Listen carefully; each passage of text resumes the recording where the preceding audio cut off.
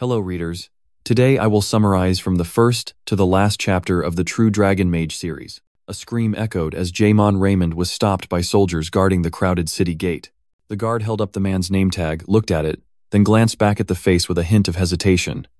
Raymond stirred a bit of chaos in the guard's heart. Isn't that the founding family? The man with a dirty mushroom face and blazing red eyes is the male lead from a noble sect. The guard looked him up and down from his torn clothes to the dirt on his arms, still wrapped in bandages, but his large stature carried the aura of a noble family, and no matter what he wore, his beauty shone through. Why is he dressed like that? They can't hold him for long. After checking, the two guards returned his card. After checking, you can go in. A guard glanced at him, then turned to ask. You know him. He belongs to the Doimon Qianhua clan. The guard seemed very shocked after hearing that. Then why does he look like that? Those two are gossiping behind your back. Nobles dressed like that. It seems the Qianhua family isn't that significant after all. Isn't that right? I heard the White Tower is recruiting mercenaries. Is that why he came here? No, he's not that poor. How could a nobleman become a mercenary? His face showed a cold expression upon hearing those words. He sneered and slumped into a corner. So many things going on. These bastards. The place you entered is Camelot's capital, a grand place with very simple and peaceful architecture. You walked step by step following the crowd. In front of him stood a towering spire, the magic tower housing all the kingdom's guards assembled. He thought about his not-so-great, past a time when he had worked hard to get in here. I think this will help our family survive any crisis so we don't fall apart. On the battlefield, everywhere is fire and enemies of your father. He thought of the person who betrayed his father after he died in battle against the Empire. He and everyone in the castle must evacuate immediately. Everyone and I had to run away from the castle. I had to enter the magic tower to reclaim the clan's territory. At that time, he was still just an innocent boy, carrying tears as he evacuated with everyone else, but his eyes were still watching the noble figure of his mother. Mom, that boy is wearing a sparkling necklace on his neck, but still screams with deep longing. No, Mom, it's still a wild dream. Inside the tower, there are 3 chairs for the 3 most powerful figures.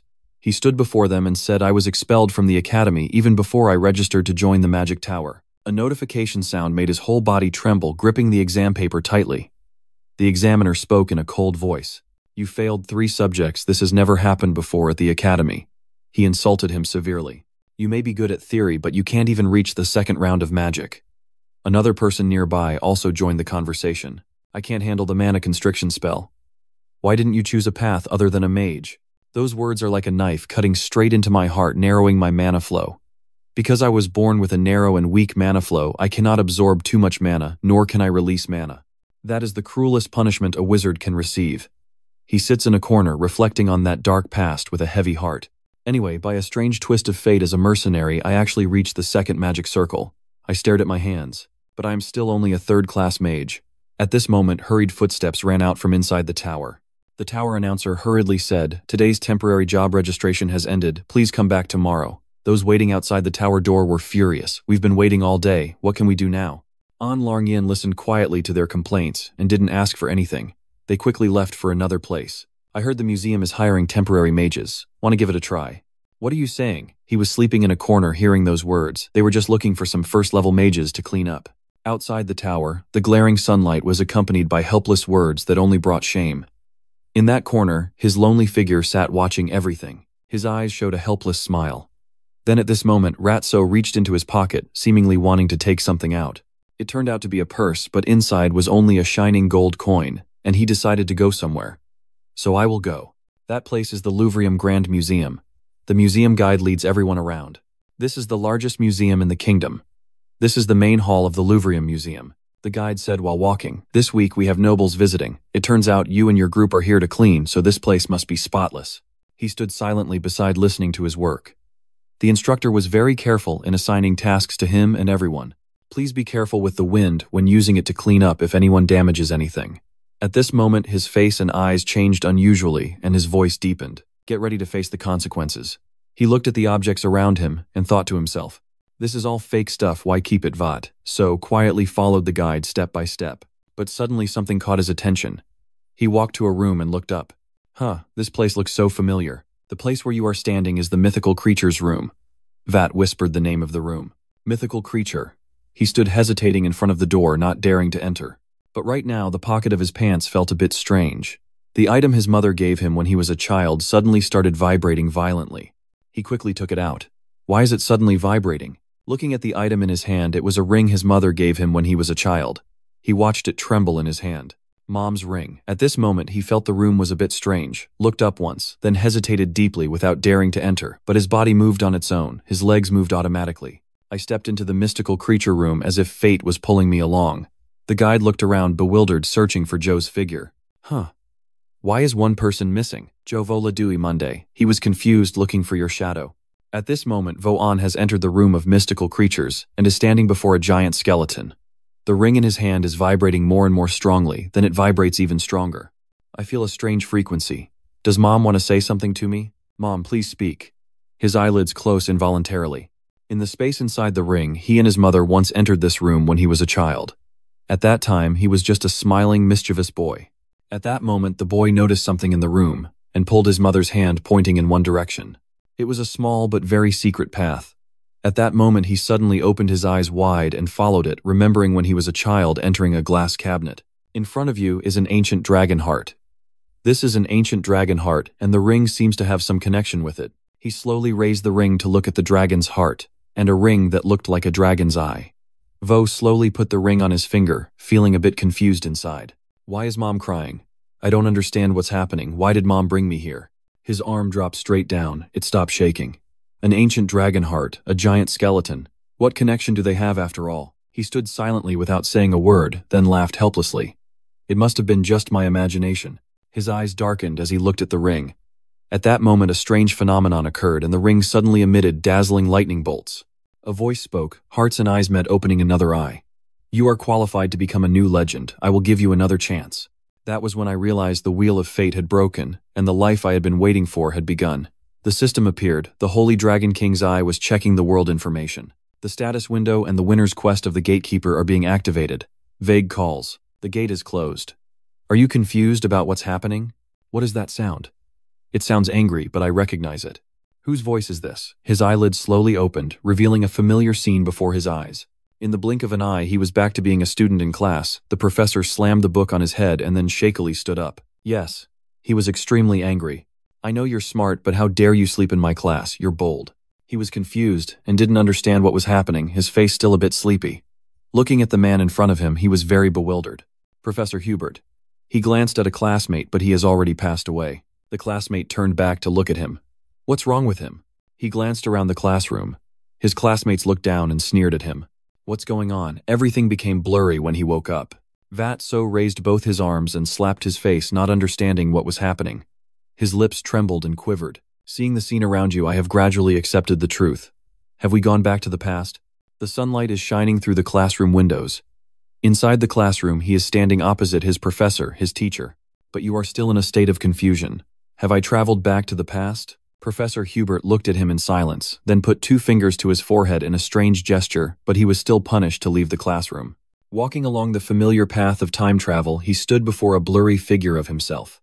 Can this type of magic even be considered magic? When the other eyes open, you will become the foundation for creating a new mythology. So prove that you are worthy. For the future of the new myth, I will give you another chance. He immediately realized and confirmed that they definitely had. Suddenly, he discovered his familiar ring on his hand was gone, saying this was another opportunity. I was standing there, stunned, looking at the ring when Professor Hubert came out. Was it my mother who helped? He turned to look at Vo. Without many words, he bowed his head to admit his fault. Sleeping during class like that is not like a student at all. I'm sorry, Ha. He is blaming you. It seems we need to have a private talk. You came to my office during lunch hour, I understand. He left, leaving you still bowing your head behind, so we will wait for the game. Seeing that familiar figure, he felt so precious. How long has it been since I last got into school trouble, but the feeling is still nice. That figure was walking hesitantly along the long road when an angry voice suddenly rang out. So it turns out the bully from back then came to shove your neck. Vo angrily turned around to look. What kind of damn joke is this? He arrogantly insulted him. What the hell? The henchman next to him didn't say much and immediately wanted to take action. You seem too relaxed, huh, that bastard? That guy was stopped before he could attack. He was afraid everyone here would see. The professors are watching. The blonde guy turns around and insults him. I was sure I told you to copy the notes for me, yet you just kept dozing off. He stared bewildered at that familiar figure, Ghost Frederick. He used threatening words and an angry glare to look at him. If you don't want to die, follow me into the bathroom immediately. The 3 of them left while he still stood there watching. Vol smiled faintly. Yes, things like that have happened before. The crazy guy discovered a system screen with his face on it. It appeared and left him bewildered. What is this? Mission to escape being bullied. Teach the 3 bullies in your class. A lesson reward. Low-grade magic stone. Curiously touching the system screen. Is this a hallucination? I can't believe it appeared right before my eyes. No. The ghost saw Tran Tru not leaving for a long time and urged him. Hey, what are you doing? Not following threatening words that make people feel contemptuous came from his tent. You know running away won't work right. We're inside the academy now. After saying that, he gave a sinister smile. But if you're scared, just try running. I can't bear to watch him. All right. Then plans kept popping up in my head, making me forget that task. First, I will teach them a lesson. After countless years living as a mercenary, nothing compares to the killing intent I felt from those monsters before. The 3 of them quickly gathered in the bathroom. These guys are just at a kid's level. He was holding his cigar and provoking. So you finally decided to come in here. That larva. Seeing him call me a larva, I gently replied. Of course, you damn leech. The henchman next to him saw you offend him and immediately cursed. This guy has really lost his mind. He slowly stepped in front of the underling. He hurriedly raised his fist. It seems like you want to get beaten up. He didn't say much and charged directly, but your strength is different now. The punches now are just bites. He was punched in the stomach with tremendous force. Then that guy fell backwards, spitting all over. Another henchman nearby saw this and got angry, rushing forward directly. That bastard. Just after hurling an insult, he was stabbed straight in the face. Sister Ma stood silently watching her 2 younger brothers being defeated one after another. He sneered. Honestly, just throw the cigar away. Since you can't use magic, have you learned any cheap martial arts moves? He stood silently listening to those words. Truly nothing more could be expected from a fallen family. He put on 4 rings on his hand. We cannot use magic in the academy.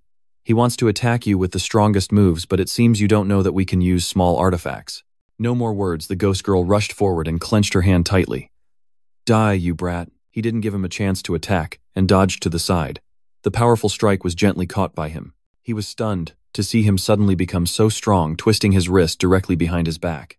Frederick's ghost screamed in pain as his wrist was broken, then he collapsed to the ground. Your sarcastic words, you have been replaced on the leaderboard by your own brothers. Even your clan has abandoned a fool like you. If you meet a strong opponent, you hesitate and avoid them, but when you meet a weak one, you immediately bully them. Your words grow more vicious. A damn bastard like you dares to mention my family. He went from looking like a bully to looking pathetic. He was like a demon in front of him. Wait. He punched him straight in the face, not giving him any explanation. Listen to me. A voice shouted in the bathroom. He left with a sharp look. From now on, behave properly. The 3 of them lay collapsed on the ground if you don't want to die. He came out of the bathroom and suddenly sat down leaning against the wall. Vatso feels regretful about his actions. Did I go too far? His eyes are lifeless now, mine are too tired. The system keeps appearing, making him curious. Low-level magic stones can be used. The system dispenses a magic stone to you. He looked at it in his hand, very small but very sharp, usable. Vut hesitated a bit. Did it want him to eat this? He sat gazing at the crystal. It's edible, don't tell me I have to eat it. Deep down he was struggling internally. Even the forest people don't eat stones anymore. He looked at the mana crystal with some hesitation, but in the end he decided to put it straight into his mouth. At that moment, the system announced that you have absorbed the lowest level mana stone. I chew while savoring its taste. Maybe this is also an opportunity for me, like going back to the past. After swallowing the spirit pearl, his body emitted a powerful energy that exploded instantly. Notification: you have received mana in the mana stone. An incredibly powerful ability is causing him deep pain. The core crystal causes his body to emit extremely strong energy. I am slowly feeling that power. Mana is overflowing. Mana notification in the magic circle is increasing. His heartbeats surge and are absorbed by the magic circle. After a while he finally absorbed it and it is stabilizing again. Luckily, it is stabilizing now. He looked at his hands with joy. Absorbing the essence this way felt incredibly fascinating. I am confident I can overcome the mana shrinkage. The downfall of the family expelled from the academy, and becoming a third-rate mercenary mage, I can change my own fate. He walked with a cheerful mood and a strong body. At this moment, Ratso went to Professor Hubert's room. Go ahead, please. Professor Hubert is already waiting for you. Sit down. Sit down. The professor spoke softly. Vaso looked at the cups of tea and the delicious cakes on the table. Today was not like any other day. Professor Hubert felt he was very strange in today's lesson. Do you think that speaking up would make him confused? Is he facing some difficulties? He was holding a cup of tea while drinking. I heard the classmates are bullying the student. Professor Huot always helped me until the very end in the past life. His kindness made me secretly happy inside. I have always wanted to say this. When the past returns, you become confident in your own strength. You don't need to worry. Professor Hubert couldn't believe his ears when he heard it. Thank you very much, Professor. He immediately coughed, and as a professor, he has to take care of his students. He called a kid stupid in front of him. Then he handed him a book. Anyway, you fell asleep in class, so you have to be punished. Professor Hub opening a page of the book won't be easy. Write an analysis report from pages 62 to 74 of the in-depth elemental study, then he closed the book. This is the part that even the seniors struggled with a lot. The system is now displayed. Notification. The task is to complete the assignment given by Professor Hubert. The reward depends on the quality and Professor Hubert's satisfaction. The lowest level Mana Stone reward is obtainable. He looked at the system's reward. Homework is also a task. Professor Hub saw you hesitating and immediately asked, "What's wrong? Is it too difficult?" He quickly replied no. Vaxo was very eager to receive this assignment from the professor. Thank you, teacher. Inside your room, the bright sunlight is streaming through the window, and you are sitting tiredly on the chair. The analysis exercise that Professor Hubert assigned to you is now almost complete. This exercise is not difficult. In my past life, due to limited mana ability, I threw myself into theory to compensate. Even as a mercenary, I never stopped learning. I remember before you stood looking out the window thoughtfully, but in this life there is something else as important as studying. That important thing is practicing mana flow. The mana stream is the moving mana path. Mana is absorbed through the respiratory tract. The mana flows and gathers in the heart. Earlier I was trying to fight a giant monster. It keeps attacking you relentlessly. Use all your strength to fight back against its blows. From there we can cast a mask to create a fire, spirit magic. In other words, the stronger the mana flow, the more mana is gathered and released faster. The monster kept charging at him, and seeing he couldn't defend himself, he quickly used his shield. Suddenly he glanced to the side to see where the monster had come from before it attacked with great force straight into the rock. But that rock crumbled. My mana flow is extremely narrow and weak, and you were slammed into the wall. At this moment, a glow of mana radiated from behind his body. Did he feel it? Suddenly, the guy was sucked into a deep lake. Heaven showed sympathy. Is it just luck with my unfortunate fate? He lay collapsed on the cold ground, and after regaining consciousness, he quickly propped himself up with his hands. His eyes looked ahead into the vast space, an ancient relic of unknown origin inside, which were 2 spellbooks. He hurriedly reached out his hand to grab it. The powerful flow and the mage's body. Outside, a hurried footstep is running towards him. The rushing stream helps train the body and amplify the mana flow. The mage's body replaces muscle fibers with part of the mana flow. In other words, the healthier the body, the stronger the mana flow. When I have an adult body, not much will change, but right now my body is developing, so the results will be clearer. This time I will overcome the mana flow restriction, the sunset light thread of the schoolyard. I'm trying my best to train, but I have no strength left. After training quite a bit, he gasped, "I'm so tired, I think that's enough for today." Notification training mission, Magic of the Flowing Stream, running 5 kilometers, completed 0.05 divided by 5 kilometers. He looked at the system screen, disappointed it was quiet, until now suddenly this appeared. Special announcement: when practicing the flowing stream, you can do this task once a day. The required running distance changes based on the level of the flowing stream. A notification will appear that after reaching a certain level of the flowing stream, the task will no longer appear. He startled and withdrew his hand. "Why are you in such a hurry?" That made sweat appear on your face. "All right, I will run for sure. I worked hard to get this opportunity. I can't just sit still." The more he ran, the longer the distance became. His legs trembled from running such a long way. My body is completely numb and trembling, just wanting to collapse quickly. But looking at the numbers on the system screen, it's still not enough. Almost done. He leaned on his knee and complained a little more. At this moment, he gathered all his momentum to run fast. Notification: you have completed the mission and received your reward. He lay flat on the ground, unable to move. At that moment, a figure was secretly watching him. How do I get back to the dorm? That figure looked at me with a jealous gaze. It's a futile effort. Squeeze the juice out. Professor Hubert looked at the stack of papers on the table and silently praised. He didn't expect the student to draw such profound conclusions from just those academic materials. But Hubert asked Ro once more to be sure that he himself had prepared this report. Vo confidently nodded. "Yes, did you see Mana swear to guarantee it whose eyebrows furrowed less? A mana oath. That attitude is too confident." Joel's face was very excited, even when swearing like that. When he spoke such a frank oath, he did not look up, but picked up the stack of reports and smiled. "I am very satisfied with your work." The system appeared and immediately notified him. "You have completed the mission." You will receive rewards, including low-level mana stones, support gems of various sizes, and some knowledge, along with accompanying effects. Does that mean the deeper and broader my knowledge, the stronger I become? Joe's red eyes turned towards his teacher with a thought. If so, Hubert told him to do well so he could go home. But Joe stayed and suddenly exclaimed. Professor Hub wondered what he was about to say. I carefully spoke each word. Ja's lips moved slightly. I have something to ask you, teacher. After hearing your request, Hubert was a bit curious. You want to use the department's library. Can I ask why? Hubis explained to me that the student library already has enough books to meet the students' needs. Vol immediately responded very calmly. I have read all the books there. The professor's finger suddenly trembled in disbelief. All the stars. Yes. He leaned back and exclaimed, Oh, I can't believe it. But even if what you say is true, using the science library is another story. He clasped his hands together and looked serious. I will have to consider whether the game meets the standards or not. Knowing I had a chance, I was very happy and accepted immediately. Yes, I completely agree. And because of that, your system window is now filled with Mr. Hubert's assignments. Vatso sighed quietly under the green tree canopy. I didn't expect the teacher to give me so much homework. Haha, well, he is strict after all. Sweat dripped down his face and he wiped it off with his hand.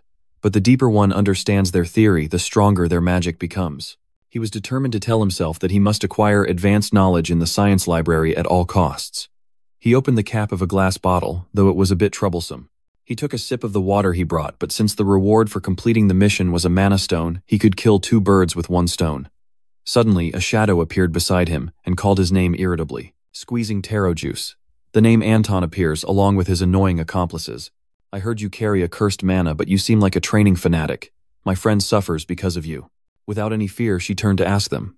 So, are you guys here for revenge? Or what? Anton suddenly burst out laughing like it was a joke. Me, revenge, how? He darkened his face and cursed. Stop deluding yourself. Who wants to take revenge on a useless bastard like you? Vo coldly glanced at them with his blazing red eyes. Just need to stomp on you. Anton walked past him and deliberately shrugged Joe. He gave a wicked smile and told Joe, see you in class. His subordinate immediately pursued and asked her, aren't you going to beat him up right now? There's no fool here to be our audience. A gust of wind blew through, making Joe's hair and scarf flutter. He silently thought about the class. I know exactly what Anton is referring to. The practical magic class that grades students based on the results of sparring matches. And I clearly remember how miserable I was in the combat class.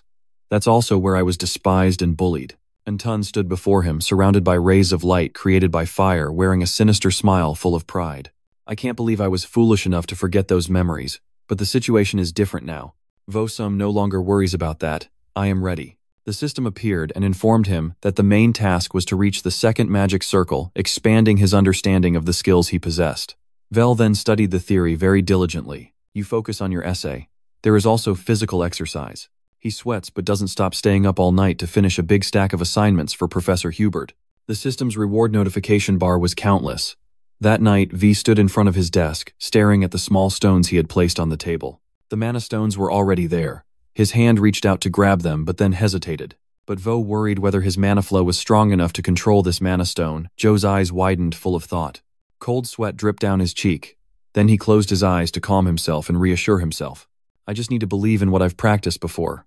Va put the mana stone in his mouth and bit it, chewing eagerly as usual. His body remained motionless in the first few minutes, but then a surge of magic rose like a flame. White light exploded and surrounded Rat, so making him dizzy. Jack's eyes were completely white.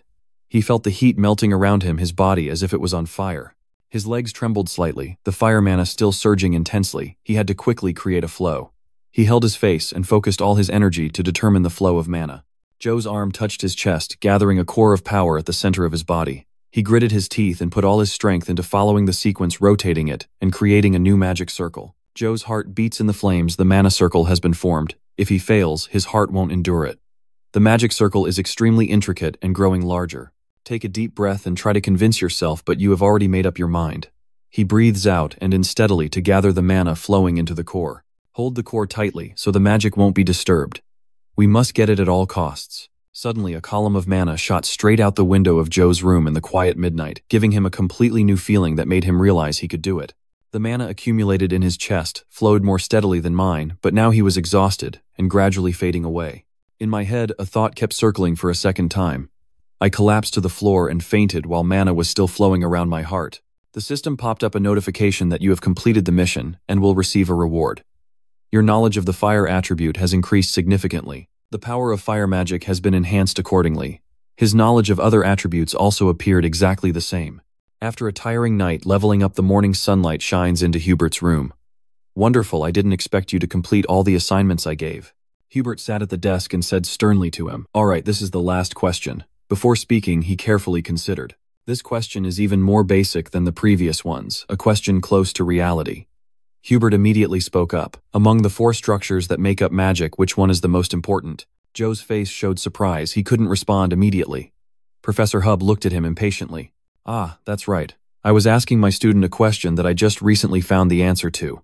He then slammed his hand on the table and intended to change it. "All right, I will ask a question." But Joe has already spoken up in response. Hubert immediately paused after hearing the answer from Joe.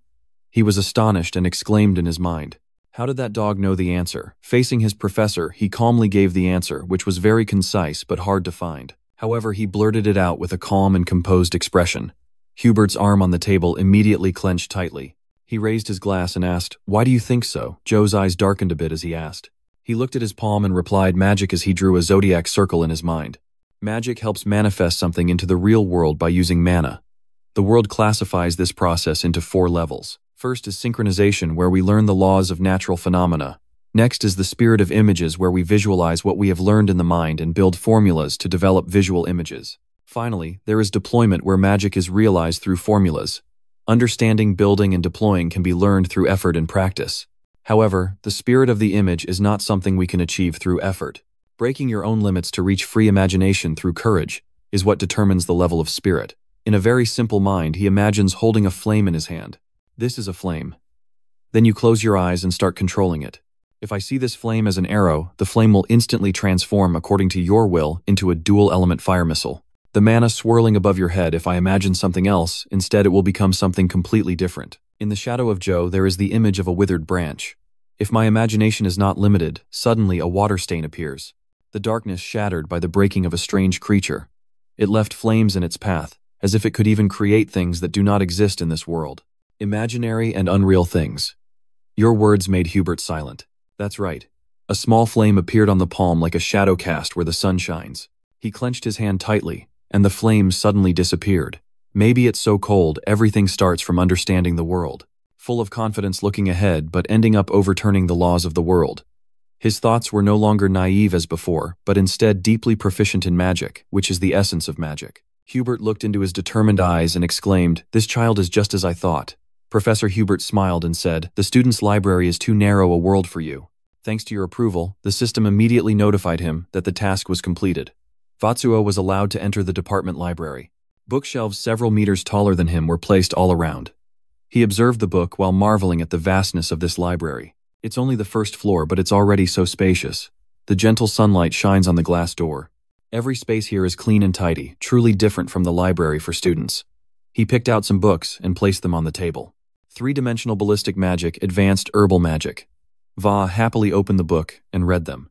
They are very practical. His eyes lit up. He told himself while researching information and also mentioned the basic theories of magic. Suddenly, a pair of unfamiliar high heels approached Joe's place, but he remained focused on reading without paying attention. The woman looked at the book he was reading and praised it. "Oh, you're reading a pretty interesting book." The sudden noise made his heart skip a beat, his eyes wide open. He quickly turned his chair around to look behind him. "But right now, I have no one." "What?" The woman spoke up. "Over here, kid." The woman appeared in a tight dress, holding a drumstick and wearing a hat that matched her outfit. She smiled at him while Joe was amazed and exclaimed the name Snow White Daria. He quickly stood up and bowed to her. "It is an honor to meet the owner of the Peace Tower. I am Joe Dai Monday. Your sweat is pouring down a lot." Vo only dares to secretly look up at Daria. She is an 8-circle sorcerer. There are very few people in the whole world who can compare to her. Although she is over 80 years old, she has used a huge amount of mana to maintain her youthful appearance. The top magical tower of the Red Magic faction, Snow White Daria, the master of magic. Daria responds happily. "Oh, so the kid knows me, I'm curious, but why is she here?" "No need to be too stressed." Daria offers a lollipop and reassures. "I'm just a companion walking the same path as you." Vol pointed at himself in confusion when he saw that candy. "For me." So they walked together in the department library. Vo bit the clip, while Daria spoke up to ask him, But how could a student like the kid get into the professor's library? Carelessly answer her. Professor Hubert has allowed me to enter. Daria turned around and looked surprised. That stubborn guy. Hearing the nickname she gave the Professor Vo could only smile wryly, thinking that Hubert was probably feeling annoyed too. Dar continued discussing with him, and besides, what the kid was studying was quite interesting. She felt the flow of magic around the body was very smooth, and noted that the mana was extremely pure, with a very stable distribution as well. Daria's eyes lit up because of her magic check, which was very rare. Inside, I suddenly felt a surge of anxiety. Did she realize something? Daria stood beside him and reassured, "Don't worry." She still wore a very friendly smile. "I'm not here to lecture you or anything." Bow quickly to show respect. "Thanks." Daria's drumstick hit the ground with a thud. Then a stream of power appeared and shone brightly around the room, surprising him. Daria had teleported away. She never forgets to remind you. Please try to develop your abilities to the fullest. Little Vo looked up with his sparkling eyes. He was stunned for a moment before he could respond.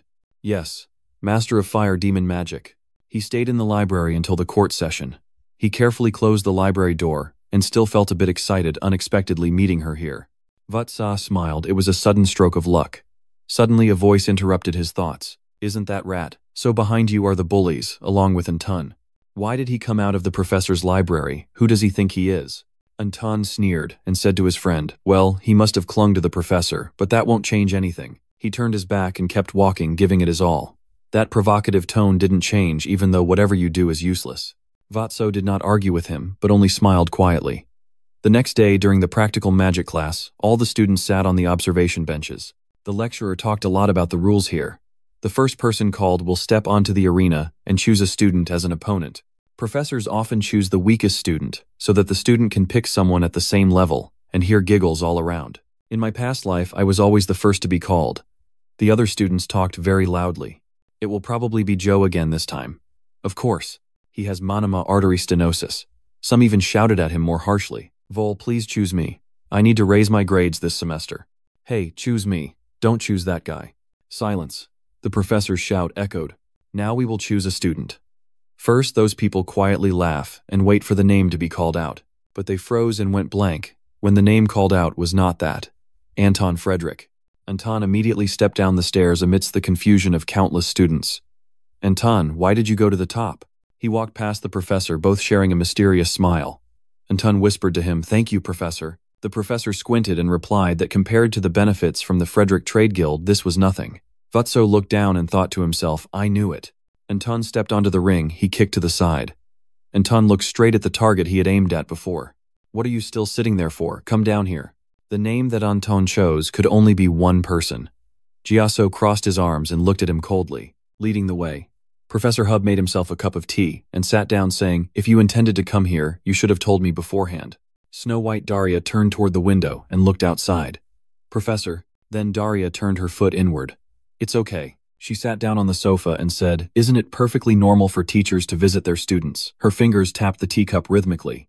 Daria asked, so you gave it to a kid named Ratso. Is that a library access card for professors? Hubos was very surprised when she suddenly mentioned this. Is that right? Did he make a mistake? Daria raised her teacup, seeming in a good mood, and replied, no, it's just that I haven't seen something so rare in a long time. Hubert misunderstood Daria's meaning and looked down at his hand anxiously. She is right. Joe's narrow mana flow is an abnormal condition even on this continent. Daria suddenly blamed him. He really is a fool. Hubert startled and asked her what Daria told him the truth that child had healed himself. What Daria gently set the teacup down to explain to him. She touched her lips and said the boy had completed the second magic circle. Hubert was shocked and exclaimed, Vel has already obtained the second magic ring. Returning to the practice field of the experimental lesson, Vel stepped onto the field to face Anton. A notification suddenly popped up in front of him. This mission is to win the magic training session. The reward is low-level mana stones and unlocking the space compartment. Vo pays more attention to the second reward. He smiled, thinking that the magical space barrier could only be used by the wealthiest wizards. It is indeed useful for storing mana stones. Anton began to speak with harsh words. Hey insect, don't you realize the situation you're in? If he wants to live, he arrogantly orders Vol. Please, I beg you. Vofi laughed at his words. Ha, begged. You are not inferior, either unleashing your blazing mana flow. What about me? Anton was amazed the first time he saw Rat, so use mana. That magic might be from the professor's observation area, and the command had already sounded. As you take your position, I will start the match. Anton immediately creates a magic orb in his palm. He gritted his teeth in discomfort. How could someone with a narrow mana flow have obtained a second magic ring? Impossible. He unleashed the double magic circle move, Fire Flame Projectile, causing a huge flame to burst out. Vatsa looked at the flying heat with some surprise, but he immediately raised his hand to create a shield. Jaxo's shield caused the flames to change direction and soar high. Vatso frowned as he looked at the bright light emanating from the fire magic. A professor, after seeing his reflexes, immediately applauded. He couldn't believe the boy wore down the shield and used its angle to protect himself from the heat. The professor, colluding with Anton, is feeling extremely scared. Is this kid hiding some talent? Anton tensed his arm muscles and unleashed a fire blast. He groaned weakly. Can you endure this? Suddenly, the magic that Anton emitted gradually faded, making him angry. Damn my firepower. Vat realized his opponent's abnormality and immediately seized the opportunity, hiding one arm to unleash the second magic ring technique, the rocket he had created earlier. Then he quickly shot his arrow. Anton was very surprised to see the arrow fly through his layer of fire. Missile. He immediately pulled his hands back, creating a shield. Did he really obtain the second magic ring? The rocket launched by Dassault has considerable power, like a pillar of fire piercing straight into Anton's shield. Anton trembled before that overwhelming power, but his proud nature still did not make him afraid. Damn bastard. Just as the surprise wasn't over, he opened his eyes wide and looked ahead. At this moment, he looked very terrifying, holding another arrow in his hand. It's ridiculous why he has already shot the second fire arrow. The arrow shot through and blazed fiercely, heating the air, not just one but countless other rockets flying towards Anton at the same time. The two professors wondered aloud. Dual jutsu. I'm not sure anymore, the fat professor said. I don't think that's a pair of uncles. Maybe his casting speed is so fast that I thought it was a double spell. After blocking Joe's attack for a while, Anton began to look down on him again. Do you only know how to shoot fire arrows? His shield layer gradually changed from yellow to red. Then there is a way. Anton cast the second spell circle, creating a polygonal fireproof magical shield around him. Vatso was not flustered, but instead smiled with satisfaction. I have been waiting for you to use this move for a long time. Anton here is still very confident with his defensive shield. If I counterattack while waiting for his mana to run out, victory will surely be mine. Vatso reached out his hand and slowly created gentle sealing winds. A whirlwind gathered in the arena, blowing with tremendous force. Anton was horrified, mouth agape, screaming. What is going on? VS used the second magic circle, the wind arrow technique, shot straight at Anton, making him roll his eyes and fall down, watching how he identified the shield's weakness and changed the attacking spell. The wood professor's eyes lit up as he watched, wondering if it was still the same as I knew. The cunning professor also sweated profusely in amazement. From behind their chair, a familiar outfit stepped out to watch the match. Anton knelt on the ground, clutching his stomach and groaning like an ant, his face pale and his heart pounding wildly from the shock. He rushed up to Anton, ready with a fist and his anger to beat him up. Anton hurriedly tried to use a technique, but Joel's punch was faster, landing a blow to his stomach that made him hold his breath immediately. Anton struggled to spit out a mouthful of saliva, his mind losing clarity and seeing nothing anymore. His arm tried its best to cast magic. The fire demon continued to swing its other arm forward. This punch was like a wild beast, tormenting its prey, aiming straight at Anton's face. That professor couldn't stand it anymore and hurriedly stood up. What kind of magic is this? Stop the match immediately, but another voice interrupted. Is this even magic? Hub calmly observed the match, looking closely at what was protecting her. The professor immediately turned his face and looked in the direction Hubert was pointing. The aura surrounding Zoe's body was very strong. Was he using mana like a magic shield of a knight? Professor Hubert smiled with satisfaction. I don't know where the kid learned it, but he knows how to use it. He grabbed and punched Anton in the head, the strike enhanced by the magic shield, making it very powerful. Suddenly a voice rang out. You have found a way, Vo. At the same time, he used all his strength. It was so terrifying that it created a yellow aura around him. Then he swung his fist hard into his face. His pupils were bloodshot, glaring at him fiercely, his face full of murderous intent. 1 second later, the ghost girl fell straight to the ground, lying miserably on the cracked tiles caused by the impact with the ground. Everyone witnessing this scene was shocked and stared in disbelief. The middle-aged man with glasses was sweating profusely silently, wondering how this could happen. Someone saw him standing there dazed and asked what he was doing, making him glance over shyly. It turned out that Professor Hubert, sitting next to him, was laughing loudly and urging him to quickly announce the winner. The man looked at Hubert's eyes, who was closing them with satisfaction, and stammered, "Ah, yes." Immediately he raised his fist above and clearly declared, "The winner is Vat." So, standing with one hand in his pocket and the other wiping the corner of his mouth as his name is called out, Vatso smirks. The middle-aged man hurriedly walked towards him, covering his mouth to cough and make an announcement. Well done, now you can leave. Contrary to his wishes, he spoke briefly and superficially. It's not over yet. He asked in surprise, what do you mean? Vatso looked at the system board in front of him and spoke slowly.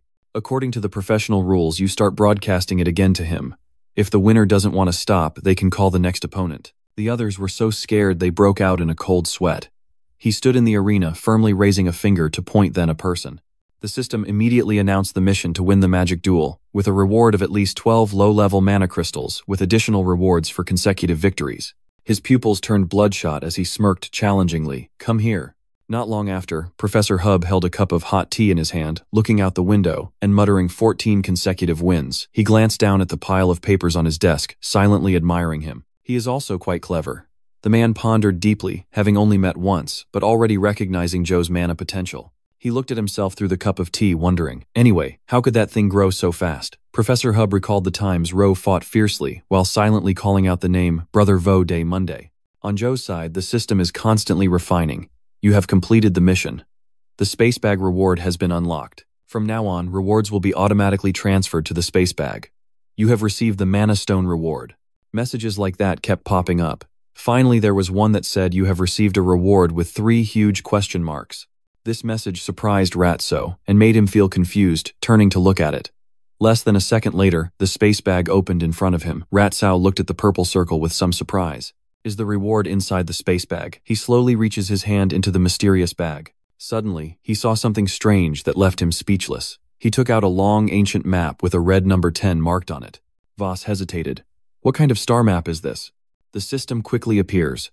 Notify the mission to go to the location marked on the map and carry out the assigned task. When you reach the location, the light will guide your way. The reward for passing the level is unknown. Intermediate Mana Stone lasts 10 years. Note to use after obtaining the 3rd magic ring.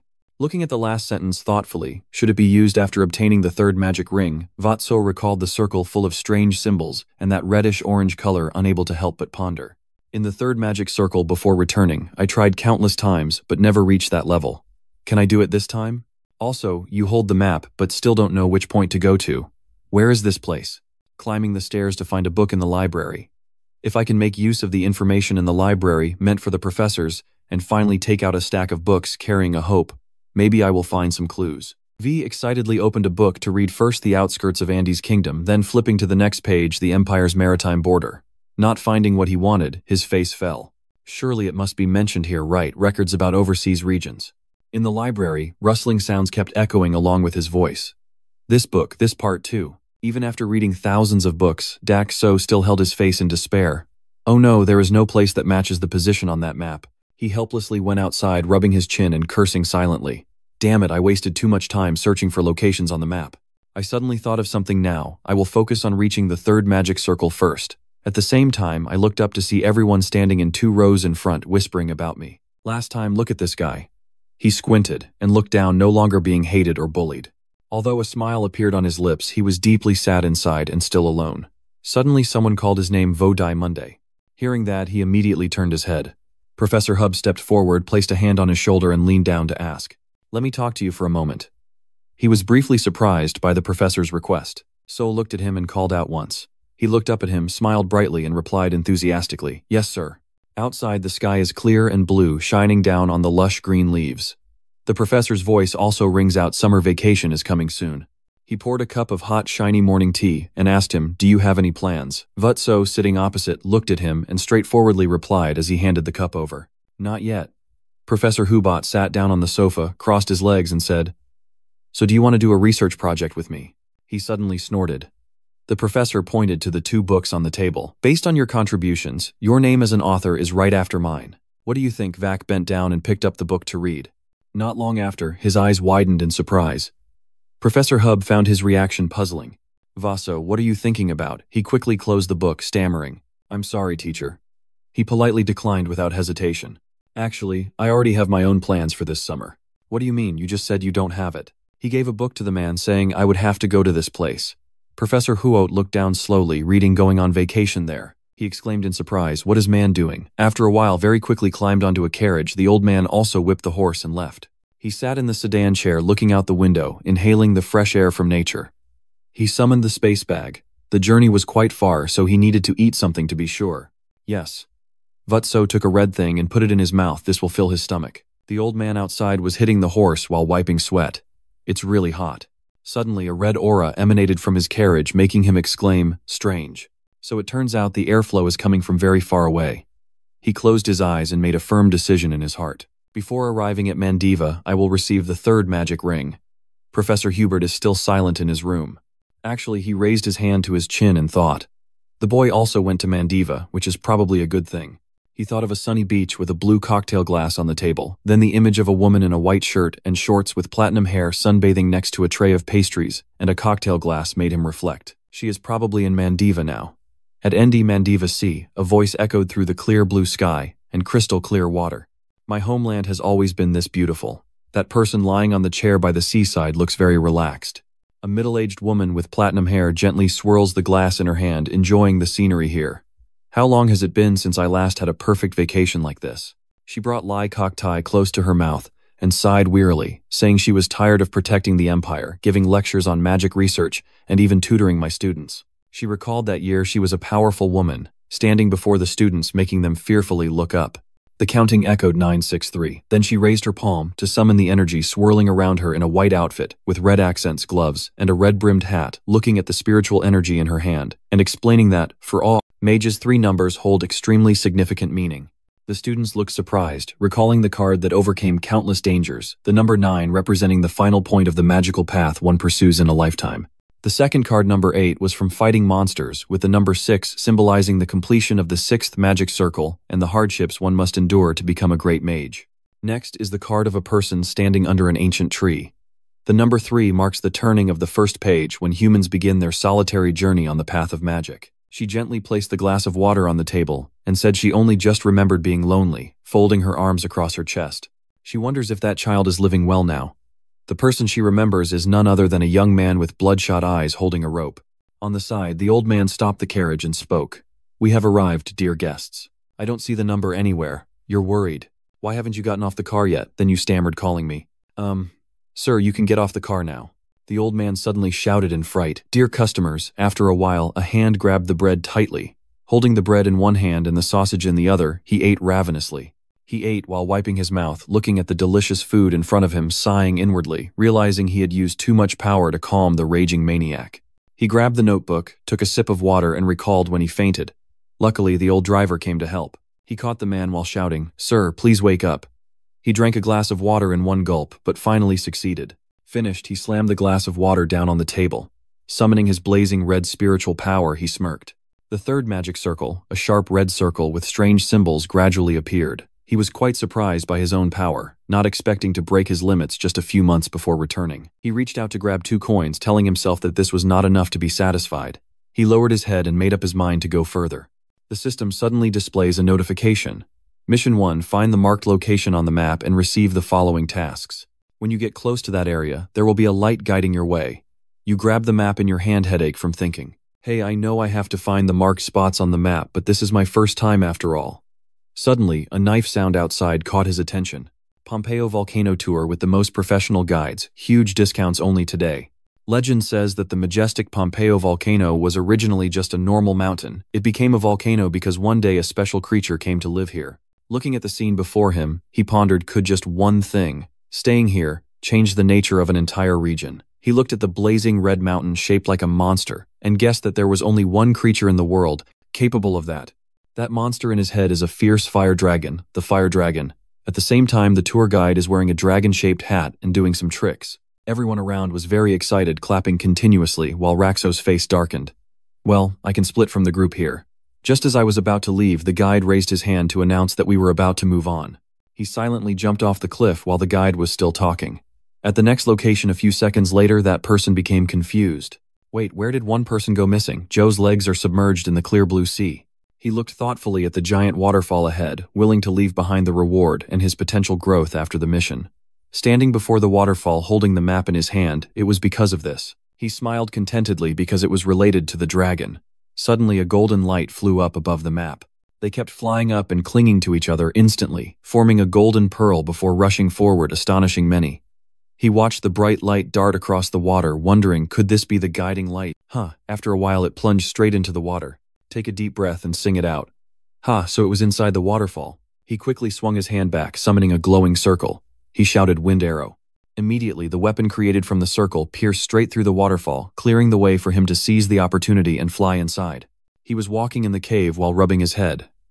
Who would have thought there would be a cave formed from lava in here? He kept striding to find what he needed, but got worried after a short while. The rule said he had to wait until after reaching the third magic circle before trying. But why don't I see any monsters or beasts in here? I cautiously stepped next to a corner of the wall. He looked up at the walls, which were built impressively but abandoned, and wondered. A ruin. He placed his hand on a pillar with green roots climbing up, and wondered how long it had existed. Suddenly, a strange sound made him raise his hand to listen. He turned to look at the bright yellow light in the middle of a gate, flanked by 2 stone statues standing guard, and then exclaimed, "Here it is. I've been wondering where you were, so it turns out to be here." Slowly moved towards that place. His footsteps quickened. Suddenly he felt something strange behind him. Worrying endlessly inside, have I forgotten the instincts I had when I was a mercenary? What if I let my guard down? He furrowed his brow and glanced slightly behind. Shouldn't I have realized it by now? If there is no monster beast or even any sound around here, it means this territory is dominated by a powerful creature. Suddenly a giant dragon stared straight at him, leaving him dumbfounded. The Kodam dragon, it roared fiercely and whipped its tail straight back. Its power is so great that it breaks the pillar in half. Vo quickly flies up silently, calling its name Komodo dragon. He rolled his eyes and stared at it. It was a monster that would require at least 2 teams of mercenaries to handle. As soon as I landed on the ground, the dragon lunged at me. I could only quickly come up with a plan. The only thing I can do now is run. I opened my palm to summon my blue spirit energy. He presses 1 foot down his 2 hands surrounded by blue lightning, ready with a special move. Magic Circle 2. The dragon missile just crawled up to him and roared. Gritting his teeth and holding his long, sharp weapon, he swung with all his might, the arrow instantly piercing the dragon's forehead. The dragon stood up painfully, roaring in the lightning storm. He took the opportunity to run away, hoping to buy some time with that move. Running frantically to the gate from earlier, I will run straight to the stone gate. Suddenly, 2 spears crossed to form a symbol, and a voice echoed, proving that you are worthy to enter the gate by using your mana. Vutso gaped in shock at the scene and cursed. Damn it. He glanced at the dragon roaring terribly behind while I was blocked by these 2 spears. He silently thought he couldn't pass through. He stomped his foot hard on the ground, creating a red mist if he couldn't avoid it. He raised his left hand, 2 fingers of his right hand touching his left wrist, forming a golden spiritual energy. His pupils also turned yellow, and his whole body was enveloped by a deadly red aura. So I just need to create a separate path. From his wrist, it gradually formed into a rocket. Squeezing the essence in the red airstream creates a magic circle of 2 fire missiles. The red gem on the gate gradually absorbs his red spiritual energy. Suddenly, the dragon opened its eyes wide to look at the gem as if something had affected it and made it stop lowering its head to squeeze the rocket into it, but the dragon did not move at all. He wondered why it stopped. The dragon suddenly stood upright, startling Rutso. It stomped its foot hard on the ground, looked down, then collapsed, bowing its head before Dutso. Ratso was confused once again. What's going on? The 2 spears in front of the door also opened, and a voice rang out. You have proven yourself. The gem on the gate glowed brightly, emitting a powerful aura in front of the book. After a while, he held his head and complained. When I finally opened my eyes and looked around, I was surprised. The scene has changed now. He placed his hand on the clear ice, so transparent that he could see his reflection, and softly asked. Star ice. He knelt on the floor, made entirely of ice, surrounded by giant stone statues, confusedly asking where he was. He glanced around. Is that teleportation magic? I was just inside the cave. Suddenly, a strange noise caught his attention. He looked up to see a strange weapon, glowing red, being restrained by several chains. The system is now displaying. The notification has been sent. Mission 2, defeat all the ice golems in the area, and pass the Fire Gate challenge. The reward is a secret challenge prize. A level 10 mana stone from 10 years ago. He was stunned and exclaimed, Ice Golem. It turns its head to look to the side. The stone statues gradually move. Vatsal mumbles that the golems are breaking the ice on their bodies forcefully. The ice golems immediately surrounded the tiny notebook. He was horrified that he had to deal with all of them. Without hesitation, he summoned a rocket in his hand and swung it sharply to the side. Damn, this is getting a bit too rebellious. The bright red rocket immediately sped off on your command. It flew straight into the chest of an ice golem. He saw the thick smoke and dust before his eyes after the collision and calculated. To kill a golem, you have to destroy the core inside them. The flames and ice fade in an instant, but a word appears in his mind. The ice golem you just hit suddenly sat up. Looking at its chest, you couldn't help but feel scared. I only created the crack. Gritting my teeth, I looked at the situation before me, how hard the ice that created it must be. He raised his hand again to summon another spiritual power. If fire doesn't work, the winds will immediately fly around his hand, so I will use the wind. But there was something that made him hesitate. What was it? At this moment, the ice golem rushed towards him, raising both hands straight up. He was worried, could he not cast magic? So Hung-ho raised his palm towards it. Thunder. The lightning flashes come and go in an instant, making me curse out loud. Ah. The ice golem punched the floor, shattering the ice slabs on the ground and scattering them everywhere. Luckily, he dodged to the side. Stepping back a few paces, his face covered in scratches from the ice chunks hitting him, he thought about the system notification from earlier. A line caught his attention: destroy all the golems in the area and overcome the fire challenge. The ice golem raised both hands ready to grab him. I dodged while reflecting. The fire challenge, I guess I can't use any magic other than fire. Suddenly his foot hit a stone. He painfully leaned against the wall. Several ice golems aggressively marched towards him. He hugged one side of his shoulder, his whole body trembling uncontrollably. Truly a terrible habit. He raised his hand to wipe the bloodstains off his forehead. Quickly summoned the second magic circle. Missile. He furrowed his brows, his eyes sharpening. All right, his whole body ignited before the bewildered stares of the ice golem. An firmly said, I will do it. The hot lava jets were shot towards him. It was fiercely shot out from the gap in the middle of the golem's chest. That thing created a huge explosion, covering the surroundings with thick smoke, forcing him to run and hide in the corner to avoid exposure. The golem was a bit surprised and looked up, his pupils, suddenly dilated eyes as if pondering something. Suddenly, a giant lava beam shot towards the golem, its destructive power seemingly many times greater than the previous beams. This shattered the massive body of the golem. His arm was still in attack mode from earlier. He was exhausted, panting heavily, thinking he had only taken down 2 so far. Still lost in thought, I realized I would run out of energy before defeating all of them. While I was busy thinking, the golems began to awaken. A part of the iron face was covered in blood, and the whole body looked tired and indescribable. I need to find another way. A golem swung its giant fist at him. The impact created chaos, forcing Rat Row to turn and flee to avoid it. He was thinking of a solution while imagining it. Behind the golem appeared an image with a soldier below, swinging a weapon. He is destroying something of the other soldier to immediately shatter their solid ice block. I need to focus my power at one point.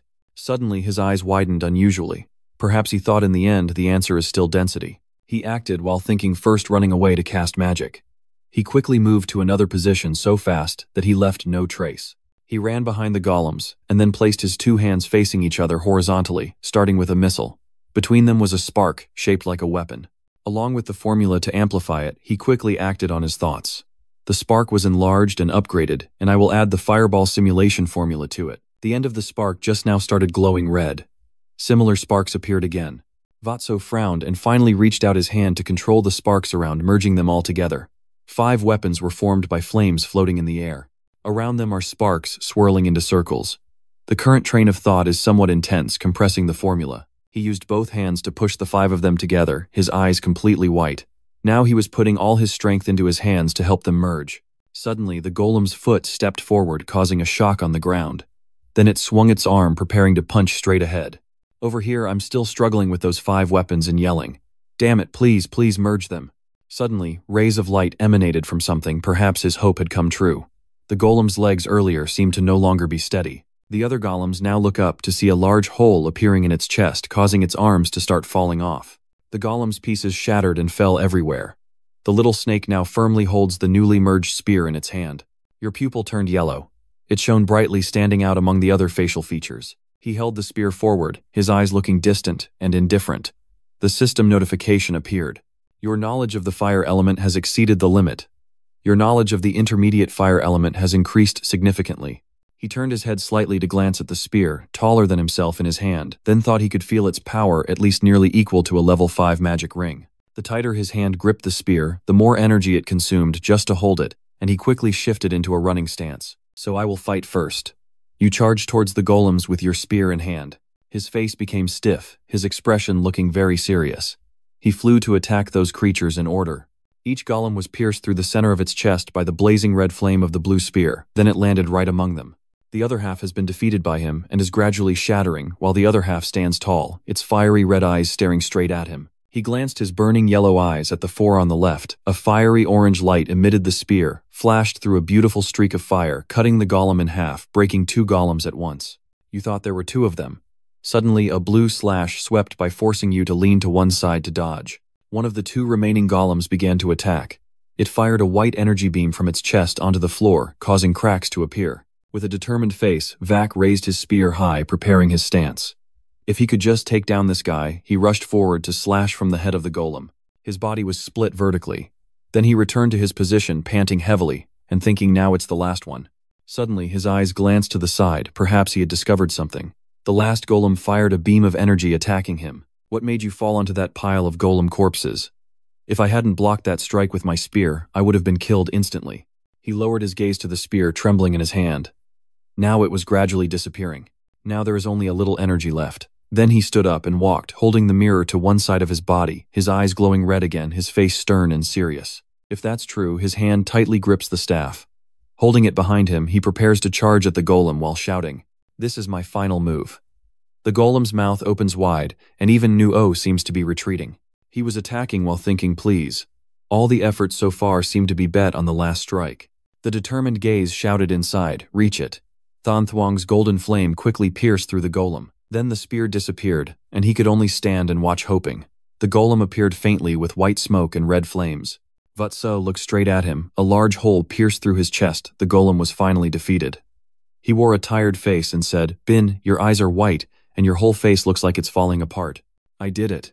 The whole body lay collapsed on the messy floor. The system displays a notification.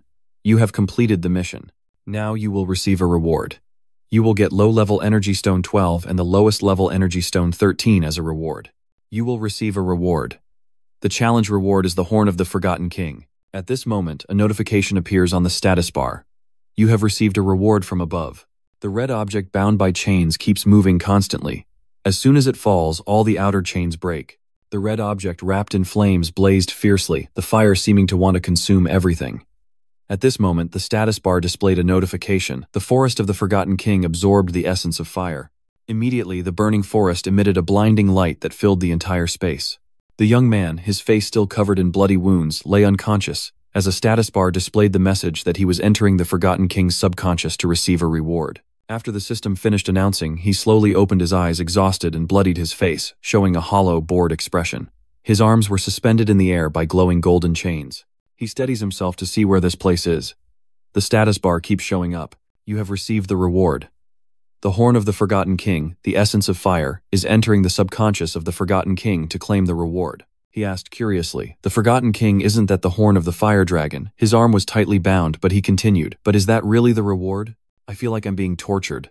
A sinister, threatening voice echoed. "If you can endure the fire's challenge and reach the subconscious of a supernatural being." He was in pain, speechless, his face covered in sweat, showing astonishment, his mind racing. "Cough, are these the remaining thoughts? I feel like my head is about to split open." At this moment, that voice rang out again. "I grant you a shard of the king." Immediately, the red horn blazed with fire, advancing towards him, startling him. The sharp tip of the horn aimed straight at him to attack, and being tightly chained, he could do nothing but scream in confusion. What? The next second, the horn stabbed straight into his stomach with a strong thrust. He was in so much pain that he opened his mouth and screamed loudly. His eyes were as wide as possible, as if nothing could hurt more at this moment. The horn kept stabbing deeper into his stomach, burning fiercely with fire, as his whole body exploded with pain and power, radiating a blazing light, even his eyes shining with intense light. He screamed in pain, but contrary to that pain, the voice said, "Use this power." His whole body was filled with power that exploded, emitting a blinding light. He kept screaming in pain.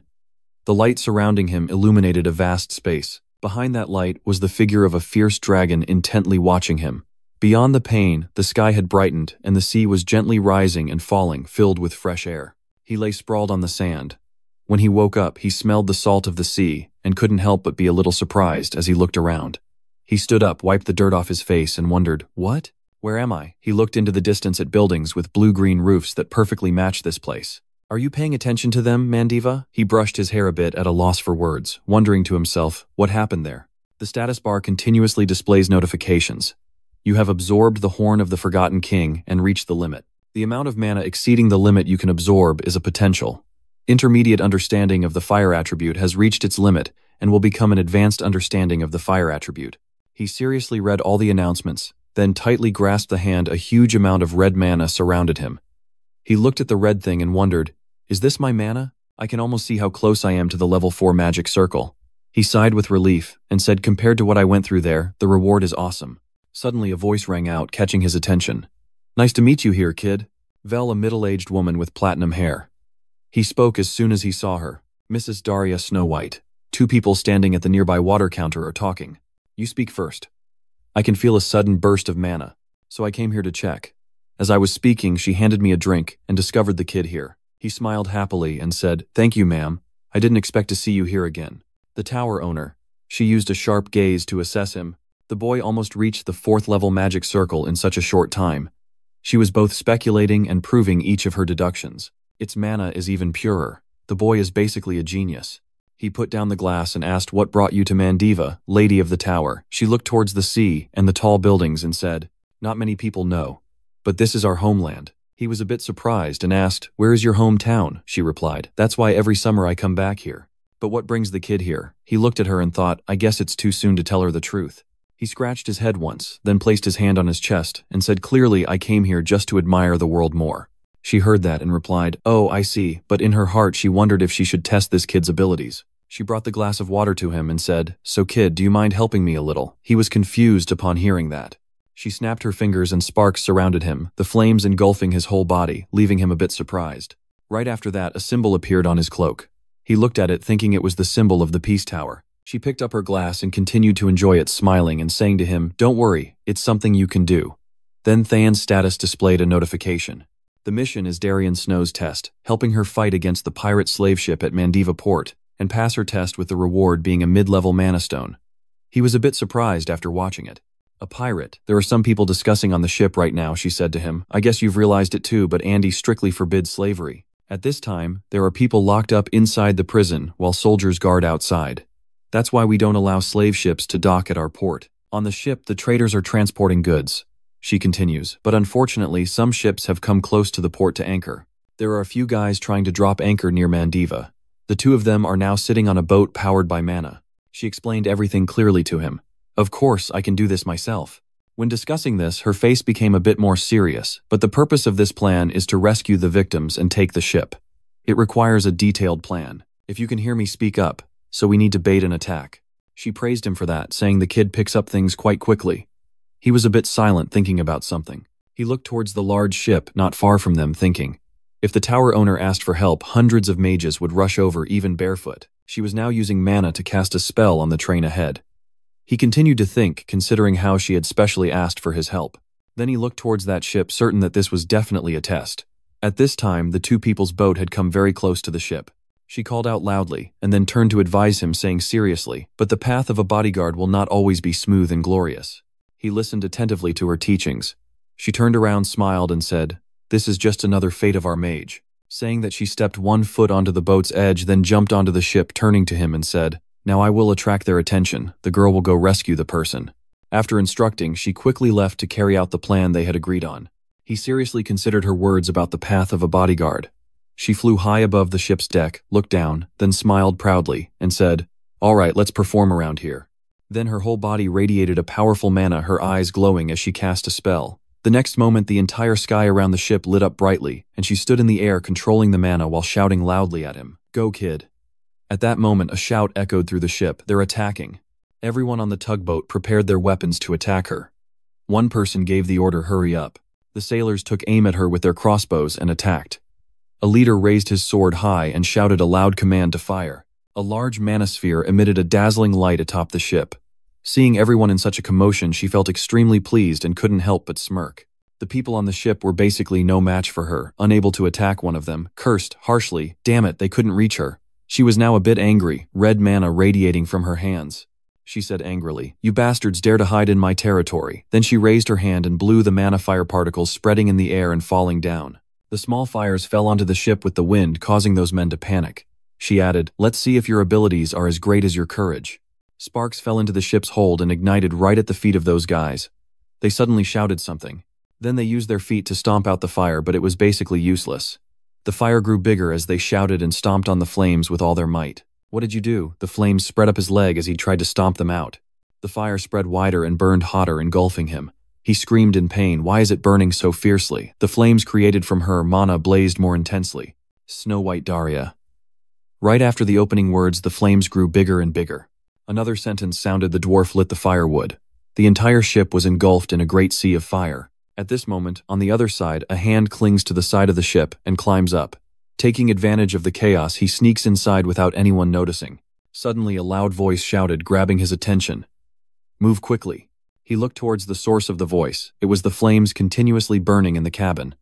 Those guys raised their axes and aimed straight at the flames to attack. Daria's magic has covered this entire place. He aimed straight at the flame and split it in half with a strike. However, it showed no damage at all, and immediately returned to its original form. He thought he could see it existing in the form of a human in his mind. Before he could strike again, the flames rushed forward, clinging to his legs and attacking, instantly engulfing his entire body. The agonized screams echoed through the sky and earth. He was extremely surprised to witness that scene all in the blink of an eye. The others in the cabin were also surprised, unable to believe their eyes. It had transformed into that form. But he turned away without watching anymore, and focused on his plan. Well, now is not the time to be amazed. He opened the hatch door and went down his mind, racing to save those controlled by Daria first.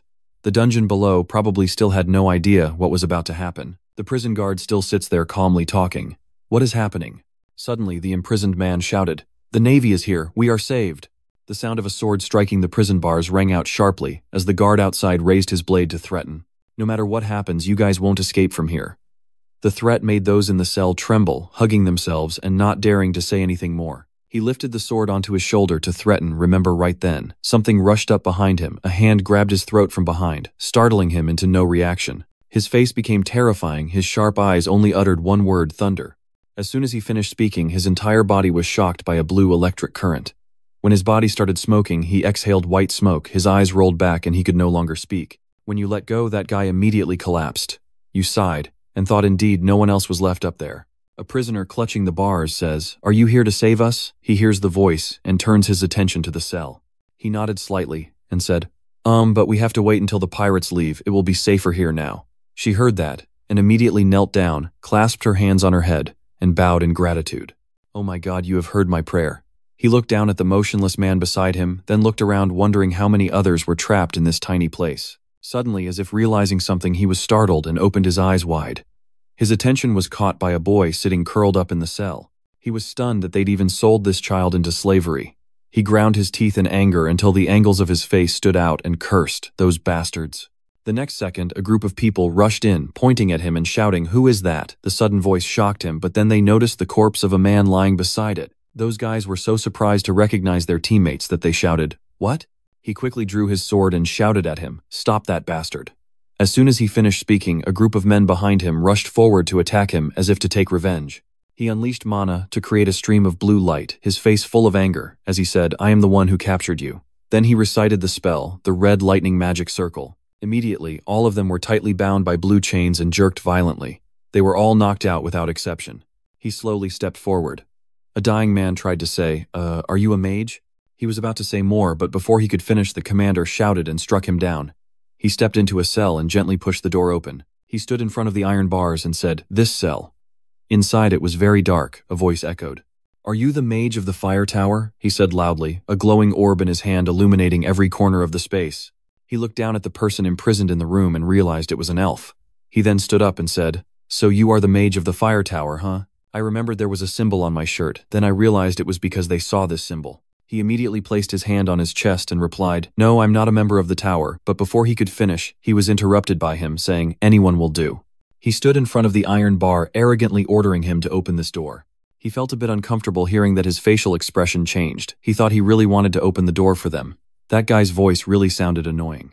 Looking at his arrogant face makes me feel uncomfortable. In this situation, and he's still like that, it makes me want to leave. At that moment, another voice from inside the cell shouted an order. "Stop immediately." A white-haired elite speaks up. "Be careful with your behavior." She is Elo. Her voice carries a hint of mystery. As soon as she stood up to speak, the person beside her rushed over to support her. He is not an ordinary person. She approached the iron bar and said, noticing his surprised expression, possessing a pure amount of mana, like a lightning bolt at dawn. "Who is this person?" She smiled gently with a beauty that captivated hearts. I could sense the spiritual fragrance from him. "You asked. Aren't you a normal person?" The blonde person asked with a surprised expression. She meant Elo, who rested his chin on his hand, thinking, then said, "I can smell the spirit scent in his body." Vac looked at her with a puzzled expression. "Huang Lin." A person wearing a hat covering their face spoke up in disbelief. No way. The blonde boy also spoke up. Does fragrance emanate from a person? He put his hand to his nose to smell it. What does it smell like? A voice rang out, causing Rutso to stop. The sorcerer of Hua-Thap. Yo turned to look at the blonde-haired boy. He stood silently embarrassed. He bowed sincerely and said, "Please save us from here." Everyone inside bowed their heads and said in unison, "We beg you." He was surprised by the scene and remained silent, thinking. The proud elf changed just because of one thing she said. Vo looked down thinking, could she be a senior? Or even better. In the darkness, the sound of clicking echoed as he reached out to grab the lock, slowly breaking it. The bodyguard approached the book and asked, "Have you defeated all the pirates and the boss?" He looked confused and asked back. "Boss, elsewhere, a defeated person lies on the floor. They are still strong." The other guy holding the weapon in his hand turns his head more than the magic-skilled warriors, looking towards the wide-open door, shouting. The guy grins wickedly. The spaceship is in complete chaos. People are killing each other. Damn it, someone is standing on the ship's control panel. Fire combat interesting. He reached behind his back, pulled the sword out of the sheath, then kicked hard and leapt down. He swung his sword through the flames, landing lightly on the deck. Holding his weapon, he stepped forward angrily, and said the people around began to shout. "Are you struggling just because of these kinds of attacks? He is the leader." Those below saw him and began to shout, "The leader is here, you're doomed, we will tear you to pieces." She stood above, looking down at the face, calmly saying, "Interesting." The figure quickly disappeared. Pink streams of power enveloped her legs as she gently landed below, causing everyone there to panic. She stood above, holding a stick in her hand, looking down at the people below. The leader of the group looked at her and laughed. "Are you closing the distance between us?" She also smiled and replied, "It seems you are the leader." He laughed out loud. "That's right, I am the captain of this ship, John Click." His entire body was enveloped by a red aura of power. "Judging by how you use aura, you must have been a knight. So what are you doing here?" John Click bowed his head, then covered his face and laughed loudly. "Does the title of knight pay the bills or cover taxes?" He looked up at the sky and shouted, "The Click brothers have made a fortune from slave trading." Hearing this, the woman was startled and asked again. The Click brothers only held the sword in their hands without saying anything. He rushed quickly towards her, his eyes blazing red. At that moment, a slash was swung, cutting through her body. The strong attack against the ship's wall caused it to crack. A voice suddenly startled everyone. "So dangerous." The wet wall caused dust and smoke to scatter everywhere. Your silhouette appears behind the dust smoke, reversing to create a protective circle. "What is this?" 2 spears appeared at your feet. Loving a guy who suddenly comes over laughs and says, "Didn't you hit it?" He reaches out to grab the sword. "Surely you must be a mage too." You stand inside the protective circle of thoughts. Is his sword aura that of a knight? A notice board appears. The battle is tough. The first battle against the swordsman is very difficult, but defeat your opponent. The reward is passing the mid-level Mana Stone trial. Elo stands behind, leading and reminding. "Guard, be careful." Looking at the man grinning sinisterly in front of her, she said he was the deputy leader on this ship. The other man smirked but sighed, saying that even as a mage, you are still just a child with a runny nose. After saying that, he kicked the person lying at his feet. "Are you not killing them but just kicking them away? If we were supposed to win, we should have finished them off." He smiled wickedly and pointed the sword at him. "I will show you." Va remained silent, using his power without responding to him. Lightning bolts covered his body and fire magic caused massive area damage. If so, Vo used his power to cover the room with lightning bolts of electric thunder magic. He thrust his sword into the deck, using lightning strikes to fight back against the swordswoman. A powerful slash was unleashed, and on the other side his lightning bolts rushed forward. The wooden floor burst apart and flew into the air. "You must be crazy." His eyes blazed red as lightning flashed, but he gritted his teeth and threw a punch. Why did his attack have no effect on him? Using the power of the electric backpack, lightning bolts continuously flew towards him. "You can't do anything to me." He raised his sword to block Joe's lightning bolts. The sword clashed with the lightning, but remained unharmed. He looked at the scene in front of him in surprise. He was not affected by the lightning magic. The sword was swung strongly down towards the head of the very few. Thanks to the protective ring, the sword only struck the ring. The sword struck the protective ring so hard it almost cracked. He looked at his protective circle, worried about his shield. He reached out his hand to the cracked part of the shield. The slash broke through the protective circle and rushed towards him. Outside the ship, the leader's slash was heading towards her. Her whole body suddenly turned into fire, surprising him. "Fire!" John Click looked back at her and clicked his tongue. He asked Mage, "What is it?" "You're good at running away." Daria didn't answer but asked him back. "Let me ask you a question. Are your brothers also knights?" John Click raised his sword to eye level. "That's right, but of course not as good as me." The sparks flew up, making him angry as he swung his sword fiercely. "You shorty, burning the fire again." She smiled mysteriously. No, this time it will be a little different. John Click paused as he heard this something was being recreated in the fire. Two dwarfs appeared, startling him. Two of them, one of them held an axe as a weapon, and the more they chopped, the more they appeared. Not just two, there were many surrounding John Click, the origin of Snow White, Daria, the Hell Dwarf. Her eyes blazed red, her mouth slightly curled up, and their sudden attack caught him off guard. John Click quickly turned his head to look impossible. Another figure appeared behind Daria. Why is the Mars Witch Tower here again? The shield shattered, blood splattered everywhere. The man's sword slammed hard onto the ship's floor, and he turned his face to look at Ratso. His eyes widened in surprise. He saw him clutching his chest, gasping for breath. Did he dodge that attack? He grimaced, recalling the strike just now. It should have cut him in half. Vatso raises his hand to his chest to use power. He surrounds himself with defensive magic to enhance his body. That guy looked at An with a scheming expression. Whatever it is, it's useless anyway. It was just like a mouse trapped in a cage. Elo stood behind the bars, anxiously watching Joe. The bodyguard struggled so hard he could barely breathe. The Night Vo recalled events from the past. In a past life, I met him. He killed an entire group of innocent mercenaries, just because they bumped into him. He knelt on the ground, clutching his injured arm, struggling to breathe. A white-haired man approached and blocked his path. The only one who could stop him was the sorcerer. The man started launching attacks. The white-haired man used a shield to block, smiled, reached out to block, and as the other used his fingers, he began to move his own. Va continues to create another shield, planting a barrier. The enemy strikes a powerful blow against the shield. The shield kept breaking, switching to another shield, and the sword slid off in a different direction. He looked surprised. It can block it. He pulled his hand back, focused his strength, and struck the man's stomach with a powerful blow. A second circle of magic, a magical arrow. The man was hit hard, and then thrown far away, his body crashing into the wall, causing him to cough up blood. Clutching his face with one hand and leaning on the wall with the other, he staggered forward, panting heavily as he looked down at his hand. Is Kumin losing too much blood? Vatso crushed the lock with his hand and said, "Everyone leave." Yo and the two cloaked figures stepped forward and bowed to him. "Thank you, guard. Thank you." Vatso held out his hand to her. "If you feel okay, then follow me." Suddenly a voice cut him off. "This kid." He stood up from the rubble, startling the crowd. That guy's eyes were red. "You should have chopped off my head, shouldn't you?" Vo looked at him in confusion, thinking to himself, I did exactly right. He spread his arms to block for Yo, asking to take the captured people upstairs. The two people behind her seemed to disagree, but she clasped her hands in agreement. "You want us to release the human bugs? You want to stop?" "Guard." The guy reached out to rub the back of his neck and laughed loudly. "Is there still time to rescue the slaves?" In the blink of an eye, he sped away. With a terrifying face, he launched a powerful attack. "Quickly create a shield to protect yourself first." The weapon gradually sank into the shield. He kept striking his shield.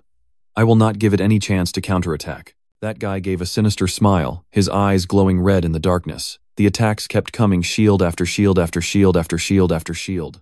Yo and the other two quickly went to rescue the slaves they had to hold firm. They began to share the keys to open the doors, and the captives were quickly released, just a little more to get everyone out of here. A voice suddenly spoke up, waking me up abruptly. "Guard, everything is safe." He laughed loudly. "Do you think doing this will work?" Large fruits began to appear around. Of course it would. His face looked confused, as if he didn't understand what was happening. His sharp eyes suddenly changed. His eyes turned golden with pupils contracting. "Because now I will destroy you." Both are standing inside the flames. He grits his teeth, looking very fierce. "What is this?" He looked at him with bright golden eyes. The other guy swung hard, then jumped back. The air around him changed. He raised his head, smiling slyly and looking very straightforward. Finally, he is ready to strike. You're still inside the shield, and that guy is getting into attack position." He rushed forward, so I will stab both the man and the shield. Suddenly, a golden light appeared, startling him. Vatso grabbed a weapon.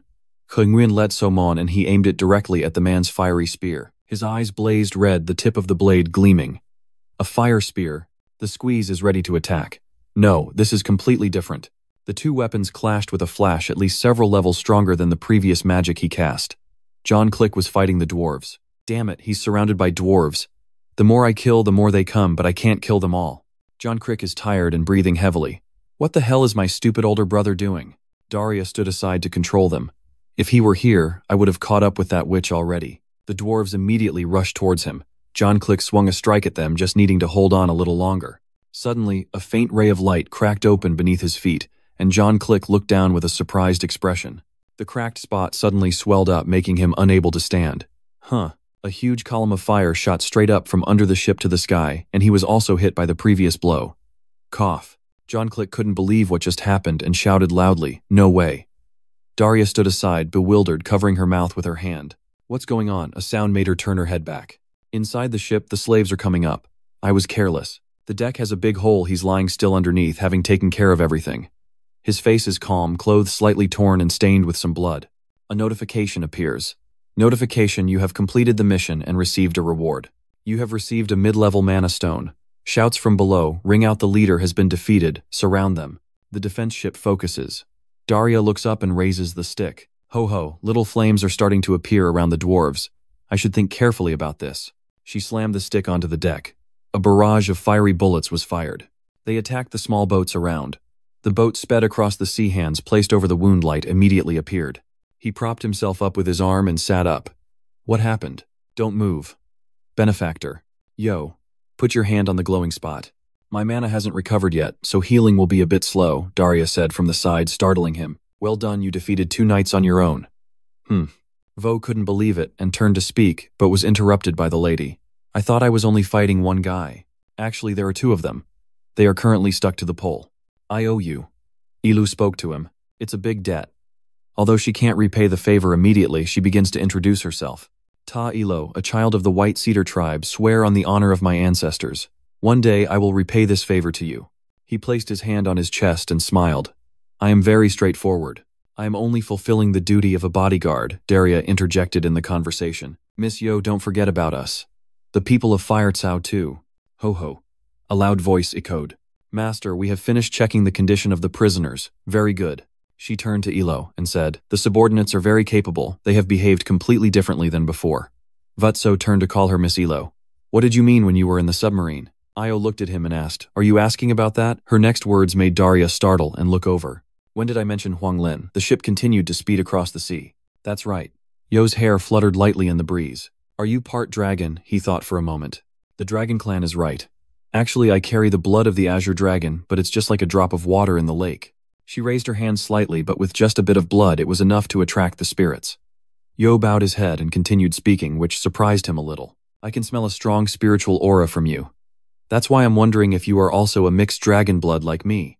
Daria listened to the conversation and thought to herself, could the hybrid be the reason the herd is growing so fast? She turned her back to look at the sunset. He could become a person. His serious face caused chaos throughout the kingdom. No, it should be the entire continent. The ship is anchored and everyone on board slowly disembarks onto the land. The cloaked figures watch them descend. A voice called out, making her turn to Miss Ilo. Daria smiled and said, "I'm sure the young lady will stay hidden until she regains all her mana right." Io nodded. "That's right, my mansion is not far from here. If you don't mind, you can stay there. I think you can help with Zoe's training." He looked confused and pointed to himself. "Training," she happily agreed. "If I can repay you that way, I would be very willing." She placed her hand on Rado's shoulder and looked at him. "What, you don't want to?" He also smiled happily and replied, "Of course not. I really want to. Special training of the tower, master of the peace tower." Daria points the way. "So please everyone go this way. The luggage will be delivered here soon. Thank you." Everyone started moving towards the tower and then asked Master, "Of the tower, is that okay? The new semester is about to start. Don't worry, leave that to me." The professor walks along the coastline now. The horse-drawn carriages are moving in a line. The carriages followed one another in a seemingly hurried line. At this moment, the lead carriage stopped. A voice called out, and soon the carriages behind stopped in front of the mansion. He got off the carriage and followed, unable to help but sigh. "It's too big." She raised her hand to push the door, not forgetting to turn back and smile at him. "Make yourself at home, don't be shy." Then she led him and the other detainees into the villa area. Yo couldn't help but admire the surroundings and exclaimed, "It really is a beautiful place. Thank you for your kindness, Master of the Tower." Suddenly, something caught his attention, making him turn around and look back. I suddenly remembered something. Wait here. He recalls the image of the 3 of them happily playing as a family and thinks he must have come here with his parents. Thinking so, he immediately approached her and said, "Tower Master, I have something to ask." Hearing that, she turned around and asked, "Wasn't this villa yours before?" She said a little late after hearing that, "Sounds like I stole it."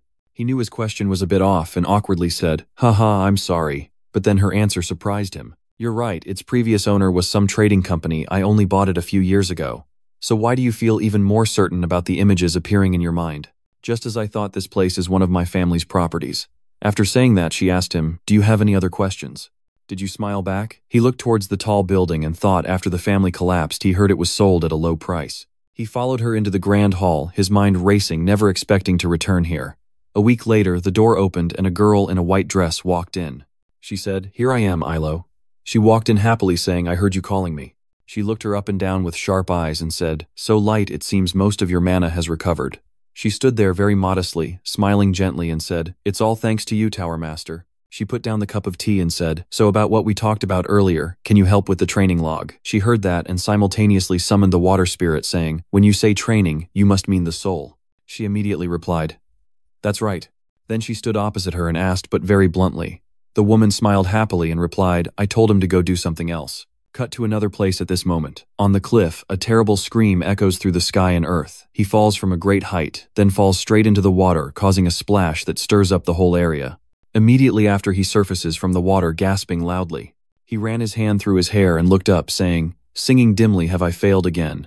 He recalled standing on the cliff earlier she had taught him. "What did you learn from the fight with the pirate crew? I mean, what do you think you need?" He recalled the match back then, hesitating to talk about it. Then looking at the distance between the two mountain slopes, he answered the distance. She stepped forward and said, "In battle, distance is very important for a mage." Then she turned to him and said, "Look closely." She cast fire magic while walking in the air and said, "Think about shrinking space." Then her whole body moved swiftly like a flame, flickering to the other side, radiating fire magic, as she quickly reached the top of the opposite slope. It was teleportation magic, a space-time shift. She turned back to him and said, "From now on, you should practice crossing this cliff using teleportation." Looking quite worried, she continued, "Later it will become a powerful tool for you." At this moment, the status bar displays a notification for the teleportation spell mission with a reward of a mid-level mana stone. Returning to the present, he is panting on the beach, struggling to climb up the cliff, his mind racing with thoughts. Teleportation, regardless of the amount of mana consumed, doesn't matter. He sat on the cliff's edge, looking down, thinking he could only learn this magic if he fully understood its rules.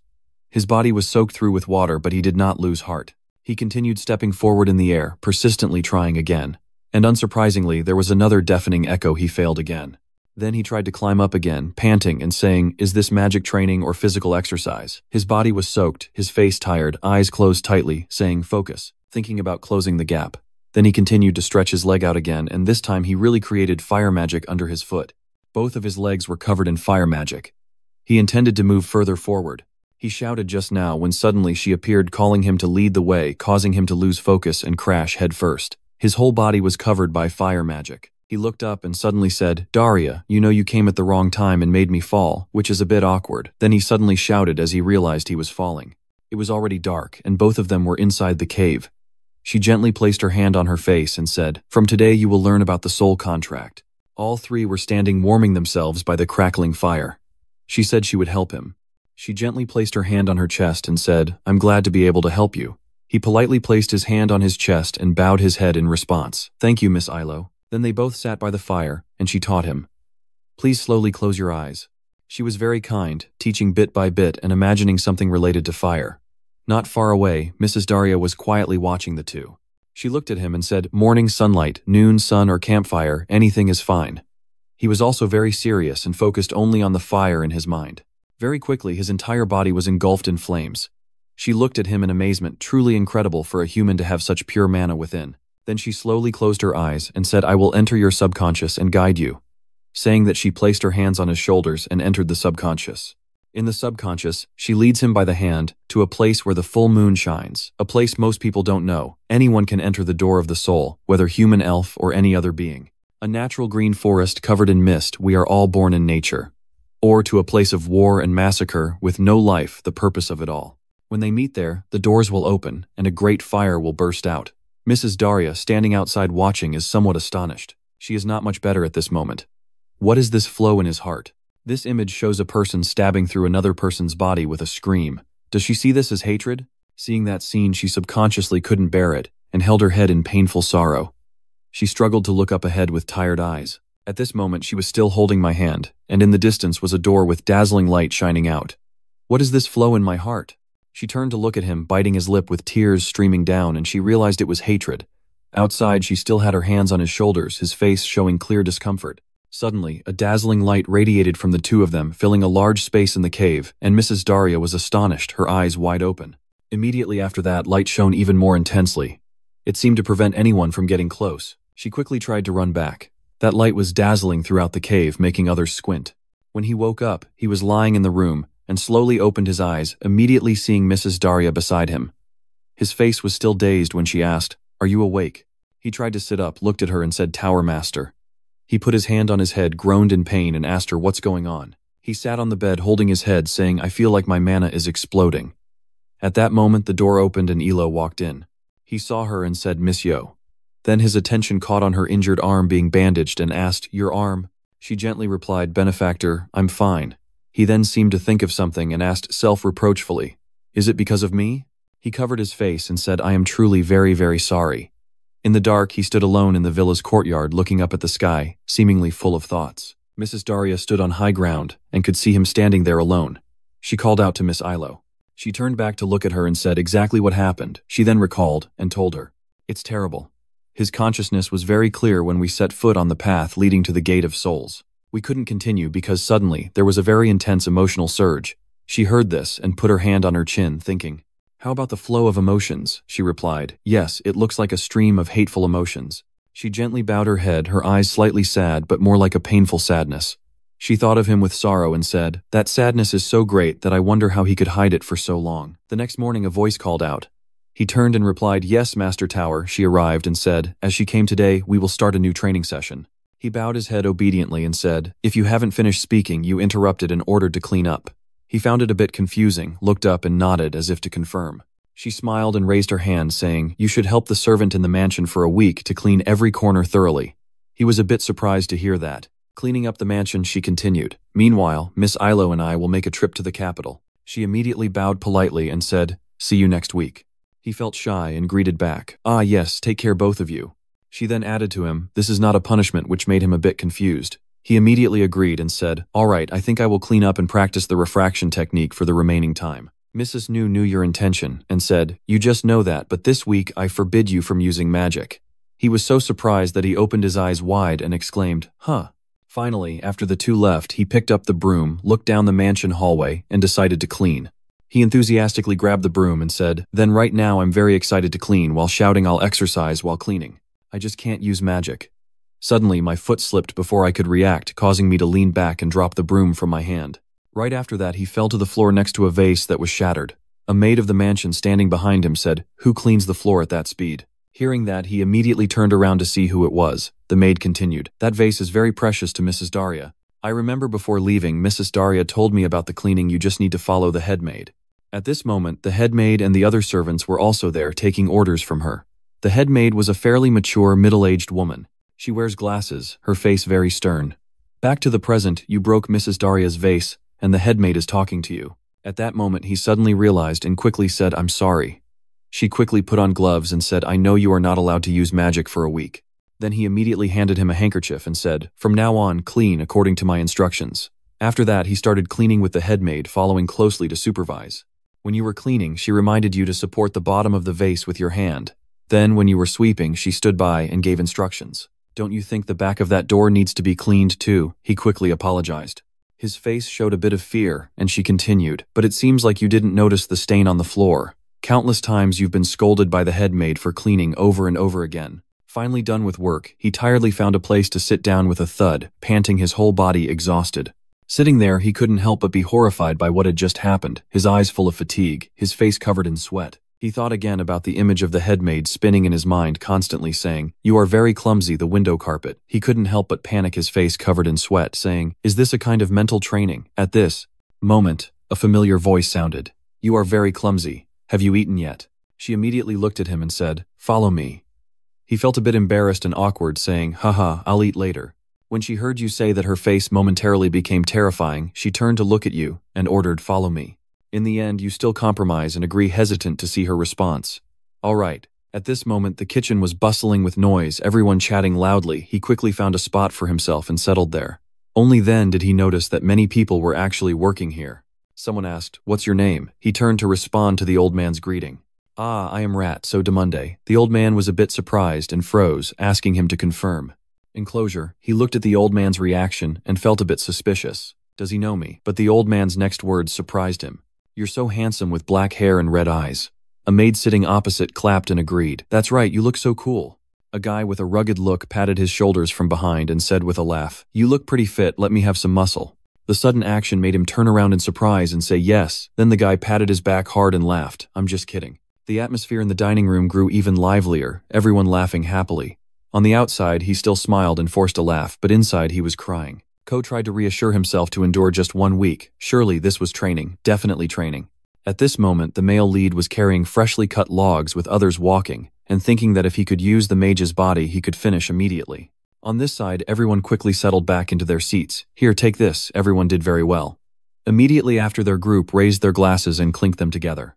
Just as the male lead took a sip of wine, the person beside him suddenly looked over and unexpectedly slapped him on the back, causing him to spit out the water in his mouth. The male lead, confused, wiped his mouth and asked, why did you hit me? The other party felt uncomfortable and reminded, you're still a student, drinking will make you sick. At this point he had to put down the glass and stop.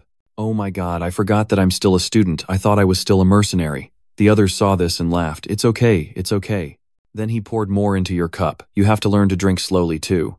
He looked at the peaceful scene ahead and said thoughtfully, besides, sitting in front of such a beautiful view and not drinking is a real sin. At that moment the whole group looked towards the sunlight in the distance peeking behind the mountains. Suddenly, a voice rang out, another sin.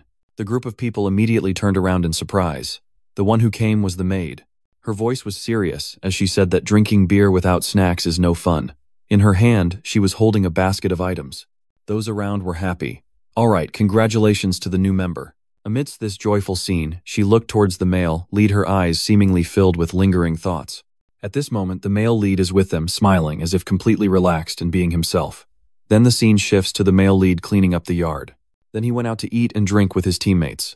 Finally, as night fell, he lay on the ground relaxing and gazing at the night sky. Day by day, he peacefully worked in the garden with the maid, then happily chatted with everyone while eating bread. Time passed, and now the crescent moon was in the sky. The male lead looked up while sitting in thought. Tomorrow marks a full week, so what is this feeling of dissatisfaction? Suddenly, someone approached, seeming to really like this place. He stood up as soon as he saw her and said hello. She adjusted her glasses and spoke with an unclear emotion. How many times do you plan to say hello to me in one day? He heard that, and forced a smile. Haha, do I do that often? I didn't realize it. Then she approached him and asked, what's the reason you came out here? The male lead immediately shouted. He looked up at the sky with a hint of nostalgia. I remember someone when standing here. She seemed curious upon hearing that. I heard mages can teleport instantly, can't you go meet them? The male lead immediately replied, but teleportation magic is very difficult, and even if I could do it, they are now in a place I cannot reach. She heard this and asked Vuvo, I thought mages wouldn't worry about anything. He calmly replied no.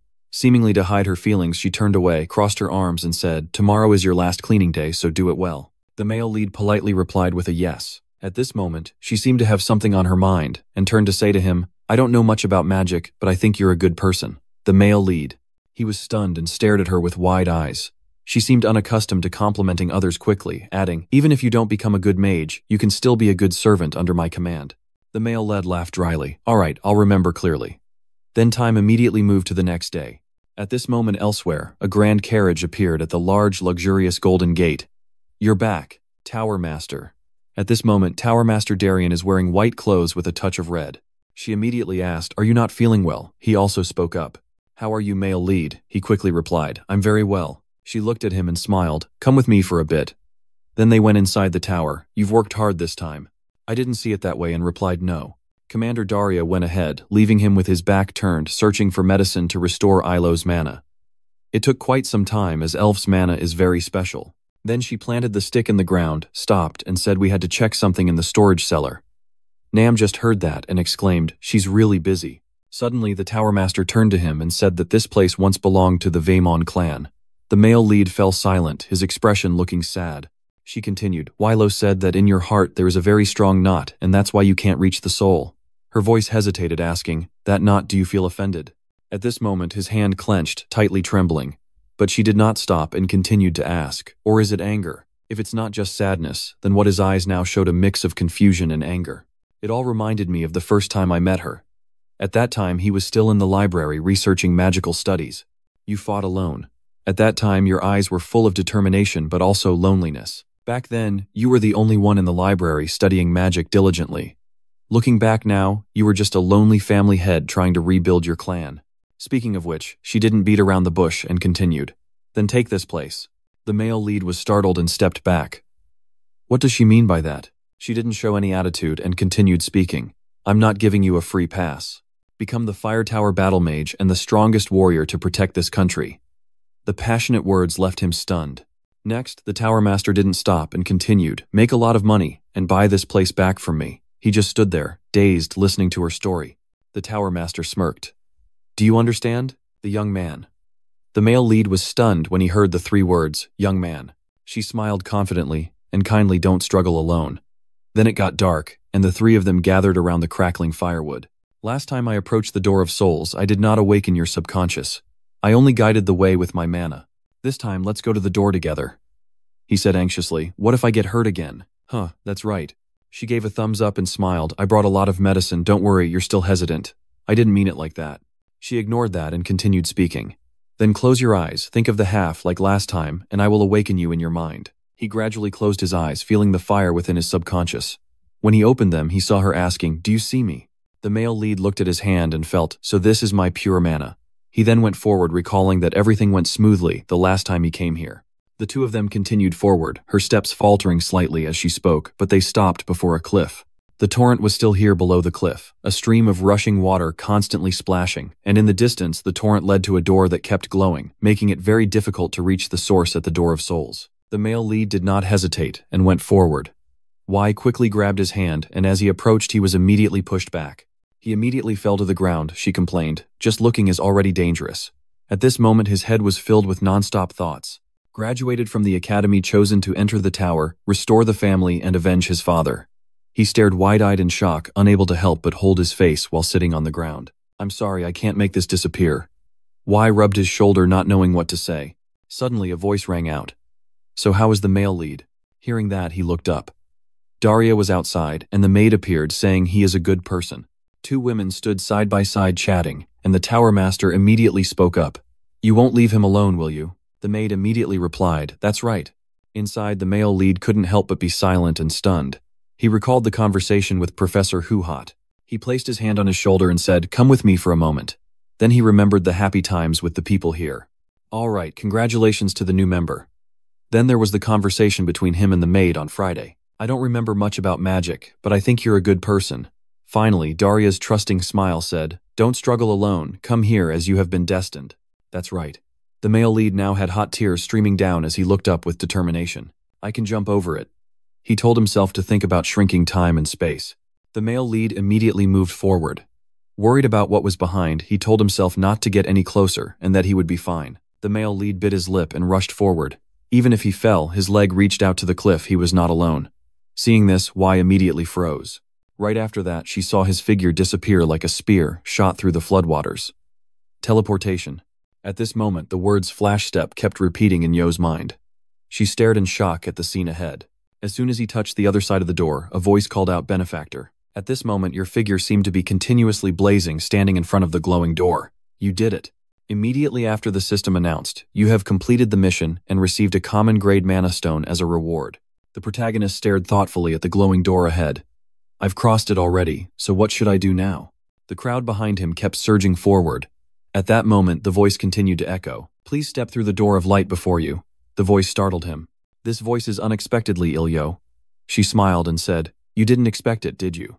We can still communicate with each other thanks to the mana link. On this side, the system continues to notify the mission to bond with a spirit summon, a spirit according to the guide, and create a bond with the spirit with the reward being a mid-level mana stone. Then she told him to put his hand into the gate. He immediately reached out and touched the light. He still hesitated and asked, what will happen? Io continued. Now it depends on the decision of the spirits. Hearing that, he closed his eyes and reached out his hand to feel. It seemed that countless eyes of different shapes kept appearing around, and no one knew which fairy would come here. Her words continued to echo in the darkness, maybe the day won't be chosen. Ilo clasped her hands sincerely, so just reached out and waited. Outside, the Dadia main tower silently watches him. That's all we can do. Inside right now, he closes his eyes so everything is pitch black. If it's too hard, it's okay if no fairy comes. I won't be sad because of that. Your hand is completely relaxed and reaching out comfortably. Suddenly, a monster appeared right behind him, with a powerful magic circle below. The male lead's thoughts never stopped. I am grateful for the moment that brought me here. The beast approached his hand. Then the male lead's eyes slowly opened. He immediately froze and looked down. Below was a small beast resembling a dragon, its red eyes exactly like his own. The little beast blinked innocently at him. The male lead wonders, is this a fairy? Over there, Yo couldn't help but shed tears. Benefactor, congratulations to you. The Tower Master also laughed. I have more than one thing to celebrate. He was startled and bowed down as soon as he heard this. The male lead realized he had obtained the 4th magic circle, and his face immediately showed undeniable joy. Remember how the male lead was so determined to overcome the flood barrier in his subconscious? The Tower Master couldn't help but sigh. He had surpassed his own mental barrier. Then he sat down to look at the data on the system, and mentioned the announcement: you have acquired new knowledge about summoning spirits, and thereby reached the 4th magic circle. You will receive an additional reward which seems very mysterious, marked only with a question mark. At this moment, the little spirit beast suddenly flies up towards him. It actually lay directly on his head. At this moment, a person and a spirit looked at each other. Y immediately reached out to touch it full of vigor. I don't think this is an ordinary spirit. Then she picked it up and immediately asked if he intended to name it. She handed the little animal to him and said, "Name it, and I will complete the pact." The Tower Master also agrees with this. Let's give it a really good name. He looked at it and pondered. Red, huh? So that's it, but the next name you mentioned stunned all three of us. Smoked river meat. The Tower Lord was so angry he wanted to bite his tongue. The maid had to turn away. Seeing their reactions, he quickly forced a smile. Haha, I was just joking. The little spirit in his hand also breathed a sigh of relief. He then continued, So is Pepper okay? The little spirit smiled happily and agreed when she finally heard her own name sound normal. The three people on the other side sighed in relief, thinking it was adorable, and the Tower Master felt it was not bad. Seeing their expressions, the male lead forced a smile and said Pepper is just short for pepperoni. Then the Tower Master smiled and said, So to celebrate tomorrow, we will start the official special training session. Elo sincerely spoke up. I will teach you about the spirits. He then hugged Pepper and replied, I am really looking forward to tomorrow. On this side, Pepper also seemed satisfied, licking his hand. Nice to meet you, Pepper. From that day on, everything gradually passed until a month later, everyone in the tower gathered in front of the gate. Finally, the time for the towers to choose students had come. They stood outside, guessing how many graduates would be selected this year. Even the bald teacher laughed, as it was basically already decided. At this moment, a horse suddenly appeared. A solemn shout echoed. The reflective white tower has arrived. 2 people with orange and white hair come out from inside the car. Each tower will select individuals to train throughout this period. Next, the pyramid judge arrived. If they couldn't choose, then who else could? Then the judge of the tower arrived. They continued to discuss. You are right. So the 2 of us men should happily talk and help these students more. Okay. Professor Hobart remained silent when he saw the 2 of them. For the benefit of us, I mean this school. The other person also continued the banter. Haha. That's right, it's because of this school. He crossed his arms and clicked his tongue in annoyance. Who would dare claim to be a student when they only liked a few talented ones? Finally, the fire tower official arrived, a hand reaching out from outside the car door, and immediately the group on the other side turned pale in fear. The imposing man with long red hair appeared. A terrified shout echoed. Vermilion Yuzin. Professor Hubert was also surprised. Why was he here? The expression of the fire tower judge was unfriendly, as he frowned, then smiled and said, maybe he still hasn't arrived. The professor on the other side was worried. Sending him as the judge meant she didn't want to choose the male lead right. At this moment, sparks kept flashing in the sky above. The professor below was still worried. The male lead was nowhere to be seen, but above he was already rushing forward. The fire tower judge suddenly looked up in alarm, immediately becoming alert as he sensed something. The young man next to him breathed a sigh of relief and wiped away the sweat. He stood on the opposite building from the gate, complaining, I was almost late. The male lead was startled and looked down, immediately facing VR Million Unsen. He also saw you. The other party immediately showed no interest and turned to go inside. But ahead his face changed with excitement. This will surely be interesting. Beating him up would be really satisfying. Vatso stood at the gate, greeting everyone and thanking them very much. Vatso looked at Yo in front of him, smiling happily. I hope you will return to your homeland safely. Yo. Elo bowed gently and replied, Thank you, sir. Dear benefactor. He turned his head to look at the person beside him and the head maid. His words startled her for a moment. I will definitely come back. No teasing. Until then, I will be the owner of this place, so make sure to manage it well. She lifted her glasses and laughed. We already know, I hope so too. Vo looked up and spoke to everyone.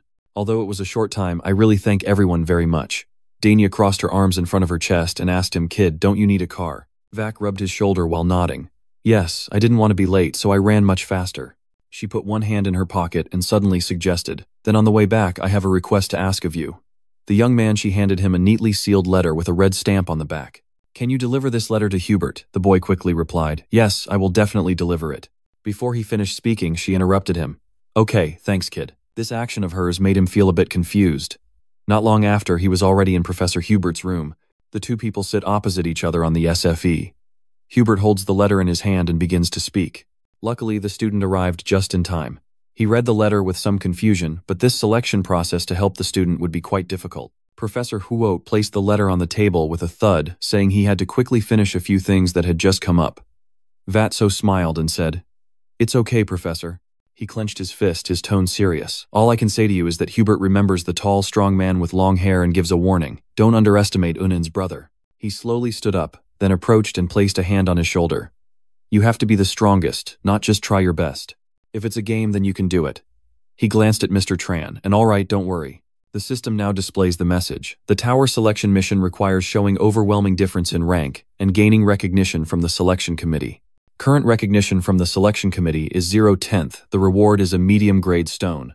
A few days later, in the council room, each person at a desk and chair, a professor sat at the front, announcing the start of a selection exam. The written test began.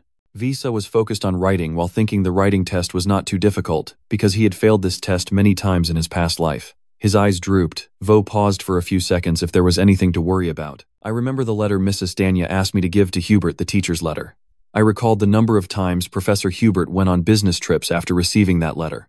After this, Professor Hubis's trips will become more frequent, almost to the point where he can no longer teach his classes at the academy. Vatso suddenly remembers the day someone passed away, and everyone stood sorrowfully before the tombstone covered with white flowers. And not long after the year that Professor Hubert got a leave, he finished writing the exam and walked out of the council room standing frozen as soon as he reached the door. I don't know exactly what happened. Vatsa looked up at the green tree in front of him thoughtfully. It could be a really dangerous mission. It turns out that on that tree branch, a snake is tightly coiled around a baby bird preparing to swallow it alive.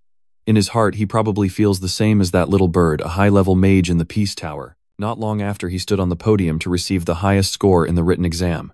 Everyone below was very surprised. How did he get the highest score? Just kidding, he's really good at studying. I'm so jealous. Well, he seriously looks at the person ahead. Can I stop him? The death of the professor. Outside the academy, an announcement echoed the second round of selection. The interview test will begin shortly. Everyone sits in the waiting chairs to be interviewed. A secretary announces, "Please come in when your name is called." His name was then called out. Vasomon immediately stood up straight, determined in his heart that he needed to stop him, that he could stop him. Patch the notebook and walk proudly on the green carpet to the interview spot, because the evidence for that is right in front of you. Suddenly he hesitated, not remembering that in the previous life, Unsen would become the judge of the selection session, folding his hands behind his back and looking at Unsen. "I have changed the future, so I need to join the fire tower and prevent the professor's death." Unsen crossed his arms and stared at the young man in front of him while he was still lost in his own thoughts. "I need to be recognized here. The people next to you remind you that when the judge asks, you must answer briefly and verbally. Understand, just look at that person and respond once. Yes." The white-haired professor picked up the paper and spoke. "We will begin. 300 years ago, the formula was created by the wizard Oregon Gong." Questions kept coming at him continuously. Vo answered confidently without any worry, saying that the concept of recycled materials must be applied to change the formula. Finishing his words, he felt confident inside.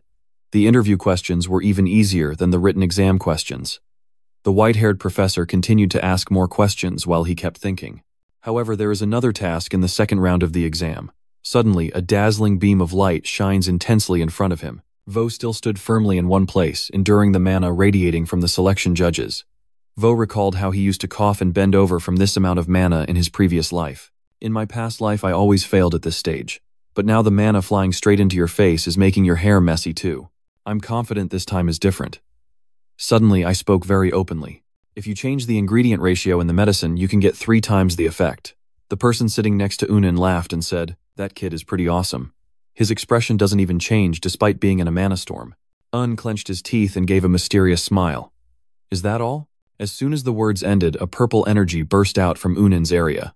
Vat felt this power was incredibly terrifying. He rolled his eyes and gritted his teeth to endure it. Those who saw the aura Unsen emitted also felt extremely puzzled. The person next to Unsen frowned in silent reproach as he watched him laughing gleefully. He really was a mad tiger. If this keeps happening, the airflow is so strong it makes the person close their eyes tightly, the contestant could die. But when I opened my eyes I still saw a rat, so not moving at all, smirking, which surprised me. Can he endure it? Someone else wiped a drop of sweat while secretly admiring him. Unexpected. The others couldn't stand this atmosphere. Some covered their faces, some covered their mouths, and some held their necks. Even the newly appointed professors in charge of clerical work are still suffering. A blonde professor laughed sinisterly. He is definitely a genius to be admired. The system displayed recognition notifications from the selection panel one by one: 1/10, 2/10, 3/10, 4/10, 5/10, 6/10, 7/10, 8/10, 9/10. Right in front of him, Unsen brushed his shirt and frowned at him. Are you still enduring it? A second later he slammed the table hard and roared, making the purple aura grow stronger. To anticipate this airflow, Jack's facial muscles tensed, but he kept his lips pressed, his eyes determined to get through this round. Unsen was displeased, glaring down sharply. Less than a second later, the blonde professor placed his hand on his shoulder from behind and advised, "We still have many more interviews, so let's stop here." Unsen said nothing and just chuckled a few times. His next words made Retso clench his hands behind his back, about to see something fun so boring. At this moment, the professors coughed quietly, relieved, thinking they were alive. The silver-haired professor put the paper down on the table and praised him. "You did very well. You may leave. The next contestant, please come in." The door to the back room was slammed shut after a moment. Out of breath, he sat down heavily on the chair, waiting outside. Only then did he relax his face, drenched in sweat. "I think I'm about to die." Suddenly, his eyes changed a bit. Looking at the information on the system board, the judges gave a 9/10.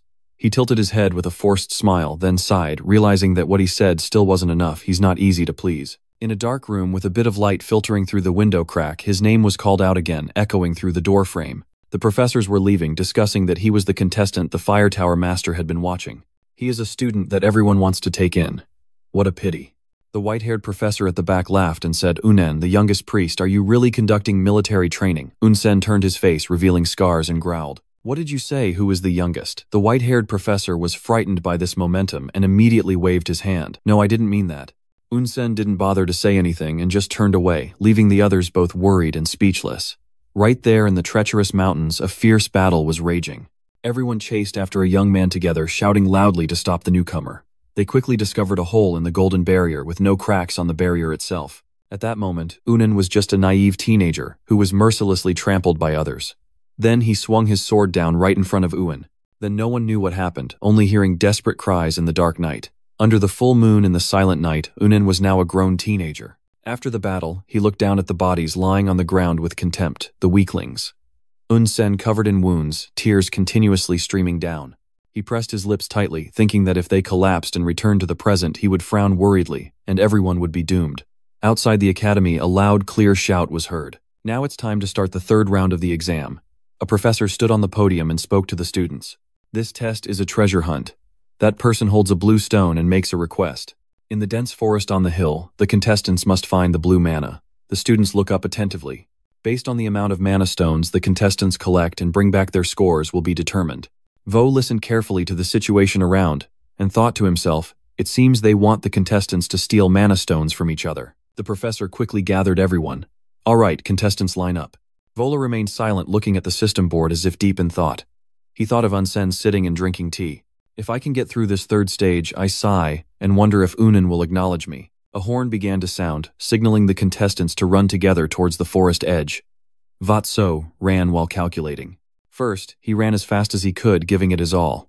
After a while, the surroundings were filled with lush green trees. He slowly walked under the evening light, murmuring, "Should I accept it now?" Clasping his palms together, he created a blazing red spiritual energy. He will probably be mad at me for a moment, and then it will pass. Russo gently holds a red animal in his hands and apologizes. "It's been a long time, Pepper. I'm sorry for not being able to use magic at school." Pepper not only didn't blame his master but also laughed happily for a few hours, as if they had been apart for a long time, making him miss him very much. Vatsa looked at the little beast and took something out of the space pouch. "Pepper, can you help me with something?" He took out a small red stone and held it up. "We want to find stones that look like this." He brought it close to Pepper's face for it to smell. After a while, little Pepper flew away. He looked at it with silent hope. I heard that the spirits in the mana world can sense magical energy very keenly. After a while, Pepper turned around and shouted as if signaling him. Vo burst out laughing. "You've caught its scent, huh?" Vo slowly strode towards it. Pepper went ahead, sniffing the scent, and then showed him the way. Vo behind cleared his throat. "Then let's go." In the distance is an ancient tree, with magical circles and strange red symbols meticulously carved on it. Inside a smoky wooden house, a voice echoes, "I finally found you."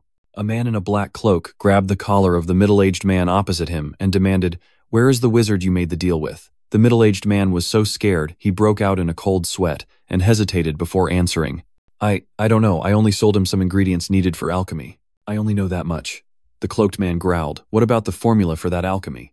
The person was completely covered, only a pair of purple eyes and white hair visible. He frowned and questioned, "Don't you know? That is the ritual of a heresy." The innocent man remembered the skulls and blue-green wild mango aura. Immediately, the man in the black cloak pulled him up close against the wall. That person threatened that helping the cultists was against the kingdom. These words left him staring in disbelief. The mysterious person threatens once again. "I ask again, where did that sorcerer go?" The other person kept shouting, "I really don't know." Then he hesitated and said, "I only heard that he would secretly follow a woman." That person also brought along her disciple. The middle-aged man remembered Joe's face, spoke slowly, and he would come to confirm the identity of that disciple. The man in the black cloak slowly lowered his mask, gritting his teeth and muttering, "If the cultists want to confront her, it's not just her, no one else but Professor Huot." His whole body now radiates a fiery red aura. He is very worried, and Ratso will also be in danger. No, he hurriedly went outside with a stream of blazing red air behind him, feeling uneasy inside. All the participants in the test are in danger. It is already dark outside, and a contestant is walking while kicking a small stone in frustration. "Damn it, what the hell is mana stone? I can't use light magic because it would reveal my location." Suddenly, something moved behind the dense green grass, a shadow slowly rising that made him worried. "Wah, what is that?" From that shadow emanated an incredibly strong aura. Fong Tiern, he staggered into a defensive stance. "You startled me a bit. Could that be another contestant?" He quickly turned and left, not forgetting to glance back. "Is he dead yet? Anyway, this is still a competition." Suddenly, he paused. "Wait. He is scheming in his mind. What if that guy possesses mana stones?" But when he turned back, there was no one there. He anxiously exclaimed, "Where did he go?" not knowing behind him was a skull with green energy radiating from its hollow eyes, looking truly terrifying. He seemed to sense it and quickly glanced back. Just a second later, screams pierced the night. Vod is still searching alone for mana stones in the forest. His hand brushed past a leaf. "This place looks like the center of the forest, doesn't it?" Pepper bent down to the bag full of blue stones, as if to show him. Joss saw it and exclaimed happily, "Here it is." Pepper mischievously flew around him, but Joel felt something strange. But why are all the mana stones in one place? He rubbed little Pepper's head. "You did well, Pepper." Then he thought, "That's it." He bent down and saw a purple crystal, but this is a golem core.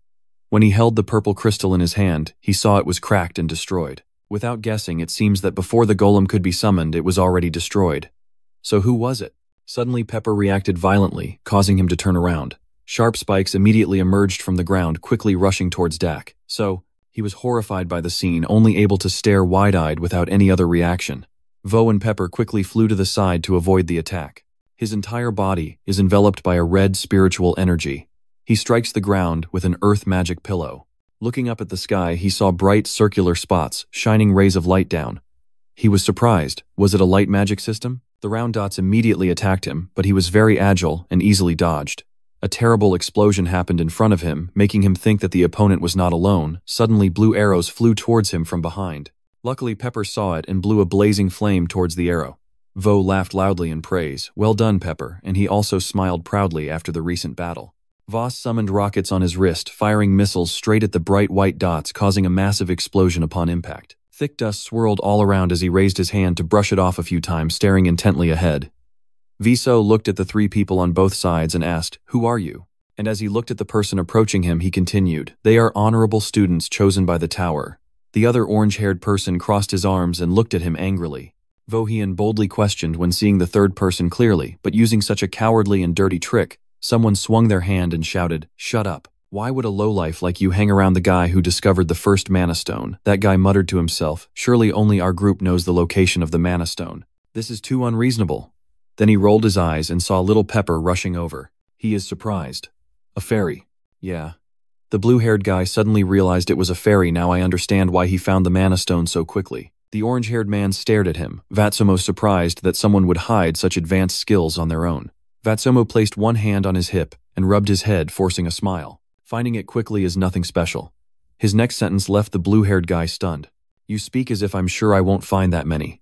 Then you smirk." "Oh no. Speaking of which, I just remembered. I remember when those people were happily chatting with the professors, I exposed them. I almost forgot you probably have some secret deal with the professors, right? The guy's name makes me grind my teeth and worry. This guy is too sharp. But he turned away from the proposal. Basically, I have no intention to interfere, just don't block my way. The blue-haired guy quickly summoned his purple-pink aura and growled, "Don't fool yourself."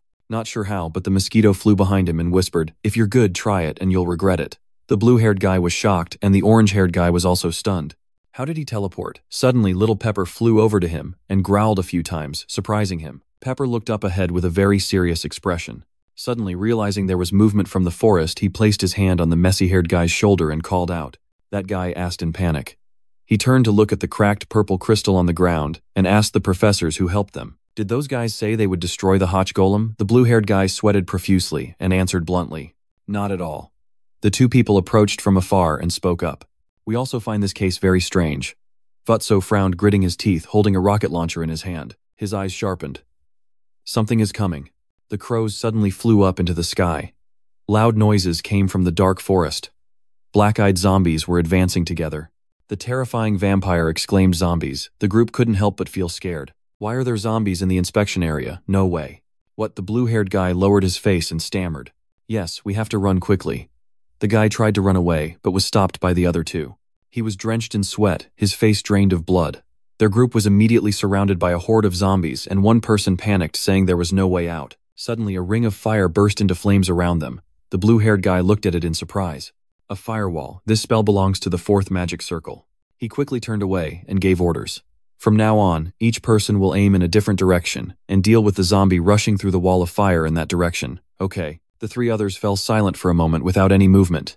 He raised his hand and shouted, "Did you hear clearly? Those people just now regained their composure and responded awkwardly." "Got it." The blue-haired guy's face twitched uncontrollably. I couldn't believe I was about to pick a fight with someone like him. If it were a real fight, the damage would be huge. The zombies are starting to rush through the firewall. The worry in Hoabitch's heart is just a temporary strategy. Immediately, several zombies were hit by his rockets. He looked at the situation ahead, thinking he needed to find the sorcerers controlling these zombies and find a way out.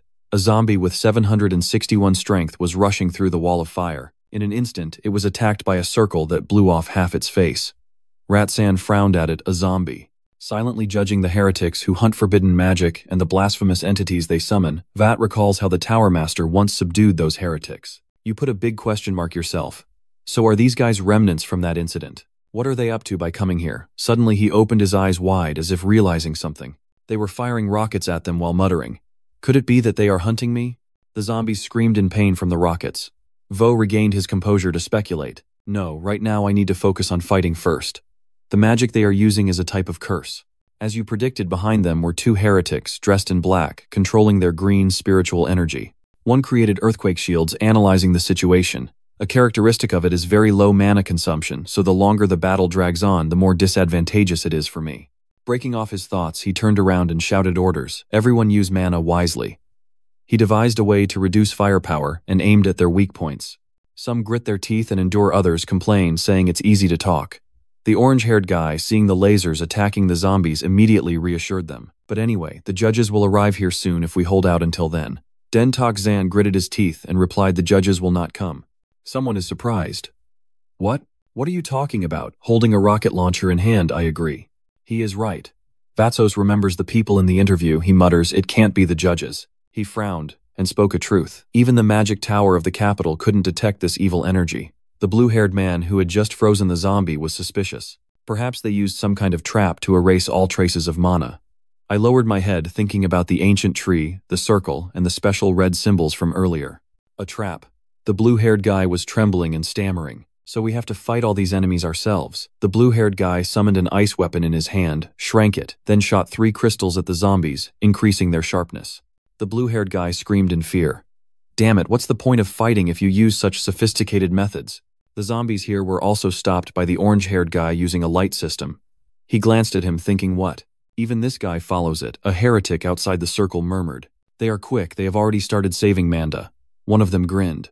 When the kid was imitating that bastard woman's student right, that guy summoned a huge muscular monster with a giant mace in hand, and was smug about it.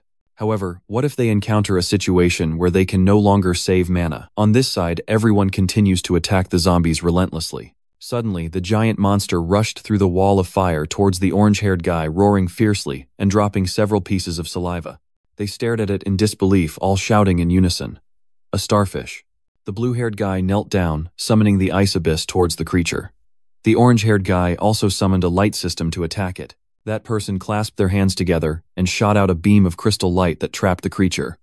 In less than a minute, the creature broke free from the light. Its two eyes emitted blue energy, its mouth drooling as it growled a few times. It raised its mace high right in front of the small orange-haired guy. The orange-haired man stood dazed, then red energy streams shot down from the sky, originating from the source. He unleashed his ultimate move, the fiery spear, maximizing its power to shoot the spiritual energy straight into Kano's chest. Kancho was hit by a powerful force and was thrown several meters away. Vatso landed on the ground holding the weapon, and the heretics were surprised to see the purple crystal shattered in his palm. What someone behind was surprised. How did he defeat a giant troll with just one strike? The blue-haired guy with wide eyes was still terrified. Just now, when he looked at the sharp weapon of the rattlesnake and the blazing red aura, he realized it was almost as powerful as a 5-ring spell. That guy is staring at the number in confusion. Is he really a student like me? Suddenly, he glanced sideways as if seeing something strange. He saw Pepper flying in circles in the sky and hurriedly called out to Pepper.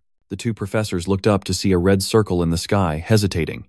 It was Vatso, smiling mysteriously. So you guys have been hiding there. He holds the blazing weapon in his hand, ready to perform the mage's body technique. The guy with green hair felt confused by this action. What is he trying to do? He tightly grips the weapon in his hand and growls. Now Vo uses all his strength to swing the weapon backward to strike. Immediately, he used all his strength to throw the weapon high and shouted, "This is my power." The two Windmasters were startled to see that. We have to dodge quickly. Has our position been discovered? The maple arrow flew in circles through the forest towards them. A man clasped his hands together, summoning blue spiritual energy, shouting to stop it. The zombies were stunned when they saw the glowing maple arrow. They obeyed the master's command and rushed like arrows, and within minutes they were engulfed by a hazy white light. The heretic gritted his teeth, his whole body drenched in sweat. The fire energy of Jaso had flown above his defense position. Suddenly, a loud explosion occurred in the forest. The red beams lit up the entire sky. Vatso crouched, wondering if he had dealt with them yet. The heretic suddenly attacked someone. That woman really did raise a monster. A man hiding behind a bloodied man muttered, "We saved this move to deal with those judges." The first man still grinned unexpectedly, using it on you in the end. The price was astonishing. As they saw the scene before them, two zombies holding two people covering their mouths and pressing swords to their necks, advancing towards the clearing. Then not just two, but their entire group was surrounded by these creatures. Unin's two subordinates were surprised and wanted to stop Hubert. "Professor Hubert, I'm sorry to say this, but only judges are allowed in here." But Hubert still didn't hesitate and directly rushed to lift the curtain. He shouted loudly to Unsen, "Senior Unsen." Unsen said coldly to him, "The mission is over." But then Hubis shouted so loudly that Unsen was startled in surprise. "The disciples are also coming here." The old man hurriedly reported everything. "They are chasing the notebook. The candidates at the exam site are also in danger." Unsen stood up, a fierce, murderous aura radiating from him as if about to strangle someone. "How dare they cause trouble right in front of me?" At this moment, inside the forest, the cult leader laughed loudly and menacingly. "If you move even a finger, a disciple will be blinded, and next to him is a sharp sword." The bone man raised his sword and waited for the order, then I would kill them all and turn them into my bone soldiers. Frowning, he carefully thought in his mind. He covered his mouth to stop him from chanting spells. If he couldn't stop him, he imagined the worst case even after using teleportation. The cult leader, despite being fatally stabbed, laughed like a madman and raised his arm. He snapped his fingers to control the skeleton soldiers. The red blood will splatter all over the ground, and with an inevitable outcome, everyone will die. The cult leader laughed wickedly and ordered Joe not to resist and to come out here. He pointed directly at Joe, making him frown in discomfort. The child from the fire tower was exactly as I thought I was their target. The meaning in his ring suddenly blazed fiercely. Vo slowly approached him. The skeleton soldiers closely follow him to keep watch.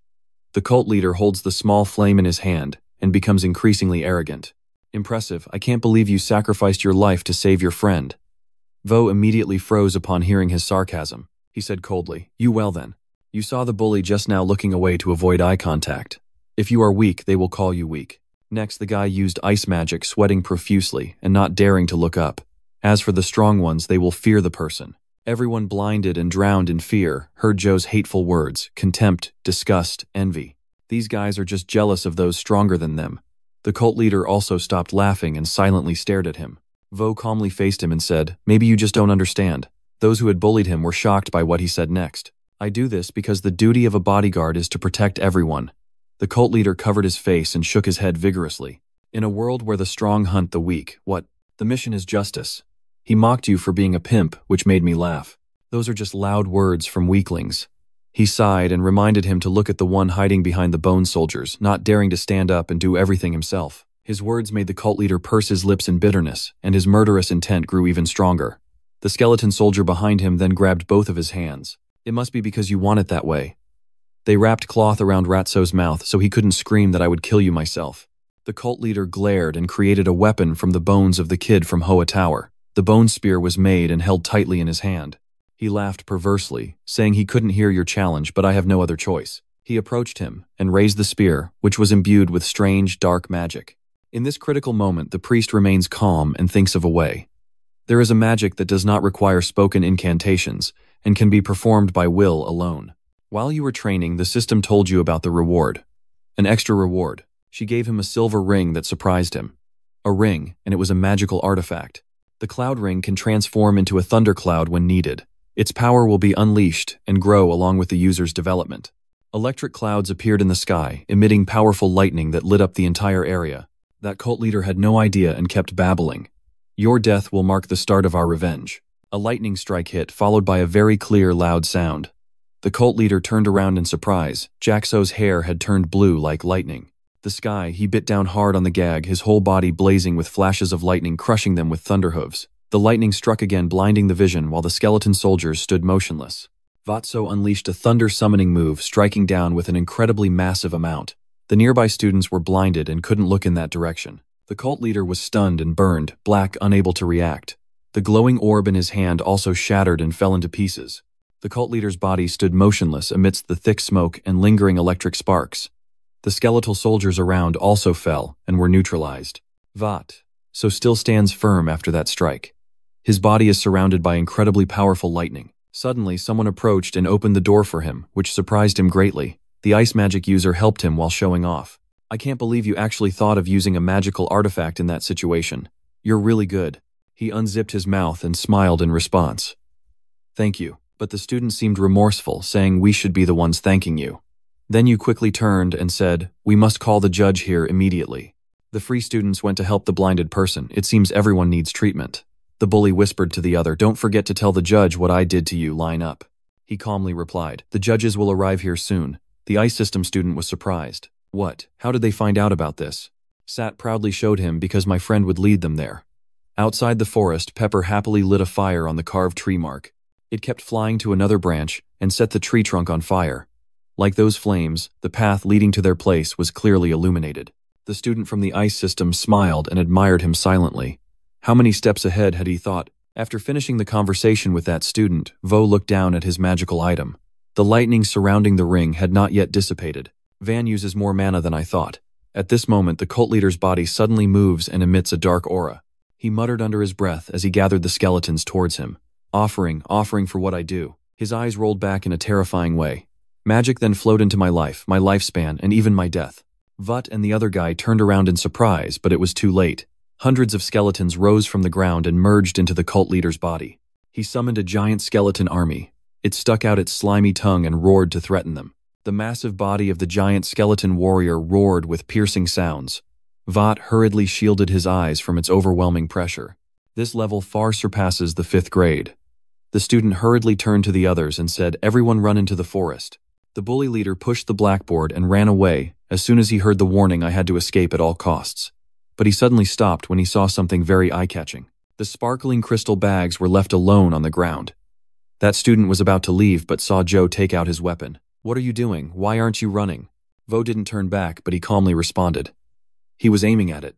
At this moment, Hubert and Unsen rushed over to them quickly, and I was the only one who could hold him off until the judge arrived. The old man kept gaping and struggling in a disgusting way. The opponent was definitely stronger. The student was stunned. He must have run out of mana. What is he doing? He exclaimed your name when he saw your serious face. What a sharp tongue. His sinewy arm raised high and began to attack. It struck the ground directly, causing a significant tremor. Vatso avoided that strike and went around to the back of its neck. You can't block this move with a shield. Brother Yen, try to focus your strength on your injured nose. Just one hit is already dangerous enough. squeeze the oil, and throw it onto the giant skeleton soldier's body to instantly ignite the fire. His spear only pierced a little into its body. The skeleton soldier turned towards him and growled. Part of its belly was burned, but it didn't affect it at all. The owl fell to the ground because it was hit. But he was sweating and starting to get exhausted. It's so difficult. The more surprising thing is that the wound healed and regenerated. Does it also have healing abilities? Its spiky tail suddenly stabbed deep into the ground, making a scratching sound that caught my attention. That was the dried lizard hiding its body and burrowing into the ground to rush towards you for an earth strike. Vatsa quickly leaned back and dodged as the tail suddenly whipped up. What about its tail? The tail suddenly stopped in front of him, as Joe's body was still staggering. And just like then, it continued to charge forward at an incredibly fast speed. Rusin raised his hand ready to strike back. Damn it. But at this moment, an ice magic pierced through and turned the sharp tail into ice. That guy still hasn't left. He was the one who cast the ice magic earlier and saved us. You saved my life. He kept creating and shooting ice arrows at the monster, so I couldn't just leave you and run away, right? His ice magic is quite useful for holding off the dry elder. It freezes part of his body. The footsteps of other students quickly echoed, and as you said, those students were afraid to look back but still moved forward. This is the mission. He made eye contact with another student. Both looked at each other without a word from a bodyguard. The bully tried to hold onto the crystal and was shocked to see the others turning back. Why did you guys come back? He shouted loudly, even though the others ignored him. Are you crazy? I don't care if anything happens to you guys. A small stone hit the head of a strange thing lying on the ground. The cultist turned and let out a painful groan. Half of his body was already burned. He was even more surprised when he saw the loud noise around him. Could it be that the dry bone soldier swung his hand to shatter the ice layer created by that student? How does Loin Win sacrifice a giant bone soldier? He burst out laughing while still lying flat on the ground. Ha ha, serves you right, doing everything just to survive alone. The other students right behind were sneezing loudly, making him look at them in amazement. They had all formed a formation. The student rubbed the back of his neck and quietly apologized to Joel for being late. He stared at them for a long time in shock, thinking his plan wasn't like this. He kept that expression for a moment, then thought to himself, smiled and continued, using the fire flame spear magic. Fueled by extra motivation, he held the spear and said loudly, "If you guys want to fight, I won't stop you." The giant drybone soldier still powerfully shattered the ice block, but if he wants to live, if he wants to win, he must start commanding each person and listen carefully to what I say. The leg of that monster has been freed, meaning it will soon attack them again. It looked at them with blood-red eyes. I will create an opening. Vo immediately lunged his whole body along with his spear, so attack with all your might. The spear flew from his hand and aimed at the dry bone's head like a giant pillar of fire blazing fiercely. The face of the dry bone soldier touched the flame, burning its flesh. Right now, countless other power elements are being unleashed to support him. The power from fire and the guest systems blowing it up caused the place to explode with dazzling light and smoke flying out. The dry bone soldier, half of its head destroyed, can still make unpleasant sounds and quickly regenerates the lost skin. Flesh grew and intertwined. Vo tightly grasped his trembling arm and tried to stand firm. Once again, the mana in his hands seemed to choke and struggled to escape amidst his own pleas. Once again, the eternal flame. Unsen and Hubert have now seen the fire caused by Pepper in the forest, and will soon reach them. Everyone has risked staying behind to face the danger because of the bodyguard mission. Unsen, with his angry face, jumped straight down the cliff. The other students fiercely attacked the bone soldier despite its resistance and for their own sake. The surrounding flames flared up fiercely once again. Every strand of his hair was also engulfed by the heat. So I have to go further. His head grew a black horn as he urged himself on his eyes, turning black and yellow just like a dragon. He once again uses his power with a completely different spirit. I must protect them. Fire flame spear. Vatso tightly grasped his spear and roared with all his might in his mind. He lowered himself to grab the base. The blazing red light from the spear has never been clearer than now.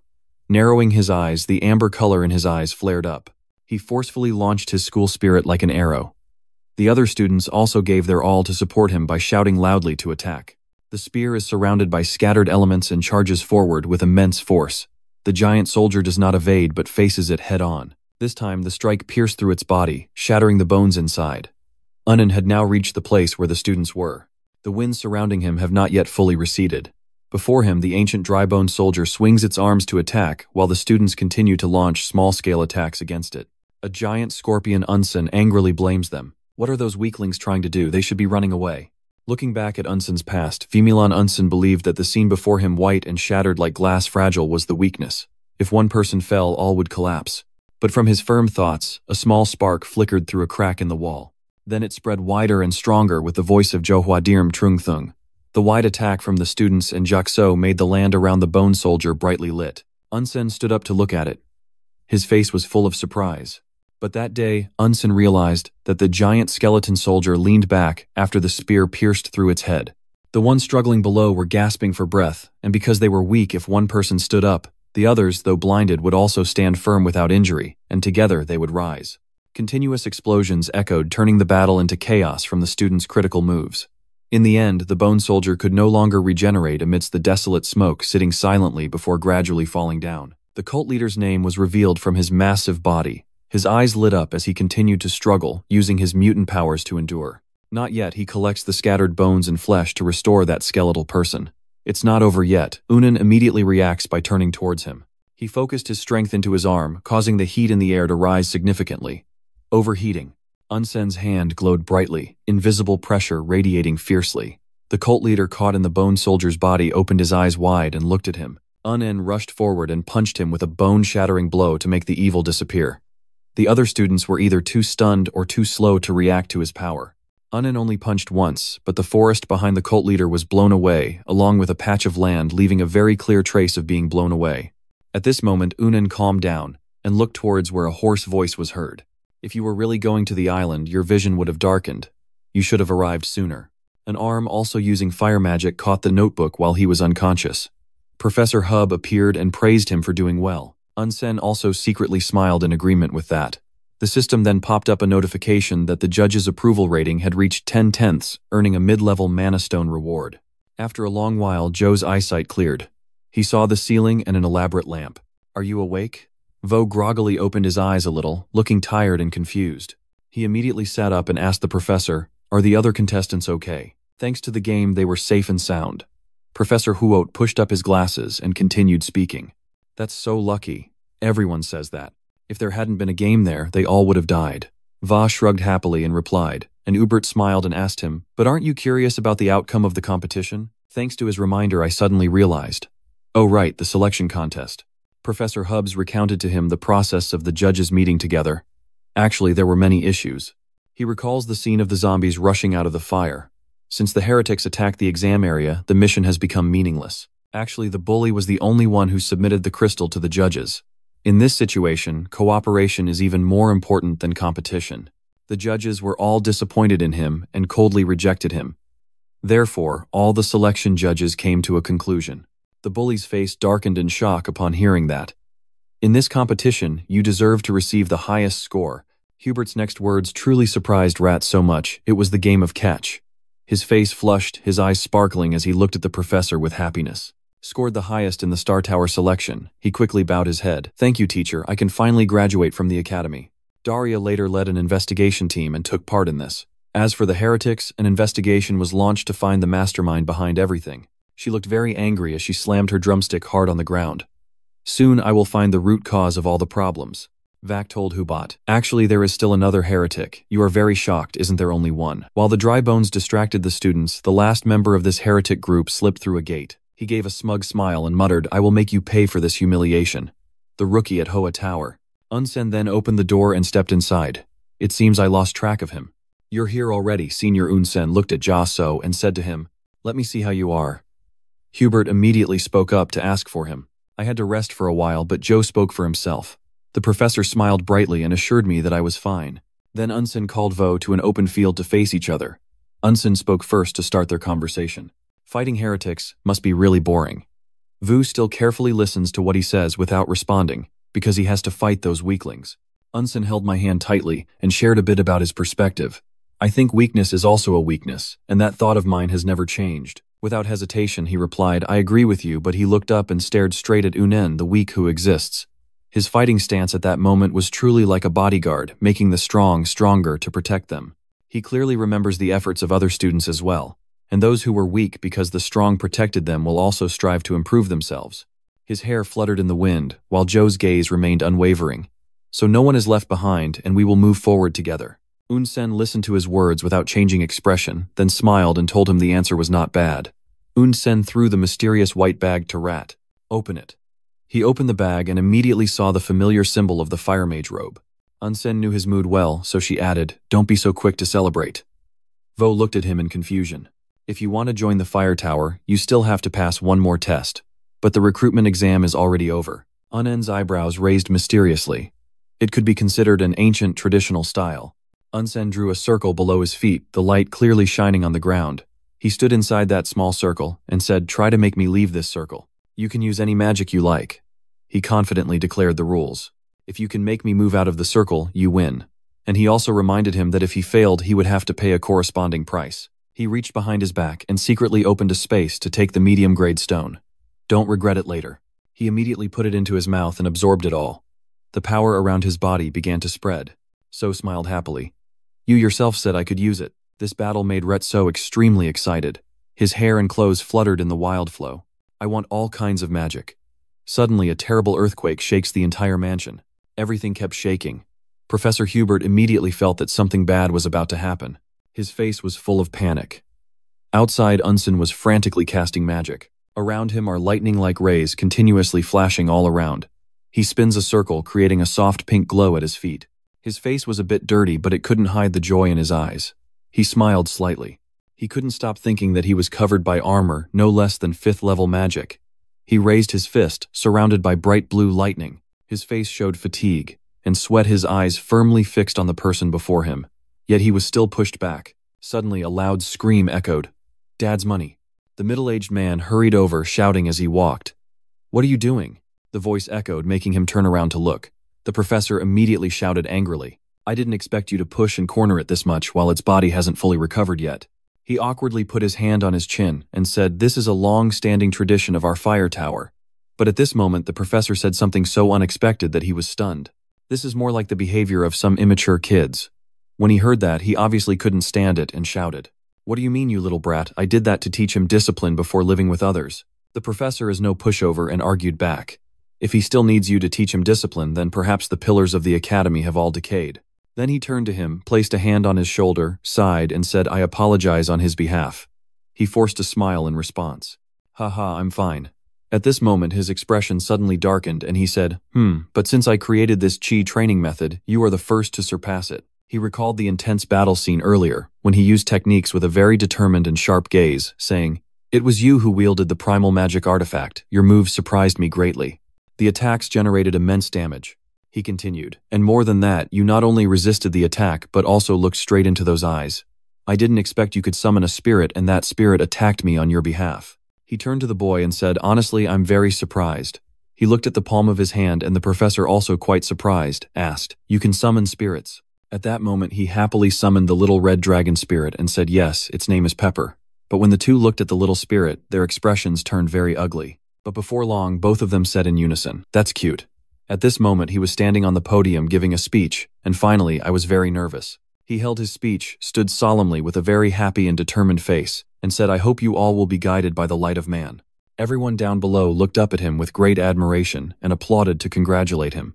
Outside, the sun was high, its rays shining through the lush green leaves. "The speech has ended. The professor who came with you just said the graduation speech was fitting for the top student." He was very happy to hear that and said, "Thank you, master." He replied, "You are no longer a student from now on, you can call me senior." Hearing that, he smiled and replied, "Yes, senior." The professor smiled and asked him, "Have you found a place to stay in the capital yet?" He replied, "I have thought about finding a small room in the suburbs of the capital." He said, "No need, stay at my place anyway. I can't go home until my contract with the academy ends." Hearing this offer, he asked happily, "Is that okay?" He calmly replied, "Of course, I'm the one making the offer to you." Without a hint of regret, he said, "I didn't expect that I couldn't use the luxury apartment I bought from the tower owner." This sentence of yours reminded me of when Mrs. Daria once told me, "Remember, the market here is quite expensive." His face was a bit sweaty and awkward as he thought, "Why does this feel so familiar?" At this moment in the room, he was packing his belongings, and the little elf was also very considerate in helping out. Suddenly, Thon's status displayed a notification, "Congratulations on graduating from the academy. Special gifts are being sent to some reward on the premium plaster." Suddenly, a glowing scroll appears in his hand. I was a bit surprised to see what this was. When I opened it, I found it was a map similar to the last time. The status bar continues to display notifications. Task 1, go to the marked location on the map and complete the related mission. He held the map while happily saying, "There's no way I wouldn't recognize this place." He then recalled the scene there and thought of a forbidden island where ordinary people are not allowed to set foot. Sin Island. I remember the image of wolves with sharp fangs under the bright moonlight, a place full of monsters extremely dangerous, and to get there at least one must reach level 6 mage. I just looked at Thon's status notification and put the map into space, very curious about this sudden opportunity coming to me. Suddenly he furrowed his brows and seriously thought what exactly was his purpose. He irritably recalled his previous painful self-image. Remembering that voice, I never expected the horn of the forgotten king to be engraved on your body. The image of you in such pain, eyes wide open, did it simply want to become stronger? Did that huge horn pierce him directly? Or was there another purpose that made it help me get stronger? Then his whole body glowed along with intense pain. That voice continued to echo with this power. He gently sat on the bed, rubbed the little fairy's head, and kept thinking he still didn't know anything. He picked up the little spirit happily and said, "But I have to become stronger because after all, I still have many things to protect." The little spirit seemed to understand and let out a cry. A voice asked from inside the carriage, "Is this your first time in the capital?" The man sitting opposite replied cheerfully, "No, I have been there before." He looked at me with a scrutinizing gaze. "Ah, this kid must be from the Daemon tribe, almost forgot." At that moment I suddenly spoke, "Senior, I have something to ask you." He heard that and replied, "What is it?" His face became a bit serious as he talked about the mission Professor Hubert had mentioned. He looked straight at him and asked, "Does this have anything to do with those heretics?" The question surprised him a bit. The carriage continued moving through the forest. He continued, "Otherwise there's no way the professor could have become like this when they attacked." He smiled slightly and praised him, "You're nimble." He recalled the scene of those setting up the formation and said, "Yes, Hubert's task is to track the heretic council." At that moment, in the middle of the formation there was a skull, but I'm not sure if calling the gathering a council is correct. The skull's deep eye sockets suddenly emitted a terrifying blue light. He was very excited and held my hand, saying I also want to help with that mission. Not hearing that, I asked, somewhat amused, "What do you want to hunt heretics?" His expression grew a bit serious, his eyes evaluating him, hard to tell if he was lying. Not looking directly into his determined eyes, he thought the boy had a very honest gaze. Suddenly he laughed loudly and said, "All right, a real man must have big dreams. I will report this to the Tower Master." He heard those words and happily said, "Thank you, sir." But he suddenly said, "But," he laughed loudly and said, "Only if you learn my magic before you can get to the capital." Hearing that, he felt a bit helpless and thought he really likes betting, huh? He clenched his fist so tightly that the veins stood out, pink mana radiating around him as he said, "Its name is Overheat." He looked at it with great pride and laughed loudly, "A one-hit kill magic." He eagerly raised a finger and said, "Overheat is a one-hit kill skill, used by concentrating mana even for a moment." He guided me to think about holding a rubber gun and said, "You can imagine it like using a rubber gun compressing mana and then shooting it out." Then the pink particles gradually spread out. He smiled happily and said to him, "Can you do it?" When it got dark, both of them stopped to light a fire and use mana, and until dawn he sat on the carriage roof, practicing, his whole body enveloped in a fierce red mana aura. At this moment, a great force acted and caused a large section of the mountain to collapse, revealing a path leading deep through the mountain range. He looked at it with great satisfaction, thinking it truly exceeded my expectations. He looked down at his very determined face and thought, I never expected him to be able to fuse superheating into his own original magic. I've never met anyone that talented before. He looked at his still trembling hands and said, "My hands are still shaking too much." Then the old man gently placed his hand on his shoulder and said, "You already know how to use it." But he propped himself up and turned around and he said, "Too much heat requires focusing mana. Because of the timing, you have to be careful about being counterattacked after using it. It would be very risky to use this move against strong opponents." He grinned slightly and said, "It's not always like that. Remember, the best defense is a good offense." After a long time, the two finally reached the capital. As they said, you never know when someone stronger than you will appear. The carriage stopped in front of a large palace, and he quickly got off the carriage. However, the strong often look down on the weak the moment they lower their guard. At this moment, a eunuch was helping another old man down from the carriage. Han kept a smile on his face and said, "Please step down slowly." His face showed a friendly expression, but Lam's attention was caught by him. His eyes gradually became sharp as he observed that person, for at that moment, the hidden tactics would determine the winner. At that moment in the palace, he bowed slightly and said, "Thank you, Tower Mistress. It is thanks to you that I have my position today." Mrs. Daria smiled happily and said, "Congratulations on joining the fire tower." At that moment, she suddenly seemed to remember something and turned around to say, "Luckily, you arrived just as the master of the Thungthak Tower was visiting."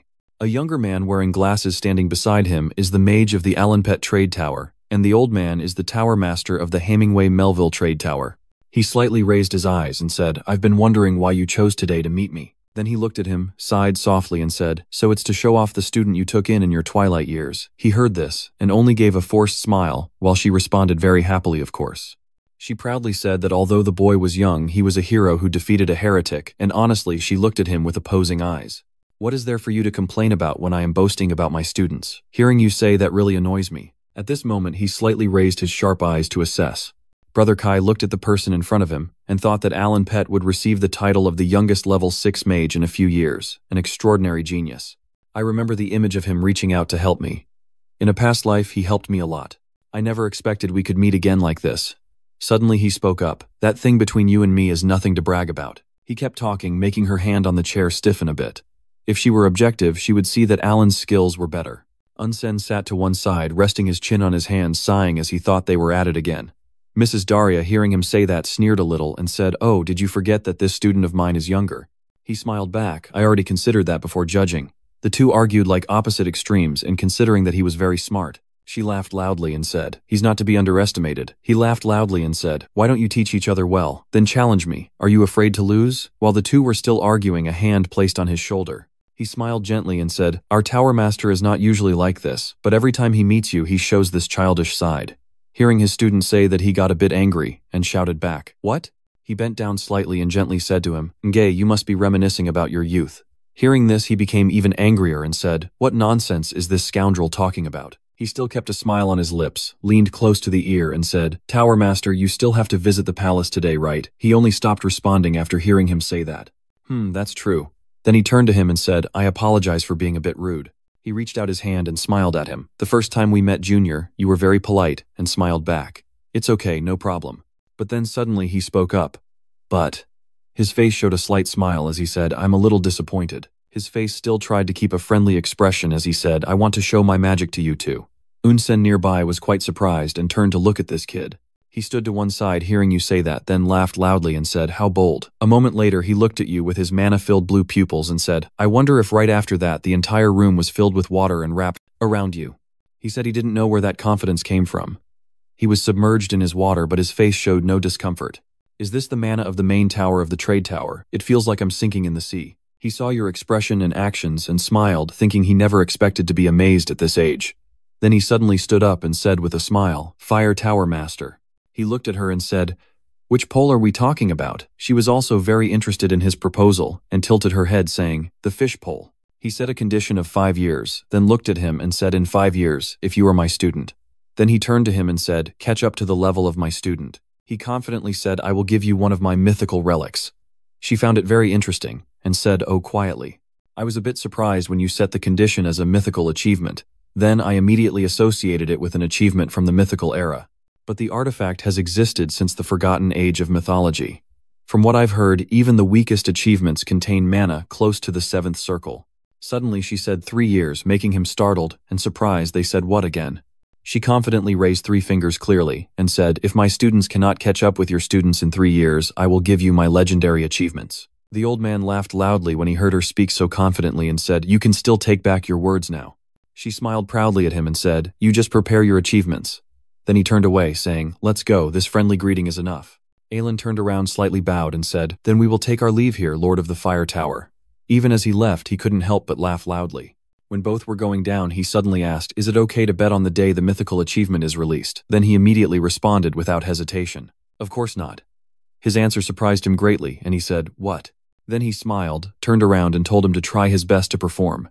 Hearing that, he agreed and said, "All right, I will fulfill the role of a senior." Both of them looked out the window at the same time, their minds filled with the same thoughts about the Veman family. Meanwhile, Unan was talking to him on this side. He sighed and said, "It's only the first day and the kids already won't sit still. Is Alan Page your friend?" He scratched his head shyly and said, "I'm sorry." He heard the question and smiled awkwardly, unable to speak. In his mind, he kept wondering if resurrection was possible. Daria held a hot cup of tea and slowly said, "Unan, tell me, do you want to help monitor the disciples?"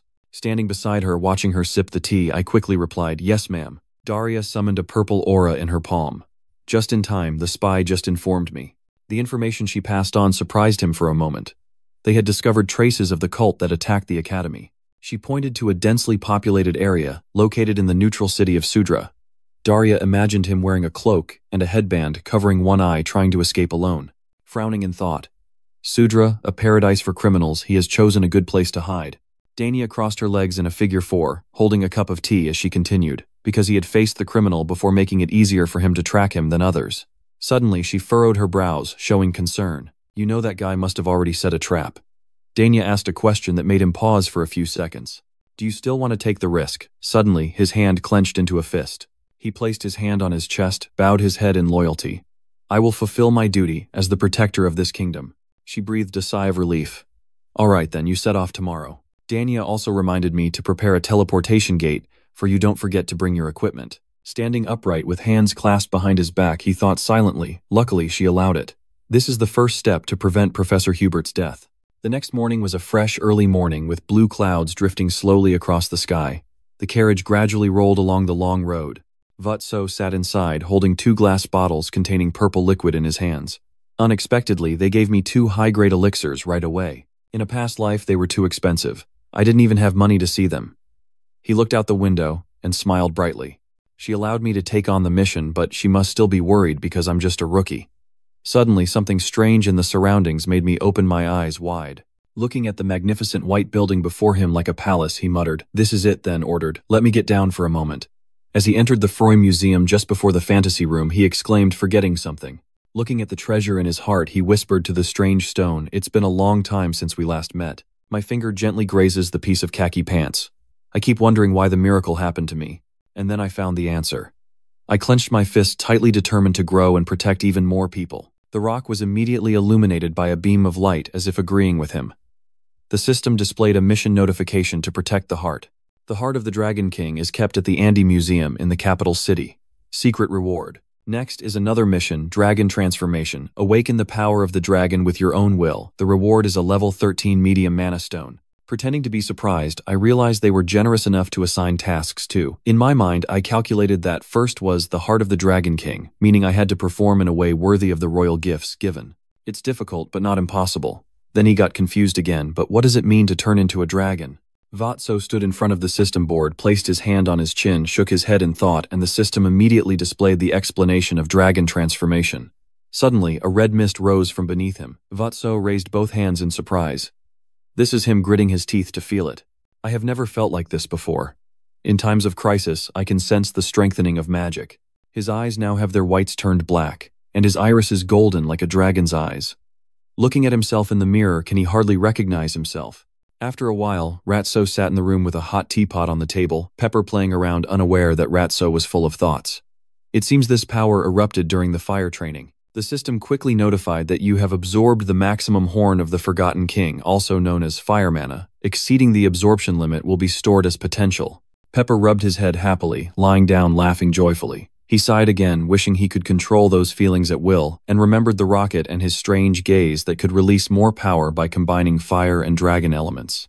The damage must be nearly critical at level 6. He lay on the bed looking bored. The problem is he has no way to master it anyway. The power only bursts out when he is in danger. His next words gave Pepper an idea. I don't have time to practice because of other tasks, and even if I did, normal practice wouldn't work anyway. Pepper mischievously bit my pants, but I didn't pay attention and remained lost in my thoughts. What should I do? He muttered that, no matter how focused he was, he couldn't regain the panic he felt that time. Seeing himself puffed up and glaring angrily at him, Pepper then unleashed a huge flame that made him stare wide-eyed and open-mouthed. He was covered in scratches, his hair puffed up, and he suddenly sat up to see Pepper blaming him. After a moment, he understood. "Ha, you mean you can help me?" Pepper raised a hand and smiled with squinted eyes, growling a few times. Quickly, sitting cross-legged Pepper flew up and sat on his head. Ratso's eyes narrowed, showing concentration. He sensed a long, winding crack in the dark night. So looked up at the surrounding scene. He stood in a strange space with a door in front.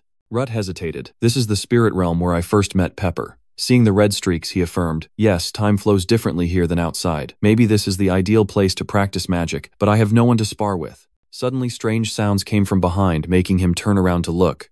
Immediately, a giant red dragon with golden eyes appeared before the small village. He looked up anxiously and asked Pepper what's wrong. The dragon leaned in, rubbing its face gently and sighed. "It's you." He looked at Pepper with hesitation. "Thank you for helping me, but fighting you is a bit." Suddenly, a series of giant spirits appeared around each one tens of thousands of times, larger than the ledger holder. He smiled confidently. "I guess I was worrying for nothing." Suddenly, a tall figure approached him while Vo still stood motionless without moving. He reached out to start. Then you help me. At a restaurant with 3 men, 2 reported, "Leader, the evil cult has left the city. Should I chase them?" The scarred leader with a long cut across his eye, carrying several weapons at his side, gave orders. "Everyone get ready," the leader shouted back. "Jackson, please report back to me. The fire tower is in trouble." Jackson stood at the counter, holding up one finger. The sign was clear. "All right, everyone, be careful." The leader smirked. "Don't worry." He recalled Joe's silhouette with the red aura. "Surely a member personally trained by Daria is coming to help. I can't let him handle it alone." Clearing his throat at his 2 subordinates. "Let's go." 3 days later, in a brightly lit room under the silent night, a man leaned on the table looking at the blue orb. The god of the fire tower, he must arrive quickly. Suddenly, a blue orb displayed several lines of text. "Sudra alert. The fire tower spy sent out is missing." The next day, everyone was amazed on the way. Someone exclaimed, "What is that?" Someone looked at Joe's slender figure and fashion and wondered, is a kid like that really in Sudra? This crowded, scorching place is the neutral city of Sudra. And as I walked, I thought that without the space gate in the Imperial City, it would have taken much longer to get here. Sudra didn't think about fighting the spirit realms for a week, but thanks to training in the spirit realm where time stands still, it feels like a whole month has passed before he arrived here. When in the spirit realm, his whole body kept burning. Then he clenched both hands tightly, his eyes turning into dragon eyes, proudly roaring to practice martial arts. The result satisfied him. Of course, he had succeeded with the enhancement like turning into a dragon. The system also transmits messages. You have gained the power of the dragon through your own efforts. Dragon horns will showcase your skill level. During the dragon transformation, fire attribute comprehension will increase exponentially. At that time, he held his rocket in his hand, but there were still many problems to solve. The system was also counting down 15, 14, 13. A phoenix immediately shoots fire and ice towards him. Time is counted again, 1110. In addition, another spiritual creature shot a purple energy beam towards him, leaving him momentarily astonished. A purple stream of air hit you directly, standing very strongly. Vatso lay collapsed on the ground, firstly because the time was too short. He cursed only 15 seconds. Then he slowly stood up, hands resting on his trembling knees, exhausted and wiping sweat. This reaction, the second reaction, is like overheating. Using this skill will cause loss of self-defense ability. Suddenly, someone raised a club in front of him, and only then did Rat so regain his composure and look down. The black guy standing behind him had his hands on his hips, smirking. "Hey kid, lost your way," he sneered. "If you want, I'll show you." Vatso still said nothing, only looking at him with contemptuous eyes. He raised something that amazed everyone. Ah, what a coincidence. Not long after, in front of an old building, the other person covered in scratches and bruises forced a smile. "This place is W Gold." The others immediately bowed 90 degrees and shouted loudly, "Have a nice trip," silently thinking the useless and idle ones. Then he sighed in relief and disappeared. He stepped inside, and a person behind the counter greeted him. "Welcome, dear customer." Sitting down, the person politely asked what the guest would like to have. He ordered a long drink, a 3 7-year-old Red Dragon cocktail mixed with 1 2-year-old brick. Vaha is straightforward. The person next to him looked at him with a contemptuous smile. "Crazy guy, are you trying to make a cocktail with over 70% alcohol? Take a sip, hold your breath, and sing it out, thinking to yourself, drinking that stuff is actually deadly." This way of ordering drinks is the code of the Harmony Tower. Jackson was surprised to hear that a young man was actually a member of Harmony Tower. He just handed you the glass of wine, your drink, feeling uneasy inside. Isn't he too young? Suddenly, a blue screen with molecular bonds appeared behind him. Vo quickly realized it was soundproof magic. "The guests cannot hear the conversation between us." Jackson poured the wine while introducing. "I am Jackson, the sorcerer of the Red Tower sent here on a special mission. I work secretly under the guise of a manager at the Gold One." He put his hands on the table and spoke. "I am Joe Daimon from Fire Tower." Jackson was a bit in a hurry to go somewhere else to talk. After a while, Jackso's voice rang out. "So the spy from the Fire Tower went missing 3 days ago." Jackson crossed his arms, leaned against the wall, and lowered his head to show sadness. Yes, he recalled that last time we contacted each other, the secret police were heading to the desert ruins, and it seemed many people were following that person. Were they surprised to have fallen into the trap there? Jackson shook his head gently. They were not the type to act rashly and fall into a simple trap. He suddenly asked, "Do you have the map to the desert ruins?" Jackson suddenly asked back, "A map?" He quickly responded, "I need to find and rescue them." Jackson sighed, showing disbelief, saying that place is not somewhere you can go alone. The remains of the missing expedition team were found near the Empire's border, a very dangerous area. Vo quickly realized this person seemed distrustful of him, but his eyes suddenly changed when he heard him say, "Unless you wait for the reinforcement army." His whole body emitted a blazing red aura, and his pupils turned blood red. He gritted his teeth. "I can leave first, right, Jack?" Sun looked up his face, drenched in worried sweat. "I heard he recently reached the 4th level of magic, but you stare at his cold face, full of killing intent. However, this magic should be at least level 5, not to mention he can control it freely and skillfully." After a while, he finally let him go. Jack's son coughed a few times. "I guess I was a bit impatient." He scratched his head and forced a smile. "I'll tell you the way there." Vatso smiled with satisfaction in the dark room, where only a small beam of light came through a round hole in the ceiling. A man in black with a bandage on his face bowed and reported, "By your order, we have left a trace." 2 dark figures with blue light in their eyes laughed loudly. "Good, I have caught the scent of blood from those chasing us." The next morning was a sunny and windy summer day in the neutral city of Sudra. I was pouring water into my mouth while thinking if I had known I would have practiced ice magic more. He even poured the water directly on my head to chase away the heat here. "Oh God, it's so hot here." Slowly walked towards the magnificent building ahead. No matter what, this place is bigger than I thought. After wandering around the house for a while, he suddenly realized there were many paths leading inside. An idea flashed in his mind. If his mission was just to find the cultists, he only needed to destroy this ruin and force them to reveal themselves. He hesitated for a few seconds, dragging his feet on the ground. He looked around and dismissed his initial idea, but since they could capture spies inside, he couldn't do that. He basically had to go in. Frowning and guessing, they must have set traps everywhere. Suddenly, a red aura wrapped around his feet. Vatso took a run up and growled, "Fine then." Hearing that, he immediately jumped up onto the ledges. I just flew to the spot marked by the circle, the hole in the building on the roof, and told myself I would enter in the most unexpected way. Vatsa quickly jumped straight down to that circle. As soon as he landed on the floor, a strong gust of wind swirled around him, surprising him. "How about the wind? Fortunately, my feet can still safely touch the floor." He looked around cautiously and breathed a sigh of relief. Luckily, there were no traps. At that moment, he noticed a detailed carving on a large wall of a person holding a sword and a dragon breathing fire. Jaso looked surprised. "How about a mural step, a dragon?" Vaso looked more closely at the figure and a black-haired warrior. He glanced at the fire, the dragon breathed, but unfortunately the rest was destroyed, making him curious about who their opponent was. Suddenly a voice rang out, making him surprisingly alert. He slowly turned his face back. Here he is. A group of people began to step out and stand on both sides of him. The mysterious voice sounded again. "I didn't expect that person from the academy to be the one chasing me. The footsteps are getting closer and closer."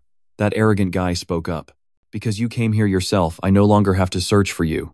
Vo stood still, watching the skeletal figures and armored warriors approaching him, and listened to the man speak to express gratitude. "That name belongs to the man wearing a cloak, a white band around his neck, and one eye." He laughed out loud. "I should grant you death." Vatso was not afraid at all, and even laughed. "You talk big, but you're running quite far, huh?"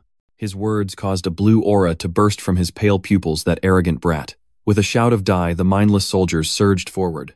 That arrogant guy with the corpses of elite soldiers who died on the battlefield. They are much stronger than last night. He hid behind a corner of the wall and grinned. "This place will be your grave." He stomped the book hard on the floor, sending out small sparks. Instantly, a towering wall of fire appeared before him. That name is no surprise with this trick. "Is it magic again?" Carrying the book, he sneered. "No, I bet this time will be different." He raised his fiery palm in the air, waved the book, recalling his time in the spirit realm, and said gruffly, "I haven't just been refining the dragon, you know." He raised both his palms, summoning circles of fire, as if to ignite the entire place. In his eyes, only blazing flames could be seen. "I will enhance the existing firewall magic." Swiftly, I turned both palms forward and add a guiding spell. He shouted loudly, "Fire wave." In an instant, the wall of fire blazed even stronger. It started spreading all around. His soldiers had to step back several paces in the face of this burning destruction. They quickly fell into a panic, not knowing what to do with the wall of fire. The speed of the firewall increased rapidly, and in an instant it burned a series of his soldiers. That coward still hides behind a wall, only daring to peek out halfway to see the battle ahead. He stared wide-eyed, mouth agape, speechless. My army is not that easy to defeat. Behind the flames was the dark figure of Jaso with bloodshot eyes. He cleared his throat. "There you are." But that guy basically saw nothing in front of him, as if he was leading an invisible notebook. He frowned. "Why him? Could it be?" He recalled the fiery red eye in the burning flame and silently guessed that he had used clairvoyance within that flame. He immediately turned to leave. Damn it, running now, but 2 words rang out too late. Vizo quickly appeared and disappeared, flying swiftly in front of him, raising his fist. Vo continued to laugh happily before running away. Suddenly, a huge explosion rocked the tower, filling the air with thick smoke, and moments later one person was seen flying into the sky while another lay groaning on the floor. Damn it, he gritted his teeth, his mouth continuously spitting out fresh blood.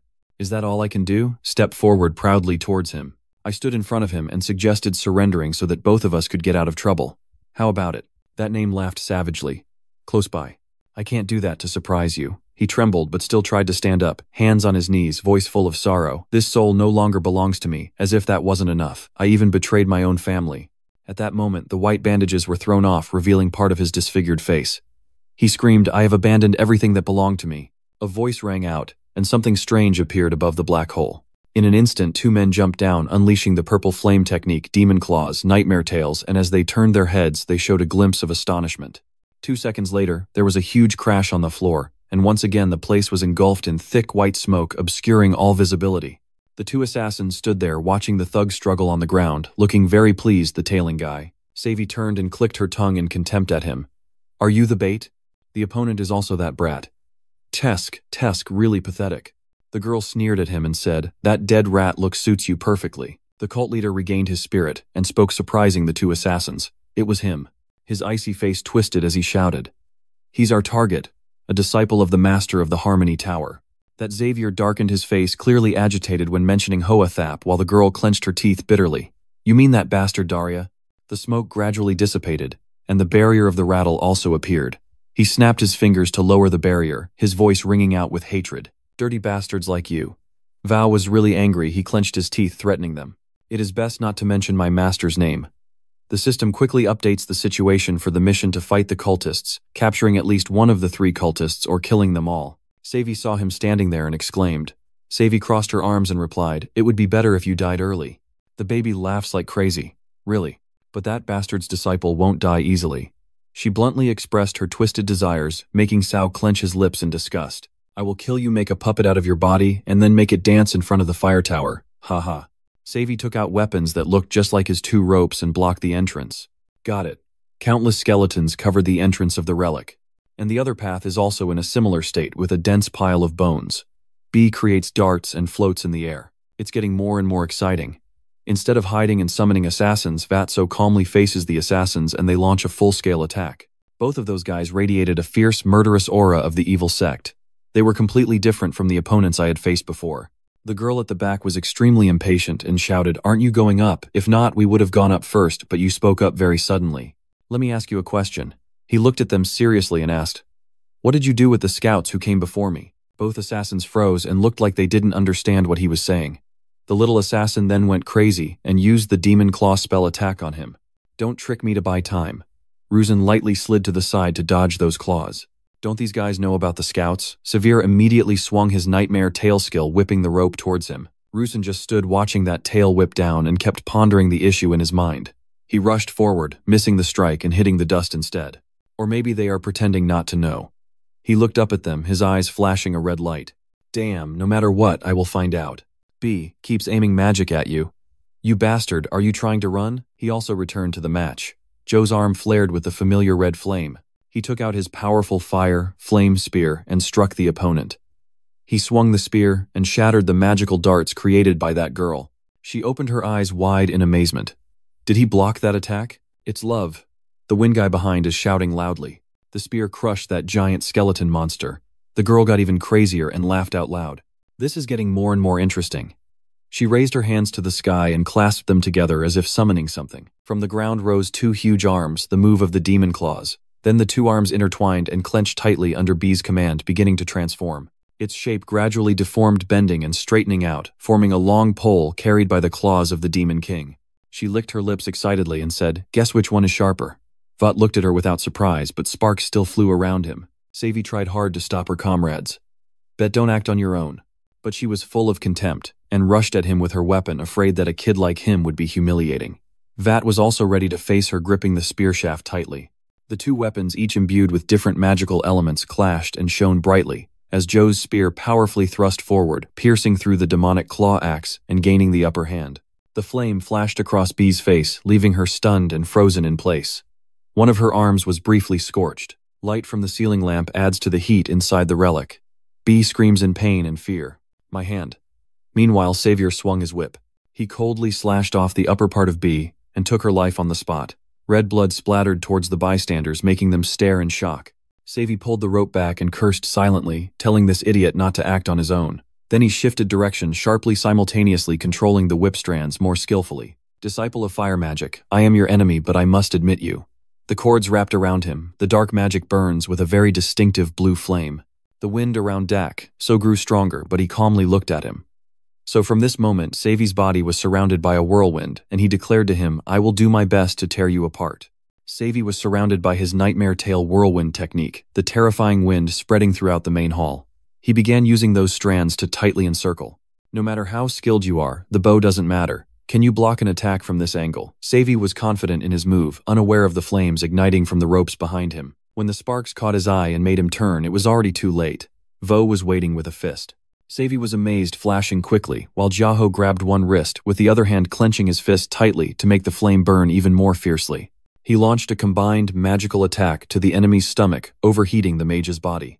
Savy gasped in pain, the heat almost burning him. After taking the blow, the surrounding winds cooled, and the room returned to silence. The wind named Du looked bewildered at the ongoing battle. Before him, So was holding Savy's head with one hand and punching furiously with the other. What's going on? He collapsed to the ground and cried out in fear. Are we losing again? The cult leader trembled, clutching his head. I'm definitely dead. No, I won't die peacefully. He looked at B's body and noticed a strange red thing. Those damn teammates acted like Huain Hong was some kind of expert. But Bet's final item, still unusable, lay scattered on the ground. The wind spirit fixated on it and came up with an idea it was an artifact. Savy struggled to sit up, leaning on his hands with his legs very sore. He groaned in pain after taking those punches. He was furious and growling at you with a bloodied face. Stop joking around, just kill me. Shut up. Vo interrupted him and grabbed his head again to threaten him and answer my question quickly. It started to raise questions for him. Where are the spies? Savy turned to spit out a mouthful of blood, then looked at him and replied irritably, You keep jumping back to those damn spies. What the hell are you talking about? She glanced at him and thought, he really doesn't know. Meanwhile, Savy pays close attention to every action of his. He no longer guards his room. He secretly takes out a small knife. This is my chance. But from afar, a strange chain flies towards Savy. It wrapped around his neck and pulled him away to Joe's surprise. Vol immediately glared back to assess the situation. That cultist is holding an item and muttering to summon something. Here, I offer this. Here I dedicate my life, my age, and even my entire existence, he exclaimed in surprise while Savy was still being restrained. A sacrificial pawn. He also saw the strange monster summoned by the cultist. Is this a giant hell beast? Then he was dragged helplessly towards the monster, screaming, Damn it! The cult leader continued mumbling prayers for the lives, lifespans, and deaths of others. His face twisted in pain, his eyes obscured by a strange light. I will give all those things to you. Below him were chains and tangled skeletons. Savy was dragged towards them. Let ourselves become a part of the day's strength. Destroy everything. From the chaotic mass, sharp spikes grew ready. Savy was brutally pulled in by him and pierced right there. He screamed in pain. The cultist summoned a large creature and quickly absorbed his body into the abomination descendant. The abomination rises with overwhelming power fueled by blood artifacts.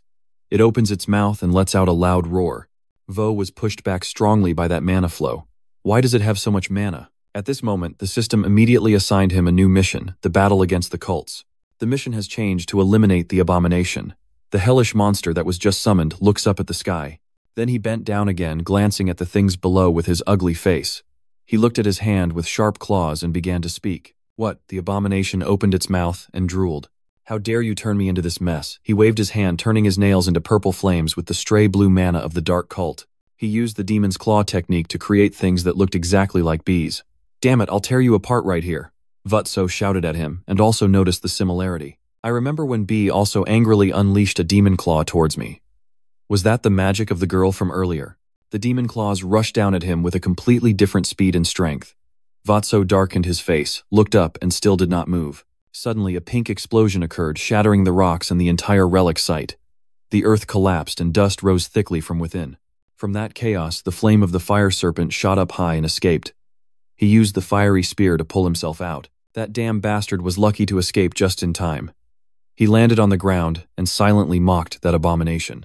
This idiot, the place where he just stood, has now become a pile of ruins with sparks flying around. It's unbelievable that he couldn't control his own power and ended up digging his own grave. But things are not as simple as you think. Movements gradually growing larger appear inside the rock mass. Voley's amazed when he sees those movements. What the abomination threw rocks and dirt and wrapped a chain around his body. It screamed angrily, spitting saliva. The giant ugly monster was not yet defeated. It reappeared with a piercing scream, dragging the chains. Its chains whipped through the air, tearing it apart. Abomination swings the whip in a rage. Die. He opened his mouth again and laughed, drooling disgustingly. I will gnaw you to the bone. That guy kept looking forward and didn't notice he was attacked from behind by fire magic, causing him to burst into flames. Vo dodged to the side and threw his spear. Did you wonder if you missed Abomination's massive body towers in the smoke and fire of Zo? He turned his face towards him, his purple eyes wide open. Ah, there you are. Abomination radiates terrifying and evil mana. Your attacks have no effect on me. Squeezing, gritting teeth with a bit of worry. He is right, his defense is unrealistically strong. I have to quickly retreat from the chains rushing towards me. I need to come up with another solution. The Abomination happily channels his strength into the chains and keeps attacking. You can rack your brains all you want, it's useless. Go set his feet on fire and sped up, leaping high. Now you still keep avoiding. I need to buy some more time. That big monster is getting more and more arrogant and threatening you. That's right, keep running and trembling in despair before my overwhelming power. Look up at him and immediately retort. Nonsense. You summoned a small flame in the air. This is just the beginning. My fire dragon fairy Pepper appears. I ask it, draw me a hand. Pepper was very happy to be asked by him. It let out a cry as a sign of agreement. Joel's arm reached out and grabbed a flame in his hand. He pulled himself together. All right, let's get started. First, Ja. So throws the fire spirits, causing the flames to ignite and spread quickly. Then he controlled them and created a wave of fire to confront the monster. The flames hit him and blazed fiercely. The light from the flame also blazed across the sand. But that strike still didn't faze Abomination. His body flushed red, but that guy still chuckled. He opened his eyes and mocked him. You fool, do you think this kind of magic can hurt me? But before his eyes, he no longer saw anyone standing there. Where have you been hiding? Only now do you sneer and speak up. Here it is. Pepper Bay is above his head, mouth open, ready to spit fire. A large amount of fire magic bombarded the face of the giant monster. Pepper swiftly flew around, causing trouble and making Abomination uncomfortable. Screaming, Domfly, slash in the sky, and quickly switched the magic system to lightning. Now I have attracted his attention. He raises one hand ready for his pose. The rest is the flame running through Joe's hands, using overwhelming piercing energy for this move. This time, Joe combined overheating and fire flame spear, making the spear stronger and bigger than usual. Pepper is still flying around to disturb the monster. He lands every punch perfectly. Suddenly, he recognizes the familiar light from his own finger. The name Abomination covers his eyes and screams, Stop making a fuss. Come here to me. Just as he wanted, he plunged down with a spear and lightning bolts combined around him, striking as he pleased. Suddenly, this counterattack made him bend down and use overwhelming heat. Abomination's face was engulfed in flames, but he still showed disdain. This is useless, I know. I retorted to him and continued lifting the spear. Lightning bolts flowed down his body once again, making this the real strike. From the high sky, the power of the lightning element formed a huge cube. He slashed the spear and stabbed it into his head like a fuse, then jumped away. He summoned thunder and began directing it to strike the ground. The other plane acts like a pedal, pushing the spear deeper in. Furious, the giant boar struggles. Abomination's face twisted as he was hit with more electricity and pressure on his head, finally exploding and lighting up the entire area. Thick smoke rises greatly, reducing visibility. A large hole is left in the ground, and the flames have been extinguished, leaving only the blue color of the lightning. He gently placed his foot on the ground and observed, breathing heavily as he wondered, is it over? From where the Abomination was only a pair of weak legs remained now. Upon closer inspection, it was just a skeleton left after the fatal blow. The skeleton was also charred black and showed no signs of movement. The system immediately notifies you. The battle is over now, you will receive your reward.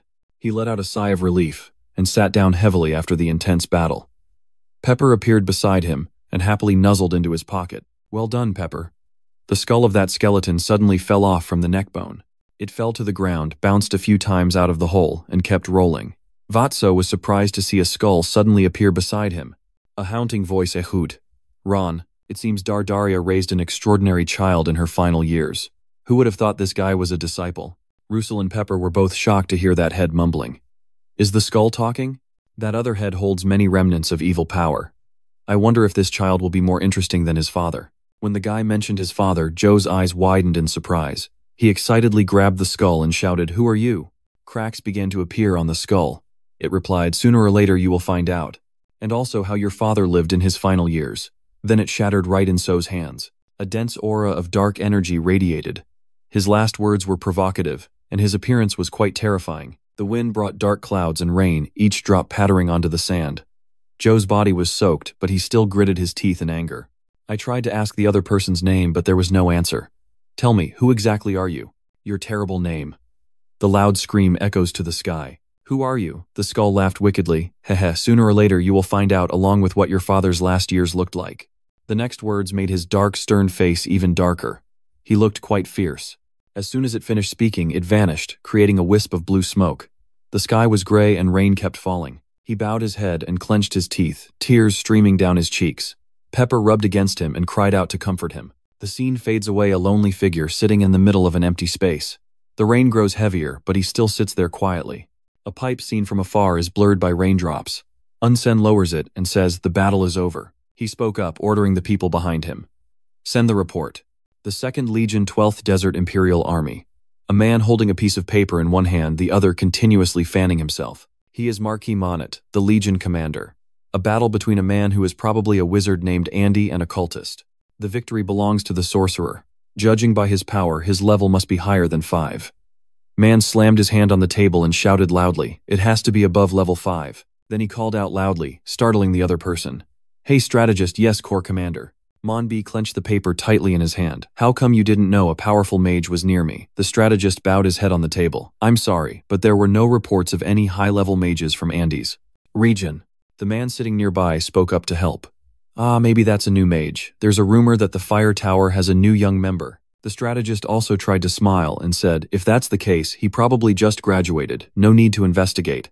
As long as they don't come near us, there's nothing to worry about." Monty got even angrier, slammed his hands on the table and shouted loudly, "These idiots, that new graduate is already at level 5. It means that later he might even resist end."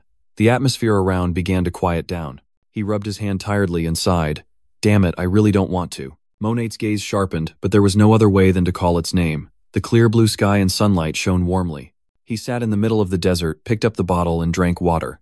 Then he raised his hand to wipe his mouth and thought, "I keep thinking about that.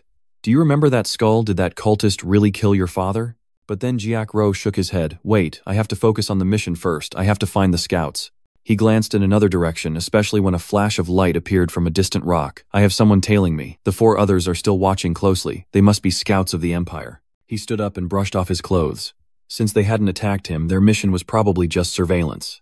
Vutso saw something and paused for a moment.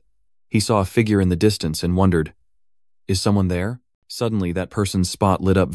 So was startled and quickly dodged to the side, but unfortunately it grazed his face and caused bleeding. An attack was launched right in the middle of the desert, sending rocks flying and creating a huge shockwave. He dodged to the side and fell onto the sand. Hurriedly looked up.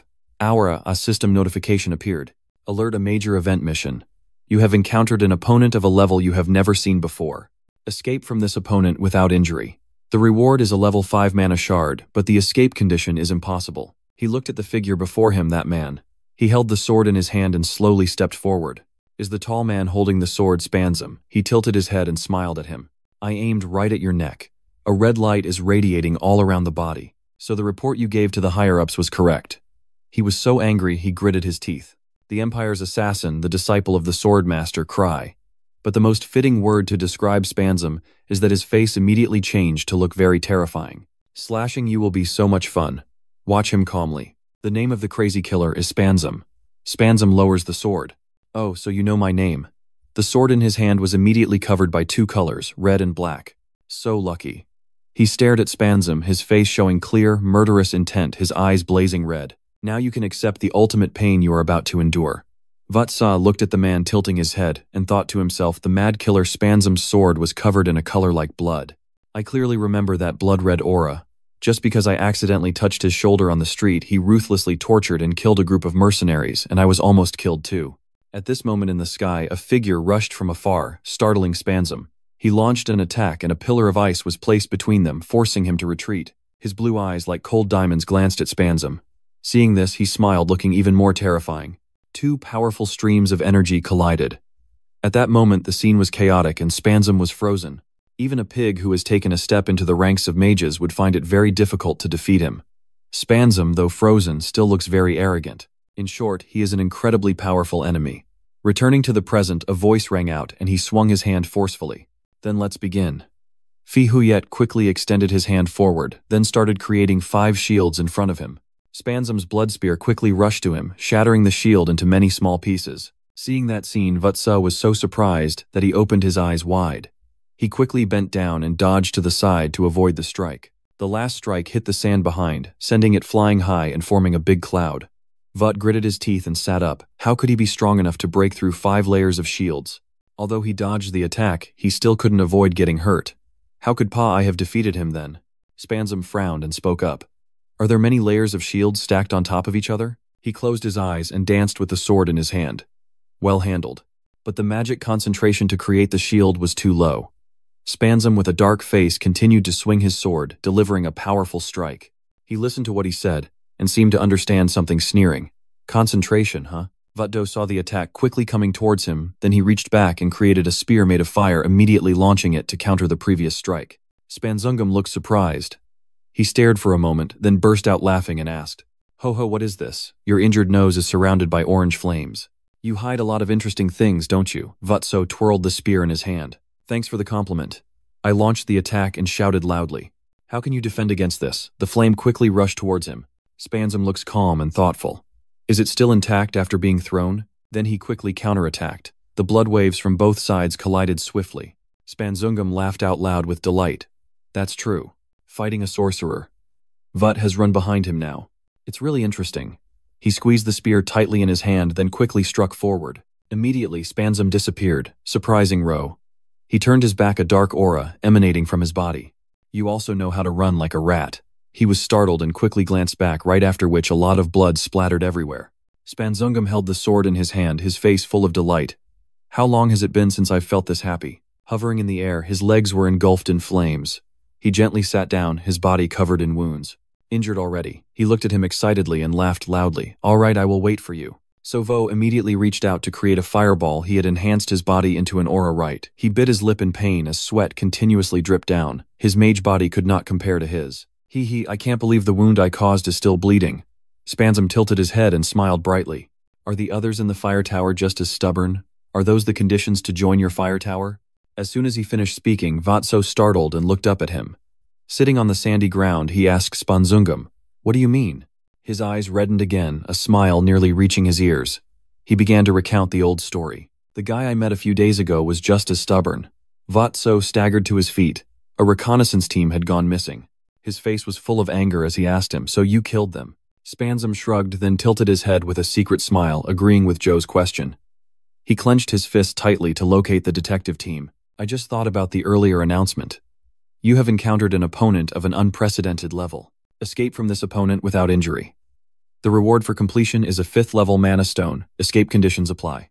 I continued my thoughts. After fighting him a bit, I planned to escape, but my 2 legs started emitting a red aura that then enveloped my body from bottom to top. The wind from that aura also blew my cloak and the edges of my shirt upward. Joe's eyes also brightened, her hair gently fluttering. This is not the time to think about the future. He smiled cruelly at him and asked, "Oh, did you hide your strength when fighting me?" Spanzung grabbed the sword glowing with a blood-red aura to see if you could still be calm when your body is torn apart by pain. Vatso looked down at the glowing ring on his hand, seeing the blue light surrounding it, thinking that Van Nuren had not recharged yet, and there was only one way left. Spanzungum raised the sword high over his shoulder and swung it behind his head. He began to move and use bloodless, frenzied techniques. A series of attacks were launched towards him. Vatso remained calm, standing still before it without moving or wavering at all. Just as the attack was about to hit him, a harsh voice rang out and a dazzling golden light appeared. Longhua. Spanzum is shocked by the explosion right before his eyes. He pierced through his attack. The fireball gradually grew larger, and Spanzungum's bloodlust slowly faded away. Vatso, with golden yellow eyes, rushed out from inside the fireball. He pulled out his spear, thinking there were 14 seconds left. The hand firmly grips the spear. He uses the spear to unleash the original moves, the fiery spear. He calmly glanced at the group, then smiled. Suddenly, a shadow flashed and vanished, leaving only sand and dust below. He jumps high up, ready to attack straight down. Spanzum stands below, looking up and thinking. This is dangerous. A huge pillar of fire was unleashed with great force. It runs straight along the length and pierces through everything. Under the sand, a flame flickers on it. Satsa knelt on one knee, holding a spear in one hand, his cloak fluttering in the wind. He grasped the weapon with both hands and slowly stood up, cutting through the bushes. Spansum suddenly appeared from behind you. I don't know what trick you used. He swung the sword down hard at the man holding the child, who quickly turned around and blocked it with his hand. He smiled triumphantly. But I bet you have temporarily increased your strength. Va calmly looked at Spansum and thought to himself. 9 seconds, he swung the spear in a slash across his body, but he had stepped back to avoid it. Vojern gritted his teeth and slashed downwards in one stroke. Spansum stepped back to avoid it. He slowly counts down the time in his head. 6 seconds. He tilted his head and smiled, then taunted him with his voice. If that's still not enough, then that power is truly useless. Spansum soared into the sky, his legs enveloped by a blood-colored aura. Let's finish this. He held the sword in his hand and then moved it slightly backward. Blood Phantom Strike. Spansum thrust the sword forward, then leapt down from above to where Ratso was. He stood below, gripping the spear tightly in his hand. Cough. One person with a sword lunges down from above, another with a spear strikes upward from below. The two weapons clashed, causing the two beams of light to mix together. He flipped in the air while fiercely slashing the spear down. A fireball hits the ground, causing it to crack open. Boom. A loud explosion occurred. Its light was dazzlingly bright. The dust slowly clears to reveal Dak, so sitting on his knees on the ground, one eye back to normal but breathing heavily. Vud is sitting facing Spansum. Around them a fire is raging. 2 seconds. He sneered down and asked, "Are you done yet?" He glanced at him and replied, "Still." Placing both hands on the ground, light immediately emanates from there. A second later, Spansum was startled by the scene. Around him, sparks and glowing orbs of the 6th magic circle began to appear, extending from nowhere to right behind Spansum. Suddenly a red light appeared from below, startling him. Flames engulfed the two of them. The hot bubbles are boiling inside the lava, and the sand surface has now turned into a lava lake. Melting. Vutso recalls reading it in some book. Zunghua. He focused intently on the book and understood its principle. A blazing red flame rose up. Thinking back to the powerful attack just now, it required the 6th magic circle. A red flame was curved into an arc, so I couldn't use this high-level magic. The moment of striking a match creates tiny flames starting from small sparks.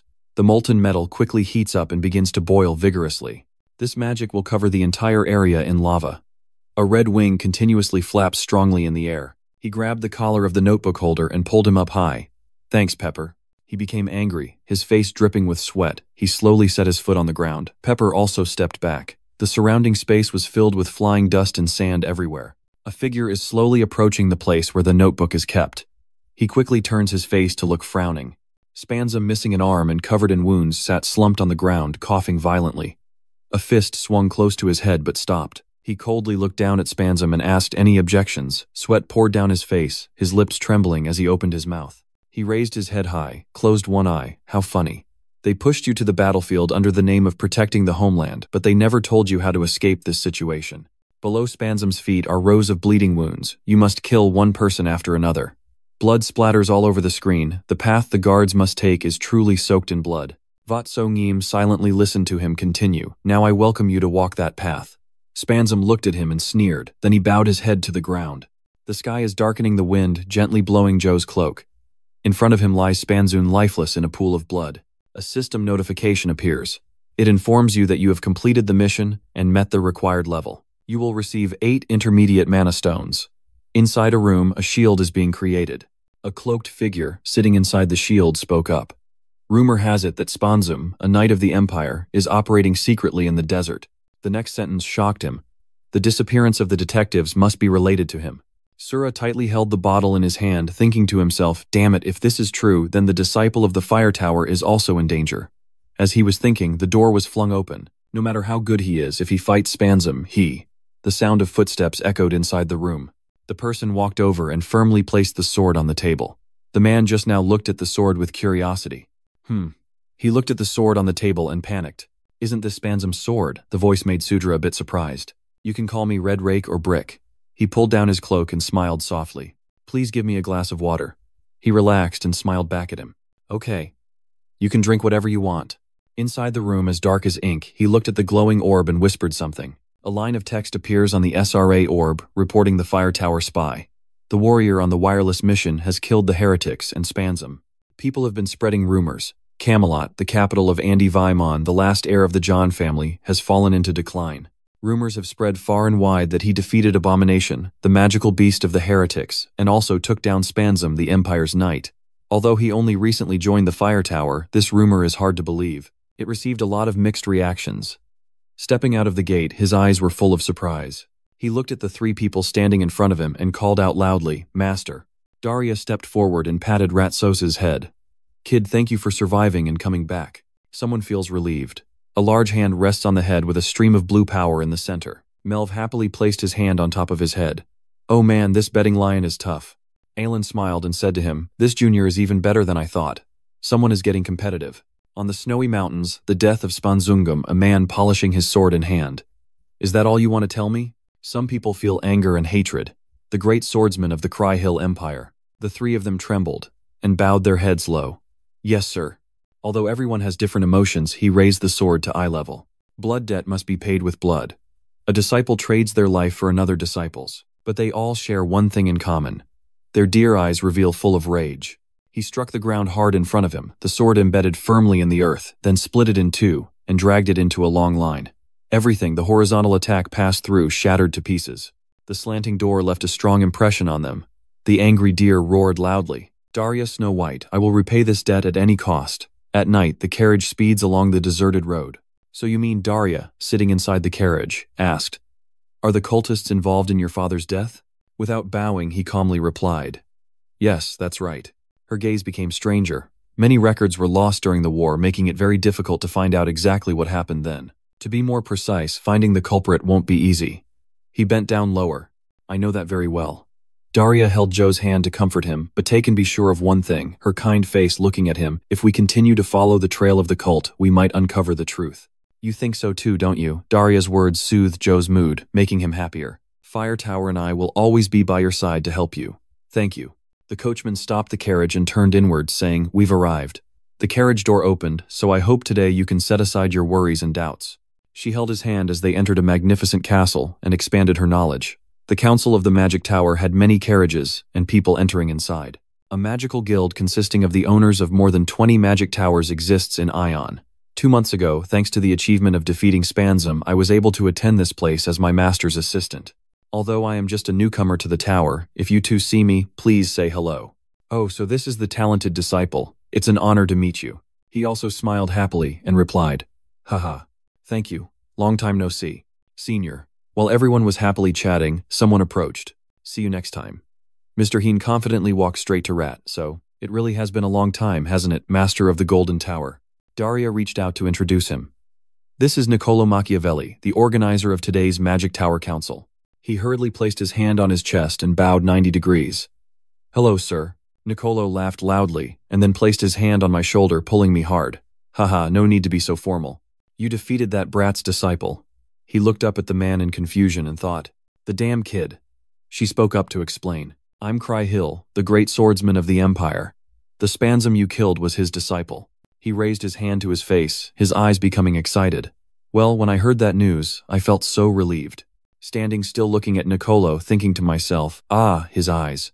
Melv came over and interrupted the conversation. "Don't bring up old wounds and go prepare for the presentation. Didn't you say there was something important to discuss today? How are the Fire Tower Master and the Gold Tower Master doing?" He saw the man sigh and thought, "The Tower Master loves the tower." She glanced at him and sneered, "Hoo-hoo, you look jealous because my disciple is being praised by everyone."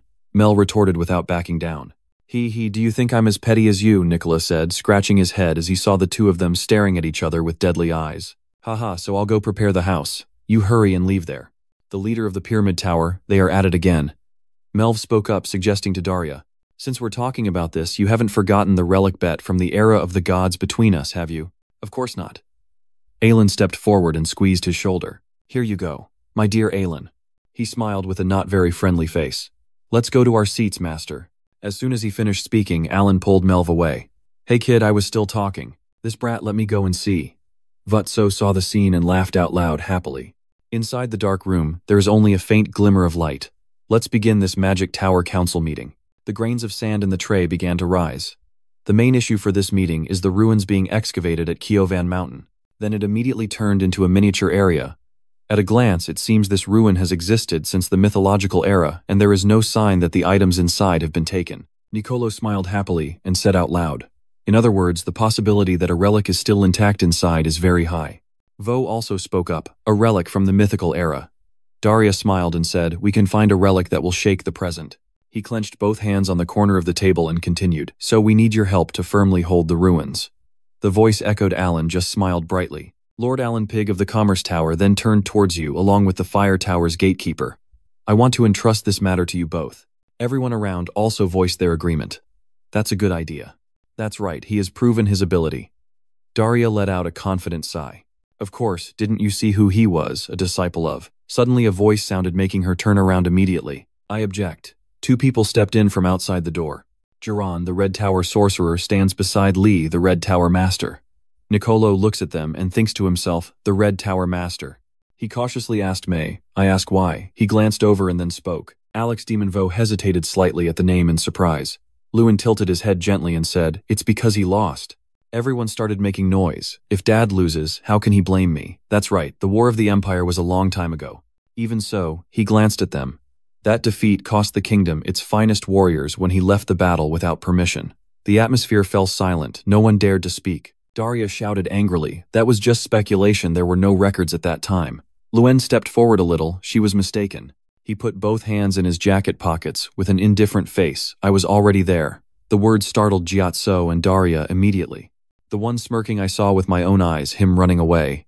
He seemed unable to believe what he had just heard. Did my father run away? Stunned by the words, it was undeniable that my father died in the war.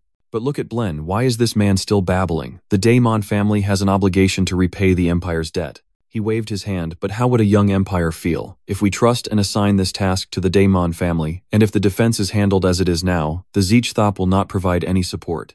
Everyone in the room was noisily discussing.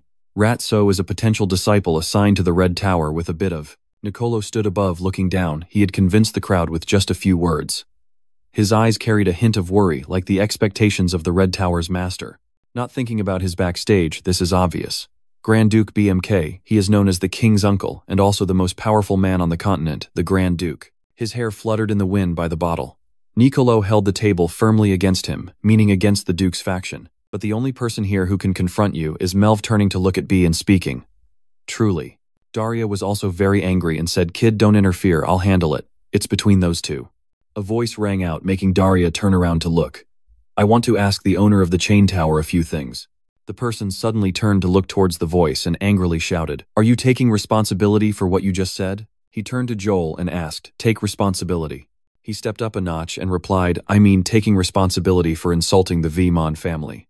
Daria placed her hand on his shoulder to stop him. Now is not the time, but Bren sighed deeply. As if the honor of a declining family is that important. You should consider yourself lucky that your master is Darien. He continued speaking when someone entered. Otherwise, I will cut out your tongue and make you a warning to other arrogant people. The lawless and rude one spoke as soon as he entered. Master of the Red Tower, every time I see you, you seem more arrogant. Others might mistake you for a king, huh? The people inside the room raised their hands to cover their mouths in shock. A girl with long flowing hair entered confidently. The princess, or the Princess Rumos. They immediately bowed down to greet the princess. The demon also bowed his head to greet the princess. Why is the princess here? She smiled brightly and said, I heard from outside the master of the Red Tower was right. He heard that and looked up. Yes. Hayket glanced over at Rat, so if someone owes a debt, he must repay it. He silently looked at her, saying nothing.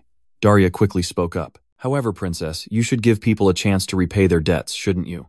Vatso and the lady suddenly turned to look at her. In this mission, I have orders that the Thung Tower and Hua Tower will defend. As soon as the words ended, the other side was equally surprised, along with Shich-Thap. He smiled faintly, his eyes a bit mysterious. He did not show happiness, but said again, Your Highness, that is not such a simple matter. She ignored Bren's words and called out Kim Thap Lord. Yes, princess. Or raise your voice with Nicolo, who is the biggest sponsor for the excavation in this mission. He bowed his head and smiled. It is you, princess. She immediately turned to the side. Well, so I think the problem has been solved. After saying that, Hayket turned around and left. Facing the gloomy face, watching her silhouette walking away, Nicolo hurriedly spoke up to bring everyone back to the matter. All right, the next tasks in the excavation plan for this mission. You have been standing there dazed, not saying a word. Or Kettrasm. Outside, the sky was dark, filled with bright stars as the car sped along the dirt road. The person sitting next to Jiran rested their chin on their hand, deep in thought. This is my chance to drown the Daemon family. I can't believe the princess interfered. Jiran was sitting when he discovered something. He grabbed the sword wrapped in blood-colored aura and jumped onto the car roof. The horse rider also stopped them. A figure stood blocking the front of the vehicle. The car stopped abruptly. The tires skidded on the road, kicking up dust ahead. He opened the door, sighed, and stepped out. "I see you have no manners." The side called Mrs. Daria. She held the cane in her hand and smirked. "Don't you think you're the same?" Jiran's sword pointed straight at Daria's neck, surprising her. His whole body radiated a dark aura. She tilted her head and said to Jiran, "Do you think that's enough?" Daria opened her eyes and they immediately changed to a different color. He stepped forward and said to him, "Put down your weapon." Jiran obeyed, put down his sword and bowed to Ben. He then approached Daria and asked, "What do you think about our relationship? It seems you didn't come here to apologize, so tell me, what do you want?" Daria spoke loudly, causing Bren to hesitate slightly. Alex John stared at him and asked, "Did you witness him die?" Tilting his head, he replied, I can't see clearly, but it's a pity." Daria interrupted him. "I am trying to investigate it, and I think I can ask you about it." Beal sighed and said, "Daria, I can't believe you went that far. What is your relationship with that dead gatekeeper? That is the master's responsibility to the disciple." She glanced at Blen, her eyes turning terrifying. "The disciple's problem is also the master's. I am simply helping my disciple solve the problem." He silently listened to her say, "Whoever it is."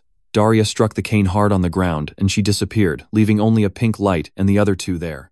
Ben turned around to give Jiran orders before leaving, then drove back to the Duke's mansion. He said sternly, "There are some things I want to check." Inside the room, a skull with strange drawings was placed on the cloth. Its eyes suddenly lit up, and its mouth opened wide. Regretful words echo across the sunset sky. "You will leave tomorrow, right?" Mrs. Daria regrets not wanting him to leave, but how can you do your job well when you're distracted? She stands above watching him collapse on the ground, probably still bothered by what that old man said. He shyly replied, "No, master." After hearing that from him and looking closely at every thoughtful gaze, those who praised the kid as a disciple suddenly turned to slander his late father as a coward. How could he not be shaken? Suddenly, the sound of high heels echoed. She hurriedly ran towards him. "Kid." Those legs moved in front of Ratso and gave him a piece of advice. "The needle in the bag will eventually come out. Just focus on moving forward on your path." He trembled, gripping the sword tightly in his hand. Those words only made him more furious. "Master, please teach me once again." Those decisive words made her feel extremely satisfied. He slowly stood up with a determined heart. "Of course that path won't be easy. But you have to walk that path. Children must step out of their parents' shadows on their own." Night falls in the city. Ket is alone, hesitating as she blends into the crowd. At this moment, she turns her head back with a slightly regretful look. Even though that shadow made her feel a deep reluctance in her heart no matter how big it was. 3 days later on Keovan Mountain, a place covered by cold snow and ice, he stepped out from the teleportation door. Seeing the scene filled with snow before him, he couldn't help but exclaim, "So this is the Keovan Mountain." That cold weather made him and his comrades shiver all over. To ease the cold, he snapped his fingers and a bright flame appeared to warm the cold people. He sighed with relief, and someone standing nearby suddenly noticed the air warming up and wondered, The atmosphere suddenly got loud. Maybe the flushed faces from the cold are also wondering where that atmosphere came from. He went to talk to Ratso. "Excuse me, are you Joe Daemon from the fire tower?" "That's right." The person smiled at him and then pointed in another direction. "We are waiting for you, please, this way." He immediately followed. Along the way, everything around him made him very curious. Seeing the flag hung all along the road, he immediately analyzed it. The Golden Pyramid. Next is another flag, Vinku Kimthap. A section with different flags, a mix of Kimthap. Looking at the people behind me, I was a bit curious. "So, all the earth magic experts have gathered here." That person spoke up at this moment. "Impressive scale, huh?" Looking at the architecture before them, the two of them had to exclaim in amazement. They even made this entire place out of magical crystal. The reflection of myself through the magical crystal fascinated me just like a mirror, which is why they call the ruins such a luxurious and pure place, also known as the Glass Palace. An old man came up to me and greeted me with a smile. "Welcome, I am Spigel M from the pyramid in charge of this expedition." I respectfully respond to this elder. "Hello, Elder Spigman. I am Joe Daemon from Fire Tower." Looking at the talented man before me, I am full of admiration. A talented man who was once a commoner became the elder of the Golden Road Pyramid. He is also an archaeologist and explorer who has excavated more ruins than anyone else in the kingdom. A spark of hope ignited in his heart. Maybe he could answer his questions. At that moment, someone else approached. "Here you are, sir. Very neat." Alan appeared from nowhere, surprising him greatly. "Sir Alan, so you have arrived too." Their meeting made the atmosphere even more joyful. "Pleased to meet you." Just met the two, chatted back and forth, smiling like two children. "A hard-working genius, huh? It's like cheating. I want to protect the remnants from the era of gods." Aelin pushed his glasses up gently with his hand. Now that only the Red Tower's guards have arrived, we can discuss our moves and missions together. The elder behind them watched the two happily chatting, feeling somewhat reassured. Thak feels at ease with the kingdom's disciples protecting the excavation site. He looks at the magnificent ruins before him, wondering what problems could arise from such foul ruins that require sending all personnel. That made him ponder deeply. It seemed a bit excessive. But suddenly a loud sound came from afar, startling the three people standing and talking to look in that direction. Everyone ran in that direction, shouting as they ran. What's going on? A giant crystal monster suddenly went crazy. The elder standing behind immediately recognized what kind of creature it was. A crystal golem. Aelin hurriedly evacuated everyone present. Everyone get to safety quickly. That block of ice suddenly moved its arm detached. Suddenly it slowly stood up and shot sharp crystal shards at everyone. Those who stood up to fight back were pierced through their bodies by the sharp crystal shards, screaming in pain. The elder was extremely panicked at this moment. The shield couldn't even withstand one hit. He raised both his hands and slammed them hard onto the ground, creating a crack resembling a spider web. The desolate and ruined scene emerges from where the crystal golem stood. Thick smoke is drifting from his attack. The sharp crystal shard was stabbing into the ground repeatedly. He shouted urgently. Everyone is predicting the ground to block the quick strike. A figure is trying to move the injured person to safety. Come on. By now that monster has discovered that the two of you are trying to leave. It reached out its sharp hand towards the two of them. She turned her head to see its crystal shards shooting out. Both remained calm and handled this dangerous situation instantly. Russell initiated. He did not hesitate and quickly used the fire spear to burn it. She was surprised to see him come to her rescue. Gently squeezing her, he asked if she was okay, then suddenly noticed a strange feature on her head. That feature made him feel very familiar. Purple hair, don't tell me you are actually the princess. The princess frowned upon hearing this, knowing her identity had been exposed, but before she could finish speaking, the monster roared and attacked him continuously. Aelin launched an ice arrow, a sharp ice-tipped arrow aimed at the monster. The arrow pierced the monster, causing an explosion, but its body was tough, and it stood up through the smoke. Alan and I were ready to attack it. Alan stood silently staring at the monster. I tried to completely destroy its body, but its body is too tough. It let out a roar and threw the people standing around it away. The origin of flame burst out right where Alan was injured. The red flame you created to attack the monster. Blood flame sword, the sparkling shards intensify the explosion and brutality of the battle. It was quickly overwhelmed by the scorching flames and collapsed to the ground. He stepped closer to the fragments of its body. At this moment, a man's voice sounded. It didn't seem too late. Upon meeting, he introduced himself to him. I am Jiran from the Red Tower. Va stood silently looking at the strong man in front of him. Jaren also looked at him with a thoughtful gaze. 3 days ago, Jiran was talking to someone. Alex Gemin seemed uneasy, like he had done something wrong. Daria has started investigating his death. Any guesses? A half-exposed bony chin whispered. Guessing, so it was a skull with a star-shaped mark on its forehead that looked very mysterious. Guessing, huh? The skull continued. Don't you remember why you killed him? Ben stood silently after that, and the skull said excitedly, Sir, are you afraid of being caught? Ben's arms slowly clenched. There's no way that could happen. He turned his back to the skull. I'm just disappointed. Jiran silently listened to their conversation. If you can handle Ratso-dun in the selection, Daria will have no reason to doubt anymore. The new skull, with glowing eyes, spoke. That's because I received it. The false information that Ratso-daimon is a weak kid. He angrily turned to scold the skull guy. So now you're trying to say it's my fault, right? At this moment, a deep voice approached. You called me here just to watch you two argue. The man with a scarred face and disheveled hair bowed respectfully as soon as he saw BM Radam Ben. I greet you, Grand Duke. My grandson has caused trouble, hasn't he? He did not dare to look up. That's right. Initially, only a few members of the protection team were expected. Bism raised his hand to stop. Let's focus on the main issue. How do we take over those ruins? Bren immediately turned to Jiran and said, My disciple here, Jiran, will join the protection team. If Jiran creates a side path through Kinthap's protective barrier, the cultists passing through that path will ambush the group of protecting mages. But you know, for our plan to succeed, BMX touched the handle, stroked it thoughtfully, and then said, We need to subdue the Tower Lord guarding the current king to safely eliminate the Tower Lords without causing damage. At that moment he said vaguely, We need the thing that's in the ruins. Therefore what needs to be checked is the item in Bism's hand emitting blue smoke that he raised to his face. Don't we at least need to have an ace up our sleeve for this important mission? I'm trying to shout into the tent from here just a little. I think it's better to let go instead of holding on. Give up, princess. It's too hard. Seeing him keep calling her princess, she raised her hand to signal, Keep this a secret.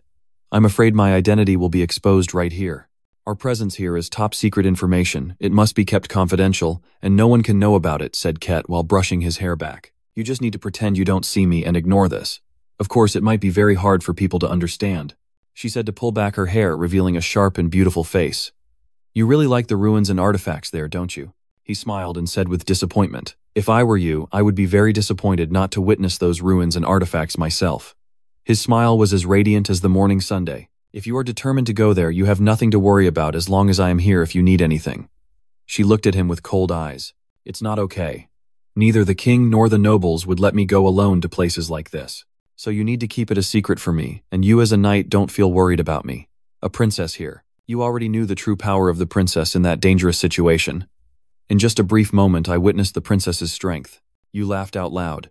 Ordinary knights cannot compare to your extraordinary power, so there is no need to worry about any task for you. Or listen and immediately blush. Extraordinary power. She shyly flicked his forehead. Or else she would leave a guava on Joe's head. Anyway, I will set off now. You stay here and do your best in your role. Sunlight shines on Het's radiant face. Inside, she feels a bit moved by him. He's not bad even if he's just an amateur.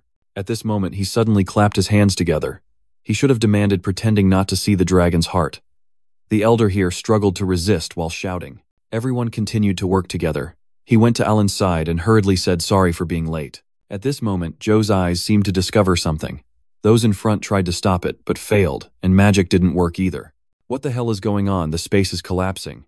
Alan saw him confused and calmly explained that one of the strongest shields, the white crazy item, was pierced by a sharp yellow arrow, and those trying to protect the layer were immediately shot away, screaming across the sky. The elder angrily slammed his arm on the ground. Damn it, just when we found the entrance to the ruins, why is it a collapsing space of all things? Jiran stood aside, silently watching the people in front fumble awkwardly. His eyes were cold with a hint of hesitation inside.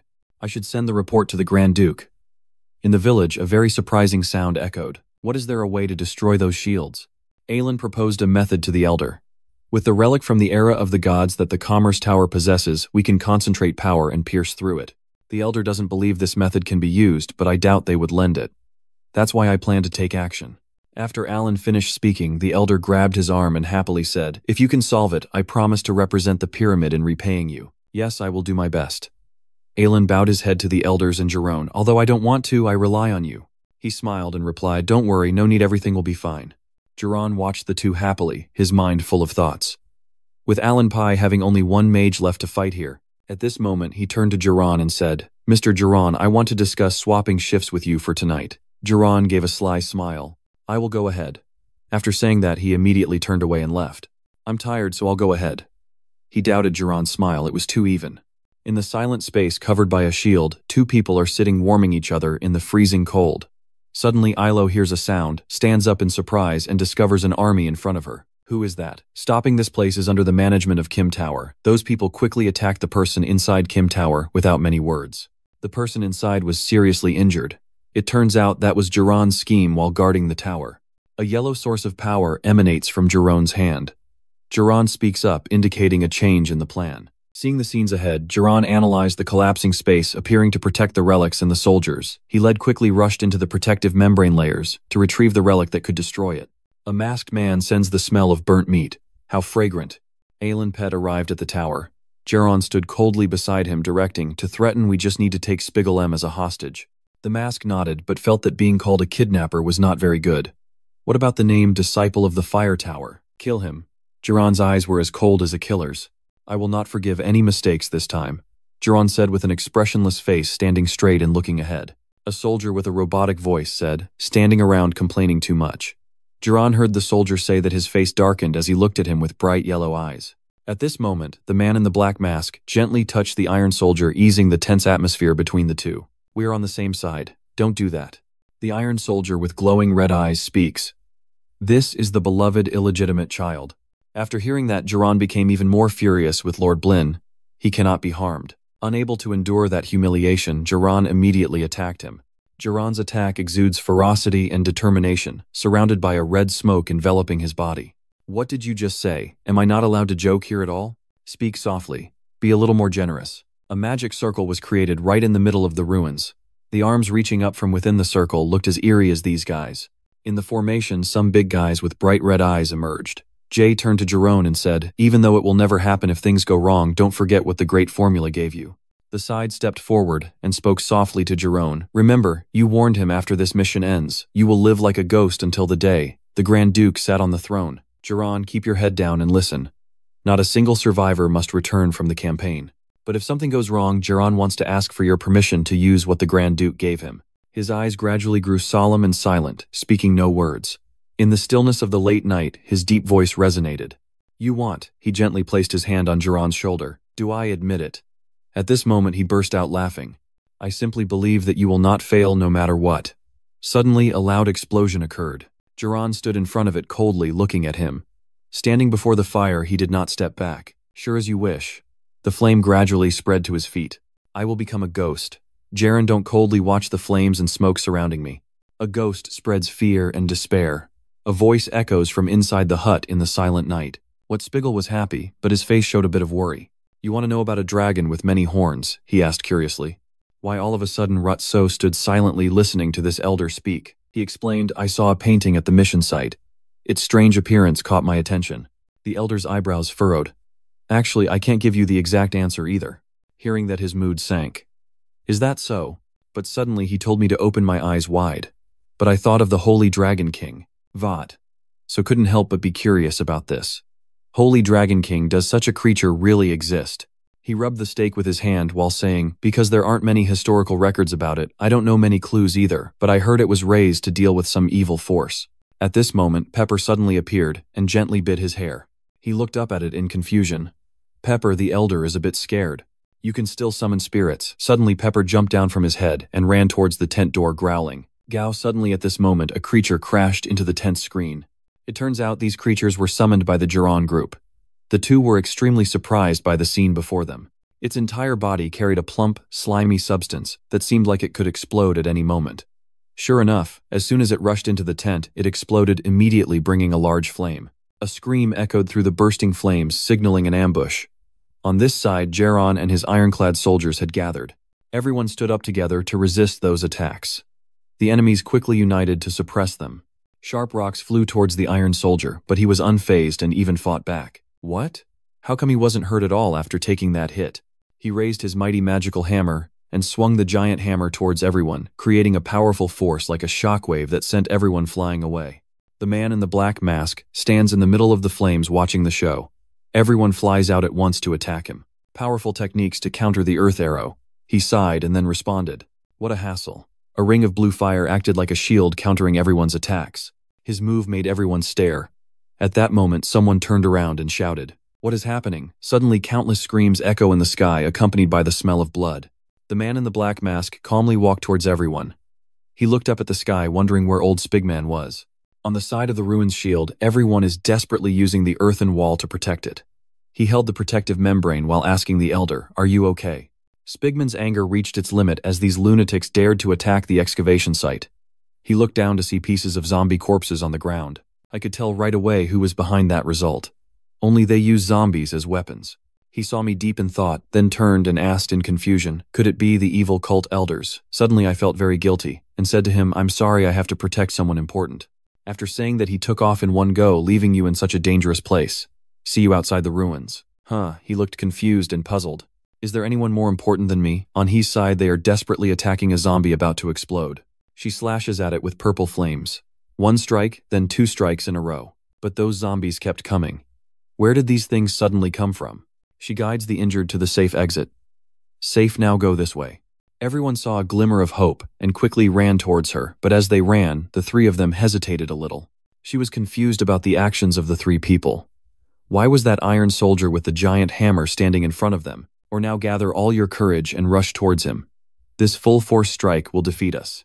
She mustered all her strength to leap up from the ground, her fierce gaze and powerful attack quickly striking straight at his critical weak point. After dealing with him, she landed back on the ground. But when he turned back to look at him, he was still unharmed. With that force, he was still okay. He bent down to look at her and shouted, "Who are you?" Haiket gasped, looking at him with a thoughtful expression, wishing she had a decent sword. Looking back at the three people trembling, she reassured herself not to lose heart. Her eyebrows furrowed with a determined gaze. "I am Heket Radmost, princess of the kingdom of Andion. The kingdom in her hands is fully utilized to fight against the iron soldiers. I will protect my people." He turned to look at her as he saw her whole body exuding a powerful strength. Anyway, it's really interesting, so I have to enjoy the joy of this battle with you. Suddenly, a strong flame flew past Het. She was surprised to see the tall priest attacking him. He used his fire sword to protect Het. It turns out the person he wanted to protect was her. Are you okay? The princess's reinforcements are arriving in a minute, but those words made this princess angry. What kind of strange thing are you calling that? He let out a sound from within the smoke. That fire spear guy, no matter how strong the attack was, he still kept getting up. Are you really a disciple of the Peace Tower? His sharp eyes looked at him, his body without a single wound, surrounded by a blazing fire all over. I'll handle this. You lead everyone to the entrance of the ruins. First, we'll meet up with the elder there. The elder is doing his best to move his people to safety and help others leave. The princess is somewhat worried about him. Are you sure you can handle it yourself? Because protecting the princess is very urgent. Comfort her anxious mood. You said you would give me a chance to repay my debt. She smiled, and then fell silent. The lives of the people are still the top priority. Quickly organize the movement of everyone to a safe place. Then I'll leave it to you, he taunted. If you all rush at me together, I'll be even happier. But he smiled back. This is a battle between the two of us. After speaking, his eyes blazed red. He couldn't believe his eyes when he saw him do that. What a fire blazing right in front of him. That fire was created by you to fight him. Overheated. Flame spear enhanced with magic burst. Flame spear burst. After speaking, Ratso used a powerful force to strike the Iron Soldier. Your tricks don't work on me. His body is filled with powerful magic. A deafening scream accompanies his fierce attack. Is it really a scam? Two sides collide, one with fire, the other with horsepower, creating chilling sounds. Suddenly, his face lit up, illuminating his powerful flame. That attack was very fierce, creating a huge flame with a wide range. The people here are trying to run to a safe place. Suddenly, someone notices someone approaching them. The person immediately exclaims, Sir Geron. The person timidly asks Geron, are you hurt? Where have you been? The enemy just attacked. Those words of concern did not reach Geron's ears. He unleashed a blood-red attack. Geron did not let the people escape, but attacked them. With those fiery eyes, he spared no one. Geron slowly stepped closer to the edge of the cliff and looked ahead with a hateful gaze. Below Spiegel was the scene of him and the villagers gathered there. Why are you planning to reorganize the team in the relic? Suddenly the princess felt a strange gaze looking at her and turned her head around. Geron quickly recognized her. The princess often wins. Before he could withdraw his thoughts, a loud explosion rang out and he suddenly turned to look at it. All that remained there was a pair of glowing red eyes in the flames and a black cloak. The Iron Soldier's body was slightly scratched from the attack, and he was quite surprised by it. Seeing the things scattered on the ground made him furious. How could the cursed, refined black iron shatter? A piece of his mask fell off, finally revealing his face, Seeing his face made him smirk. But why are you frowning like that? That sarcastic remark made him angry and clench his teeth. That arrogant bastard. Khan doesn't want anyone to insult him. Don't underestimate me. His body was surrounded by a powerful aura that took him by surprise. That anger. Inside him, he was furious, never expecting to have to use the knight's heart implanted in his body to deal with this bastard. I will tear you apart. A purple magic force and a blazing fire spell clashed fiercely, creating an intense scene. I'm doing my best to dodge his powerful attacks. Too fast, Vo has successfully provoked him to use his strongest moves against me. At this moment, he smiled as if sensing something interesting. He thought of someone who was much faster than that guy. Suddenly, he sat down on the ground to do something. It turned out he was taking a run-up to fly into the air and attack. He landed on the ground and attacked him. The fiery spear's decisive slash successfully wounded him. He never expected his days to end like this. At this moment, something strange and blue is swirling in the sky. It swept him along with the flames flying in. That blue thing looked like a giant wave rolling towards him. The ground is quiet, except for the flickering lights coming from where he is. At this moment, he is temporarily collapsing to the ground, retreating backward. He looked up and didn't understand what was happening. What just happened? On the island, a strange character suddenly appeared, making him unable to stop thinking. Just by looking at that character, he immediately recognized who it was. It was that person. He and the man in the black mask stood side by side. The deep-sea water pressure was useful after all. Without saying much, Retso quickly raised his weapon. This time he wouldn't let the person slip away. He continued towards him, creating a huge flame. Fire, spear, full wind. This attack, I want to finish him off right away. All attacks. Vut was certain in his heart. How could he have dodged it? The masked man beside him held something up, and suddenly I thought of a great idea. He opened a space that shone on the standing villagers. He didn't expect them to be so shameless. So that gate emitted a bright golden light. The people standing below looked up. Ah, the princess who often holds her breath is just as curious. Suddenly, a flame from him slipped through that space gate. The elder couldn't be more surprised. Heket is also very confusing in that thing. He accidentally attacked his own people, and hurriedly shouted, "No, it can't be." The scorching wildfire burned through to the people.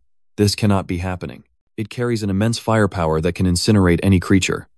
In the thick smoke, no one can see anything. Only black smoke and small sparks floating could be seen. Vatsa, holding his sword, staggered forward, his eyes wide open, and he uttered a single word, "No." Looking around to the sides, Princess Elder. Suddenly a hand raised beside with a faint voice. "Here." Vatso quickly called the elder when he saw him scratched all over his face, grimacing as he lay on the ground. He knelt on one knee anxiously, asking Han, "Are you okay?" The elder did not respond, only worried about the safety of others, while Vatso sorrowfully recounted everything to him. He bowed his head, hands on the ground, admitting his fault. "I'm sorry." Suddenly a flame burst out, surprising both of them. Jiran carried the princess in his arms and stepped forward in front of the two. He screamed loudly, "Princess." The elder frowned at this situation. Does the princess often get into trouble? Jiran placed the princess on the ground, supporting her, hurrying to get there. Thank God he is still okay. He broke into a joyful smile.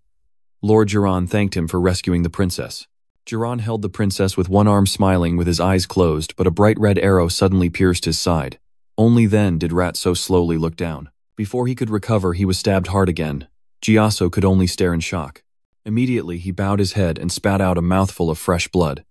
The elder couldn't believe it and then shouted, "You are very bold." Little Pepper saw his master being attacked and immediately rushed to the guy, growling angrily a few times. A blue space gate opened again. A voice sounded, making Jiran turn his head back. "You keep bothering me." The group stepped out of the gate. A man dressed in black with an iron mask, revealing only one bloodshot eye, continued, "You damn bug." Rochu's eyes felt heavy, as if they were about to close. "Pepper, my body has no strength left." Jiran seriously talks to the man in the cloak. "I thought I already told you about using Spiegelmu as a hostage." That person waved a few times. "Well, you can play the role of the hostage, why not?" The elder here angrily unleashed a stream of blazing yellow energy. "Jiran, how dare you betray us?" A purple stream of air immediately flew to the old man with a silent command. The purple stream then fiercely struck the elder standing there. In just 1 second, the elder collapsed to the ground, and the spot where he lay was shattered into small pieces from the impact with the purple energy. The man in black pointed at the girl in front of him, asking who she was. Jiran quickly explained, "Whether she's a princess or a spy, if we can save her, we can control the entire kingdom." Jiran glared at the man in black. "Because of your stupid action, everything almost went to waste." That guy laughed out loud, saying, "As long as she isn't dead, it's fine, right?" Suddenly a voice rang out, causing them to stop their conversation. "I cannot let that happen." Struggling to stand up, his whole body flickering with sparks, "You will not achieve your goal." A man stepped forward, swinging 2 streams of purple light, forming the letter M at the tail as a proud declaration. "I will deal with this guy." Vatso raised his hand to his chest, emitting blue lightning bolts. "The ring you wear suddenly lights up. The fingerprint calls the bone." That person raised his purple mace high in front of him. "Revenge for last time." "Kid." The guy in the black shirt standing behind is still hesitant. "Fog." That guy excitedly swung his club down and shouted, "Die." Vatso looked up at him, one eye already white. A clear roar in front of that guy was a bright golden flame that made him hesitate for a few seconds. Boom, a bright flame soared high into the sky. The man in black felt confused. How could that bone be blocking our view? Not long after, they only heard screams mixed with the crackling fire. A second later, their soldiers were lying scattered on the ground. The man in black summoned 2 blue circles with both hands raising his guard. So there was a reason the other was defeated. I could sense them without looking. Then more and more blue circles appeared, forming a barrier in front of him, the amount of magic suddenly surpassing even my perception. In the darkness, a pair of yellow eyes opened wide, looking like those of a giant creature. The man in black stared fearfully into the distance. What the hell is that? In an instant, Ratso thrust his rocket straight into the man in front of him and lifted him up. His eyes were like dragon eyes from training in the spirit realm. He stared at his rocket. The man in black, though stabbed, still smiled mockingly. "Haha, you don't look any different from a monster at all." Vatsa swung his arm hard, sending him flying far away. Jiran gently placed the princess on the ground, thinking that if he abandoned the survivors, the mission would fail. His whole body turned red. He just held the blazing red sword and summoned the fireblood sword. Jaren flew from behind, holding 2 red swords to challenge him. "Come here." Squeeze the subject. Grinding his teeth, he told himself, The long-lasting effect is about to expire. He turned around tightly, holding the rocket in his hand, ready to fight, aiming his rocket straight at the red circle, created by Jiran, taking a risky move. He would bet everything on this strike. In an instant, there was a terrifying explosion, creating a blazing red light scattering across the ground. Kneeling on both knees, he bent over continuously vomiting blood. Jiran instantly collapsed. One of his men had a round hole right in the chest from Joe's rocket. 1 second later, his body also collapsed to the ground. Jat turned his face away, witnessing the scene. A voice rang out, catching his attention. Damn, so he finally collapsed. He looked at the man in black, standing up, hands on hips, coughing repeatedly, hesitantly asking, "You must be the man in black mocking me. Don't tell me you think he's the only one who can face you." Such a simple mind. He saw a stream of blue energy in the sky, and this guy has similar abilities to you. You know, he just pointed behind me. Behind him, a horn gradually formed belonging to someone with power comparable to a dragon. Their tail appeared, and black wings spread wide in the air. Staring wide-eyed at the person ahead, a towering figure with horns. The wide black wings and beastly feet are the heart of the Chimera. Surprised to see that person gradually landing. Is that the heart of Chimera? He furrowed his brow in worry. Its magic was overwhelmingly powerful. That person raised their hand straight up in the air, creating a stream of blazing red energy, then clenched their palm into a fist. The man in black raised both hands to cover his neck where the red energy seemed to be tightening. That man clenched his palm and said harshly, "You deliberately hide your true power to force me to use this heart." The man in black was controlled by him to float in the air but still smiled calmly. "Ha, you volunteered to do that yourself." The black-clad man's eye grew even redder. The man in black looked at the Chimera's heart inside him and said, "Isn't the Chimera's heart what helped you instantly level up countless magic circles? Besides, it's hard to get up after fighting." He then continued, "I never told you to fight that guy and end up losing." Bang, a man in black was thrown hard to the ground, the beast growled. "All right, I admit I misunderstood the mission." Jiran raised his palm, surrounded by red energy, pointing at him, squeezing the gate. "It's time to end this." His beastly hand grabbed his collar tightly. He choked him. "You have performed very well so far." He lifted you high with one hand and slammed the other onto the ground, creating a red crack. But unfortunately, you can't protect anything anymore. A red beam collided with a blue barrier that instantly appeared in the air with his smug voice. "Let's end this Daxo Day Monday." The barrier was instantly destroyed, creating a hole with blue lightning-like streams of air. The man in black stood aside, silently lamenting that he had broken the spatial barrier again. You're pretty good too." Jiran quickly summoned his rocket. He gritted his teeth. "It's not over yet, you bastard." A red aura appeared behind that beast, but it seemed to have no effect on him. He even sneered. "Yeah, I've reconsidered. He threw you several meters back. I'll make sure you die properly." Sojang stretched out his arms forward, struggling on the ice sheet. His voice echoed again inside the crack in space. The next words made him widen his eyes. "Just take your time to enjoy the agony of having your soul torn apart."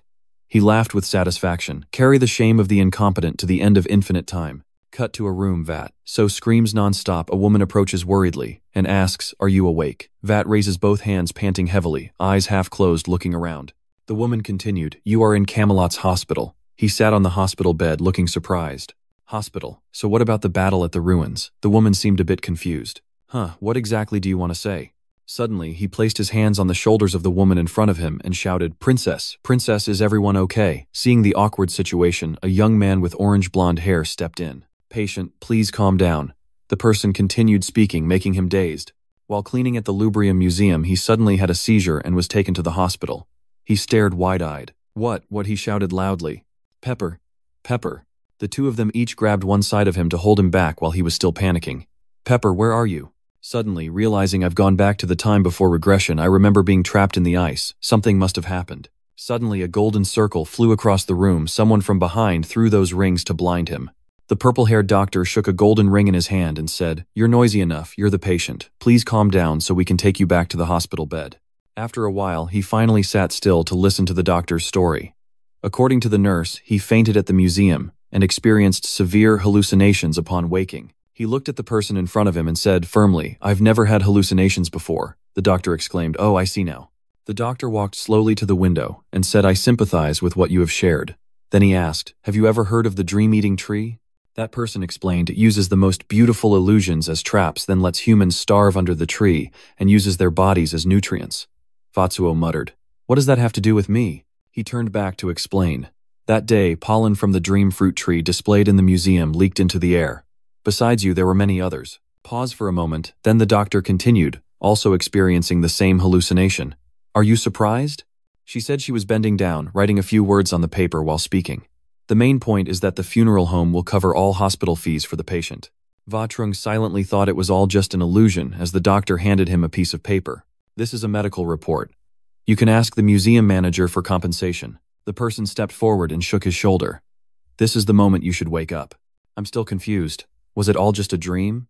He quickly thought of someone not sure if Mrs. Daria would know about this. Then he hurried to a building where 2 guards stood outside. He walked like a lost soul, thinking as he went, no dream had ever felt so real. Suddenly a guard shouted, "Wait a moment, please stop." It was pouring rain outside, and he slowly said, "I came to see Mrs. Daria." He hoped that if she was his master, she would definitely recognize him. The 2 guards laughed at his miserable appearance. "Who do you think you are?" I lift my head and pray. "Please tell me it's not all a dream, please." His eyes looked lost. He muttered, "My name is Joe Dewey Mon. I was once a disciple of Mrs. Daria." Someone exclaimed, "A disciple of Daria? I have never heard this name before." Then he shouted, "I knew you were crazy. You better leave tomorrow." His hand clenched into a fist, his clothes tattered. He took a run up to charge straight in. "Please give me a little time. Let me see her." A guy swung his hand to block me. This crazy guy with just one punch threw me several meters away. Painfully leaning up, "Master." Just as Mrs. Daria's carriage arrived, she looked through the window. "What's going on?" A man bowed 90 degrees and reported, "Master of the fire tower, this young boy keeps claiming to be your disciple." She was surprised, my disciple. It seemed she thought of something as her eyes dimmed. She poked her head out and asked, "So, do I know you?" Vo immediately froze at her words. Vatron stared down at the ground, speechless. The 2 of them silently looked at each other without saying a word. The coachman quickly spoke up, "Let's go quickly now," leaving the scribe kneeling on one side in the rain. Time passed by the towering tall tower. Vatso stepped into a dark room and slammed the door shut. He opened a chest and wondered if it really meant that everything was caused by the nightmare pollen. He punched hard on the glass case, protecting a treasure, and shouted, "This is ridiculous." His hand was now bleeding, trembling in disbelief.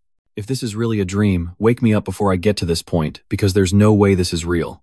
Immediately, the alarm sounded, and the guards quickly moved to where Dutdo was standing. Someone knocked him out from behind and shouted, "Who are you?" The 2 immediately handcuffed him behind his back, and a third ordered to drag him outside. The baby keeps screaming uncontrollably in madness. He closes his eyes tightly, looking like a madman. There is no way this is real. After that, he tried to prove that his life was not a dream, but it was all in vain. A few years have passed, and I have been desperately trying to resist this reality, but time has worn down my will. Here, 2 people exchange a newspaper, one holding it and reading intently. At that moment, the old man muttered, "The youngest master of the tower." He looked at the person in front of him and finally thought it was impossible. Vatsa opened his eyes wide as if realizing something. He kept telling himself that someone like him never had a chance from the start. Not long after, at Walker Hill Academy, he was sweeping fallen yellow leaves and was briefly surprised, never expecting to return here. Standing in front of the building, he pondered, "I have been fighting my own mind." He looked at the familiar scenery here and gave up his own ambitions. Each corner seemed no different from before, and in the end, I abandoned myself. Vatso leaned on his hand, staring blankly at the scenery, thinking that life like this isn't too bad after all. Actually, this might be the most suitable job for me right now. Suddenly, a strange noise caught his attention. He hid behind Thon Tuong, listening to a group of bad guys bullying someone. "What do you think you are to behave like that? Know your place. Just because we talk to you doesn't mean you're equal to us." He turned away, telling himself this has nothing to do with him, it's best to ignore it. There is still one guy who keeps babbling no matter what you say. It turns out to be the blue-haired boy being bullied. He boldly declared, "I will become a mage." The blonde guy sneered.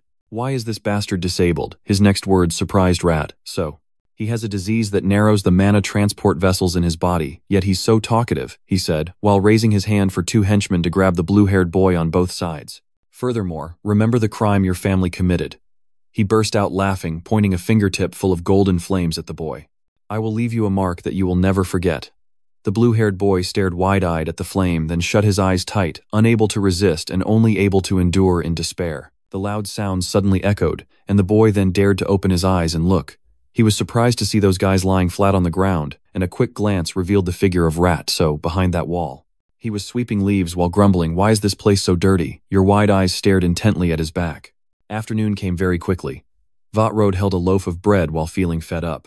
It's really troublesome. The blue-haired boy holding the book sitting next to him makes him confused. "Why are you following me?" The boy smiled awkwardly. "I'm just reading a book. This place is very quiet, perfect for concentrating." Vut narrowed his eyes and looked around as if signaling something. The bullies from earlier, seeing this aura, had already hidden behind the wall from afar, and he let out a sigh. "Your question surprised the boy. The kid has mana vessel constriction, right? Voss slowly continued, I know someone just like you who also attended this academy. The boy excitedly asked, what happened? What happened to that person? He threw the sandwich on the ground and recounted. He was expelled because he couldn't surpass his own limits like trash destined to become worthless. His tone became sad as he hadn't even achieved his own goals yet. For a mage, a narrow mana vein is like a death sentence. His eyes sharpen, and sometimes knowing when to give up is also a form of courage. The boy just stammered, I can't do that. He stood up smiling, affirming his determination. I can't give up on my dream. I sat silently on the bench watching the boy walk away.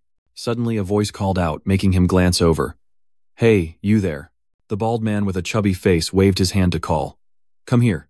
He stepped forward and asked what was going on. The person angrily reminded him. Be careful, he kindly advises. Don't hang out with him. If anything happens, you could get into big trouble. No questions asked. I don't quite understand your meaning. The next sentence left him speechless. That is the son of the traitor whom Zeechthop expelled. The clan far away suddenly comes to mind. The scene shifts to a secret room run by a skull with blue energy. The world of the Guardians is coming to an end.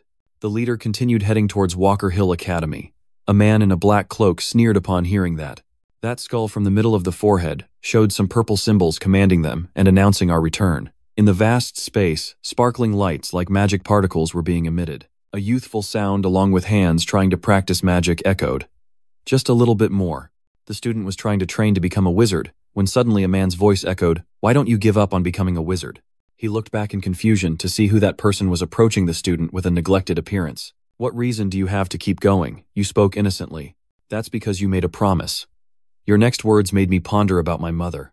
At this moment, footsteps grew louder and closer. Bullies came to provoke the two, saying, So, you guys are here. Last time was just a mistake, but this time you won't escape. And his body exploded with power upon seeing the three of them. Look closely. Ratso's eyes are filled with hatred. This is the only way he can become a sorcerer. Those three guys were startled and took an attacking stance. The fist carried immense power, and sharp eyes charged towards them. He punched the three of them with a blow that made the air explode. In the freezing winter, making the student run laps left him gasping for breath. A mage might be overwhelmed by his weak body when using magic. Seeing you slowly stop, he shouted, Run faster. If you don't keep your distance, you could easily lose your life in battle. Magic can move faster with a strong and well-trained body. Unlike those who are fully physically developed, the effectiveness of magic is amplified when used by an immature child who is still learning. The two were practicing martial arts together, but the younger boy fell down. However, his development speed was really slow. You fell and collapsed to the ground you promised to try. But is this all you have? Once again, he tried his best to train that student's body using combat magic and many other ice arrow techniques. Then those techniques were brought to the battlefield to fight, and his opponent was instantly defeated. A loud sound echoed Speaker 1. The people in the stands were very excited about the match. That kid with the scarce mana due to the blockage won. The skill gap between them is huge. Absolutely amazing. The opponent trembled, crawling on the ground, spitting out words of hatred. You bastard, just wait and see. You look up at the stands with a grateful gaze standing amidst the struggle with excitement in your heart. Thanks to you, I have become a mage who has reached 2 magic circles. Vatso stood on the stands looking down at the recent match, feeling very satisfied. Suddenly a sound echoed as if someone came looking for trouble with him. Closing the door was that guy, the demon. He and his gang have arrived long time, no see, huh, you pest? You look at him now and see some changes compared to before. Coma Frederick in the dark, dusty room looks like a storage room that hasn't been cleaned for a long time. He lay on the ground exhausted, hearing them mock him. Sorry about that. The guy next to him casually spoke up. I already told you not to cause trouble anymore, okay? He looked at him feeling very satisfied. Because he is my son, you have troubled him too many times already. It turns out the opponent who fell before Speaker's match is his son. He smirked. That's your son, no wonder both of you are such scoundrels. At this moment, the ghost lady brought her face close to his, as if to say, You don't realize the situation you're in, do you? If I use dark magic links, I can easily eliminate you. His eyes were cold as he said, Not only you, but also the kid you're watching. At that moment, Joe's face darkened, and he sneered. That sentence made him burst out laughing. Vatso raised his head high. Am I paying attention to that kid? He listened thoughtfully. As I said, I just want to awaken that kid's potential for fun.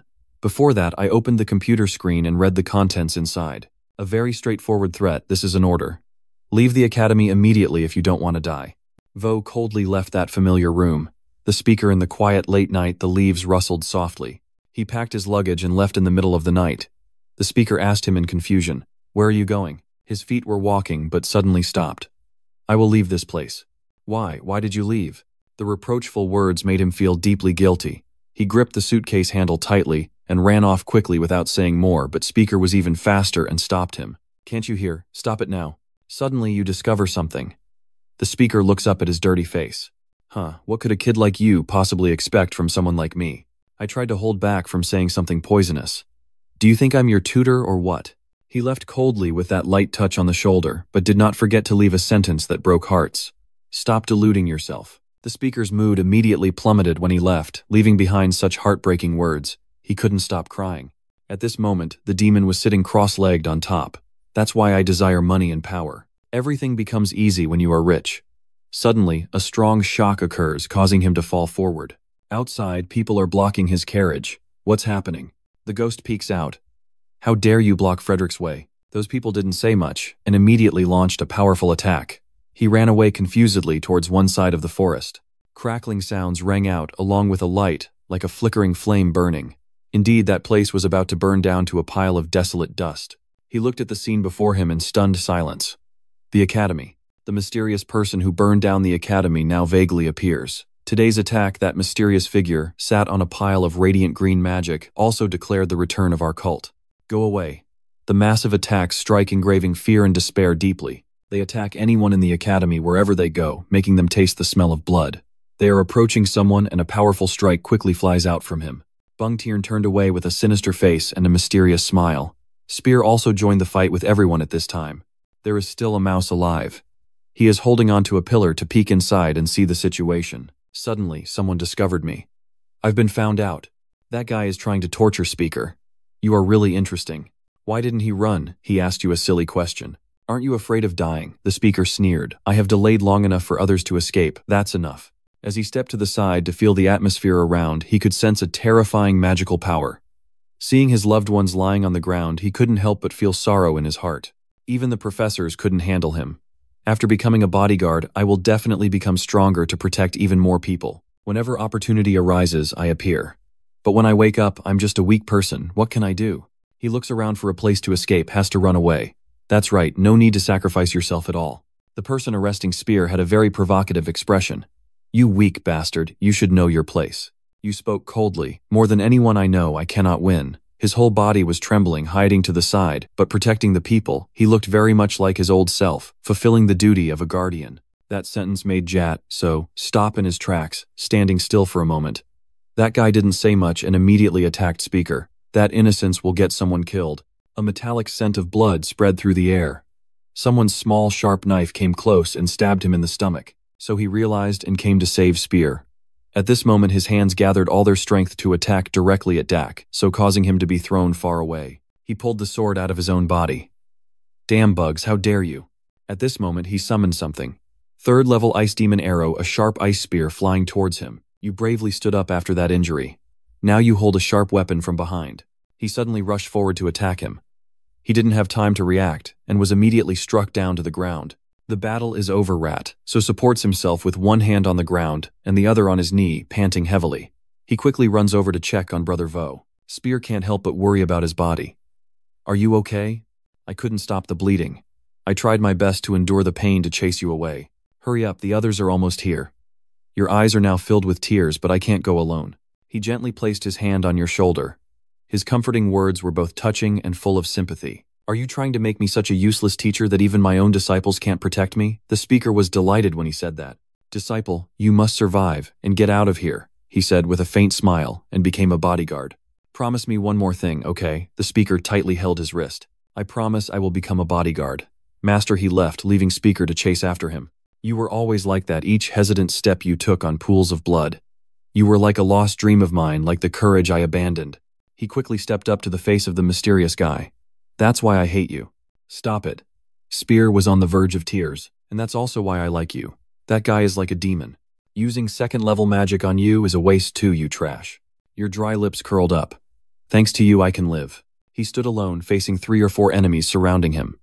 I can only learn magic by recognizing the hierarchy in the kitchen. Those guys were gradually defeated by Flash. Vut looked at them with hatred and then attacked fiercely. They gritted their teeth and endured those attacks. A blast emitting blue light occurred. You have to live, Spear, in the vast galaxy full of sparkling stars. A sound was heard. It's time for you to go now. He sat up dazed, looking around. Where is this? A person with a mysterious expression spoke. So you have finally woken up. He asked him gently, what is that world like? He hurriedly stood up and said, I have lost the dream I always pursued, even though I have found and protected it. Suddenly he saw a familiar face appear before him with a familiar smile. Spear, you can't escape. It seems that was just an illusion. He hurriedly ran towards it, but a wall blocked that so, and he collapsed to the ground, feeling confused. In the end, Vo felt extremely disappointed in himself. I couldn't protect anything either. No, you're wrong. The person standing behind you keeps talking. Vatsaman, you have inherited the power of the dragon. At that moment he realized and quickly turned to ask, who are you? The man touched the barrier and said coldly, I am the master of this cruel world. That person looked at him with sharp eyes. Ah, those people also call me by the name Kin Dien. That name made him feel like the world was turning upside down. He looked up in confusion at the man before him. Electric shield. He touched the barrier and then answered your question. That's right, this place lets you see the deepest fear inside you. He nodded as he spoke. For you, that is your value. That statement made him wake up. The reason you gained power while I remained just an ordinary third-rate mage. I saw with my own eyes him running away. Are you worthy of the power you possess? Surely you have the answer within yourself. I can become stronger and protect more people. Your reason is to become a guardian who can protect everyone. At this moment, Joe slowly stood up. So all of that was just a test for me. He quickly replied, yes, you have overcome the fear within your mind. You have proven that even without power, you can still protect others. That is because of your choice, your determination, and your courage. The speaker looked at him with affectionate eyes. I will not forget our promise. He smiled and touched the barrier of the speaker. Then he continued, in front of you is not an illusion, but the things you are protecting and will spend your life protecting.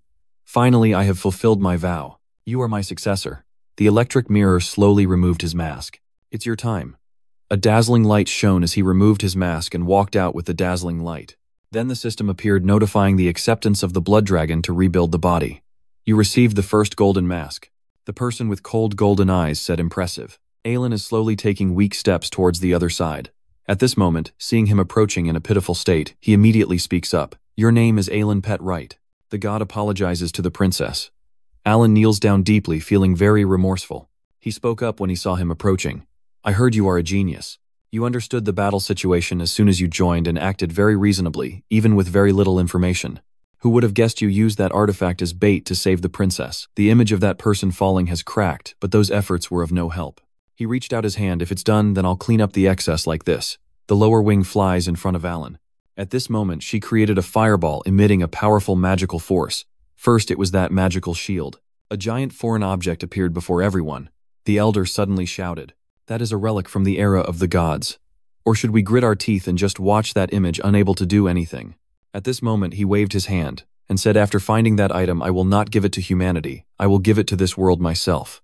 Inside the past, he laughed and said, what I do will prove that I am better than you. The falling person's name screamed a sound that echoed everywhere, breaking it. Before the father up there, it struck straight into the relics in front. It creates an extremely loud sound accompanied by the shattering of ice and snow. The fallen man's arm extends to control it, then retracts and clenches repeatedly. He looked ahead in surprise. Dai with bloodshot eyes was focused on the princess, while the elder showed visible worry. The relic from the era of the gods has no effect. Aelin trembled as he stood up, trapped inside the magical barrier. There is someone on the other side with wings falling along with the smoke from the other side. A tall figure emerges wearing the golden mask that Kin Dien gave him. He came to rescue everyone. The man in the black mask was surprised to see him appear. That mask is impossible. Even the fallen man was shocked by it. The sword in his hand swung up, accompanied by a large flame towards the masked man. He hurriedly transferred his magic to block it. His shield and his sword clashed, producing terrifying sounds. Seeing he couldn't hold on, he complained, damn it. At that moment, a sound made Dai turn to notice the bucket-wielding figure, like a machine sweeping away all enemies around. He flew from one side to the other, attacking relentlessly. The people watching were stunned, unable to believe he could tear apart the teleportation device. He quickly flew to the two elders and the princess to rescue them, but at that moment he spoke a strange language, like a sign language, leaving the two confused. What did you say? Slowly raise your hand to your mask. You slowly take it off. I'm glad everyone is safe. The two of you are quite surprised by him. Vo Daemon.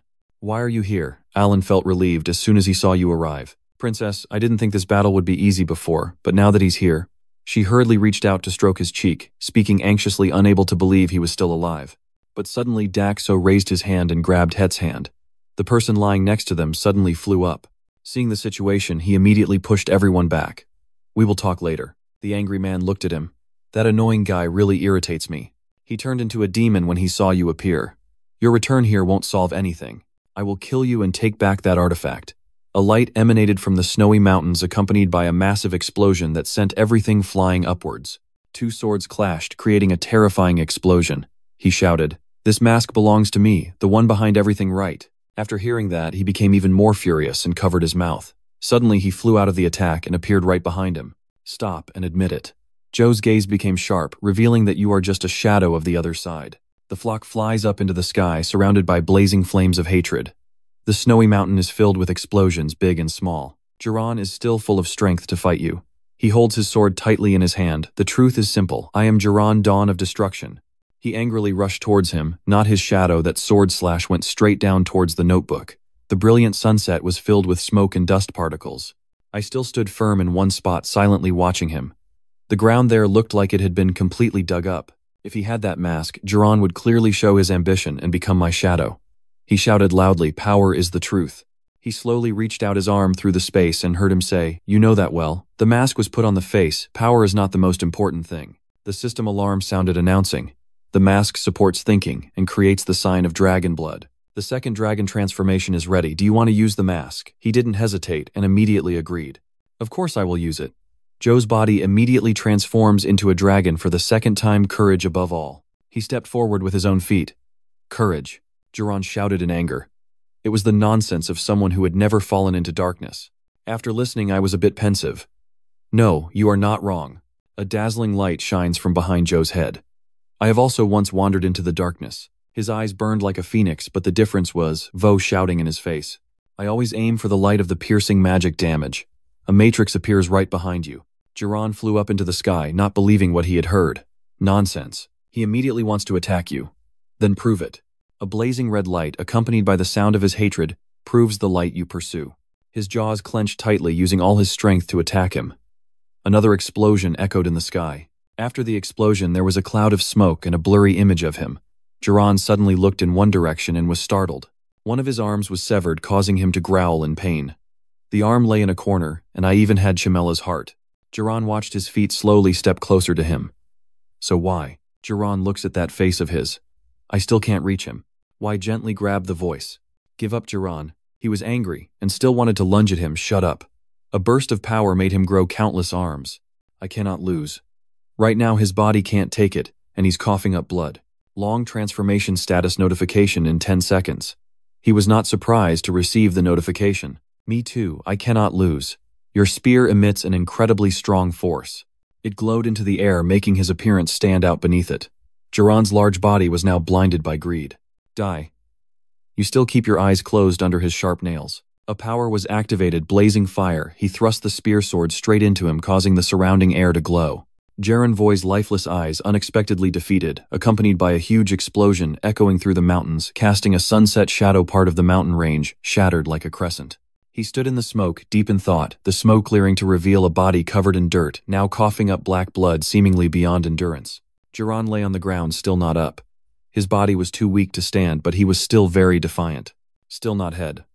After speaking, Jiran lay down and then looked up again. Chimera. His heart has now accepted giving up. "I wanted to become a dragon, but in the end I couldn't." His eyes slowly closed. Could this also be fate? A flame erupting above spreads everything around. He stood watching the fire erupt without saying a word. Suddenly a sound ran over, calling him as it ran. The three elders, the princess and Alan, are coming to greet him cheerfully, and he smiles back at them happily. At this moment, Pepper suddenly hit his head hard against his back. It happily jumped into his arms very freely. "Pepper, you're safe now." The two happily embrace each other. "Thank God. It's better to smile when you see him win. Let's go home." The three of them and Pepper laughed together on the battlefield. Then a few days later, they left for Andy's place. And part 1 is over. In part 2, a plume of smoke and lithium dust rises into the dark night sky. Jiran's arm is picked up by someone. Then that person took the arm and entered the space gate, then disappeared. At the Endong Supreme Court, a sound came from inside the palace behind the flowers. Jiran, the sorcerer from the Red Tower, conspired with the dark sect to threaten the kingdom's security. The person sitting on the throne is issuing punishments. His master, the Red Tower Lord, is also responsible for this. The side bows their heads to accept the punishment. Defendants step forward. On the left side is L, the tower owner of the tower. Does the defendant have any defense? He has nothing left to say at this moment. It is not my irresponsibility for not paying attention to that. The side continued. The student's fault is the teacher's responsibility as the master. I take responsibility. Suddenly at this moment a hand was raised. Dear everyone. Bism stood up. May I say a few words? Bism Radam, the Grand Duke of the Empire. He glanced at everyone and everyone in the courtroom met his sharp gaze. Lively murmurs arose. Although the verdict was correct, the truth was that the tower owner also made a significant contribution to the national interest. Bism bowed his head and said coldly, "So, how about we reduce it to 6 months in prison?" The judge nodded hesitantly and gave a somewhat sinister smile. At this moment, a pair of slender hands were crossed and placed on top of each other. Mrs. Derich Bach Tuyetthap, the fire tower chief, was quite wary of the two as they had planned everything. At this moment she turned her face sharply to one side, looking in a direction where a white-haired man was standing and looking down. She thought to herself, the Grand Duke is continuously challenging the authority of the royal family. What is the king thinking?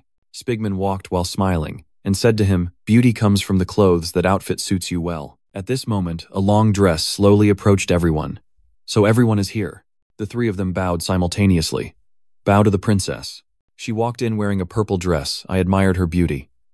Stay calm. I should be the one to greet everyone. Let's wrap this up. She lifts her dress to walk more easily to everyone. To my benefactor, I sincerely thank you. Right now it's better to mention his name, especially you. You're crazy. Yes, or just blink back at me. See you later, Russo. She left, the sound of the door slamming echoing through the room.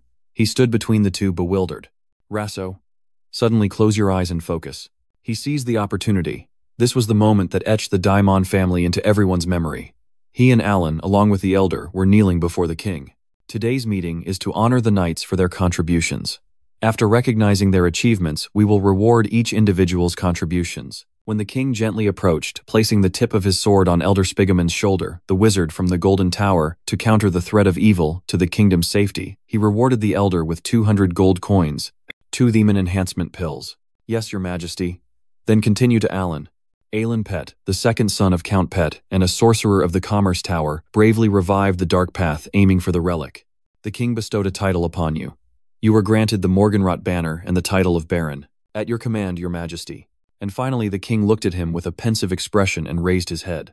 Vatso raised his head with a handsome face, looking straight into the king's face. He mentioned the past of the An family. In the past, your father fled the battlefield, causing great harm to the kingdom. The king said something that greatly pleased Blin, so when everyone doubted the loyalty of the Daimon family, he lowered his head and bit his lip to endure. The king continued, "Then prove it today." Yes. Mrs. Daria slowly stepped out. The fire tower master said, "You have the potential to become a 5-ring mage." She was very confident in his ability.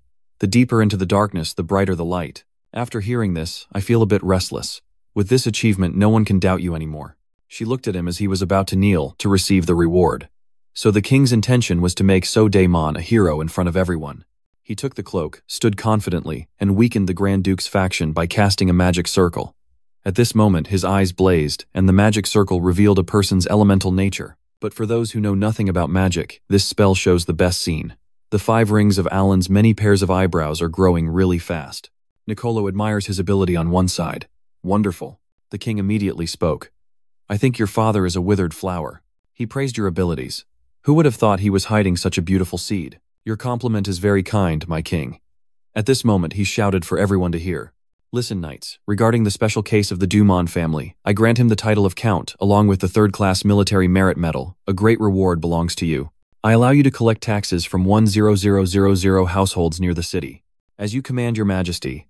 Everyone simultaneously praised his name when they saw the reward was well-deserved. He gently placed his hand on his shoulder and leaned in close, whispering, "Calm down." At that moment he looked up at him. The king thanks you for saving the princess's life. Thank you for saving my daughter's life. These words are not from a king but from a father. I want to repay you. Do you want something? It seems like you want something, but you don't say it. The god wants to win. He hesitates a little. I was worried about getting it, but everything went smoothly. It turned out to be that old item. The dragon's heart looks a bit ugly. But when infused with magic power, it will return to its true form. I hope I can do it. After thinking, he immediately channeled magic power into the dragon's heart. His body focused intensely on it. His gaze became resolute. The dragon heart shattered, revealing its true form. It broke into many pieces, the true form resembling a protruding horn. I am extremely surprised by it. The announcement says the dragon heart has returned to its true form. You have received the horn of the King of Forgotten Thunderlove. The system announcement sounds announcing Long Tam's appearance. You have taken the gun of the Forgotten King Loi Tin. He closes his eyes, feeling the energy emanating from that horn. So crossed his legs, and slowly felt everything around him. He remembered the past was still more pleasant when absorbing the fire planet. After absorbing it, my body felt somewhat better. Its power was incredibly overwhelming, surprising me. The lightning power is incredible. Even without fully absorbing it, the level 5 spell has been completed. The system continues to notify. Notification. You have absorbed the maximum horns of the Forgotten King Lightning Spirit. Notification mana exceeding the absorption limit will transform into potential energy. Notification Intermediate Lightning Element Mastery has reached its limit and evolved into Advanced Lightning Element Mastery. Suddenly flames ignited in Joe's room, burning the furniture as well. Pepper suddenly grew bigger, making him step back in surprise. Pepper had become larger, smiling and nodding. Are you also affected by the power of lightning? At this moment, Pepper demonstrates her strength by moving quickly to generate a large electric current. In a flash, it flew from the yard up to the sky, and I quickly ran to the window to call it back. Pepper. Pepper with its large body turned back to him. At this moment, it patted to signal. Do you want me to go up there? Seeing Jatso hesitate, Pepper hooked his foot into Jatso's shirt. He was suddenly grabbed and thrown high into the sky, extremely terrified. He screamed in panic, "Wait!" But the scene before him somewhat soothed his mood. A scene with a full moon and a vast Milky Way. He gazes in amazement. Then he looked back at Pepper's body. Pepper was not only bigger, but also much better at flying. She happily said to him, "You are bigger now, so you are easier to see. But why shouldn't I be worried?" Suddenly it made his body emit smoke.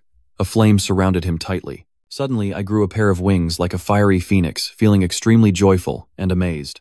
The flexible wings made of spirit fire, I should call them soul wings. The mid-level mana lightning of the 5th magic circle is now soul wings. With this power, it seems I can face any opponent without fear. A voice rang out. "Tower Master, I heard you have a mission for me." Mrs. Dha was preparing the documents while saying, "Please escort Count Kimberly, the envoy from the Kingdom of Kian here." Although their national strength is quite weak, they remain neutral due to their abundant mana production capacity. But of course, Marquise Jorio Koman of the Great Power tried to drag the Empire into it. Instead of falling into the hands of the Empire, Count Kimberly would surely find it better to cooperate with us. After receiving the order, Professor Hubert immediately set off. "Kingdom of Kian, this mission is not easy." Suddenly a voice called him back. Hubert, it turned out the two teacher and student had met. "Long time no see, kid. Yes, you look healthy. I'm so happy. I hurried to ask about you, teacher. Are you planning to go to the kingdom?" "How do you know?" he said happily. "Let me go with you." The Tower Master has allowed it, but inside he is trying to accomplish something. As I recall, his eyes softened. Professor Hubis will lose his life on this mission. A mission notification appears. The task is to survive and escape danger with Hubis. Completing the mission requires eating 3 high-level mana stones and 5 mid-level mana stones. No matter what, I still have to follow him. There's no reason to stop him, so I have to go along. The sky is clear, and Professor Hubert and I are flying in the sky, searching for the Kingdom of Ken. Then he landed on a branch and said, "I'm almost there. Having you with me makes me feel more at ease. But why are you coming along?" I found an excuse and said I want to achieve new accomplishments, and I've never done a mission with you before, so I want to. After saying that, he flew away quickly. I'll go ahead to lay the trap and see how it goes. In my heart, I'm confused. If the mission fails, Hubs will die, and the Empire will intervene in Kian's internal affairs, meaning the Empire is likely involved in his death. Looking at the mission board, I silently analyzed that my mission is very clear. Below it looked like there was a battle, or some kind of training, 2 swords clashing with a clang. He spread his wings in the sky watching the scene, then felt a bit surprised, realizing he had to eliminate the Empire's threat. After speaking, his hands blazed with fire to attack them. Joe's wings shone in the sky with a powerful force preventing Hubert's death. A curious person looks at him, a 5-star mage. Who is he? Thu folded his wings and slowly stepped forward. He approached the person's face along with Pepper.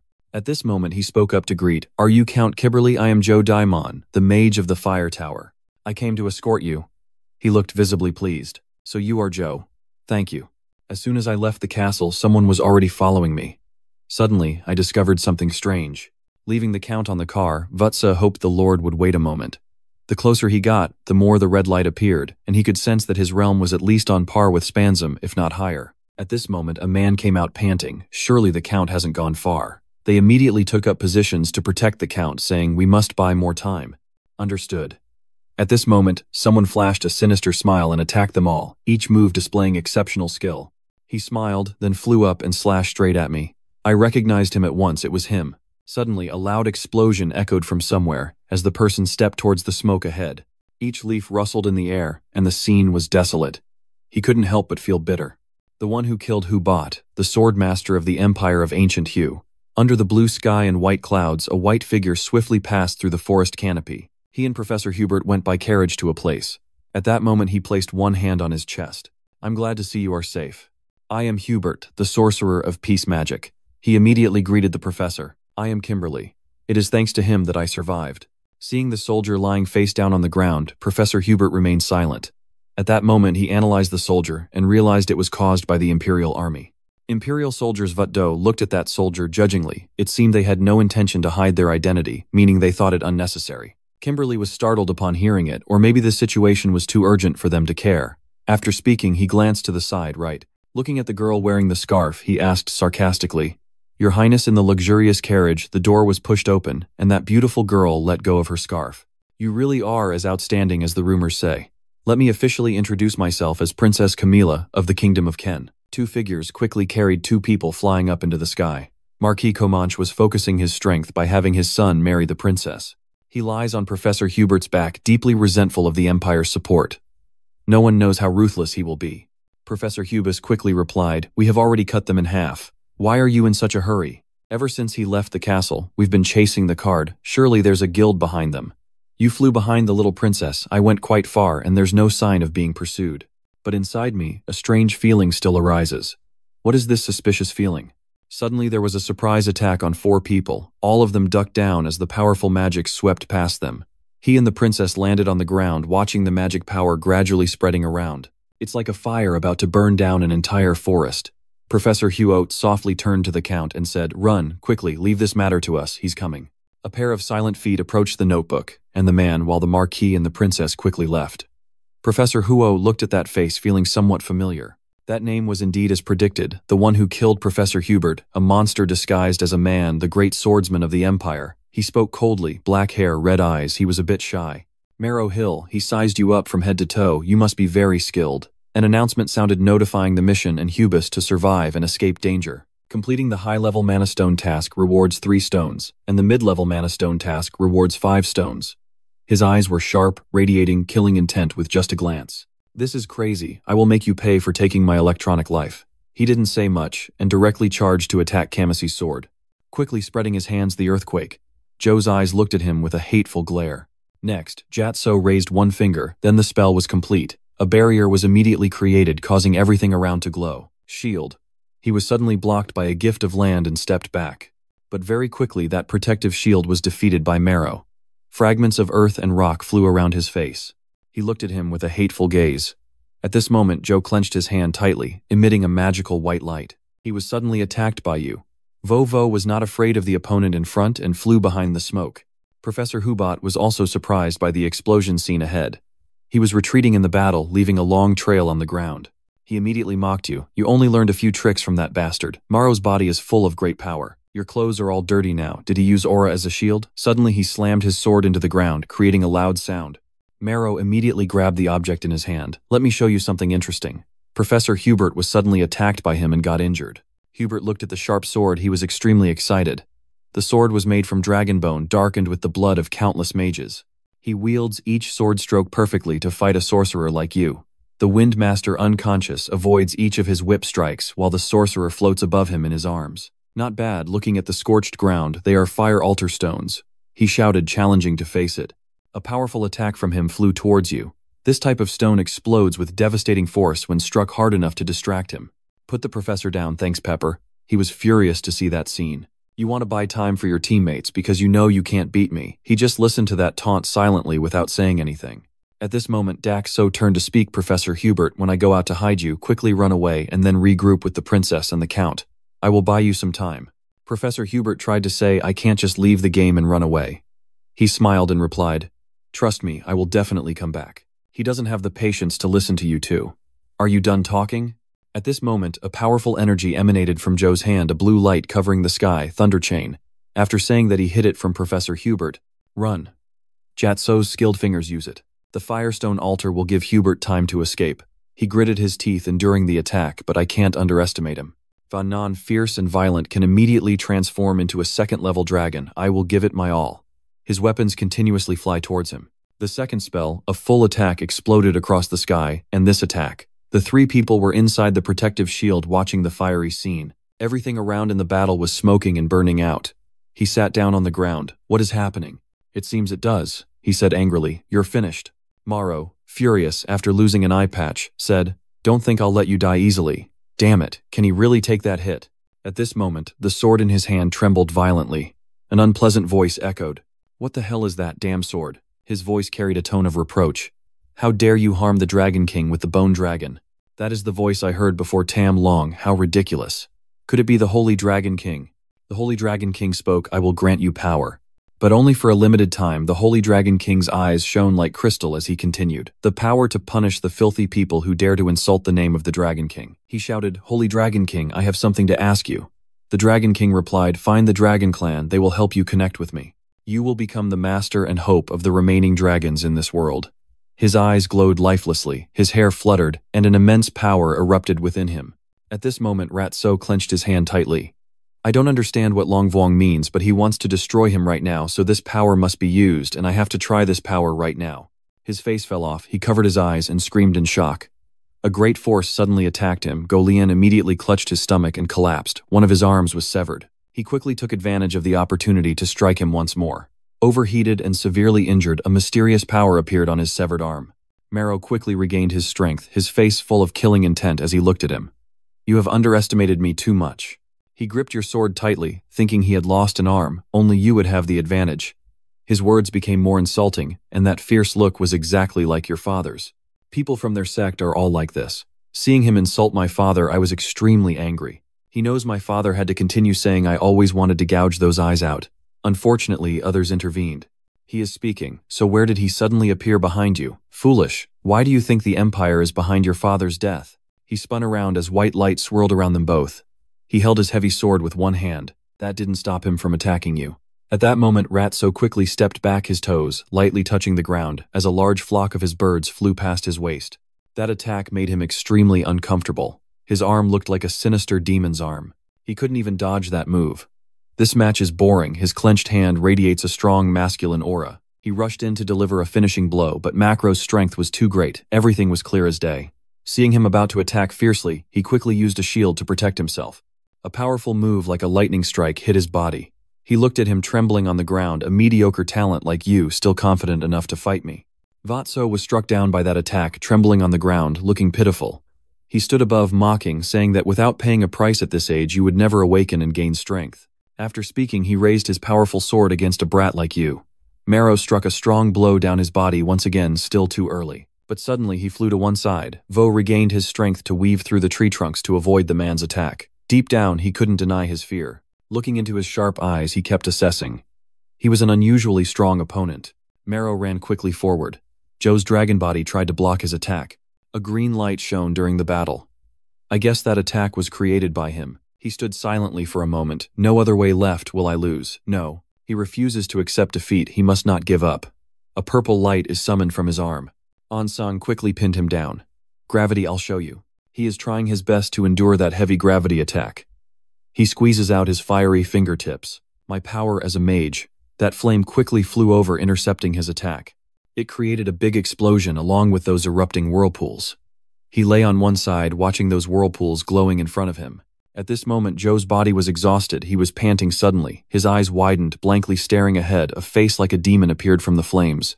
He transformed into a demon covered entirely in dragon scales. Just stepping out of the flames, Mar said little and directly attacked him. Vutro was tightly grabbed by him, causing him to scream in pain. He spoke with a sinister voice, trying to trick me with these little cat tricks. He looked at him with a hateful gaze. I will finish you. Yes, he is right.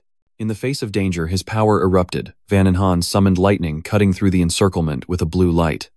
To go further, one must be willing to give up everything. My whole body is focusing. Marrow stared wide-eyed, frowning when he saw him use that attack. His body is surrounded by lightning bolts and a powerful technique. The electric currents continuously pass through his body, using electric stimulation to drastically increase his speed. The combination of L and S has created a strong person like him. This is the hidden trump card until now. Joe's speed was incredibly fast at this moment. He ran from one side to the other. Captain Kohai was amazed by his incredible strength. He moved at a speed too fast for the naked eye to see passing through his body, but it caused his body to be unable to withstand it and cough up blood. He is like a demon who never gets hurt and just laughs out loud. Truly a monster. You are being crushed to the ground. Please. Just one last time. A voice echoed. You are still just a monster. Maro is corrupt. He was attacked directly in the chest by that person. Maro looked up at the character. How do you feel, forced to lie on the ground like a lowly insect? Where did Nicolo appear from to save his life? You give up. He attacked Ma, quickly finishing him off. At his feet now was only a pool of blood left by Maro. I can't believe my eyes, it's unbelievable. I never thought he alone could push Maro to this point. Well done. Everyone quickly ran towards him all at once. Your efforts have changed, Andy and Keen. Professor Hubert gently lifted his head and looked with pity. Now no one doubts your strength. He opened his eyes and murmured softly. He looked at the teacher in front of him. Hubert. The rise of a hero. 10 days later, he is still in the hospital room recovering, which is quite tidy and bright. Sang sat cross-legged, practicing internal energy, his serious face sometimes furrowed in thought. Even with the help of the magical flow rushing into the mage's body, I still haven't reached that level. So the power gap between us is this big. His image kept flashing through my mind back then. If Nicolo hadn't appeared in time, he thought he would have died when he suddenly opened his eyes and looked straight ahead. Red and blue mana mixed together radiated around him. He gently placed his hand on his chest, thinking he had become stronger, but the road ahead was still long. He recalled the words from that time, unable to stop wondering, and feeling puzzled. But what does this sentence mean? Find the dragons, they will connect us. I'm really wondering how I'm supposed to find a dragon now. I'm seriously thinking, my face expressionless as I look straight ahead. Everyone knows dragons are extinct. Is there still any left? At this moment, Professor Hubert came to visit him, sat opposite, and asked, Are you saying it could be someone other than the Empire? He replied yes, then raised his hand to express his opinion. That person asked me why I think the Empire is behind my father's death. He placed his hand on his chin and said seriously, He might be provoking you, but being cautious won't hurt. We will secretly investigate this matter in Hoathap. He heard that and said, Thank you, teacher. Then he suddenly remembered something, reached into his pocket to find something and said, The Tower Master was very worried. Luckily, you returned safely. He took out an envelope and handed it to him, saying, Take this. He was quite surprised and reached out to take it, asking, What is this? He immediately replied, The invitation to the royal banquet is currently underway at a very luxurious party, and everyone is dressed very elegantly. I wonder if it's because I only wear loose clothes. Looking at the suit on me, I gently touch my chin and say I'm not used to this kind of clothing. Suddenly a voice called the youngest boy. Mrs. Daria approached, placed her hand on his shoulder and smiled. You seem better now, thank God, this time you have done something great again. As your teacher and the Tower Master, nothing could make me happier than this. At that moment, a voice rang out, capturing his attention. The owner of the fire tower hasn't been seen for a long time. A man with green hair wearing a suit approached and respectfully greeted. She replied, Jen, how are you? You really showed up. He glanced and said, I can't stand not meeting the disciple who is the center of rumors. You're quite surprising. This can't be Jilan. At this moment he looked at him and said, Are you Mr. Jilan person? Hearing that, he paid attention to the man and said, Fortunately you know me, so it's easier to talk. He recalled in his memory about this person the weapon master Jilan person, who could use 18 different types of weapons, and was a superlative aura master. At that moment he still couldn't believe it, couldn't believe that someone like that would approach him. He smiled softly and said, Did you give that guy, Cry, a bitter fruit right? He replied cheerfully, I was just lucky. He responded, If you have good skills, luck will be on your side too. His face turned grim with a terrifying smile and said, It's good that bastard was eliminated. Both he and his disciples are trash. Hearing that, he immediately thought this was the first time he had heard such cruel words from someone who was not a mercenary in the palace. He also laughed and joined in. That's right, you are correct. He gently placed his hand on him and said, Are you practicing spear techniques? Your muscles are very strong. He smiled and replied, I've only just learned the basics. He gently placed his hand on his and said, Basics are very important, but to break through, proper education is still necessary. He put a ring in his hand and instructed, When you feel the time has come, bring this ring to me.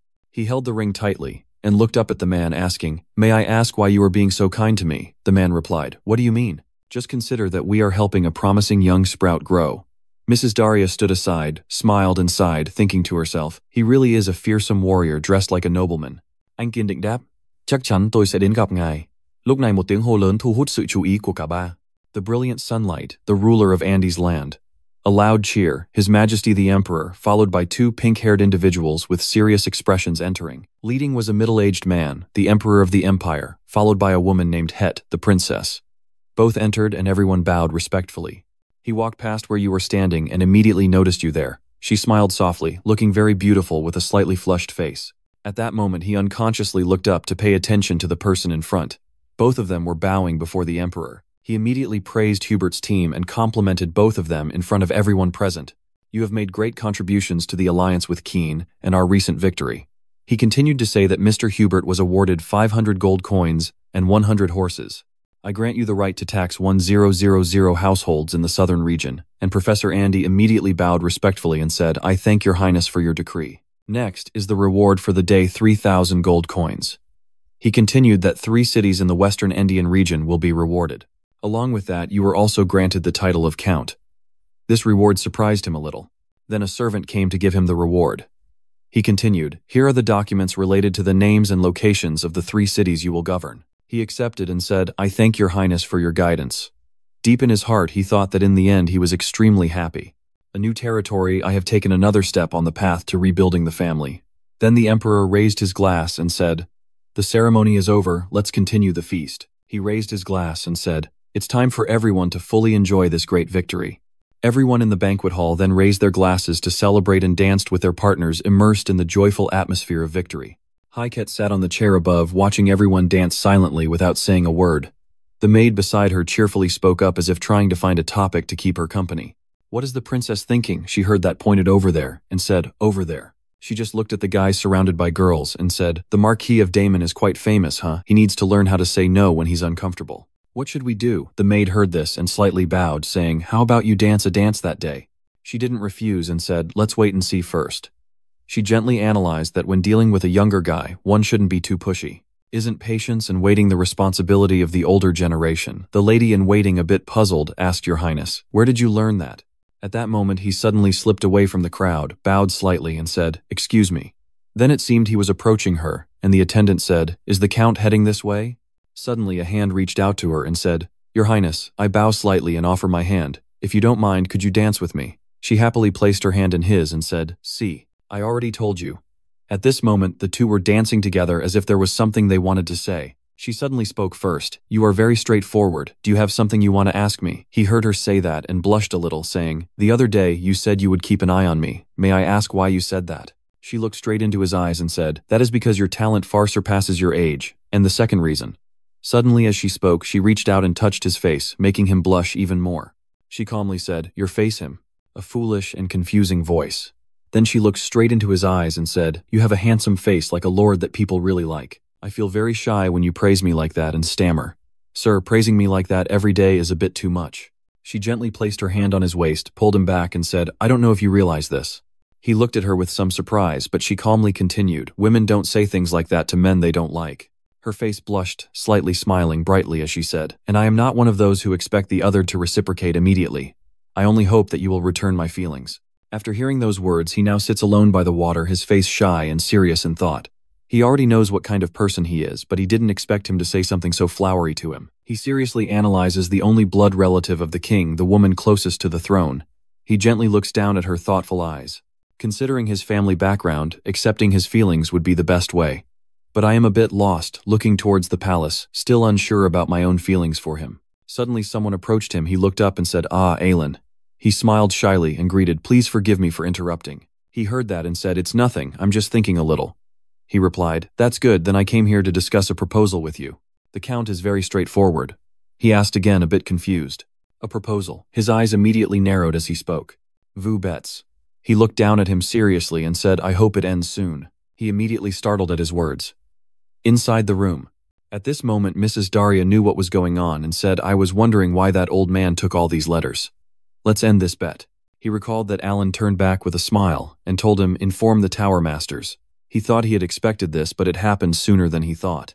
Mrs. Daria sat comfortably in her chair and said, What do you think? Little brother Vo looked at the status bar and spoke. The initial bet was planned to last 3 years, with the status bar showing the mission to level up Alan Pet within 3 years, the completion reward being 1 high-level stone martial arts master's ancient relic. He immediately said, I don't think we need to wait any longer. She smiled, putting her hand to her mouth and said, All right then, let's go there together. Cut to the arena, powered by 6th level magic, a battleground equipped with magical shields that can even withstand strikes from an experienced aura swordsman. He looks up with determination, thinking that in his previous life he could only become a level 2 mage, so he never imagined he would one day step onto this arena. On the other side, Mrs. Daria placed her hand on the red mana mark on the wall and said, "Start right now." Mr. Melv also placed his hand on the blue mana mark on the wall and said, "Let's see how much longer she can keep up the bluff." He smiled proudly and said, "This is a shield created by the 2 masters of the magic tower using protective magic. The entire arena was surrounded by a layer of purple light." He said, "So there's no need to worry about destroying the surrounding environment. Just go all out." At this moment, both of them were standing face to face in the arena. He looked at him with great seriousness, thinking that although he was a genius known as the Mage of Mages in terms of skill, their levels were not much different. He stared at his opponent with a determined gaze, his whole body radiating red mana. And the most important thing when fighting an opponent of the same level is distance. Both use sharp eyes to observe each other. He thought he was right, then immediately prepared to attack. In his mind, he thought he had to close the distance between himself and him, while he also prepared to attack, signaling him to go ahead. His face twisted unpleasantly, his hand controlling magic, constantly calculating in his mind. "I have a feeling my opponent is a knight or swordsman, not a fellow mage like me." It shows he is confident in his firepower and stamina. His hand radiates a strong blue light. The firepower of the fire tower is fierce, so its strength is probably superior to that of the spear technique. But right after, as he was rushing forward, he was attacked by a large ice rain spell. His face was very excited, smiling softly. "It really was, Alan." The speed of casting magic was incredibly fast, but immediately after, he countered with his extremely powerful fire magic, launching a massive attack straight at him. The 2 spells clashed. Mrs. Daria sat watching, very pleased with his performance, and he also smiled happily, saying a word of praise. Ho immediately copied Alan's magic casting method. Quite impressive. A cloud of dust rose after their strike. From within it, he suddenly emerged and reached out to attack. His hand was immediately enveloped by fire magic. His eyes went wild this time. It was his turn to attack. Immediately after, his fire and thunder move directly attacked him, causing his whole body to stiffen suddenly. In the blink of an eye. "Yeah, so you mean you won't let me get close to you until the battle is over, then I have to block your way first." A powerful fire attack shot straight down, causing the ground to explode. He was immediately thrown back and let out a shout. "You take your time calculating. In this situation, even if it's Alan, keeping distance from me is difficult." Then he continued to use fire magic to attack, pressing him like this. However, as ice particles fell in the air, his face did not change color. He just gently said one word, "Copper." Next, he froze the entire arena for one turn. He said the word ice, and sharp ice spikes immediately shot up one after another. He slightly smiled at him, already having a plan in mind. He froze the ground to stop the earthquake. "I think he really is a monster." His face immediately darkened, his eyes sharp. He reached out to perform the spear tower move, saying, "The preliminary round ends here." Then he also used the fire tower to counter his spear tower. Fire and ice clash. Suddenly, his hand feels the cold of ice as he performs the harmony tower technique. He was startled to realize, since when he had been like this, how could he move? He suddenly said, "Freeze." "Mrs. Daria witnessed this and sneered slightly, saying, "Has someone taught him the secret technique of the spear tower?" He stroked his beard and said to her, "Alan will become the master of the spear tower in the future, so this makes sense, doesn't it?" He raised a finger high, creating droplets in the air that made a sharp, hoarse call. The small droplets slowly formed a large stream of water. "He is sincere, and you have made remarkable progress. I want to see what else you can do." But the drops of water surrounding him, he continued, "The tower owner is waiting, so I have to stop here. Let's continue next time." Then a strong stream of water attacked straight at where he was standing. When the water was about to attack him, he spoke up. "I didn't want to reveal my true self." Just as he finished speaking, a great light exploded in the arena. His face started to show scales, and his eyes gradually turned pitch black, looking terrifying. Suddenly, he dashed past him before he could even react. Alan was extremely shocked. What was happening? That was a violent, crazy aura. My muscles couldn't move. Mrs. Daria was quite surprised to say. The fear of dragons. He was also very surprised and said, "Ho, it's not without reason that I say his case is talent beyond his years." He looked at him who had now almost transformed into a dragon. "So does that mean he is really a descendant of the dragon clan?" Mrs. Daria looked at him and said, "No way. I'm sure that boy's parents are both ordinary people." Then he looked at the two of them and said, "Then there is only one answer." His entire body was covered by the incredibly powerful golden light tower magic. He looked into the sharp golden eyes and said, "Among the ancestors of the Daimon family, there were some high-level Dragon Clan members." He looked up at Alan hovering in the air, thinking that magic was enough to make his whole body tremble.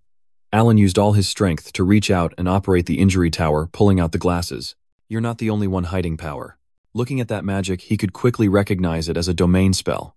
At this level, it could even freeze an entire legion. His face became terrifying. Surrounded by blazing fire, he thought that if he could break this magic, he would win. Suddenly, Alan raised his hand to cast the spear tower, emitting a blue light. Let's end it here. He immediately attacked the notebook holder, who was caught off guard, and blocked the attack with his hand. His eyes stared resolutely ahead, his mind constantly thinking a chill, not only freezing mana but also time. Yet these things probably couldn't trouble him at all. He slightly curled his lips, holding the weapon, thinking, what if? He immediately swung the stick, and a yellow flame shot out to counter the ice. If it weren't for the combat experience with Cry Hill, it would be very difficult to break this magic. Alan was very surprised, sweat on his face, eyes wide open in disbelief, saying, what? Immediately after, a blinding burst of light exploded, causing the entire area to collapse. He quickly rushed straight to attack Alan. He didn't have time to react to your attack. Too fast, I couldn't use flash. I have to block the strike quickly, but before I could do anything, he charged at me. A powerful strike hit the ground, causing a large crater, and a bright light shone straight up into the sky. A sword was raised in front of Alan. He trembled as he stared straight at the tip of the sword, frowning. At this moment, Alan was completely defeated by his sword. He lay on the ground, covered in dirt, completely restrained by Daxo's sword. Alan smiled softly and exhaled, thinking to himself, just as I expected, it ended up like this. Immediately after, Alan admitted, I lost. Ja smiled softly at him, one eye gradually returning to its normal pupil color. The status bar continuously displays notifications. Mission completed, you have received premium mana stones, and the relic from the Divine Era will be transferred through Hemingway. At this moment, Mrs. Daria suddenly uses the fire tower teleportation to instantly reach Mr. Melville. She quickly stood right next to him. At that moment, he was still intently watching the two others when he noticed her presence. Mrs. Daria turned to him and said, you have to prepare the relic from the Era of the Gods, right, old man? He said irritably, I admit I lost this bet, okay. Then he cast a spell and said, as the master of the Commerce Tower, I will of course keep my word, but I didn't expect to lose. This is the sacred relic from the Divine Era, as promised. She looked at the object he held out, smiled, and said, I didn't expect you to actually take it out, old man. Are you putting all your capital on the line this time? The next day, the carriage was moving through the forest. Vatsa sat on the vehicle, intently looking at the object in his hand, and said Aris's sewing tools. He realized this was a relic from the Era of the Gods, mimicking the space-cutting and sewing abilities of the goddess Arach. He quickly raised it, and made a slice that revealed the outside scene. A dagger that can cut through space. Clench that object tightly in your hand. Also, if you channel magic into the thread, connecting the dagger and the needle to sew space, imagine yourself in space using that dagger to stitch it back together. Up to this point, he immediately thought of connecting the tangible space with the space cut by the dagger. He remembered the image of both. Even cutting space alone was extraordinary. Is it possible to combine them? If used well, it could be very useful for ambush or defense. At this moment, the person outside informs him, we have arrived, sir. Outside, the carriage had stopped in front of a grand and magnificent castle, Thu Nghiet Castle. Inside the room, there were many weapons. Someone spoke up, oh, you're here, Joe. Thank you for visiting, Jillian said. I heard you defeated Alan. He scratched his head shyly and said, I was just lucky the rumor spread too fast. VS looked around and said, is this your workplace? He immediately replied, that's right, why do you ask? He glanced around and said, because this place is full of weapons, it looks more like a training room. He gently stepped forward holding a weapon and said, at first it wasn't like this, but with practice, it kept improving over time. He lightly lifted one up. I heard you use a spear, right? He softly replied, yes, then he handed the spear to Joe, saying, take it. Joe reached out and said, why are you suddenly giving me this? He cracked his knuckles and said, to guide someone properly, the most important thing is to know their level. So let's start warming up. Show me what you have. He recalled being quite surprised when he received a letter back then. A single invitation from Mr. Gillen. Now I understand. So this is why he suddenly sent me an invitation letter. You just need to spin the spear with your hand. This is a great opportunity to be taught by a weapons master. He seriously raised the spear towards him. If I can take this opportunity to improve my martial arts, it will be a great support for the future. Seeing your expression, he said with satisfaction, good look, I'll let you go first. Hearing him say that, he grabbed the spear and said, then I won't refuse. Inside the castle, the sound of weapons clashing echoed, and after a while he was knocked back against the wall. He quickly got up. Even without using the magic tower, he couldn't believe that he could be defeated so easily. Looking into those sharp eyes, he couldn't help but admire, truly a master of weapons. He said, so how is it? He observed and assessed that the eyesight and flexible thinking were very good, but it seemed you had no talent for spear techniques. He smiled with his arms crossed and said, I'm very impressed that you taught yourself this much. He smirked slightly, thinking this kid is something else. He thought it was very interesting, And when you heard him say that, you felt a bit unhappy looking at the staff in your hand, wondering if you should just use magic. Suddenly he spoke up. You didn't expect me to teach you for free, did you? I don't understand looking at you. Suddenly you made a proposal. I will train you for a week, and in return you have to fight our knight. He seriously thought about it. Fighting the knights was not a bad proposal, but just fighting would not lead to peace. Hearing that, he said, all right, let's negotiate. I have one request. He was quite surprised and asked back request. At this time, everyone gathered outside the training ground. Some asked in confusion, what's going on? It's rare to see all the technicians assembled. Hearing that, someone replied, I heard it's because Lord Ratso came to visit. Everyone walked while chatting. Isn't Ratso a sorcerer? Didn't you blow off Cryhill's arm? I heard he has horns on his head and breathes fire. Some people laughed and said, haha, that's ridiculous, like a circus. Someone else saw the two approaching and reminded them, keep to the side. The Lord has arrived. Everyone shouted, greetings, Lord.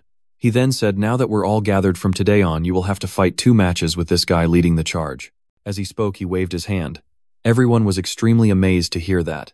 He continued, the first match will use magic, and aura, the second will not. Everyone kept discussing. We will fight without using magic or aura. Isn't that clearly a disadvantage for you, Jojo? He thought the purpose of this training was to improve skills rather than gain experience, so it would be better not to use magic. Thinking that, he clasped his hands together, looked at everyone happily, and said, I am Jat, so I look forward to your guidance. So can we start now? At this moment, the two of them stood facing each other, one holding a sword, the other a staff. The opponent then introduced himself as Roakin, a 4th-level knight, honored to cross swords with a hero from the outpost. On this side, Ratso also smiled and said, let's start right away. He looked at him and replied, then the two of you looked directly into each other's eyes and immediately both rush forward. You can't help but exclaim. That was fast. He dodged while thinking, and the neat stance from the level 4 knight swordsmanship manual shows he was trained by Julian. Then he glanced at him, but immediately a move was launched and the opponent fell flat on the ground. At this moment, the spear pointed straight at the opponent's eye. Namchi smiled and said to him, do you want to fight some more? At this moment, Miss Haken said, I don't pity you, I lost. The others didn't ask or discuss. Did you see the movement just now? Didn't you say there is no magic in martial arts? He heard that and folded his arms to think. Does no one have anything to say? Look at the group over there, huddled together. To be honest, they lost to the mage using martial arts, so it must have hurt their pride, right? He recalled the previous conversation. I would try to fight the knights, but instead you allowed me to fight without using magic. That proposal and feeling were very interesting. 59000 VND, looking at the people behind, who kept staring at me, sweating nervously. I will become a good stimulant for everyone. Right now, a voice suddenly spoke up. If you're okay, can you face me? Others whispered when they saw the next person. The 2nd-level knight stepped forward and wondered if the 3rd-level knights couldn't even face them. The man who stepped forward had long blonde hair and a resolute face. If he was a 2nd-class knight, he was as strong as a cavalry commander. Turning back with a smile, please take care. It will surely become a valuable experience for me. Then the match ended, and time moved to evening with the moon high in the sky. Mr. J couldn't help but exclaim, unable to believe the draw with Vincent. I think I underestimated him. Vo ran after him with a forced smile. Just be lucky. Over here, Mr. Julian keeps talking. That guy will complain about his fate again. If you use magic, can Vincent stand a chance? He was stunned and hesitant when he heard that. He immediately answered that my answer is no. Even though Vincent is a 1st-class knight, it's the same. As I followed him, I thought, am I wrong? Now my realm is level 5 as a knight. I'm an expert, so Mr. Jillian looked at the door and said, don't question yourself too much. There's also a saying that excessive humility is arrogance. He replied, I will remember clearly. Then he reached out to the sliding door, which immediately rotated and opened. Now it's my turn to show you the gift I will give you. Inside, it looks like a vast ancient library. Mr. Duilian began to reminisce. In my youth, I traveled all over the continent and collected many books. He first introduced the martial arts book on the left. You try directly choosing which one you want to get familiar with. He started searching for books. It took a long time to look through them slowly. First, I focused on finding the direction of the trade art. After a while of searching, they sat down at the table. Mr. Dai asked him, did you choose the book on business tactics? I feel anxious and torn between the two. When you saw the book I brought out, you exclaimed, it turns out to be Luke Kuyet, Da Shuyen Du, and Le Manchera. Jilan feels both books are very good. First is Luke Kuyet Ba Shuyen Du, difficult to get used to. If successful, it can be said to be the best among the martial arts. As for Lan Manchester, it is a martial art that has the advantage of utilizing dexterity and flexibility. He smiled. Personally, I advise you to get to know Luke Kuyet Ba Shin Du. He hesitated. I immediately decided to get acquainted with the red book on top, seeing that he exclaimed. La Mancha. He picked up the book and said, "To me a wizard is more than a great merchant, truly made by strength. I think it's more accurate to say that love truly has the ability to respond flexibly to situations." Hearing this, Mr. Dai couldn't help but start calculating in his mind. You didn't consider choosing the more reasonable option over the stronger one, which is the right mindset for a mage. He placed his hand on his shoulder and rubbed it. "I respect your choice. Try to get along with Lanman's father." Seeing his attitude like that, I was a bit surprised. How could you give me a book like this without any worry? Every time I look, I can feel this generous personality. Mr. Jan smiled and continued, "You must not forget to spar with those knights." Hearing this, he forced a smile. "It's not free, right?" Then it shifts to some time later, snow gradually falling from the sky. At this moment, the moves gradually appear, spinning the cup, stabbing, then blocking. Vatsa, sitting on the carriage, begins to imagine the techniques. These simple movements combine to form the rope. Then he hesitated, his eyes wide open, but blocked here again. He looked through the outer door. It had been a year and a half since I received the rambling inquiry from Mr. January. Just by memorizing the form, one could see great results, but he looked at the snowy sky outside, constantly sending back behind. To master the art of spear fighting, one must understand its true meaning. Focusing all your mind on spear techniques is right, but there are many other important issues to consider. At this moment, the system board immediately announced a new mission to reach and surpass the wall opposite within 6 attempts, with many rewards awaiting afterwards. Look at it and think this is a matter of awareness and practice. There is no way to solve this problem immediately. It seems that voices are calling out in the echo, searching for dragons. Their existence is the continuation of me with you. You are the new master of the last dragons on Earth, the hope for the future. He looked at the piles of maps he had gathered, yet he still searched for ancient books. Meanwhile, he found 4 places with dragon traces, and examined 2 but found no evidence. The remaining places are Island and the Red Mountains. Between the 2 places, Current Island has a greater potential, but currently searching there by your standards is very dangerous. You look around without thinking. Island postpones after the 6 limits. First is the Red Mountain Range, searching the underground world in the layers. Then returning to the conversation with the Tower Master, she heard that this time he would go to the underworld. He replied yes. She reminded him that the underworld is the land of dwarves, a place humans cannot easily enter. He replied that he knows. She sighed, looked at him determinedly, and then continued. "However, if you have to go, then come find Master Bach." I find that hard to understand.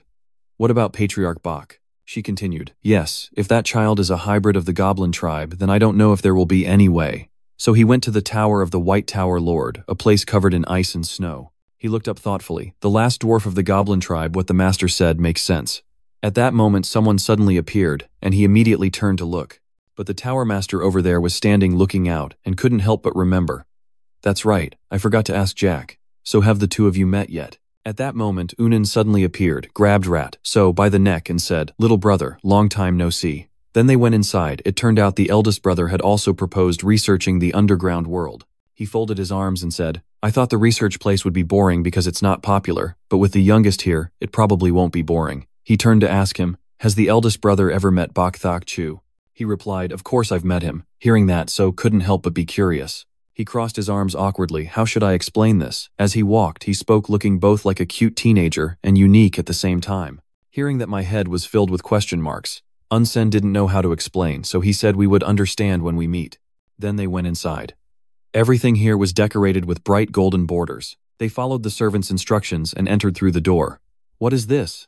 As soon as they entered, So couldn't help but exclaim, "Is this a cute room?" On the bench, a teenager is sitting hugging a teddy bear, and the other party speaks up. "Please come in." Unsen immediately bowed in salute. Fuang recognized him and turned to look at him. "But she found out that you are Joe Dai Monday. He is Amelia Bok Thap Chu." In front of them was a silver-haired boy holding a teddy bear looking somewhat childish. He was the master of the White Tower, the controller of wind and souls. Va was thinking while looking around, wondering if it was because he was a hybrid of the elf and human tribes. This place seemed to be filled with light, and he could feel the magic here was very pure and could only be sensed by elves. Unsen laughed heartily. Indeed, Master Bok Thak can remember everyone's name. The youngest must be very famous. He immediately stood up and spoke. Compared to that, Amelia asked very deeply, "Isn't it amazing? He sensed that my body has mana, and the fact that humans have mana is so special that I couldn't help but step back hesitantly." White Master, he closed his eyes to feel, and said, "I know."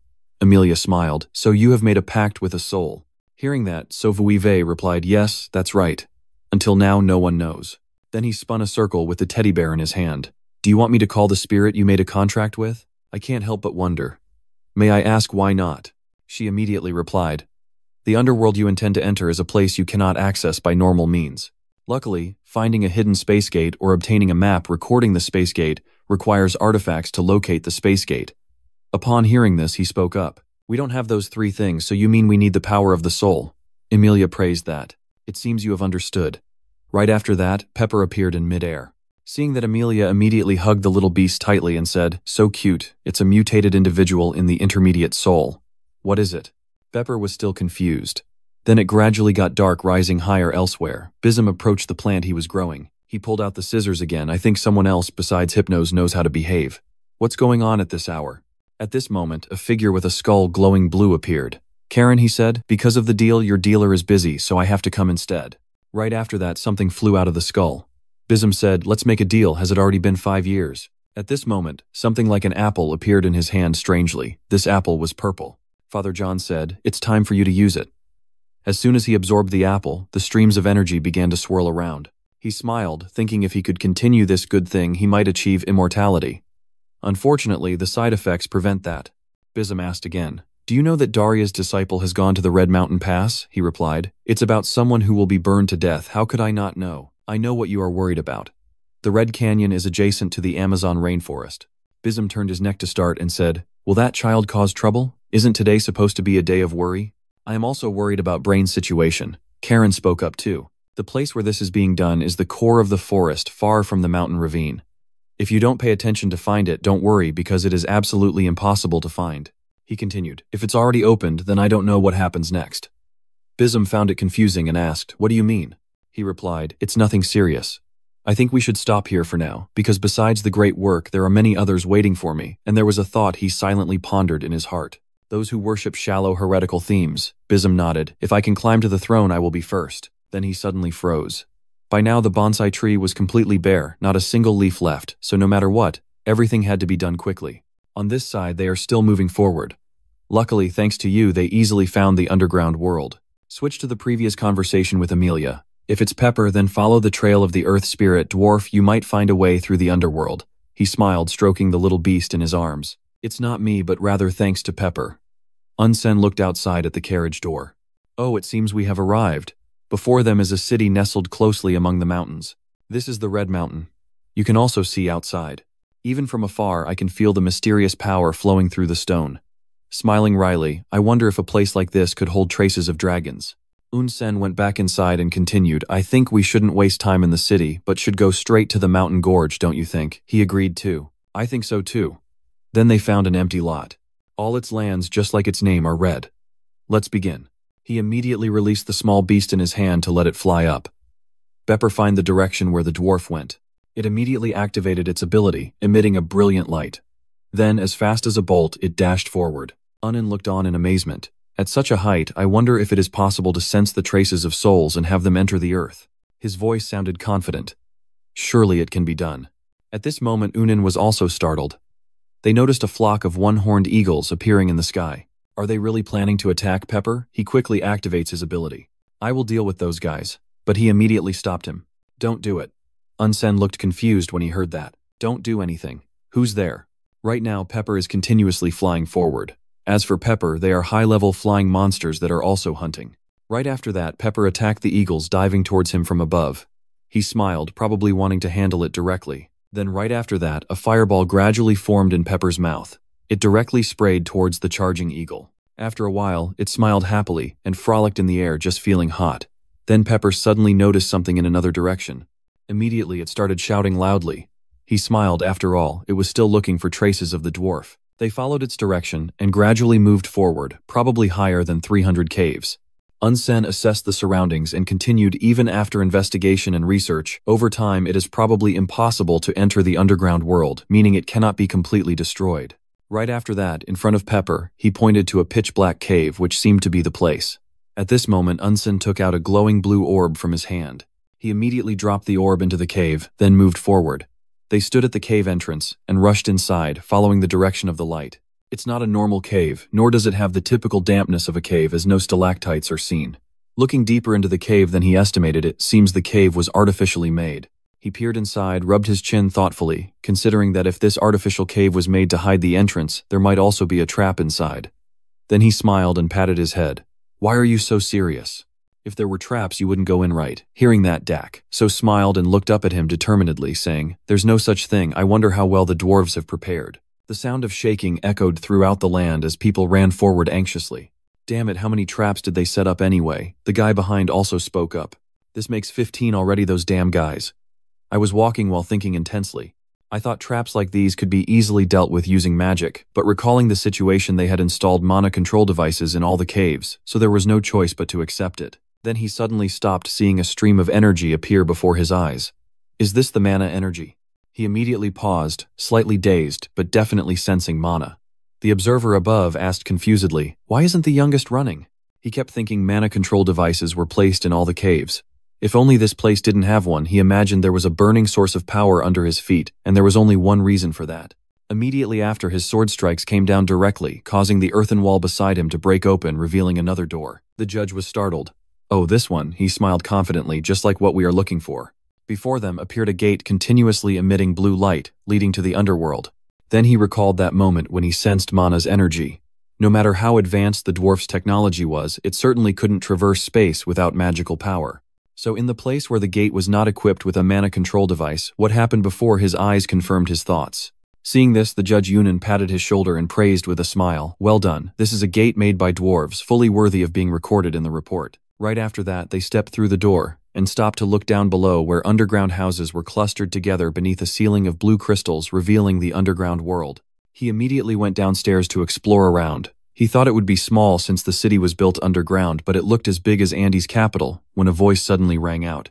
It had been a very long time since humans came to this place, so Vatso stopped. Before him were two dwarfs, one old and one young.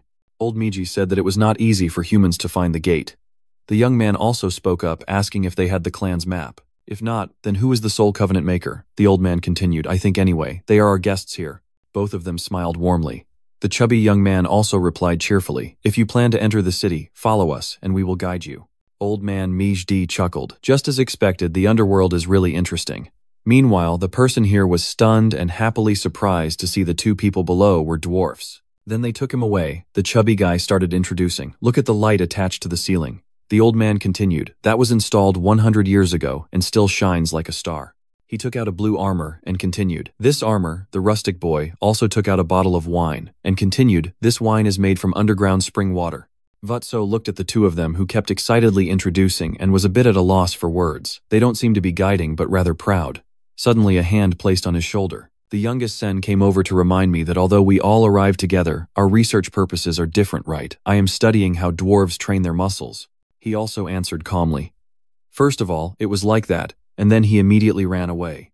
If that's the case, let's split up and take action from now on and meet back here in 3 weeks. Rut couldn't help but be startled, reaching out in panic. Big brother, come along. At this moment, the short old man behind patted him and asked, Where are you going? Right after that, he grabbed his collar and pulled him along. Let's go, I still have a lot to show you. Rutso forced a smile and replied with tearful eyes, That's really something to look forward to. Suddenly, he widened his eyes in surprise as a majestic red dragon statue appeared. Seeing this, he took the opportunity to ask the old man, Mr. Mage, according to the inheritance, I heard the underworld has received blessings from 2 dragons, right? He looked up at the red dragon and said proudly, That is a proud history. The blessing of steel from the yin dragon rules steel and wind, and receives the blessing of firelight from the fire dragon who rules fire. He walks while looking around hesitantly, asking, So where is the difference? He continued. It was built when receiving blessings from the fire dragon. I heard that thousands of years ago they also stayed there. Vut looked on thoughtfully, wondering if even the dragons had stayed, what traces might remain. So he bent down and continued asking the old man, Can outsiders also enter the altar? Mr. Mihi replied, I intended to show you the final altar, but the order probably doesn't matter. Then he immediately called him to follow him. Then they went to another place that kept emitting sparks where someone was grinding. He guided the group while saying, But the weapons sold in the underground world are indeed different from those sold in ordinary forges. The weapons bought by the Beast King of Kurilu are also the ones our ancestors created. At this moment, little fairies were flying in the sky carrying bags. He sighed upon hearing this, but many people were not shorter than Tuni.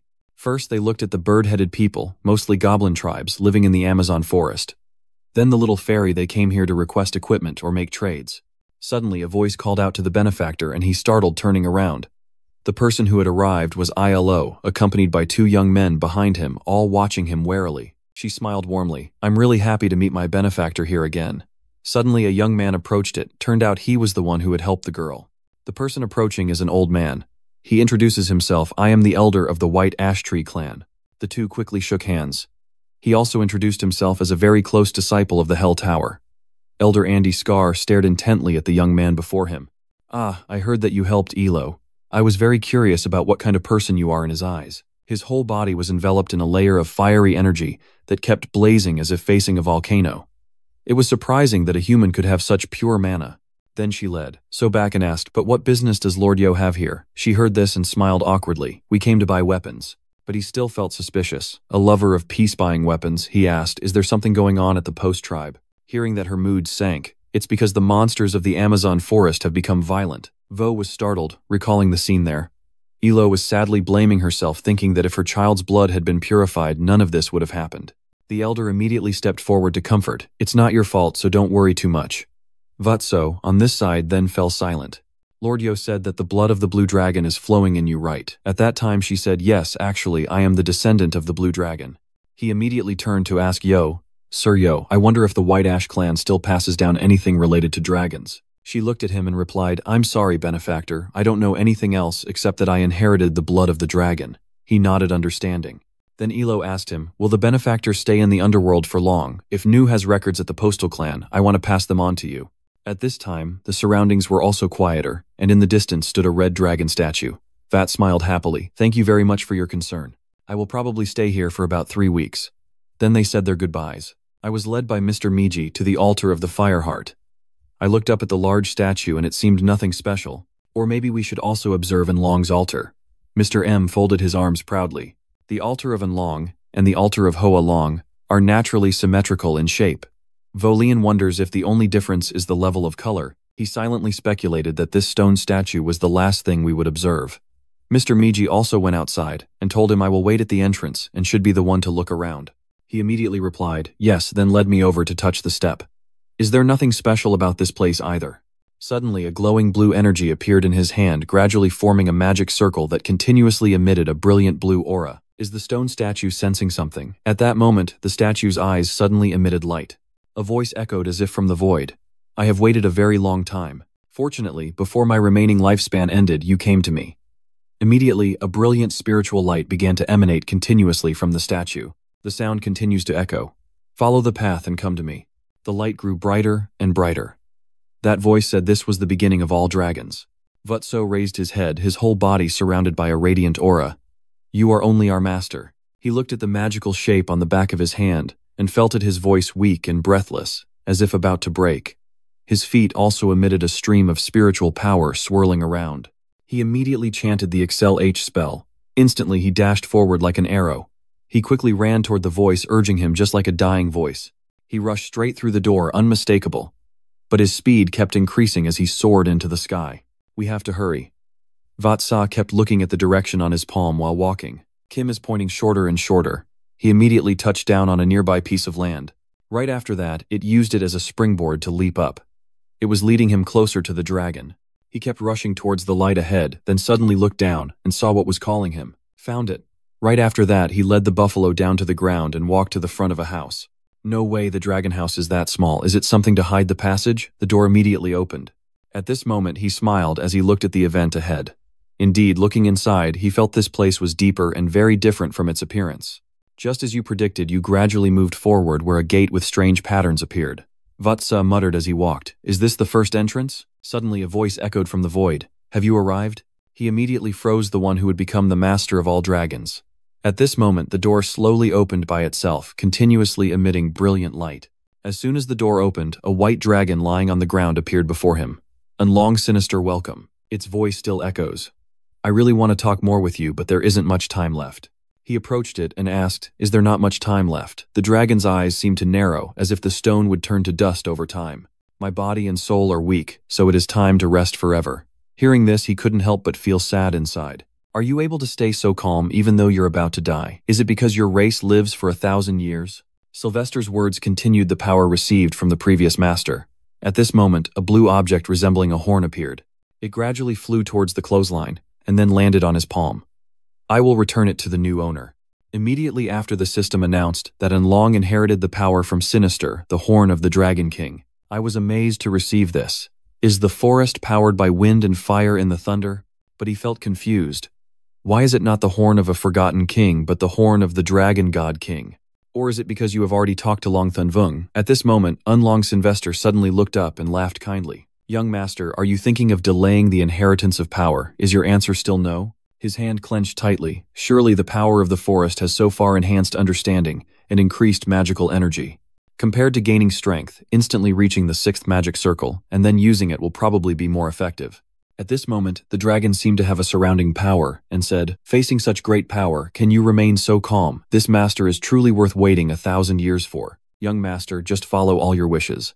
At this moment, the passion made him instinctively cover his head and say, wait, I still have some questions. But at this moment, that stream of energy kept swirling around the voice, echoing in the void. Even though my body and soul disappeared, the mission given to me was not yet over. I will leave my power to the child who carries the bloodline of the clan. He was immediately stunned upon hearing this. The child carries the clan's bloodline. Immediately, the energy orb left its position and flew outside. The spiritual dragon force swirled out of the city and stopped right in front of Ilo. She was a bit stunned and reached out her hand. This immediately sent a surge of energy rushing through her body. The whole house instantly lit up. The other side of the notebook has also returned. He couldn't help but sigh and lower his head. I can't believe I missed the hard-to-find clue right in front of me. Just now a figure suddenly appeared ahead. The unexpected visitor was Yo, whose eyes continuously emitted a blue light beneath her cloak. She then quickly lowered her hood and said Wylo of the Tunbi clan. At this moment he suddenly widened his eyes in shock, Lord Wylo. At this moment, she had grown 2 horns on her head, her body radiating the aura of a dragon. She knelt on one knee respectfully, and said, Greetings, Dragon Emperor. Suddenly her body began to tremble, and mutter Dragon Emperor. Immediately after, Y fell to the ground unconscious. Seeing this scene, he couldn't help but shout in panic, Lord Y, lo. The time then shifted to that evening elsewhere, where the torch flames blazed brightly. Vatso had brought Ilo back to the room and waited. Could it be that the next generation, and Long mentioned, is Lord Yo? I recall that before Long disappeared, he looked at the little girl lying on the bed, as if the dragon's power had not yet fully awakened. Then her hand suddenly moved with a faint sound, rat, so immediately jumped up, worried. Are you feeling more alert?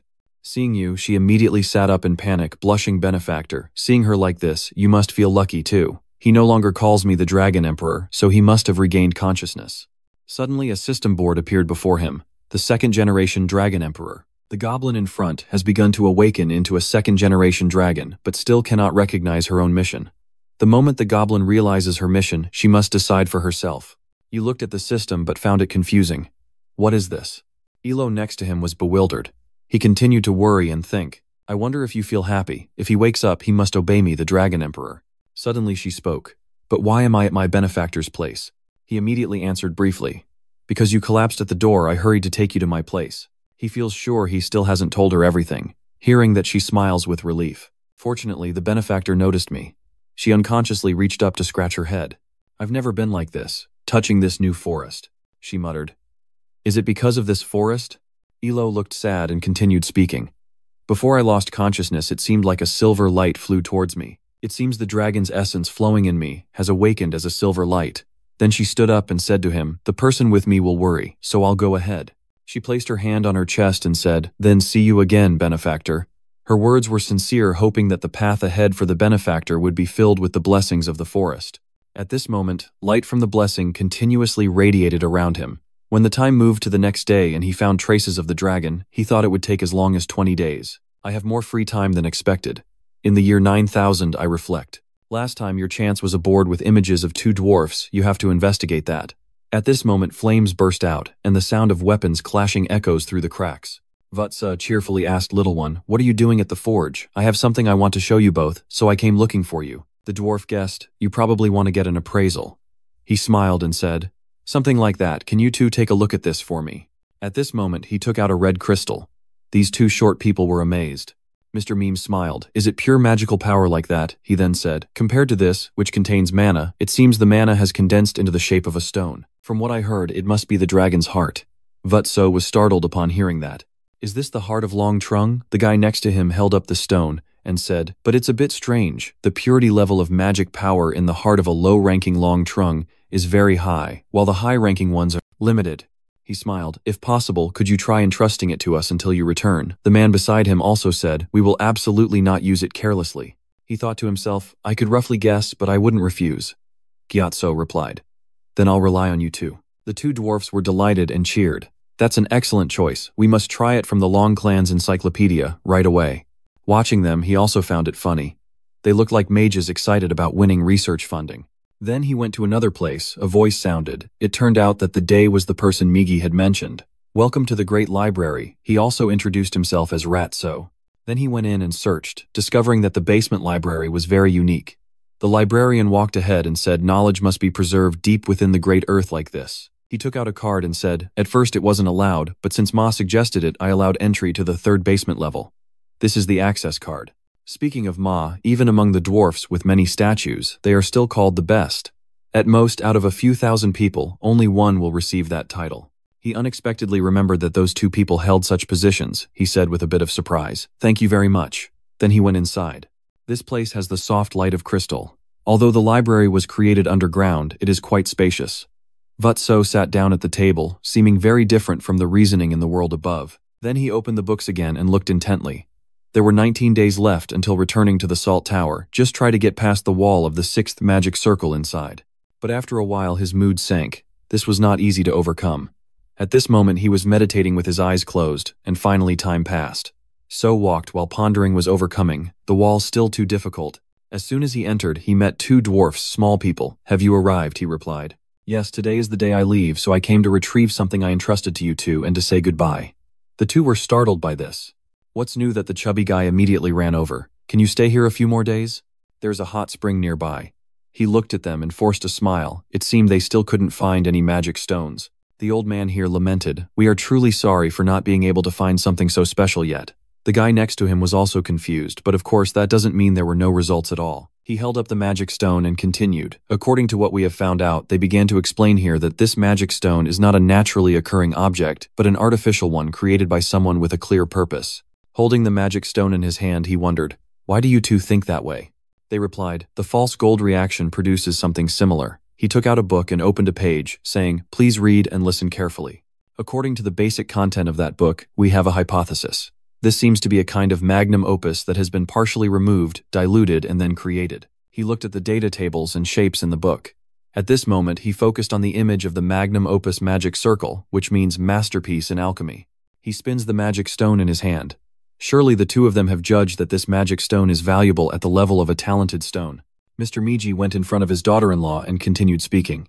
If we could figure out what it split and created, that would be great, but this is as far as we could get. I am very sorry, sir. Please smile comfortably. No, you two have already helped me enough. Looking at them, he sincerely said, thank you both. Thanks to you, I have learned how wonderful the underworld is. He crossed his arms and replied, if you have the chance, come here anytime. The guy next to him gave a thumbs up and added, that's right, that's right. Then he went outside the cave, and judging by the situation, the material of the demon stone is most likely a dragon heart. The door gradually appeared before Joe's eyes as a dragon heart. If other mages heard this, they would be very surprised. When he reached the door, he stopped and looked around. Is the eldest brother still not here? At this moment, a familiar voice sounded. I'm the youngest. Looks like you arrived first.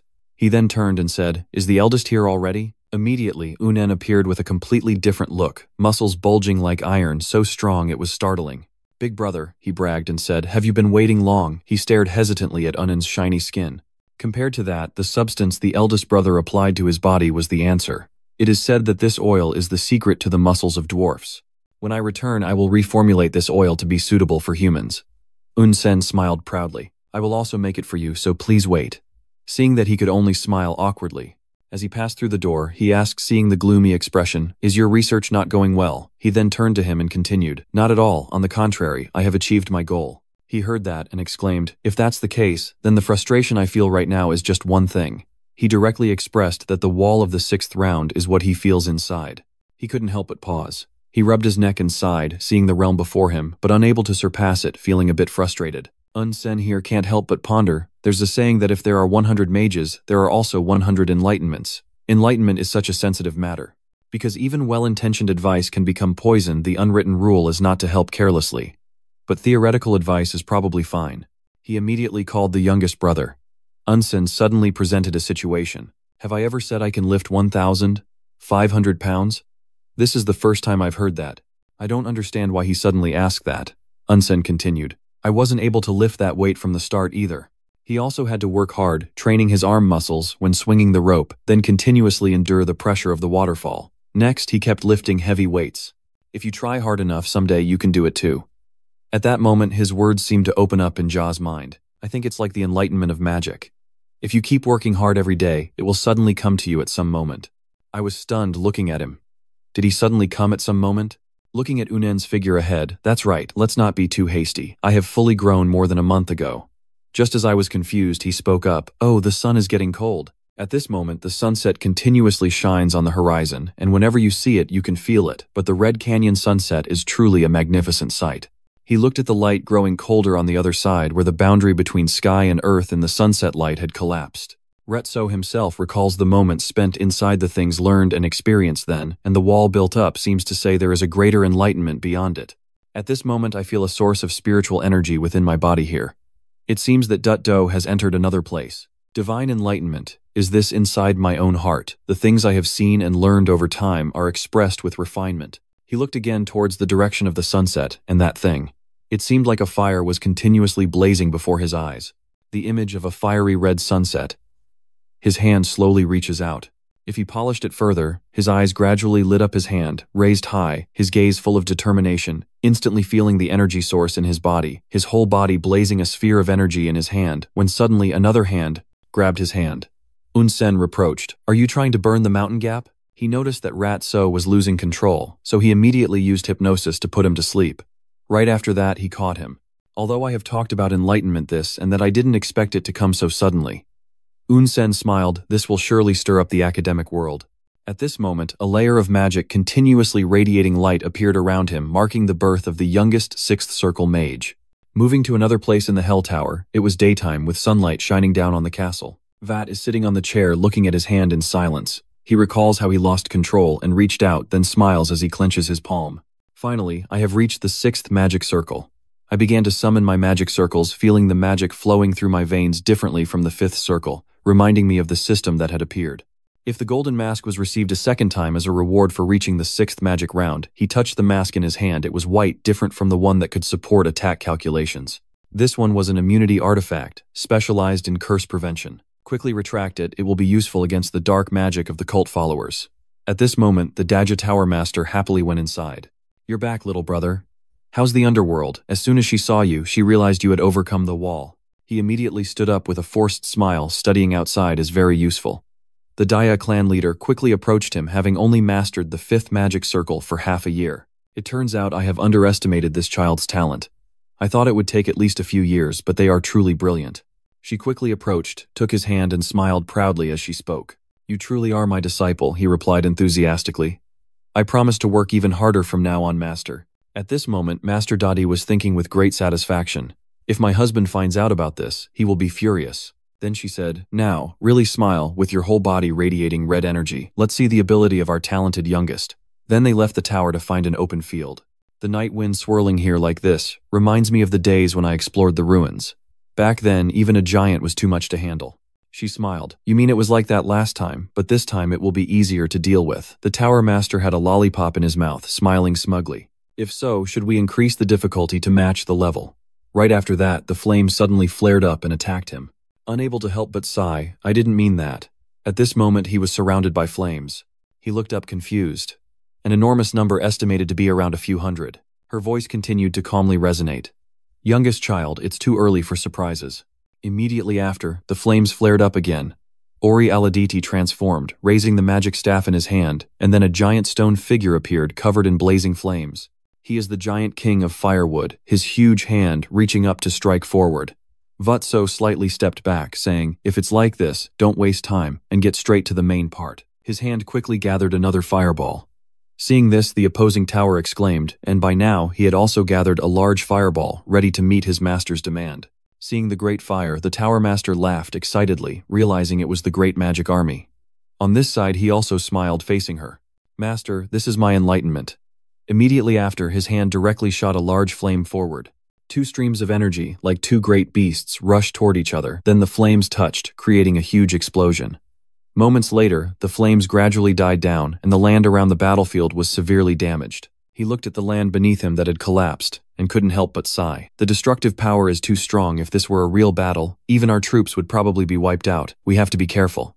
At this moment, the DA Tower Master approached him, and I wondered how he got here so quickly. So you have succeeded in the Supreme Sage's mind. What kind of things are contained in your mind? Looking around, he remembered the scene he had seen with Unsen. It was a blazing masterpiece. The Tower Master muttered, "A masterpiece. The divine manifestation of the mind is the most important opportunity for a mage." She smiled, covering her mouth, and besides, the youngest boy had shown that his magic was still incomplete and needed improvement. If that were completed, she chuckled to herself, it would indeed be very interesting to witness the growth of the disciple I have been watching over. He stood facing me with a head full of question marks. Then he immediately led the buffalo back to his room. He sat cross-legged on the bed, recalling the Tower Master's words. The speed of roll, assignment rules, and scarcity as original magic resources all met the standards requiring registration to obtain the official magic circle at the guild. At that time, I had already received recognition from my master, so the next thing I did was take out the dragon horn and the red gem. It's great that I used them before the holiday. First, you take up that rusty horn. If you want to absorb all these things, it will probably take some time. He looked at the glowing object in his hand, then directly grabbed the horn and stabbed it towards his body. Let's try it. The tower shifted from dusk to dawn, then from night to the next morning, until finally the system announced the absorption and purification of the Dragon King's horn wind. At that moment, he lay on the bed, gradually lifted by a source of energy. The system continues to announce that the absorption has reached the limit of the wind horn purification of the Dragon God King. The demonic power has exceeded the limit and is covered within the latent power. The latent power will awaken at the moment of awakening and grant you great strength. The understanding of high-level wind attributes will greatly increase. At this moment, he stood up and gradually absorbed the swirling energy. As soon as I opened my eyes, my understanding increased, but my level remained the same. Or maybe my standard of understanding just got higher. I don't know if it's because of the wind attribute, but my body feels a bit lighter. Then he suddenly stood on tiptoe, reaching his hand forward. At this moment, he couldn't help but be amazed at the power level of the punch thrown so lightly. If he pushed his body with Overlord and Wizard body, even without friction, he could still contend with second-level knights who had reached the Autumn Star stage. At this moment, a voice sounded outside the door. "Senior is very straightforward. A request to meet has been made." He immediately happily looked up. "Is it a request to meet after the tour?" As expected, it was that person. Immediately after, that person was admitted. "I heard that this time you have been to the underworld." He smiled now, dressed neatly in a white outfit. "Yes, that's right." Fuang immediately brushed her hair and said, "Because I was very curious about your excitement, I was a bit rude and hurried to meet you." He smiled awkwardly. "I can only say there are hundreds of actions and cultures in the world, weapons and dwarves." The other immediately exclaimed, "Wait, you definitely have to hear that first." "Brother," so I immediately gasped in shock. The opponent immediately said, "You are very skilled," and the system simultaneously announced the response according to the princess's wishes. "Princess Haket Ratmos has been waiting for your answer for a long time. Now it's your turn to answer her. The reward is a level 2 intermediate dragon soul gem, a ring, and a pair of arrows." At this moment, the princess smiled beautifully and said, "Have you thought of me during this trip?" Seeing that he immediately panicked, "This is crazy. Another mission like this?" The princess asked again, "During this trip, did you ever think of me?" He immediately blushed and covered his mouth. "Princess, you're joking a bit too much." Princess Radmos immediately laughed and took a sip of tea. "Seeing your reaction like that, I feel reassured. Since you are so quiet, I have to joke a little." Then she continued, "But maybe all my efforts so far have been in vain." He found that hard to understand. Trying, she smiled and continued, "Even if I did, I am not that kind of person. I'm not asking you to answer right away, I just hope so."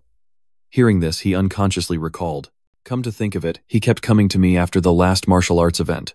We went together then, but he always pushed me away, saying he was busy seeking revenge. Suddenly, Jatso felt very cowardly. He remembered the system's task board and thought that a task would appear if there were no problems. At this moment, the princess continued, "Time has passed down there." She smiled, saying, "When I'm with you, time seems to fly by." She looked at him and said, "Although it's not easy, the answer cannot be heard today." Just as she was about to finish speaking, he suddenly spoke up. "Sorry, but princess, could you give me a little more time?" He knelt on one knee. "I am very persistent," as the princess said. At that moment, he took out a couple's ring and continued, "So this is all I can say." His face flushed red. "Later, I will treat the princess well." Rumos stood up, stunned at once. Then she burst out laughing happily. "Is it true? He is really a guy who feels with just his fingers, but it's also a bit strange." She immediately reached out toward the ring box. "A plain statement from you feels so sweet to me. I will treat you as kindly as you said." At this moment, he smiled gently and looked up at her. Ramos immediately put the ring on his hand and smiled. I will be determined. The two of them held hands, and she was determined to tease him for life for making her wait. After some time passed, colorful fireworks petals kept flying in the sky. Be careful there. Do you know how much that alcohol costs? Where is the pork brought today? It's the princess's engagement ceremony. There must be no problems at all. At this moment, a villager riding an elephant was just going around looking. The elephant tusks belonged to Keel's delegation. Then an old voice rang out, excited in vain. Because this is a place to be proud that a teenager just 20 years old has reached the 6th level of magic. The person who just spoke is the great sorcerer of the Golden Sand Dune House. The person walking beside is the great prince of the Iron Sand Dunes. They rode horses forward. Do you believe that I think it's just a trick to strengthen national alliances against imperialism? Perhaps it is true. Otherwise, there would be no reason to give up the country like this. At this moment, their group was crowded moving forward. However, whether the presence of that young man was valuable enough to join hands with Edmian was another matter. But the prince smiled coldly and said, Why take so long to say you want to go? We've finished idle talk, so let's quickly hold the party and see what the fuss is about. On this side, he is being changed into 4 different tailcoat suits for the party. Is Lord Allen's engagement ceremony really this complicated? He was sitting in the corner, reading a book, then looked up and said, Because this is not an ordinary engagement ceremony. He then closed the book. He began to continue speaking. I heard that at this ceremony, the envoys from the neighboring country, not the allied nations, are also attending, sir. It seems His Majesty does not intend to end the engagement ceremony as a joyful celebration. Hearing that, he was surprised, and said while putting on his clothes, probably intending to use this engagement ceremony to achieve something political. Hearing that, he continued an opportunity to demonstrate the power of the royal family, which will become a place to show Edian's influence. Vo thought about this. The place that shows Andy Minion's power. At this moment, his hair was slicked back, looking mature and different from usual. The best card to reveal in Mayan right now is you. Vo immediately leaned on his hand helplessly. Finally, my role is really important. He immediately comforted. You will do well. Alan continued, so now let's start learning etiquette in that sense. His face immediately turned pale. Outside, the chatter never stopped as the golden sunset glowed while others gathered here smiling and waiting. On the other side, the eldest brother Unsen, the DA Tower Master Professor Hub, was also present. Unsen smiled so far, the bride is the first to inherit the throne of the Andy Minion royal family. At that moment, the shouts from outside rang out. Princess Haket Ratmos entered. Next is the voice. The groom and the countess lead the procession inside. At this moment, the door slowly opened and light from inside spilled out. The groom stepped in. Everyone around was immediately surprised to see his face. Is he really someone with the power of a tower master?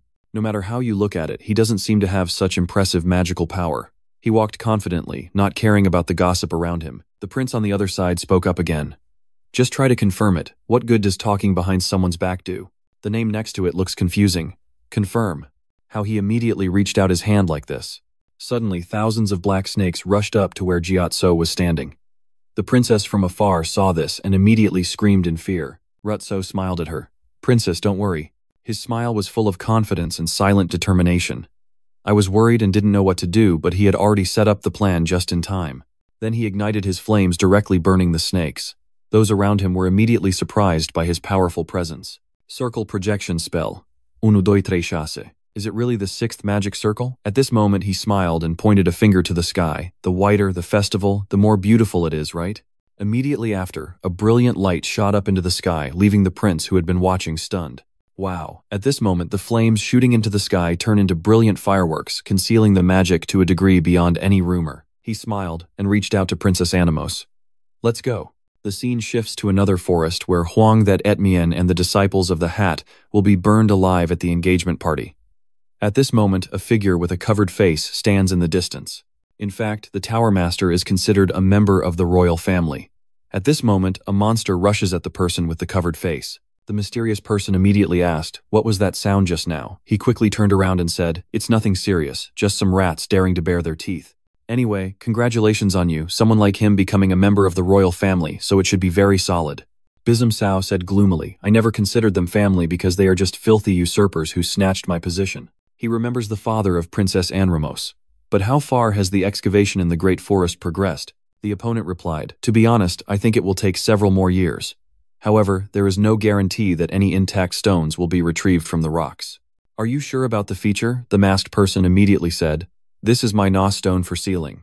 The giant tribe fought for dominance over this continent. At this moment, a blue magic stone appeared. Even just retrieving a few could empower an 8th level mage. The other guy immediately crossed his arms in annoyance. The problem is that Tata Tanos's seal only needs a light touch for the big forest beasts to go crazy and scream. He immediately replied, "That's the sound of joy, attracting attention with shouting names. If Andy's forces weaken, it might be triggered earlier." He smirked, delighted to hear that his country's people were about to die like a tyrant. Of course, all of this is thanks to the plan to erase and sabotage the records of the great god Ru. The story involving the giant tribe and the world's savior is also one of the erased records. Speaking of that story again, the cloud-haired hero from another world joining forces with the dragon to stop the giant tribe is one of his great missions. This is a story that must never be passed down to future generations. Remembering Jack's appearance back then, thinking about it, the disciple of that woman would be burned to death, and that was also cloud hair growing at an unusually fast rate. Could it be inheriting the bloodline of the world's savior? Even if so, it was thousands of years ago, so the bloodline probably can't be inherited intact. The two people here are still smiling, happily unaware that danger is slowly approaching. The other guy then smiled slyly, but since he didn't know, he probably had to increase the danger level. In a magnificent and grand place, people dressed like nobility stand around a man who is being whispered about. Congratulations to the Soul Count. I come from the Southern Walker Hill Academy, where the Countess's school is our territory. I am from the N Union, listening to these words with a wry smile, thinking of the local lords and nobles and the Thai kingdom nobles who have probably had no choice but to follow me for 3 days already. Suddenly a voice called from behind, making him turn around. The Count led the duel. A well-dressed person appears, raising their arm to their chest, politely introducing themselves. Saron, Prince of the NG Sand Dunes, greets you. Congratulations on the engagement of the century. He looked at him, thinking this guy clearly imagined an ordinary civilian standing in the crowd, but then he still happily shook his hand. Thank you for your gift, but next time please give something else. Saron quickly replied, I will consider it further. Closing his smile, Vol calmly asked, So, are you satisfied with my reaction? Cao forced a smile and thought before answering him. Usually people get very angry when being checked, but is it quite good or a big mistake? Then Saron still stared blankly in response. As the Prince of the Golden Sands, I intend to propose an alliance to Andy. Would this be enough for an answer? The image is an ancient painting of a tower. The Golden Sands are among the few wealthy nations on the continent. Below is a jar filled with gold and jewels. If allied, it would greatly help in the war against the Empire. He crossed his arms and sighed, saying to Joe, More than an alliance between nations, I have a heartfelt desire to invest in the Duchy of Dai Monday. Because I'm better at investing than politics.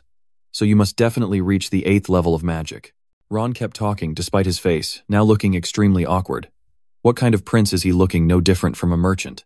Then I reached out to shake his hand, hoping for future support. Raken replied, I also hope for your support. Switching to another scene, a groan can still be heard. Finally it's over. He lay on the bed saying, It really has been a long 3 days. A voice replied, Of course you're tired. Hawkhead opened the door and stepped in to comfort men because he was still not used to this. Seeing her, he exclaimed, Finished. He grabbed a stack of papers and rushed to her, asking, What is all this? She answered that they were work documents, and because of the engagement ceremony, many things had piled up. Hawkette sat down and continued, I was going to go to the office to handle them, but a scene full of flowers appeared, and she propped her hand on her face and said, I want to see my fiancé again. Hearing that, Vac stood next to me, shyly lowering his head. You're teasing me again, aren't you? Suddenly, he found a paper with a seal on it. What is this?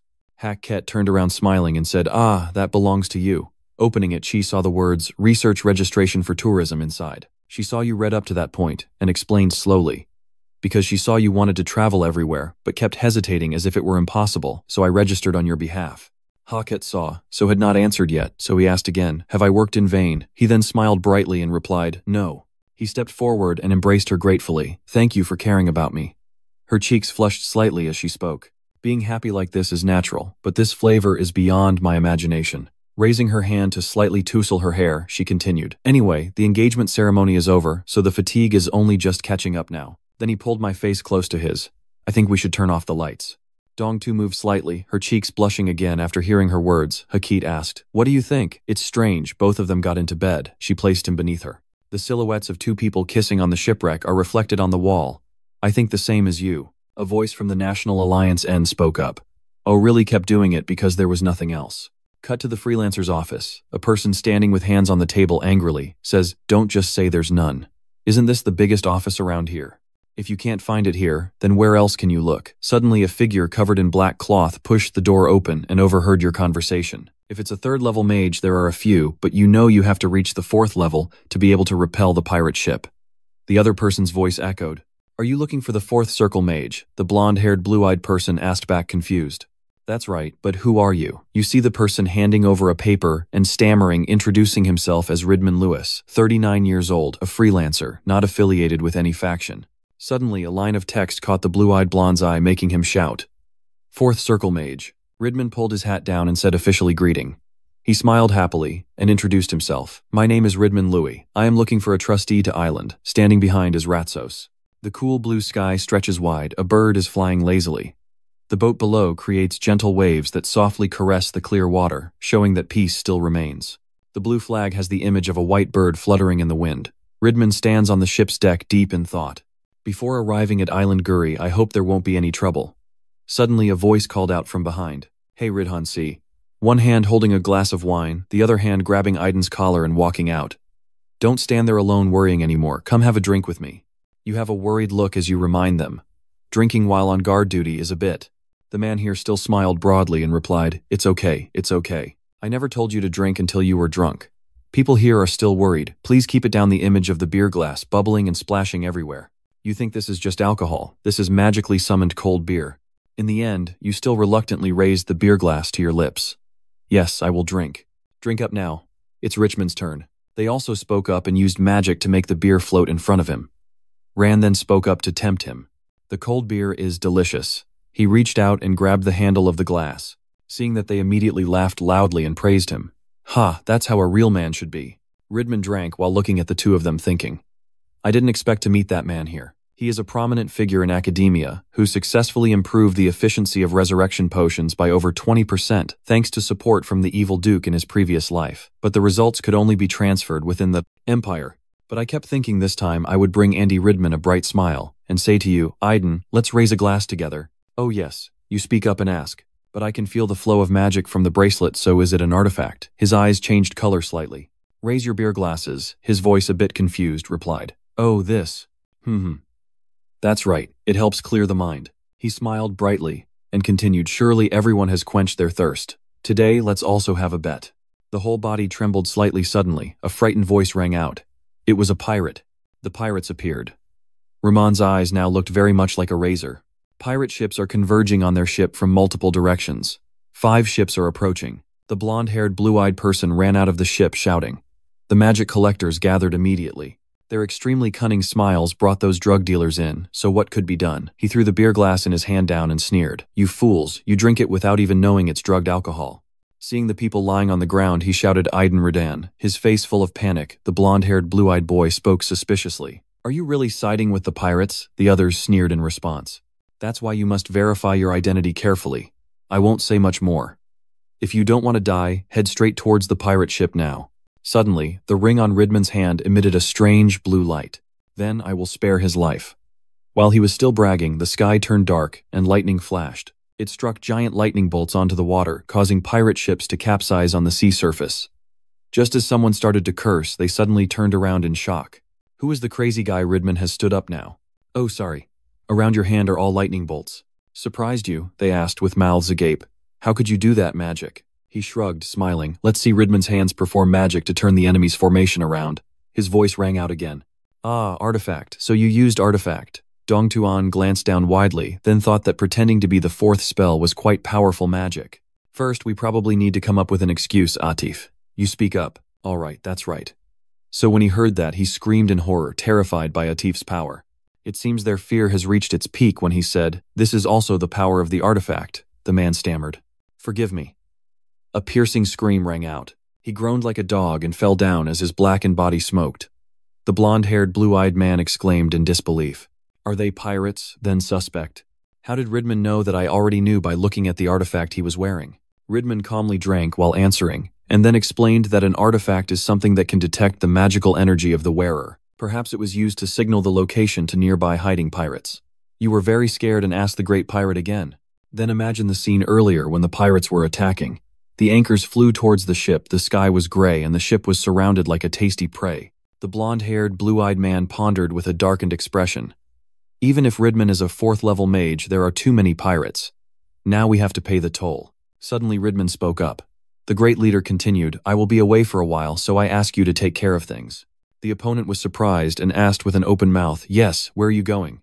Ridman stood amidst the sea of fire and said, "I go to feed the fish," with a bright smile. He stomped the air and launched off the boat, his face full of courage, shouting, "Let's finish this quickly." Then he unleashed a move that filled the entire scene with a blazing red color. The boats were reduced to a chaotic mess, with large pieces now just fragments floating on the sea surface. Scene transitioned to waking up with a slight groan. There's a voice. "Are you more awake now?" Aiden quickly sat up feverishly, asking him, "Ritman, what about the pirates?" "You tiredly clutch your chest," Ritman's gentle voice still echoing. "More than that, I think you should rest a little more." I blew warm breath into the mana stream to remove the drug's energy. Suddenly sitting up, you winced in pain and fell back onto the bed, saying, "I'm sorry, I should have been more careful," but before you could finish, the other person responded. "It's okay compared to that." Ridman held up the roll of paper and asked, "Did you write this research document, Aiden?" He felt a bit annoyed and replied, "It's my research document, so why Ridman?" The man continued, "I have collected what was dropped while moving, which is research on additives that enhance revival efficiency," Ridman said as he stood up.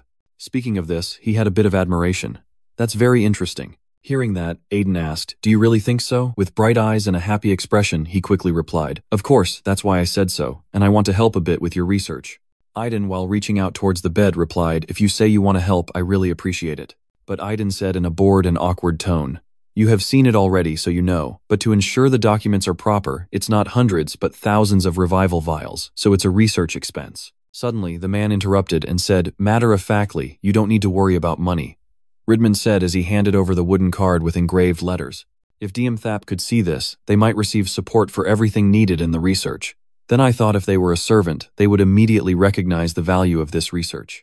Aiden's eyes sparkled as he exclaimed, "Belonging to the Hell Tower wizard, Joe, Rasso sect." Aiden was startled, his hair flying up into the air. "Oh my God, oh heavens, to meet the famous notebook holder, but now that appearance." Ridman interrupted, smiled sinisterly and spoke, "I am in disguise for a reason." Aiden looks understanding. "Ah, so that's how it is." Suddenly, Aide became silent, clasped his hands together, then, after a moment, spoke up. "Until now, you are the first person to understand the value of my research." Then turned to introduce yourself with a cheerful and enthusiastic look. "I am Aiden. Oh, I will trust your words unconditionally." Words spoken in the sunset.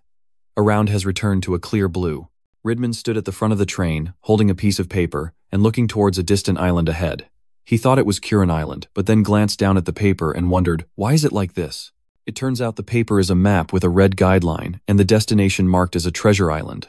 Previously, there was clearly a dot on the map, but the dot disappeared and was replaced by a line of text. You seem quite surprised, staring and thinking. Was the purpose of the sheet paper from the beginning just to guide me to this place? They must have arrived at Sinny Island, so new directions were given to the place where the lava river flows over the glacier river. As Ridman finished his thoughts, the boat stopped at a pier in some ancient town. A notification sounded, "I will drop the anchor." As soon as you got off, you quickly thanked the two people. "Thanks to both of you, we arrived safely.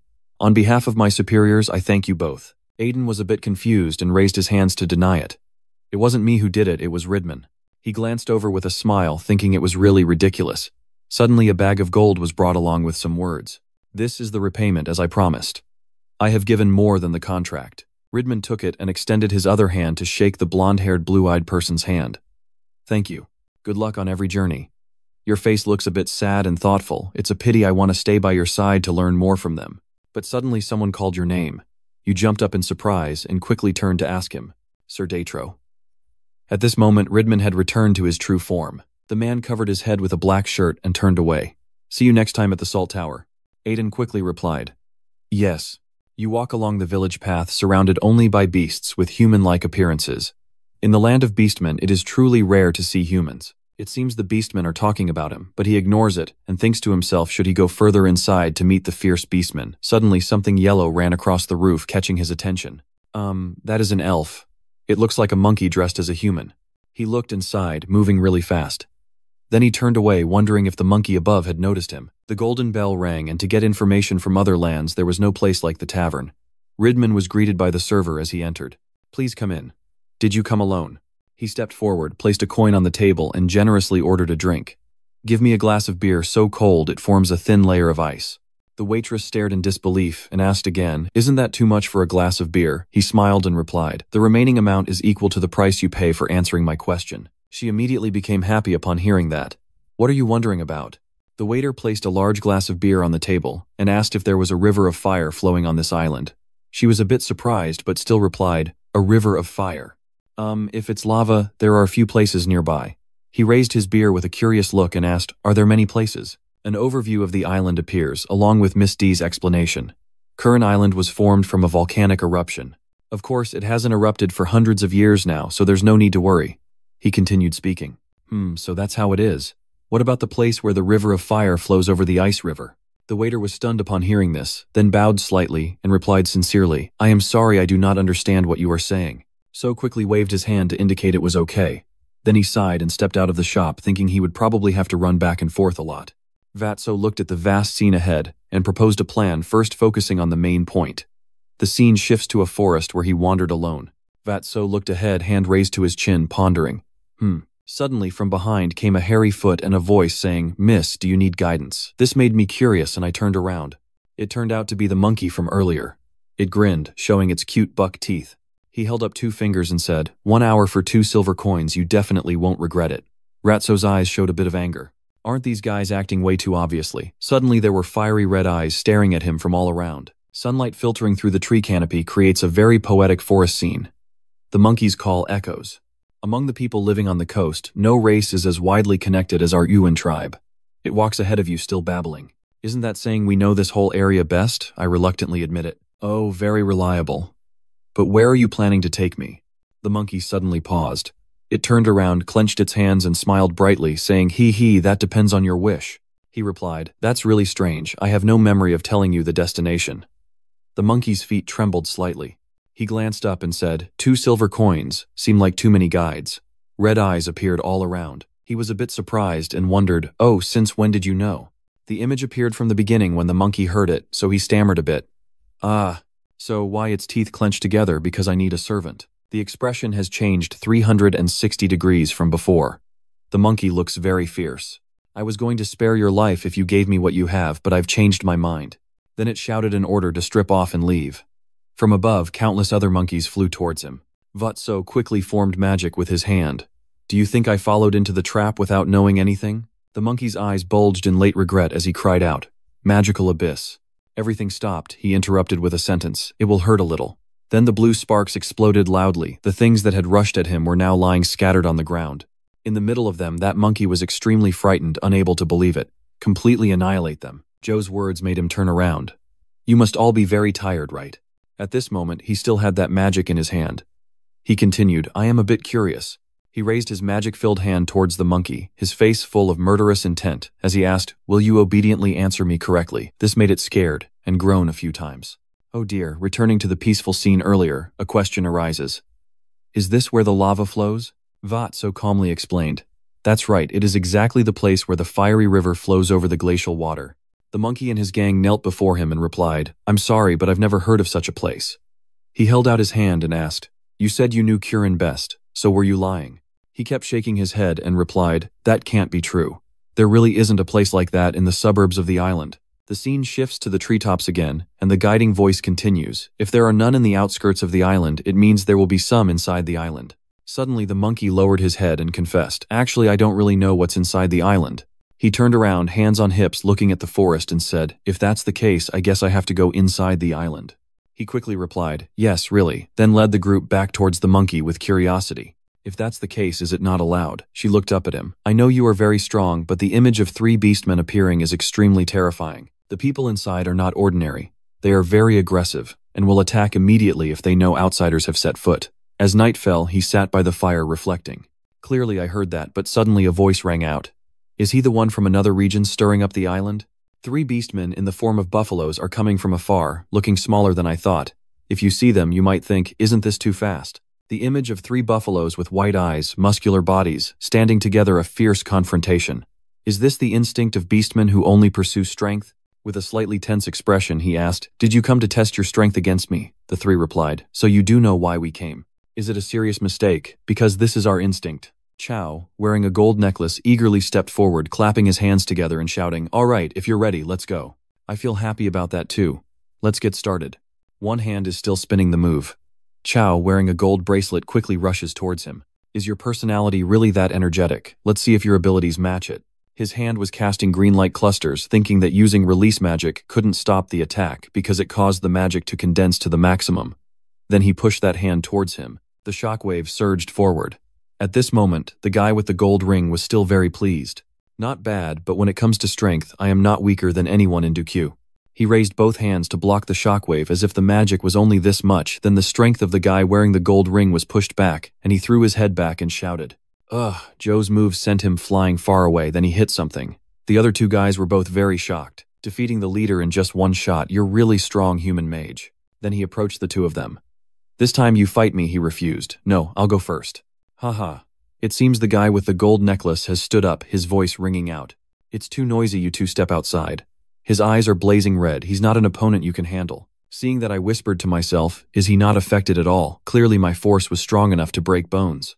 Then he and Chao, wearing gold bracelets, stood facing each other. He was still thinking, realizing that the body was optimized for combat. If he knew how to handle things recklessly, he might become a superhero. Or maybe even better than that. He smiled with a slightly tense expression, and asked, do you want to continue fighting? He sighed and replied, of course. Den Chao, wearing a gold bracelet with a sorrowful expression, continued, although I want to, it seems my body is aching all over, and I can't fight anymore. Hearing that Dutso was a bit puzzled, then the two shook hands and he exclaimed, I lost, you are very strong. The guy with the gold bracelet started talking. But what are you doing inside the island? As far as I know, people only operate on the outer part of the island. He replied that he was looking for the place where the river of fire flows on the ice river. Do you know it? He crossed his arms and said thoughtfully, I've never heard of a place like that in my 80 years of life. Vo was a bit disappointed. Is that so? Then he thought to himself, it couldn't be that easy to find like this. Everything in the underworld is going too well. The guy named Chao, wearing a gold necklace, keeps making suggestions. Maybe if you go to Tandia, you might find some evidence. He was so surprised that his eyes widened. New geography. What is that? The image of the erupting volcano, accompanied by his narration. Tandia is a sacred land inhabited by deities. I can't get in, it's not meant to be. But for now, I think it's very hard to identify the place you mentioned outside of there. He imagined in his mind the image of a beastman with wings on his back, then he pondered deeply. Thinking back, there were records that the early Beast King fans were hybrids of dragons. He imagined again the image from the underworld. Because he had obtained evidence through the altar in the underworld, it was fully valuable for exploration. With a slightly empty iron gaze, he asked back, where is that place? The scene shifted to another location, where a huge explosion shook the entire forest and a turtle lay sprawled on the ground. When grinding, stand behind and breathe heavily. Phew, just today with this I've already fought 17 times. Suddenly, Vutso recalled the stern expression and words of the man wearing the gold necklace earlier. If he wanted to enter the new land, he needed the recognition of the great landmasters or the grand elders. That recognition is of course proof of strength. Then he thought to himself, just hearing those words has made him like this for half a month already. But isn't it about time the fish took the bait? Suddenly a voice came from the mouth of a creature with sharp teeth. Are you a human from another region, as the rumors say? Seeing a whole pack of anthropomorphic beasts surrounding me is a bit startling. The Black Panther is very kind. Follow me, someone is looking for you. So you think that the thread symbolizes the Great Master. Then you asked who that person was. Is it the Great Shaman or the Great Elder? It is Lord Mia. The answer is quite surprising. Mia the Beast King. He clenched his fist, imagining the image of the Beast King in his mind, then thought that he had predicted it would be a Grand Earth Master or a Grand Elder coming to him, but he never expected the Beast King to come to him. This was a big fish he could never have imagined. A hazy and slightly eerie scene appears, followed by whispering voices. Surely you have heard the recent commotion stories from other regions about the island. Yes, Beast King, it is said that the gatekeeper of the White Snake tribe and the leader of the White Lion tribe were also attacked.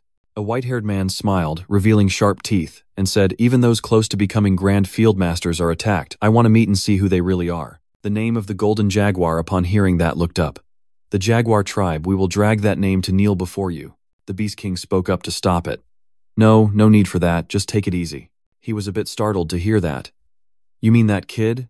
That's right, it means bringing him here as a guest of my Beast King. The golden leopard crossed his arms and watched the black leopard and the guide, thinking there was nothing particularly different from the rumors. Clearly those who were attacked recently have let their guard down, so why does he treat this one like a guest? What exactly is the Beast King's intention? Suddenly he frowned to calm himself. Stop, this is the Beast King's guest. The Black Panther suddenly turned his face this way with a terrifying expression, saying, if your fighting instinct dominates uselessly, then don't interfere in this matter, and I won't blame you for that. He stood among a pack of leopards. The black leopard said, "No matter how fiercely I fight, I wouldn't be so inhumane as to touch the Beast King's guest." Then he sighed and said, "Well, that's lucky, right? Isn't it enough just to fight?" The yellow-eyed jaguar moved towards the notebook. "Hey, buddy," he said, turning with curiosity while the black jaguar showed obvious irritation. He continued, "Because we're a bit busy, we need to speed up a bit. Will you be okay?" He heard that and happily replied, "I'll try." The mouth of the yellow jaguar was a bit cunning. "All right." Then he shouted, "Then chase me." Then he sped off, creating a huge shockwave on the ground. He dashed from place to place very quickly, running while smugly, thinking that this kid needs to see the difference in standards. Suddenly, Joe's head appeared next to him, exclaiming. He stepped back a little and shouted, so fast it made the golden leopard turn around in surprise and think could he really be chasing at his top speed. "Over here I was very excited. If you are adjusting your speed because you care about me, then you don't need to." Then he squinted and continued, "I'm still very slow." The scene of the forest is seen from above, along with the voice of the person inside. "You're pretty good.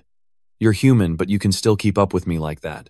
Below is an image of the notebook being carried alongside other reporters, then all stopping at one place. They are all panting heavily while he remains completely calm. The yellow leopard asked, "Are you the fastest runner among humans, Gia?" So replied calmly, "Let's see, maybe there are about 13 people just in our kingdom."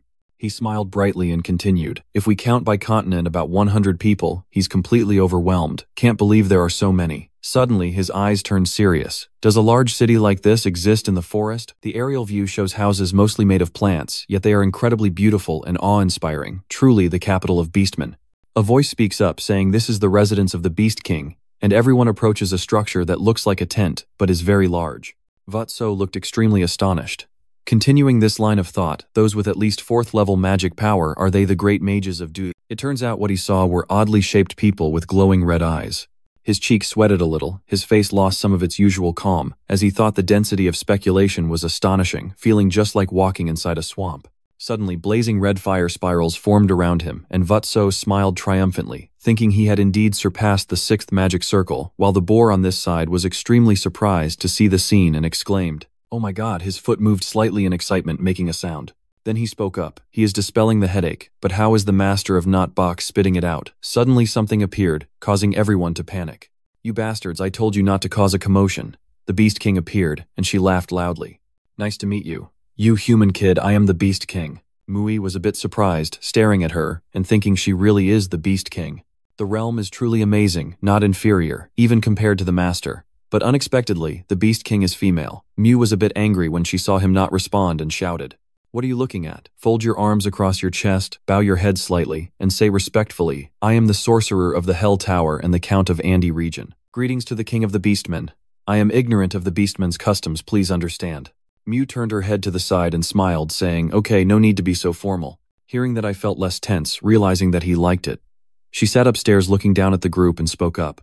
"So why did a person from a distant continent come to Kurin?" He raised his hand to his chest and said sincerely, "Where the fiery waves flow over the icy river, I am looking for that place." Suddenly, unusual noises came from behind. He glanced over and pondered. Judging by their reaction, it seems I guessed right. These people clearly know that place. He continued, "I think it exists in a place people call the New Land." After his words, the dark figures with glowing red eyes immediately burst out with blasphemous and rude curses. "How dare someone from another region speak out against the sacred land?" A voice rang out, cutting through the noise. I am silent. I know the commands are very panicked, but that is the sound of the Beast King. She was extremely angry. "Can't you see I'm talking right now?" The commands had calmed down somewhat. Then Mew continued the conversation with him. Although there is such a place in the New Land, as he said, why did he intend to go there? Gia so immediately replied, "I have my own ambitions." The Beast King propped his hand on his face. The continent's magic enthusiasts are truly ambitious in researching the mysterious and the unknown. Hearing this, he smiled lightly, feeling somewhat relieved, thinking that, since there was no strong rejection, things would likely be resolved smoothly. Mu's voice rang out again, "But what to do?" she continued. "You can probably tell from the reactions of the commanders, but there has never been such a precedent before." They agreed upon hearing that, but noisily said, "The land where our ancestors lived is Tandia. People from other regions are not warriors of Tandia, so how can they come and go? Impossible." The Beast King was so angry he was about to blow steam, clenching his fists tightly, stomping and shouting, "Shut up, can't you see I'm worried?" The voice of the guidebook rang out. "Tandia, is there no precedent for outsiders to enter, or is there a rule that forbids entry?" he asked seriously. Muia thought to herself, not expecting him to understand the essence so well. His insight and strength are not inferior to the Great Earth Master, which will surely greatly help in the development of the Beast Tribe. Thinking of this, she happily requested, "You go on." Your voice echoed again. "A moment ago, an elder said, 'You are not a warrior who can enter the new territory.' Doesn't that mean that even if you are from another region, if recognized as a warrior, you can enter the new territory?" The boar sneered a little hearing you say. "The overseers are starting to whisper the warriors challenge you from another region want to challenge in the warriors' trial." The Beast King laughed loudly and shouted, "Human kid, are you planning to challenge the warrior's trial?" Clenching his fist tightly, he replied, "If that's the only legal way to enter the new land, then I raise my hand across my chest. With determination." Of course, the scenery above is as clear as the place below is eerie. A voice explained that the challenge rules are simple: endure 10 days in this mountain gorge without any food provided, find everything needed to survive, and face 5 great masters every day, and win. He tilted his head slightly to the left, and thought, realizing that it was about assessing all abilities, mental strength, and survival skills. Moreover, the energy flows within that mountain crevice. He, along with the Beast King and a few other beastmen, stood on a small cliff below, which was a dark abyss emitting red flames. Vatso continued to think that even just following the wind, he could sense an unusual yin energy, and had to be careful not to get distracted. Muwai stood with arms crossed and said seriously, "Now is the time to enter the mountain pass." The announcement sounded, marking the start of the warrior's challenge. He quickly moved his feet, leapt off the cliff edge. He landed with a loud noise, then looked around thoughtfully, the fierce aura stronger than he had expected. Is this the mountain gorge where the body of Mun was thrown, the snake that the first Fenrir Beast King bit to death? Suddenly, a huge number of snakes appeared around him, hissing and ready to attack. One of them opened its mouth wide, stuck out its tongue, and lunged forward. He shouted Pepper. It appeared, opening its mouth wide to create a big fireball. Then Pepper sprayed it all towards the others. He stood in the middle of the fire and happily said, "Tonight we're eating snake meat." It also joyfully shouted a few times. Below the cliff, streaks of red smoke rose, while above, there were whispers about the final battle. Is his willpower still that strong at the very end? His strength is also very powerful. The fire created by magic has not gone out for 5 days. Below, he is standing in the middle of a circle of fire surrounded by snakes, baring their fangs and waving their claws. The gossip continued to echo, facing 2 great masters without a single wound, truly talented. The Beast King was holding the spear, looking down below. Suddenly, she clenched its body and shouted, "This won't do." Mew licked his lips hungrily. How could anyone resist something so delicious? A voice called out, "Beast King, I have jumped down from the cliff here." The flock of birds swooped down, creating a shockwave that made him raise his hands to shield his face from the dust. "Isn't this a bit too much?" Another voice echoed down, "Why did the Beast King step forward directly?" Mew spoke from within the smoke, saying that it was because he saw a powerful person that he got fired up. Then she pointed at me clearly, and said that this body is actually a warrior of the Beast tribe. The Beast King raised 5 fingers to indicate, "So fight Nam Heap." She laughed loudly and continued, "Because I also have pride and conscience. If you can endure 5 attacks from me, it means you have passed the warrior's challenge." Vac felt a bit tense upon hearing that. If it's 5 times, then it will probably last all day today. Of course, compared to the Beast King, the Great Field Master is easier to deal with. But on Mu's side, red smoke was rising. He kept thinking that after all, it wasn't an atmosphere for understanding each other. It seems like you are starting to transform. A strange, bright yellow color is appearing around you. If that's the case, I will give it my all. Surrounding you now is a sea of orange-yellow. It emitted white light from its body, illuminating above and astonishing the other beastmen. What is that? Isn't the person with that name a human? The Beast King sneered. Ho ho, is that your full strength? Muwai spoke up. At this moment, he had transformed his entire body into a different form. She started rushing over with her big feet, exclaiming as she walked, "Very good, I am very excited to enjoy it." He was almost trembling with fear and couldn't speak properly. She arrived, rushed forward with the spear, and swung it in a circle through the air. Mew smiled, thrusting the bloodied spear forward. She stabbed it towards him. Fortunately, a purple barrier appeared in front of the notebook, blocking the attack. But then the ice screen shattered. He was pushed back, but still silently admired, truly a Superman among supermen. Just defending against the attack was difficult, let alone a direct confrontation.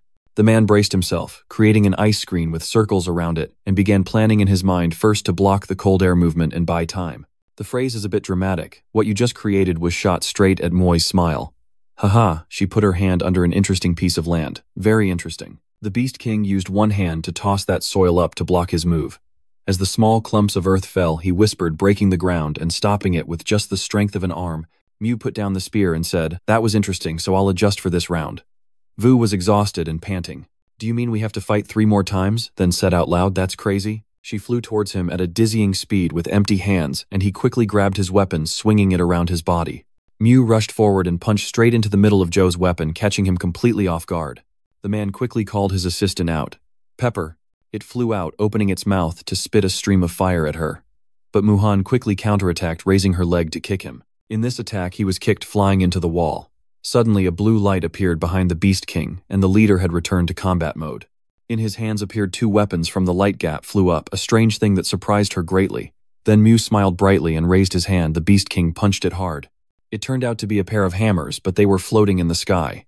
Then they flew down to Mew. She said, "You are very worthy of me using this." The woman charged at him with the hammer in her hand. At this moment, he raised one hand to perform a fire technique, while the other hand was raised, creating a blazing red carpet of fire. Suddenly, her foot landed back on the ground. It seemed Muya was pulling the hammer back to strike. He raised the spear again, creating trails of smoke and fire around it. The Beast King was startled as the fiery carpet had spread everywhere. It blocks her entire view. A big explosion happens from there. After it ended, it seemed that everything in the crevice was completely burned. Now only the remnants of the battle remain, the outline returning to its normal shape, sitting down on the ground, breathing heavily and tired. Mew's foot gradually approached and said, "I want to play more, but unfortunately it seems that's not possible, right?" Then she sat down in front of the man, and since it was quite interesting, Joe's vision narrowed until only the face of the Beast King speaking remained in his eyes. "I will let you pass." Cut to another room. He is lying motionless on the bed, suddenly waking up and shouting. Pepper beside him sees this and tearfully groans with worry. He was surprised and asked again. "Pepper," the woman outside called out. "That kid never seems to get tired, and just sticks right by your side." "There." Rat so slowly sat up and replied, "Oh, you have arrived." Beast King. Maybe Mew is gradually removing the bandage on his arm. Seeing that, he immediately covered his eyes and shyly exclaimed, "What are you doing? I was going to show you. Those burning traces you left for me." Muya's hand reached for the pepper to pull it out, but the snake still blushed and refused. "Not like that, so I." She took it from his hand and threw it far behind. Look, he was extremely shocked. Then he calmed down when he saw the mark on the woman's shoulder. "That thing?" The Beast King recalls that scene and his wound aches again. "I didn't expect you to make the setting sun explode with a spear. If I had dodged just a little later, the burn would have been bigger. I thought to myself that the final attack must have connected." Thinking of this, he revealed a wicked smile that made Mew very curious. Ratso then continued that train of thought. "Isn't it a bit heartless to say that I passed after leaving such a wound?" Suddenly she raised her hand to his forehead, rubbed his hair and asked, "But why is your face so red like this? It seems like it's not a fever. Could it be that your actions made me gape in surprise?" The Beast King now wore a very cunning smile. "You want to mate with me?" he responded in panic. "Yes." She stuck out her tongue and licked around her mouth. "If that's the case, should I call you a species instead of calling you a foreigner?" So stammered fearfully. "Lord Beast King, please calm down and listen to me for a moment." Mew now leans on the bed frame, pinning him down, and continues, "If it's your seed, I'm even more determined to accept it." The Beast King presses down under him and laughs. "If it's your seed, I approve. I'm ready to accept it." He clutched the blanket tightly and thought to himself that would be a good offer if he needed to continue the family line for many generations. But for now, he reached out and gently replied, "Sorry, sir, but in my mind, there is only Heiket and their happy scene. I already have my fiancé." The Beast King was also very tactful and stepped back. "Then I withdraw my intention. I will not marry someone who is already betrothed." But she still giggled and reminded me, "But don't let your guard down. I have no intention of wasting my food." Carelessly asked her, "Can I go to the new place with you now?" The Beast King sat by the bed and laughed. "Ha ha, after witnessing your power yesterday, I didn't believe it at first. You will become the object of envy in this kingdom. So when will you agree to let me go?"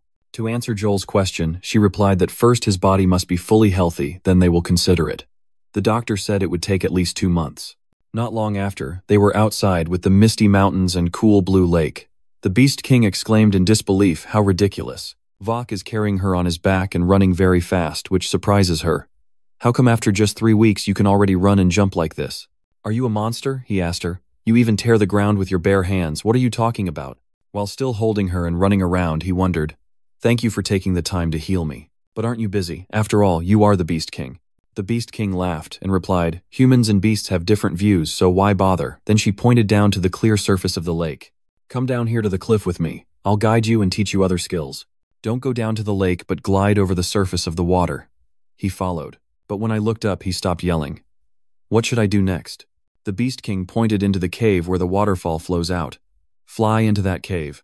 Jump inside, and even more surprising, I didn't expect that. There is such a magical space inside the cave. I stepped onto the rock beside the crystal clear stream flowing over the stones. The Beast King directed his attention to the top of the waterfall and asked if he could see it. The pools inside and outside the cave were all formed by that waterfall.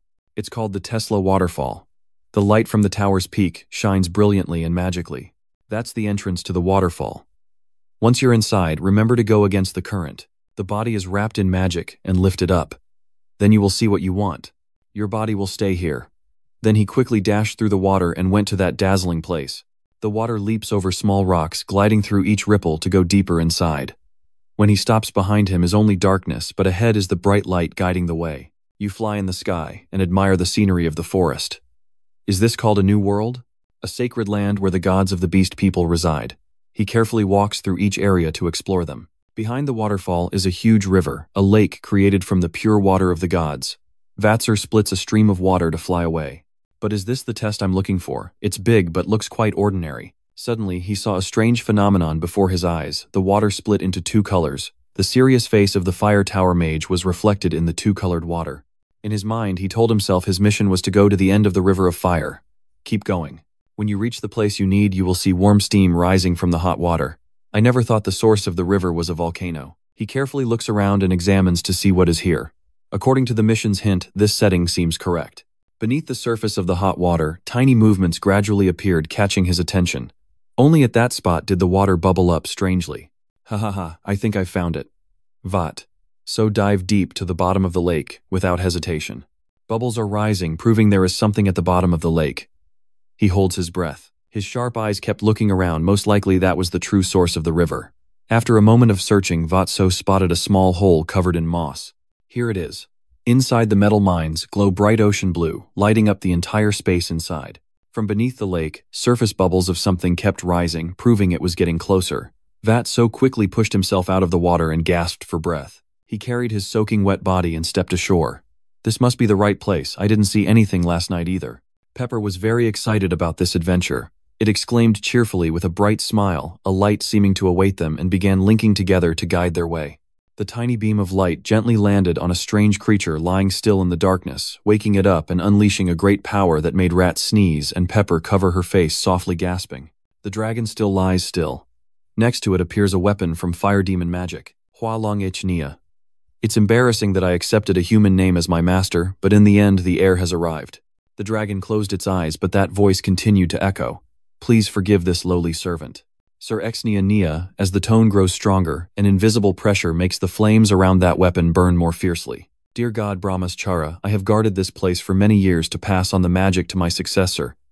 Joel's hand trembles slightly. He thought to himself that even though he hadn't touched it yet, he could still feel it, and wondered if with his current level, he could take this item. Suddenly, the system showed signs of appearing next to him. It gave you a new mission. The impure thoughts of the Beast King Fenrir reacted with the sacred Lord Brahmas. Fenrir's thoughts are formed. Purify the thoughts of the Beast King Fenrir. You haven't caught up with everything yet. A white wolf slowly flew out. It lets out a roar. This symbolizes the impure thoughts of the Beast King Fenrir. Even just the thought of it makes me tremble with fear. Vatsa grits his teeth and reassures himself. That's a ghost beast. No, it must be a holy beast. The mysterious voice sounded again. Please hold on. This time, the weapon actively flew right in front of Satsuo, making him even more surprised. Please hold on to it. Its blazing red flame shines into your eyes, making them light up. He did not hesitate and immediately grabbed the weapon's body. A surge of power erupted and enveloped the person who wanted to possess it. This is the field of vision of, so being shifted to a completely different place, and he is floating in the air over the battlefield. He anxiously wonders why he suddenly sees these things. A bitter voice rang in my ear. Damn giants. Her long black hair fluttered in the wind. A girl dressed in black stepped out alone. She began using her fire magic and told the monsters that today she would definitely destroy them all. A one-eyed green giant immediately charged forward.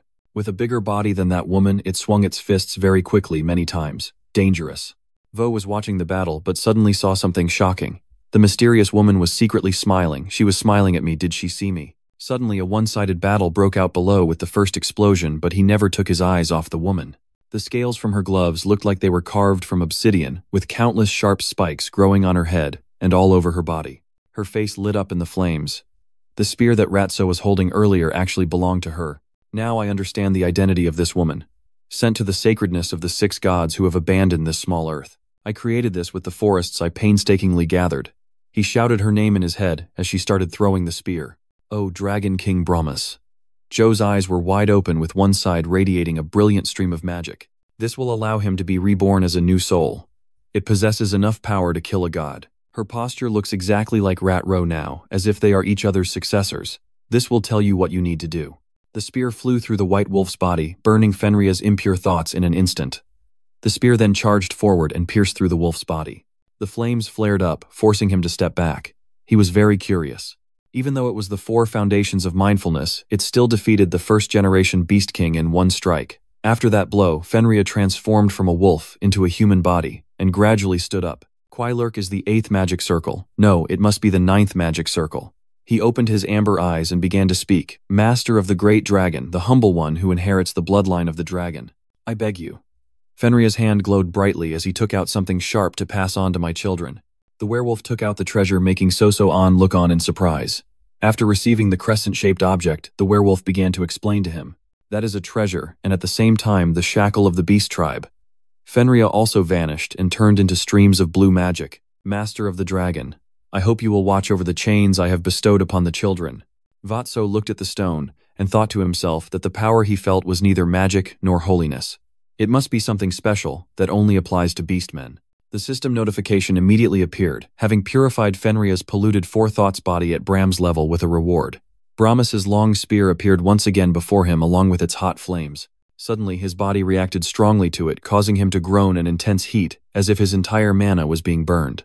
The pain gradually spread throughout his body, making him anxious. With the level of understanding of the fire attribute that I have trained, it shouldn't be this painful. Inside Joe's mind, he floats in the air surrounded by those streams of magic. The thing currently dominating mana is the high-level spell and spirit nearing the 9th magic circle. Vatso gritted his teeth in endurance, his eyes shining brightly. If you cannot perceive and understand correctly, and observe visually, it will explode.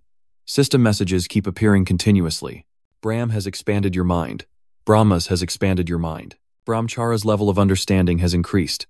After gaining control of it, Vo began to fall into a hazy state with a strange light creeping into his mind. The place where you are standing is also intersected by a beam of light. Everything around gradually turns white. Pepper outside is worried and crying out, while the body already unconscious lies on the ground. It rubs its face against him and sobs uncontrollably. The voice from the dragon sounded again to comfort me. Don't worry, the master is just tired and fainted for a while. He will wake up soon. The dragon faced the bookkeeper and continued. Originally, my child was supposed to welcome the little master, but fate did not allow it. So kid, if you want, would you like to inherit this power? Pepper looks scared. It shakes its head as if it can't believe what it just heard. That dragon burst out laughing, nothing surprising at all. Although you are a fairy, you are also a mutation. A dragon egg was taken by that huge dragon. If you inherit even a little bit of the dragon's traits, you could do it. Pepper stopped being scared and was attracted to the small egg. I hope you will become the new fire dragon and accompany the young master. Moreover, I sincerely hope you continue the dragon's bloodline. After a while, he gradually woke up. Around him, it was silent without a sound. He hurriedly sat up and held his head. How long have I been unconscious? Looking at Pepper, he is devouring the eggshell and then turns to smile at me. Pepper, what are you eating now? He stared blankly at its happy appearance. He didn't doubt it and just wondered. Maybe just eat whatever is edible. Suddenly, a small flame surrounds that little greedy dragon. Pepper. I was extremely panicked and wanted to rush over, but a system notification board stood between us. The flame grew like a whirlwind, while Pepper focused on eating the eggshell, absorbing the nutrients inside as the fire dragon's eggshell completed all preparations for growth. It reports Pepper's condition to absorb the power and develop into a second-generation dragon, which takes a very long time.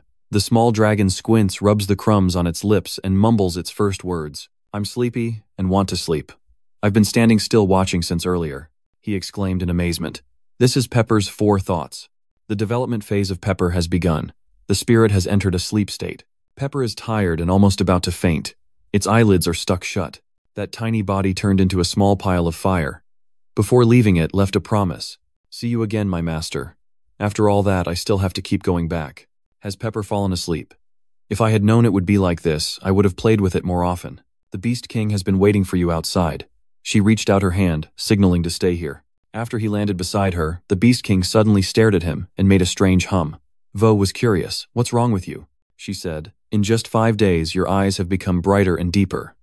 You must have gained something amazing, right? But before answering the Beast King's question, Vatsal rummaged through his pocket and wanted to show her something.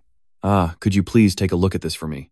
As soon as he saw the object, he held out the Beast King's eyes widened in surprise. The crescent-shaped stone, once a treasure of the Beastmen, gave her a familiar feeling. A lightning bolt struck beside them. The Beast King suddenly changed his attitude and asked him where he got that thing. "How did you get it from now? You have to explain it to me in detail. Is it similar?" The body of this mage also slightly shrinks under pressure. As expected, he wasn't using his full strength against me. The Beast King saw his reaction and became even more intrigued. "What, you can endure my attack from this distance?" She lowered her magic. "I wanted to play a little longer, but now the Moon Power Stone is more important." Then the Beast King asked him a question. "Do you know why we Beastmen are bound to live on Sinny Island?" Without hesitation, she shouted loudly, extremely agitated to protect the few Beastmen who looked out for each other. "Nonsense." The Beast King began mentioning each person in the clan, those with big ears, because the underground people also live on the continent. "Do you think we are stronger than them and could get trapped for such a reason?" Then she pointed to the glowing treasure in his hand. "That is an item belonging to Lord Fenrir, the first Beast King. We stayed here to find the thing you are holding." Only now did So realize the intention behind Fenrir's words earlier. "Is this what the chain meant? What is it about this object that makes you completely dependent on it?" The Beast King did not hesitate to answer him. "You must have heard of the phone before, right? Yes. It taps into the primal instincts etched in the blood and awakens the fighting spirit." Vo exclaimed in surprise. Could this be related to the lunar talisman? She took the Moon Power Stone and continued. "On the night of the full moon, the lunar talisman can be 3 times stronger than usual. The power of this stone is linked to the moon. Although the lunar eclipse talisman is said to be activated on full moon nights, when she raises this lunar eclipse stone high, it flies up and emits a sparkling energy. Even if the full moon does not rise, a lunar eclipse talisman can be made anywhere at any time. But contrary to her words, the lunar eclipse stone fell clumsily. The Beast King scratched his hand and whispered softly. The moonlight contained within must have run out. More than that, this time it's his turn to say those words. She goes back to what she was wondering from the beginning. "Where did you find this Moon Power Stone?" Tilted, showing a thoughtful expression. "Actually, that matter." Then they stepped out of the cave. So still held the Beast King and sped off as before. "Out of curiosity about the source of the red water, you threw yourself into the Luhuan stream. I've heard many say that sorcerers are crazy, but your level is just too much. So you mean Lord Fenrir's remains are inside there?" He carefully tried to choose his words. "Yes, I also found the Moon Power Stone there. I can't say it's the 4 mindfulness states, so I have to change the subject." The Beast King suddenly smiled very strangely. "You mean Lord Fenrir brought the Moonlight Stone, right?" "Yes, Lady Fenrir's will was to pass that on to the Beastmen." She used her muscular arms to hug his neck tightly, making him almost cough up blood. "Well done, very similar, very talented." The mood of the Beast King suddenly turned to a very cheerful and happy feeling. "I will give you a great reward, so if there is anything you want, just say it," she whispered to him. "All right, if you want me to accept your seed, any time is fine." But So frowned and refused. "No, I'm fine." It seemed their conversation would end there, but the wizard suddenly remembered something. He smirks, looking very cunning. "There is one thing I want." They fought by the riverbank. The Beast King punched him hard, sending him flying into the beam. Vatso lay in a heap on the cliff while the Beast King mocked him. "What is it? Why is the breathing so intense already? This body is just getting started now." He sat down and sighed in frustration. "I'm dead." "Is fighting for 1 hour a day too much?" She holds a staff in her hand and smiles. "Hang in there a little longer. If you keep showing such a weak form, I'll make you eat it. Being that weak, you probably can't satisfy the partner you've promised a future to." Joe's spirit immediately returned as he burned the entire rock behind him. "You don't need to worry. Your original technique created countless spears, and I still have great strength. Then you controlled them to simultaneously charge at the Beast King." She exclaimed excitedly. "Great, it looks like a very desirable position." The Beast King swung a powerful strike to block those arrows. Their attack caused a huge and spectacular explosion. Their battle lasted until the tide turned, just like monsters. Vatso sat under the tree and sighed tiredly. "Is fighting without acceptance too much to bear?" The Beast King stepped forward and asked, "What is it?" "Is it over?" She wondered, and kept complaining to him when leading the book, without using the dragon's state. "This is too petty. How do you feel about changing it back to the way it was before?" He just gave a faint smile and replied, "I'm trying to build a basic foundation, so that's why training doesn't make sense." The Beast King pouted and turned away, saying that was his reason, but he found it uninteresting. Then she turned to look at him with a scrutinizing gaze, drawing Joe's attention back to her. "Same, I have something to ask you. What do you need?" The Beast King shrugged and began to speak. "Since we have found the Moon Power Stone, I will leave the island with the Beast people in a few years. I hope that by then you will act as a bridge for me." He looked down and hesitated to answer. Exactly what role do you mean? If you ask to separate Andy's territory, that might be a bit too much. She startled and protested. What do you think about this body, relying on such a shameless request? She blushed and expressed her wish. I just hope you will give us a small piece of land to live on. Turning your face away, my dear, is no different from that, right? We're just joking around and having fun. Vo was shocked to realize something. He stood up and asked her, Beast King, does what you just said mean it will belong to Andy? If necessary, I will also bow respectfully before your king. She also added a few more demands, territorial disputes or war. At times like this, we can also help. Our young man starts to get confused again. Will the Beast King bow before Andy? Will war also help? Awesome. Inside the Andion Palace, countless distinguished guests have been invited and are discussing an issue. How many beastmen are there on Sinny Island? The kingdom's finance minister reports to the king that there are over 200,000 beastmen. How can we prepare food and shelter for them? The great general of the army also added his opinion for consideration. But even if only half of them were sent into battle, it would be like having 100,000 regular soldiers for free. That number cannot be underestimated. Vo is also there. I pay attention to every statement and thought of the people here. Disagreements, as I predicted. The king frowned and ordered them to stop. He began to speak, and the ministers dared not object. No matter what is said without transparent data, it's just an unrealistic debate. The king clasped his hands together and pointed directly at Joe's name. Candidate for the position of horse groomer Ja Cho Dai Monday, I want to hear your opinion. You met them in person. He raised a hand politely and responded. Yes. Lower the tank. Based on my own experiences, I convinced him. Although the beasts I encountered were somewhat aggressive, their culture is not that different from ours. Even the nearby guests seem to go along with him, perhaps needing space support. But if you think you are nurturing 100,000 troops, it will actually be beneficial. So that's how it is. I have to recalculate. You are the only one who asked the question. So what is the power of the Beast King? Mew, like Vo, immediately turned and responded to him.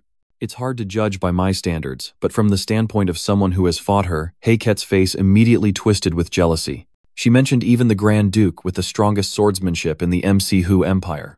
I think at least she is 3 levels stronger than him. The side hesitated to respond. So strong. At this moment, Yo also appeared with a sleepy face and asked, Are those words true? Yo's eyes have also opened. She quickly regained her composure. A hint of contempt crept into her words. It's not because you're weak that you perceive it wrong, right? Den immediately reassured her. Calm down, little white tower master. That protruding bone made Yo unhappy. A fool who only knows weapons calls everyone a baby. Still not moving away. And he just laughed out loud. Mew the Beast King is a fighter, not a mage. If that's the case, wouldn't it be very fitting for me, an aura user, to step up? Io said nothing more, let out a huff, and then turned back to the Demon King's side. Then he started casting magic and summoned countless weapons of all sizes. Then he pointed at the rat and said, You try to catch it. He controlled all his weapons at once and charged towards it. It was a surprise move that even Joe found a bit astonishing. How could the shape of the head create hundreds of types of weapons, as expected of a weapons master? He frowned, still carefully calculating that if they fought it would break. The light from your heart shines brightly. Here we will not confront head-on. With his own strength, a swing of the arm was unleashed, redirecting all the flying weapons that would have scattered everywhere. Den laughed loudly in satisfaction. Did he take over my investment? It turns out he has improved since last time. The overwhelming power has been completely renewed. He handles them gently without causing any damage or gaining enlightenment from the battle with the Beast King. It was just a test strike, but I still thanked him very politely. Thank you for going easy on me. All right, I am the one who should be thanking you. He also turned and respectfully addressed the king. Although doing so to confirm the truth, I sincerely apologize for causing a disturbance. Your Majesty, considering Duvaima's abilities, perhaps we can trust his assessment of the Beast King. The king did not oppose that. He put his hand on his chin and said, Now we just need to grasp the Beast King's intention, whether it is sincere or if there is another motive. Vac prepared carefully, taking out a necklace he had been wearing before. It's honestly excessive. The surface of the stone looks like a claw, but it is shinier and more beautiful than usual. That is the fruit of the Beast King. The Beast King broke it himself. It is made from my fang. The material of the necklace is said to be the fang of the Beast King. Others there were buzzing, some agreed, but others disagreed. How could it be so cruel? But that doesn't mean it's sincere. The meeting continued with conversations and exchanges with Vatso, surrounded by countless people skillfully responding to them all. After a while of free conversation, the king clapped his hands to signal them. Well, since we have grasped the decision to some extent, we will discuss this issue again later. The old man's face remained calm. Although it was only the first consultation, if there were no variables, we would have up to 2,000,000 beastmen. Then he personally named you to commend. Therefore, I will praise the count for leading the troops. The young man immediately bowed and replied, Your Majesty, it was just luck that I encountered the beast tribe. You are humble, I do not intend to boast, but the king still does not dismiss it. Even so, merit is merit. The king generously rewards you. I grant the title of New Immortal Gong containing the name Sao Mai. In addition, the Bang gift comes with ownership of one of the items from the royal note. I hope you will also become a star that shines like Andy, just like the title VO clearly understands what he is talking about. If it is an item from the royal note, then it is something of great value. The work hasn't even succeeded yet, but I have already received such an excessive gift. He couldn't hide the worry on his face. Otherwise, he might have had other intentions. Hey, little brother, Daria's voice echoed in his head, making him turn in surprise. Master, after the meeting, come to the audience chamber. She just smiled and told him probably, His Highness has something to share with you. And he did exactly as she taught, going to the princess's room and taking out a gift. This is a jade hairpin, a piece of jewelry made from special jade for noblewomen. I heard it is used for tying and securing long hair. Ket looked at it and said he remembered seeing it in a book. They say it is also effective for detoxifying simple poisons. But her eyes were very cautious, and she asked him first, Why did you buy this? Vo calmly replied, Because I think it suits Het very well. The princess took it, pressed it to her lips, and whispered, Those words made me happier than the gift. Ket took it out and asked him, This is a strange object, so I don't know how to use it either. Can you do it for me? As your fiancé, I would be very happy to. Of course. While he was gently holding the hair of the two braids, she just started asking him. Come to think of it, during the meeting you referred to the Beast King as she. Is the Beast King a woman? Joe's arm froze, and he even dropped the pin in his hand. So what is your relationship with her? Trying hard to suppress the fear. What relationship are you talking about? I already said it was just a fight. Ket reached out to pick up the needle and continued talking to him. That was really strange. You and him faced each other, but he cautiously stepped back, keeping the relationship at that level only. The princess smiled, but it was not a happy smile, and she used a pin to pull out the necklace, yet she gave the necklace away. A warning sounded in the heart of the young man. Something is wrong. Ha laughed even more, his nose glowing brightly, causing Joe's mind to panic, and he even pulled out his own fang. What is he doing? Anyway, it seems like something is not right. One morning, Joe arrived at Andy's kingdom feeling very confused. I didn't expect Het to get jealous. He was outside his ears, turning red, feeling a bit wronged, but not in a bad mood. In that fateful moment, the king entered and froze at their stance. Have you been waiting long? In this atmosphere, I smiled quietly and thanked the Lord. It was really lucky that the king arrived just in time. The young man focused on the neatly rolled paper he was holding. Although the king's words were shocking, he wore a very serious expression. He clasped his hands together and said, Actually, I have verified the reports related to the family and sect over the past time. He frowned in discomfort, clearly showing his anger at this loophole, and had grasped that some of the reports about the guards having to reclaim the sect's territory were forged. It must be said that reclaiming unnecessary territories and pushing the boy out of the territory is more accurate. Vatso was surprised, hesitating to speak such a thing, but the noble king had bowed before him. I'm sorry, this is clearly my mistake. I must apologize to the Dio family. He was startled and quickly apologized to him. Your Majesty, please don't be like this.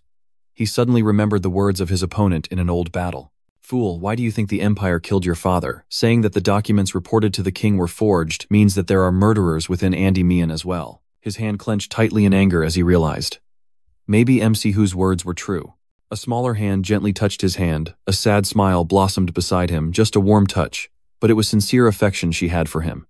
Vo immediately felt more stable. He smiled with a flushed face, and the king took out the scroll and said to him, Although this cannot compensate for your past achievements, please accept it. It is what you are holding now. It will help you a permit to enter the basement, the 6th floor of the museum. He walked straight to the kingdom's large museum, probably to the museum, then stopped by the royal notes, smoothly advancing deeper into the basement, the 5th floor of the Pubrium Museum. Although it is known to be the deepest part of the museum, there is actually one more floor below. He opened the paper and examined it. The 6th basement level is where they store the original magic and the magical perspectives of the Tower Masters. The king's seal on the paper immediately glowed brightly. Only those holding a permit stamped by the king could enter or exit. A line of magic appeared around where he was standing thanks to the king's permission. Reaching out his hand into the space before him, his arm briefly glowed and then vanished. Spatial magic. He was even more surprised to find the way into the 6th floor. Not the basement 6th floor, but moving to another space. His body fell freely down below. Around him were bright shelves filled with countless books, probably thousands of volumes. He began looking around those tall and distant bookshelves. The allowed time was 48 hours. Reading all these books inside is overwhelming. Trying to operate magic by hand is unstable. Because the magical space is limited image, magic cannot be used to take pictures. The special space allows readers to fly around it for easier movement. First, try proofreading from the title only, because only then can you distinguish which books need to be read first. He took the first book and began reading its title. The author of The Roar of the Earth Dragon is Van Ru Chen, who turned out to be the king of the Hoang Tower sect 400 years ago. Flipping through each page inside the exclamations became increasingly delighted. This is really awesome. The fiery red eyes with a hint of orange light up as they read each line, transforming the 5th magic circle to the 7th magic circle standard. I even imagined how powerful the magic circle in my head would look, absorbing the magical energy from the ground, and how that magic would spread through the physical terrain to reach deep underground. Even magic users can lift an entire block of earth. If the surge of magical power takes the form of a propeller blade along with a shockwave, his train of thought was suddenly interrupted by a notification. The understanding of Earth attribute magic increases slightly. With a high-level Earth attribute understanding reaching 99.9, it approaches the ultimate limit. Vatso looked at the system board with a question mark in his head. At this time, it immediately gave him a new task to increase his understanding of the Earth attribute. Increase the level of understanding of the provincial Earth realm to the limit for updating the reward section clearly. The high-level stone dragon marks the 2 footprints of the Earth dragon. He paid close attention to a line of dinosaur footprints. A magic-obsessed guy like him couldn't hide the joy on his face. After Enlong and Hoalong, it was very unclear how to find traces of dragons, but it's unbelievable that something like that was given as a reward. Since it's a quest reward, it will be very authentic. He looked around the vast library and wondered how to increase the understanding of the Earth attribute to the highest level. Is there no other way but to memorize? After a while of diligently reading the books pile up high as soon as I finish reading them. Surely just memorizing does not increase understanding. He looked at the pile of books taller than his head and pondered. Come to think of it, he said, that when leaving the library you can take one book you want with you. While thinking, Joe's gaze drifted backward. Which book should I take? Inside this vast space stands a statue holding a book in its hand. What book is the statue holding? Of course I couldn't help but be curious and flew over to get it. What kind of book isn't kept on a bookshelf but on the wall? The words on the book are very concise, Super Dream by Duke Kien Kwok, but it is enough to amaze bookworms like Ratso. Of course he recognized that name. Duke Kien Kwok is the name of Lur Daemon, the ancestor of the Daemon family. Moreover, the Transcendental Dream is also a magic similar to his symbol. Looking up at the statue, the face seemed even more familiar to Rat, so this statue appeared to be modeled after the ancestor. He bowed his head as a sign of gratitude. Maybe all of this is the arrangement of the ancestor. Then he took the Transcendental Dream book and stepped out of the 6th floor space. Daria was already outside and met him right as he stepped out. You came at the right time, little brother, master. She immediately unleashed a torrent that made him cringe. Looking at you, it seems like you haven't rested at all for the past 48 hours. I always say that rest is as important as effort. Now that you're grown up, are you planning to stop listening to your master? There's not a single day you don't overwork yourself, and I can't ignore it. Honestly frustrating. But Snow White Daria also immediately saw the special book in the student's hand. Isn't that book about transcendental dreams? Does master know about transcendental dreams? She immediately shared her knowledge of this magic. The transcendent dream shed its human form and was reborn in that magical posture. That is an external technique that transcends the boundaries of the world. Water can transform into a warrior and deliver a thunderous strike. According to the legend, the Duke of Nation Building transformed into a massive tsunami amid the raging storm, and in the heavy rain he became thunder and lightning. She seems to hold that magic in high regard. Besides that, fresh idea as long as it is truly achieved, the dream transcendence can be called magic worthy of high praise. Vutlar is even more confident, holding it in hand. The master also highly praised him. Indeed, the founder was a talented person. But then Daria sighed and called out to him. Little brother. Like a kind mother, she worriedly advised him. If you intend to train in transcendental dreams, I will not stop you, but you must be careful. Although the transcendent dream is the 8th magic circle, it is also a magic beyond that direction. The consequence of the magic created by the founder of the sect is like a trap lying deep under the sea. Because if you make a mistake, you could be swallowed by magic. Joe's face remained very serious as he replied, Yes, I will remember. The conversation is over. Daria leads him to the next place for today. Now it's time for the royal notes. Both of them go outside together, and they are exactly walking on a deserted dirt road, which makes Joe curious. I don't think the royal notes are outside the city. Daria keeps going. She explained to her youngest son that the place we are now heading to is the first treasure vault, which contains many rare items inside. The first treasure trove contains jewelry, while the second contains weapons. In the third treasure chamber, various treasures were kept. Then Snow White Daria stopped as the sunset fell over the lake. The scenery is strangely quiet and peaceful. It's here. She took out her stick and instructed him. From now on, you must open your eyes wide and observe. With his superior power, Dar easily creates countless layers of magical circles stacked upon each other. Because I will show you the precious scenery. Vutso opened his eyes wide, looking at his master teaching. He exclaimed in his mind, "Very good. You understand all the connections and methods of forming that magic, such as the magic circle, the symbol, the formula, gradually increasing to tens and hundreds to form a star." Daria kept focusing on casting the spell, while her student was very happy, thinking that without the support, they might not have been brave enough to step in. After performing some complex magic, a path leading deep beneath the lake appeared, and Dar let out a sigh of relief. She led him downstairs and carefully told him, "Youngest, the only thing you can take out of the treasure vault is one item, just like a museum." Vo immediately replied to her, and suddenly the light from his ring flared up as if reacting to something. "Yes, I will write it down." The last words he uttered turned into a loud scream of surprise as lightning uncontrollably shot from his hands. "What do you remember? What's going on with this?" Joel's confused thoughts kept appearing. How did Claudie Lynn suddenly spit out thunder? Until now, it has never been like this.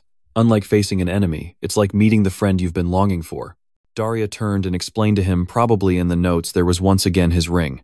The young man looked up. He understood what she meant. Pairing artifice. These linked weapons are quite different from each other. Artifacts are essentially finished products. Their functional mechanisms are common, but there are also some special types of artifacts that only activate their features when paired, similar to my golden mask. He rubbed his chin and pondered. On second thought, the quest rewards and dragon-related artifacts are mostly just for show. The lightning from the ring shot straight at the door in front of them. Oh, so the riddle tells me where a pair is. Yes, because I kept being disturbed, I was a bit curious. The electric magic beam precisely hit the round orb placed behind the door. What kind of artifact could make this kid so worried? Inside the room was quite dark, with only a few shimmering lights floating around, and items displayed in the glass cabinet. The two of them walked up to the brightly glowing object. "So this is the Cloud Jade." "Cloud Jade." Your master turned and added, "That's right, the Cloud Jade has a special ability to control the weather. This function makes Rat so very interested as controlling weather. Magic requires a lot of energy in magic. There are only 10 mages who can control the weather of the entire continent. Operating the climate in such a way is very intricate and classified as a field that cannot be easily trained." Daria also told me about the downside. Climate operation has clear benefits, but also risks like mana consumption and fabric decomposition time. Her words made him imagine that receiving the Great Sword was like holding Brahmas. Voss looked at the Cloud Jade and thought that if considering efficiency, it was not the Cloud Jade. He looked at the ring, struggling to signal its owner, and smiled. Maybe it's better to choose another artifact. But I pointed my hand towards the gem and made my decision. I will choose this one. As his ringed hand touched the Cloud Jade, it immediately emitted a brilliant 7-colored aura. Magic from the ring flowed out more intensely, following the stream of the jade being absorbed into the ring, making the cloud pattern on the ring even clearer as the magic inside the ring became purer. The system also appeared to inform him that he had obtained a fragment of the Van Long door. Additionally, it noted that Van Long, as the dragon ruling over clouds and climate, is a rare mutated thunder dragon. Vutsa was reading with his mouth wide open in shock. A mutant dragon. The magic circle of early thunder is quite complex. Saying that the lightning attribute originates from the fire attribute is common knowledge among scholars. Because it is an attribute contrary to the usual concept of the 5 elements, the text taken from the magic circle is printed boldly on the paper. Lightning attribute mages are more noble and recognized. If it is an attribute generated from the lightning attribute, then that value cannot be compared to anything. He immediately closed his eyes and slowly felt the power present in his body. Moreover, the true power of the Cloud Pond Jade is not like controlling the weather. This is much more terrifying. The youngest, Snow White Daria beside him, asked, "Can you guess how this object is used?" The young man did not hide his happiness and smiled. "Yes, maybe I know a little." After confirming with him, she immediately turned back. "Then let's go outside. I'm really curious about the power of our teeth pairing." They easily rose above the water, golden sunlight shining on the shimmering lake and through the tree canopy. "I start here." Vo immediately uses combined magic on the spot. The power of the armor ring the acrobatic form, his steps immediately changed. He moved forward lightly, then his whole body leapt high, leaving sparkling magical sparks on the ground. Your master watched and smiled with satisfaction. "Oh, magic flying." No, is it just a simple jump? This new magic allows many to easily move in the air. You jumped so far that you glided past several rows of trees. Admiring the cityscape bathed in sunset light from above, he couldn't help but be amazed and quietly impressed. It's surprising that you can jump this high with just a step. Are the user's feet wrapped in a layer of wind magic, thanks to mist like this cloud? He curled his legs again, creating a breeze that wrapped around the important thing, followed by a momentum to jump higher than before. The jump was not the end. Just a few steps of jumping, and he quickly mastered it freely, soaring through the air. It turned out to be even better than magic, flying faster, and no need to slow down when changing direction, though fatigue soon showed on his face. Of course, although the problem is that it consumes a lot of mana, I already feel tired. I continue to cast a stream of mana in the palm of my hand. Then Daria Baktuyet, standing below watching, suddenly saw a big lightning strike, even though the sky was beautiful earlier, which surprised her. Is that a thunderstorm? Her student was calmly walking on the lightning bolts and controlling them. This level is surely enough to destroy a small town. But he couldn't stand for long before turning pale. Of course, the juice dripped straight onto the water, and his master was not too surprised by that. Although this might lack charm, the next morning, waking up in the Mage Guild building and remembering the excesses of last night, the young man and this mage now have to walk through the library while rubbing their shoulders. Ugh, it hurts everywhere. I guess I should temporarily stop using Claudie linking. He continues searching for a new book on the bookshelf. Since he has received everything he needed, he must proceed with the mission again. The system appeared to remind him of a few things, urging him to raise his understanding of the Earth attribute to the highest level. Joe's hand gently pulled down a corner of the book. He thinks the place that understands Earth attribute magic in Enden is the Royal Tower. First, he must find a mage of the 6th circle or higher, under the Royal Tower. As soon as he flipped open the first page, he paused when he saw something. Apply this person. He immediately moves to another place. The person holding the notebook wants to meet and speaks very friendly. It's been a long time since we last met. I heard you've been very active lately. The young man gently lifted the teacup with one finger and replied, I should have come to greet you more often. Sorry about that. Spigel just burst out laughing when he heard you say that. Elder Spiegelman, what kind of greeting is that? There is a saying that no news means good news. Vuvan carefully observed him and noticed the change. It's surprising that just by using the mirror face technique, a 5th level magic realm has already reached the 6th level. Spigel, let's get straight to the main point. You said you wanted advice on Earth attribute magic. Yes, because I was deeply impressed by the Earth magic I read in the 6th basement I visited this time. He still gave a generous smile and said, Of course, I warmly welcome such a request. If you agree, let's start right away. Vo did not hesitate to take out a thick stack of documents, making Spigman suspicious, and ask him, if so, what did I do wrong to you? Late at night fell beneath a luxurious and elegant villa. The number of people being bribed has increased significantly. Bism is sitting at the desk reviewing the documents. Weapon crafting is also progressing smoothly. We probably don't need to worry about the Liang army. His face showed no change as he silently calculated. Now he just needed to wait. The wicked smile on his lips spread along with his greedy thoughts. The throne of Andy will be mine. At that moment, an uninvited guest appeared. He pulled back the curtain and spoke directly. Sorry for arriving so late. Bism cautiously turned to look at the other guy. He also recognized who this guest was. The boy with green eyes. Is it a crispy eggplant? The crispy eggplant is still wearing that mask. He stepped in through the window and greeted me. It seems this is the first time we are greeting each other face to face. He lowered himself and struck the pose of a nobleman under the cold night wind. Greetings, Duke Bism. I am C.A. Gion. Bism definitely won't turn away. You're being unusually polite. Coming late at night like this, are you trying to tease me? Still very natural, he walked straight inside. He shrugged and chuckled. How could this be? My coming to find Tai Kong is nothing but a strange thing that Kajian took out from his dark magic warehouse.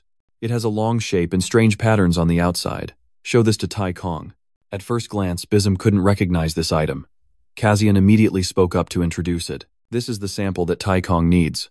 The top ring stone of Feng Ma. Bism knows very well about that stone. The pinnacle stone of Feng Ma. The seal has blocked the door of Tartarus for a long time. He stood looking out the window with an expressionless face. Definitely not normal. Could it be that this sinister aura is buried deep in the abyss of Tartarus, but those cold eyes glanced over, revealing it was just an ordinary stone? He had strange and chilling thoughts when he remembered Derry and Melville. At this level, it was impossible to stop Andy's old monsters, and BMK's face darkened with those dark thoughts. What you have promised may not just be an object like this. Kazjo stood silently in front of him. The purple aura is exclusive to Andy's royal family. Even if expelled beyond the borders, the bloodline remains royal right. He shrugged and asked Lord Tai, do you know how many monsters and giants are sealed inside Tartarus? He began to tell a story. The battle where the giant tribes and the gods sparked ancient war. Gigantomachy, the gods won after a long struggle, sealing hundreds of monsters and giants in Tartarus. Because to seal the giants with superhuman strength, many pillars equal to their number were needed. Behind that mask, his blue eyes flashed, knowing that excavating just 2 of the hundreds of pillars could bind the actions of the Flame Tower Lord and the Spear Tower Lord. When the excavation speed improves, the real pillar will naturally be found soon. Bism smirks and smiles. I was wondering why you brought the sample. So it's to report on the progress. Kazgio standing before him is not weak at all. We will definitely keep our promise. So the prince must also keep the promise he made to us. Bism looked at him seriously and replied, Of course. If I win the throne, I'll help you kill that bitch Daria. After the discussion, Kazan left under Bism's warning. But remember clearly, if you do not keep the covenant, you will bear my wrath. He nodded and then vanished into thin air. I will remember clearly. The Duke was left all alone. He began to reveal his true face. Shaking hands with me to kill Daria, he stood up and walked to a corner of the room. A chessboard was already set on the table, accompanied by mocking laughter. Words that even children wouldn't believe. Bism holds the king's army in his hand and caresses it. But as long as he can ascend the throne, he doesn't care how. He slammed the piece down so hard that the white chess piece shattered. No matter what tricks they used, the blow was so strong it made a big hole in the chessboard. After the dog finishes hunting, just boil it and throw it away. Spiegel is sitting sadly in front of a pile of books. Vel, are you sleeping? You just answered 40 questions 2 days ago, and now even more questions have piled up. Haha. He looked up and swallowed hard, and every sentence was clearly focused. I just simply thought he was a genius. But sitting in front of you with such a delighted face, I don't know if I'm taking up too much of the elder's time. It turns out that thanks to this kind of effort, he can develop into such a person. He leaned back and laughed loudly. If I don't work hard on this, I'll probably get caught up. That night, Vo sat on the floor and laid out his documents, focusing deeply after reviewing the theory. The roar of the Earth Dragon is not simply the release of demonic power, but the use of the Earth's heat is the core magic. A flame weaves around the thoughts of the genius boy. If heat must be used, is it okay to combine it with the fire attribute, leave it with the earth attribute spreading out? It's best not to limit things that burst out, like flames, wind, and lightning.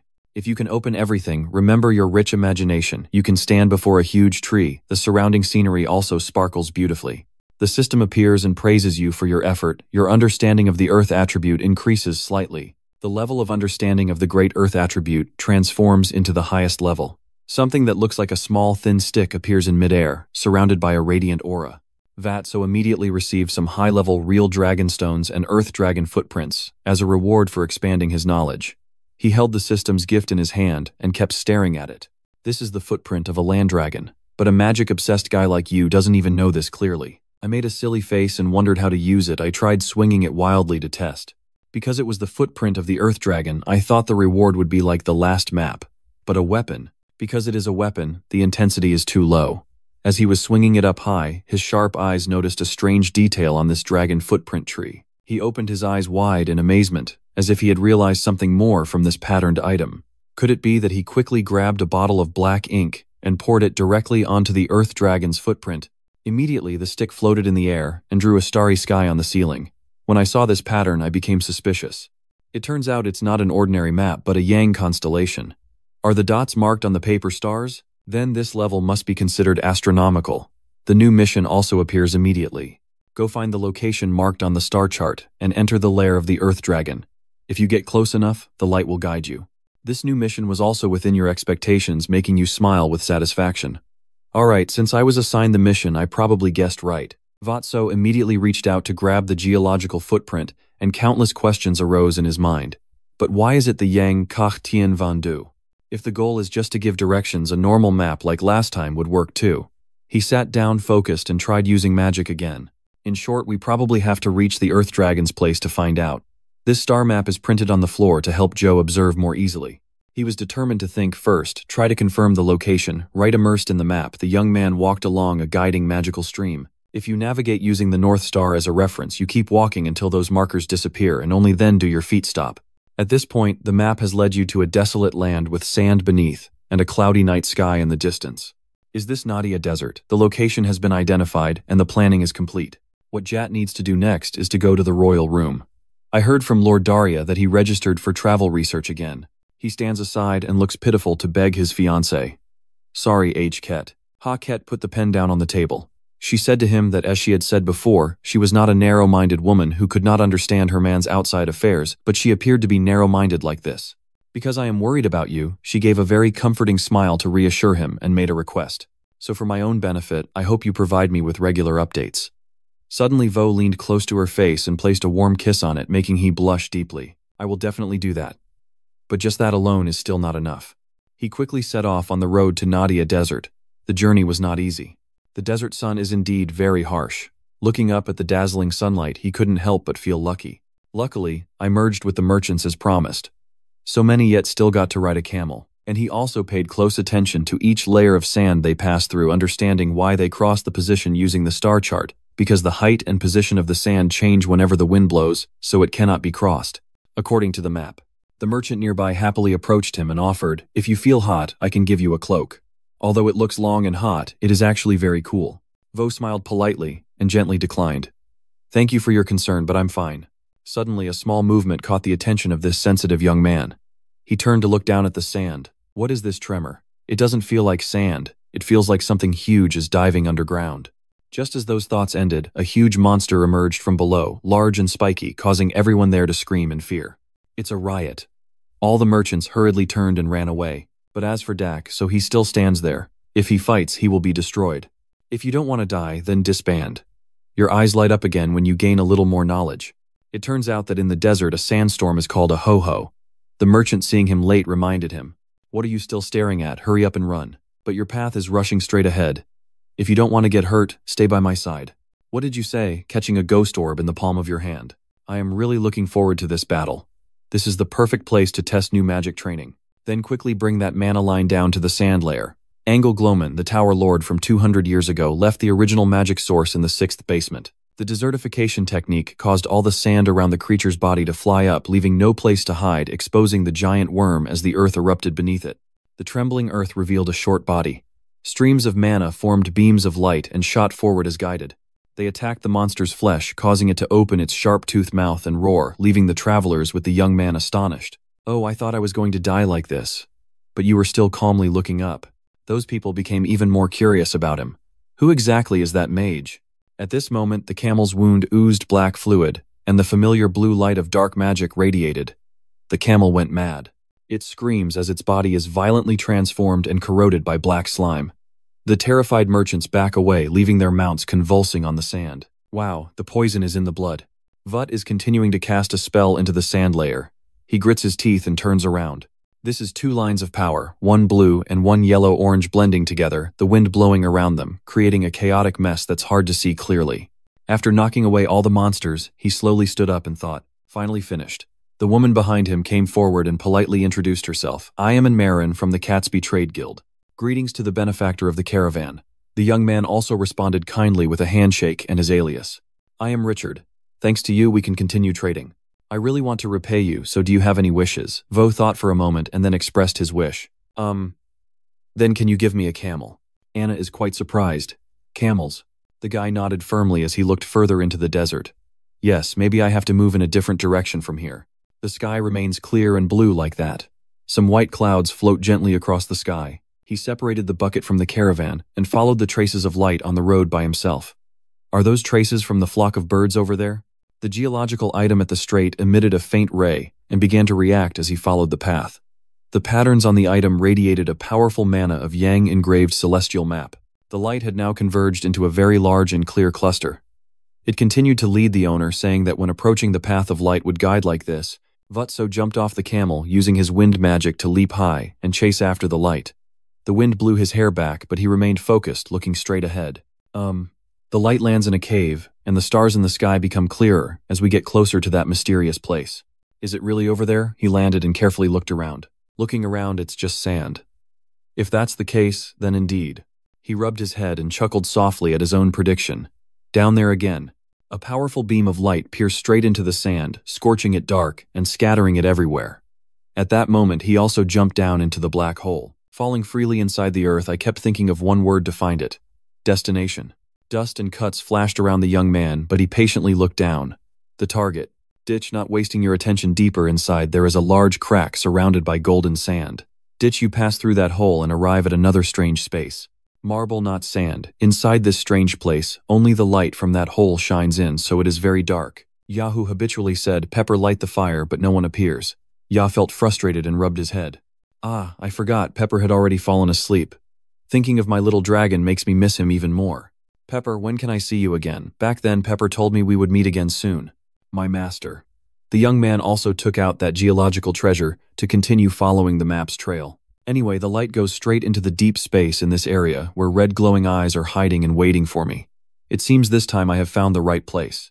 Countless scorpions fell to the ground, their bodies enveloped in a layer of fire mana. Facing this swarm of insects, Gyatso calmly analyzed the situation. Leave the monsters to me, and focus on the source of the green magic, a type I can easily attack with quick strikes. I'm worried the ruins might collapse. Low-level monsters blocking the way are easily slashed away by me. Although the scale is large and the level is low, the types of magical beasts are also diverse relics. If fully restored, it would show significant research value. Elder Spiggle Mew would surely be very happy. Although there are creatures larger than dinosaurs, they are no match for Dak, so with a single sword strike, he defeated it. The number of monsters has decreased so far. The young man carefully looks at the road ahead. It seems there is no way out, so this must be the deep level. He carefully takes each step in the empty corridor. Thoughts keep rushing into my head. Other artifacts might have relics. Now the obstacle is a large, sturdy gate, not a door, but a teleportation gate. Fly up and observe every detail of it. What are the operating conditions? He looked down and then up, realizing some notes. It seems the left and right are connected, so the glue and push are probably not mechanisms. At the top, there is a damaged hole emitting a faint glow enough to catch his attention. The circular hole sparked a quick idea in this guy's mind that surprised him. Wait a minute. Looking at the object in his hand, the connection between them gave him an idea. Duongkok Thien Van Do Van So then approached the gate crack and gently tapped it with the Duongkok Thien Van Do. I was wondering why this time it wasn't the shape of a map, and it turns out this is the reason. Just as you predicted, the teleportation gate opened with a dazzling light. The young man's eyes slowly opened as the light gradually adjusted to his eyes.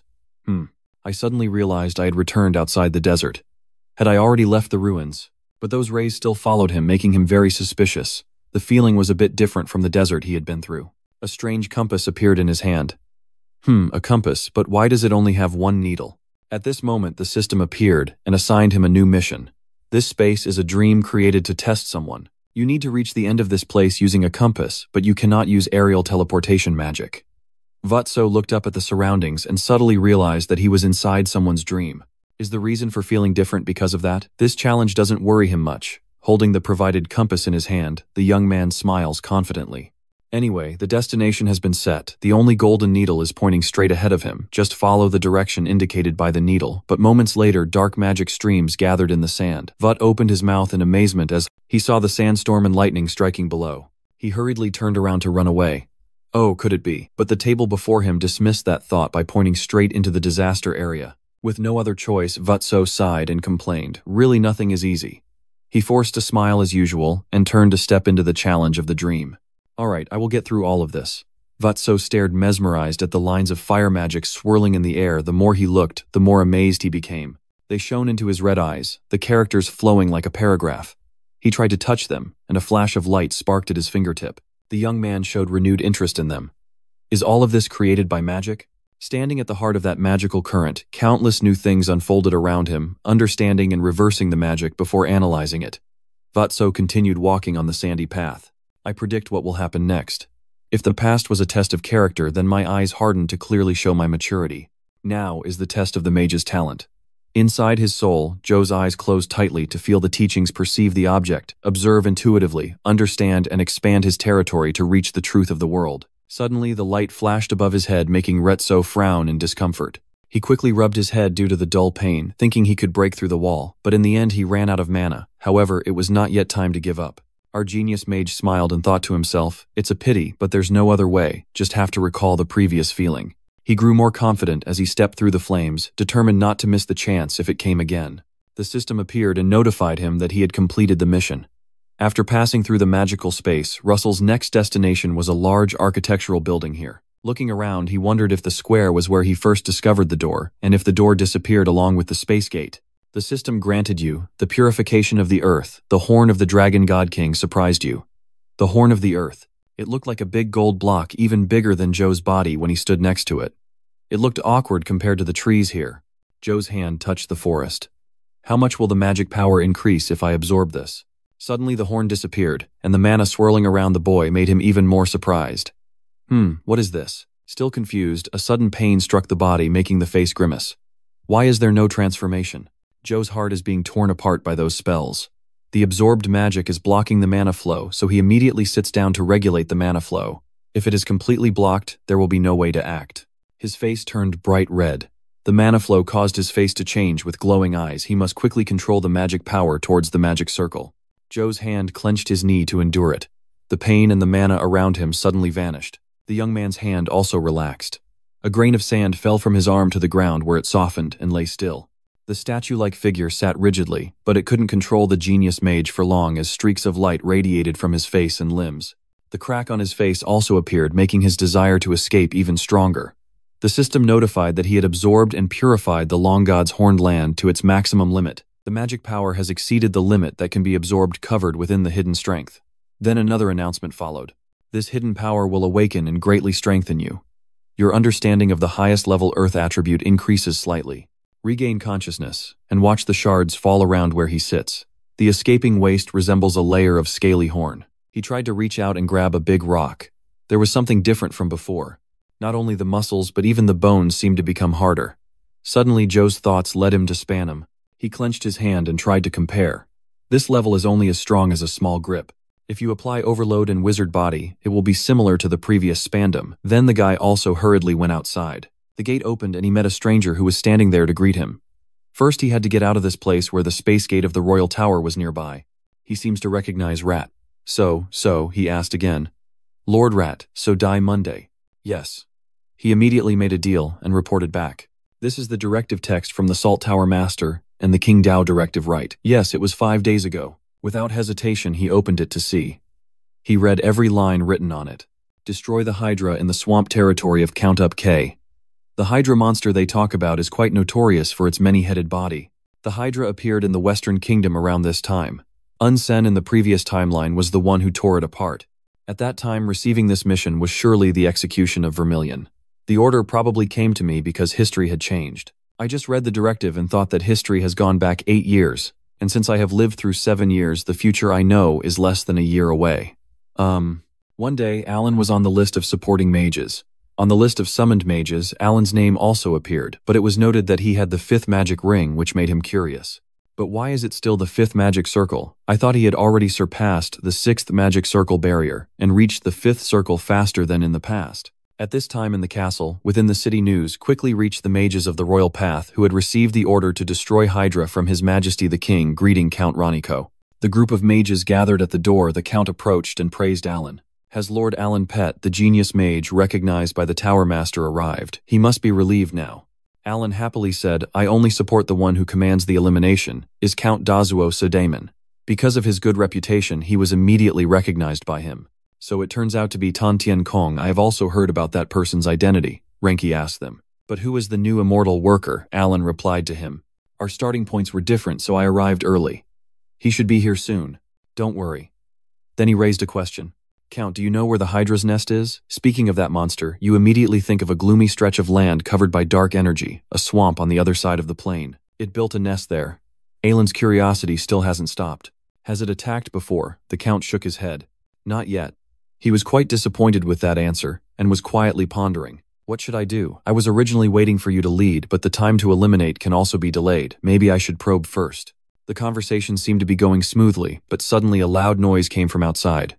Count, I have something to tell you. The multi-headed dragon somehow broke into their castle and breathed fire to cause destruction. Hydra. Terrified by the destruction, Tranya cracked and rocks fell down. What is it? It has never attacked first before. What's going on here? Alan quickly rushed outside. He said loudly to the Count, Count, we will confront Hydra. Count, evacuate the civilians. The mages also followed him outside to suppress the mad dragon. Outside the city wall, the Hydra was rampaging and breathing fire everywhere. Maybe it still hasn't noticed us. We have to take advantage of this opening and eliminate it. He closed his eyes tightly and chanted a type of light magic. By his standards, he couldn't defeat Hydra alone now. Alan narrowed his eyes to activate the magic and reassure himself. The mages concentrated their attacks, and the Hydra retaliated with fire, but when combined with the other mages, the black smoke obscured their vision, making it unclear who had the advantage due to the powerful strikes. Alan stared in amazement, his senses alerting him strongly, as red eyes appeared from the wind, waiting for the right moment to attack. "Damn it!" Alan shouted urgently as the Hydra and its heads lunged at them all, dodging away. He tried to create a thick, magical barrier to protect everyone. That dangerous, destructive power, if not careful, could endanger the civilians. The dark power of the Hydra is incredibly strong, almost breaking through Alan's ice wall and causing casualties that must be stopped. At this time, Joe was also rushing back. He was very worried and did his best to rush towards the castle.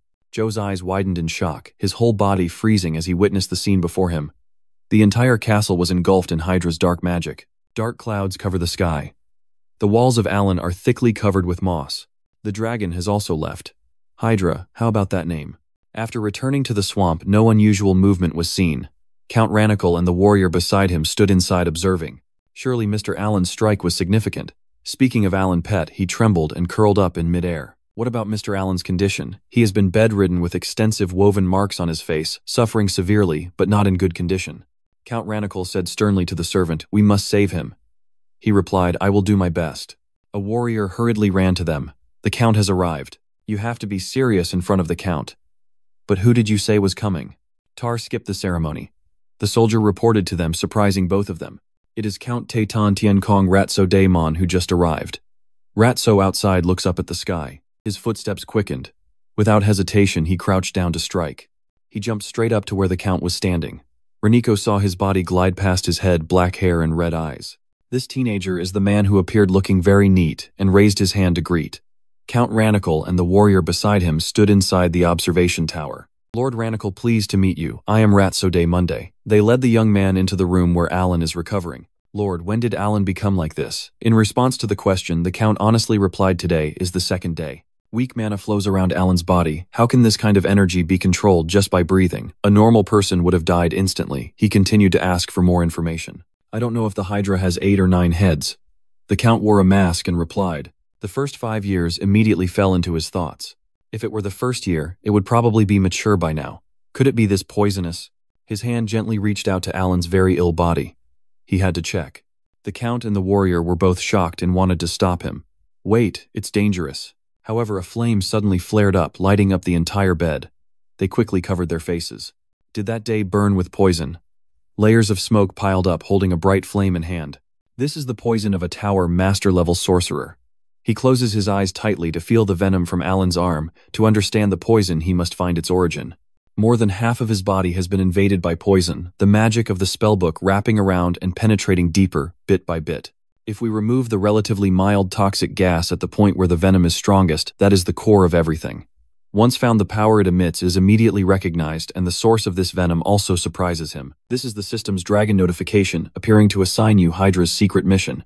Defeat Hydra, the saboteur of Randacel's territory. Reveal its secret and answer the question. He looked at the screen hesitantly. How is the reward divided? "I know we have to fight back, but what exactly is the secret?" The Count's curious voice rang out. "What's wrong, Mr. Ratso?" Ratso immediately turned and reassured his cousin. "That's all there is to it, and I have found a treatment for Lord Alan." The Count was surprised. "Are you serious? The treatment will start immediately." He told them, "Yes, during the treatment there is a risk of exposure to toxic gas, so everyone should go outside." In the young mage's knowledge, he knew very well the methods of treatment.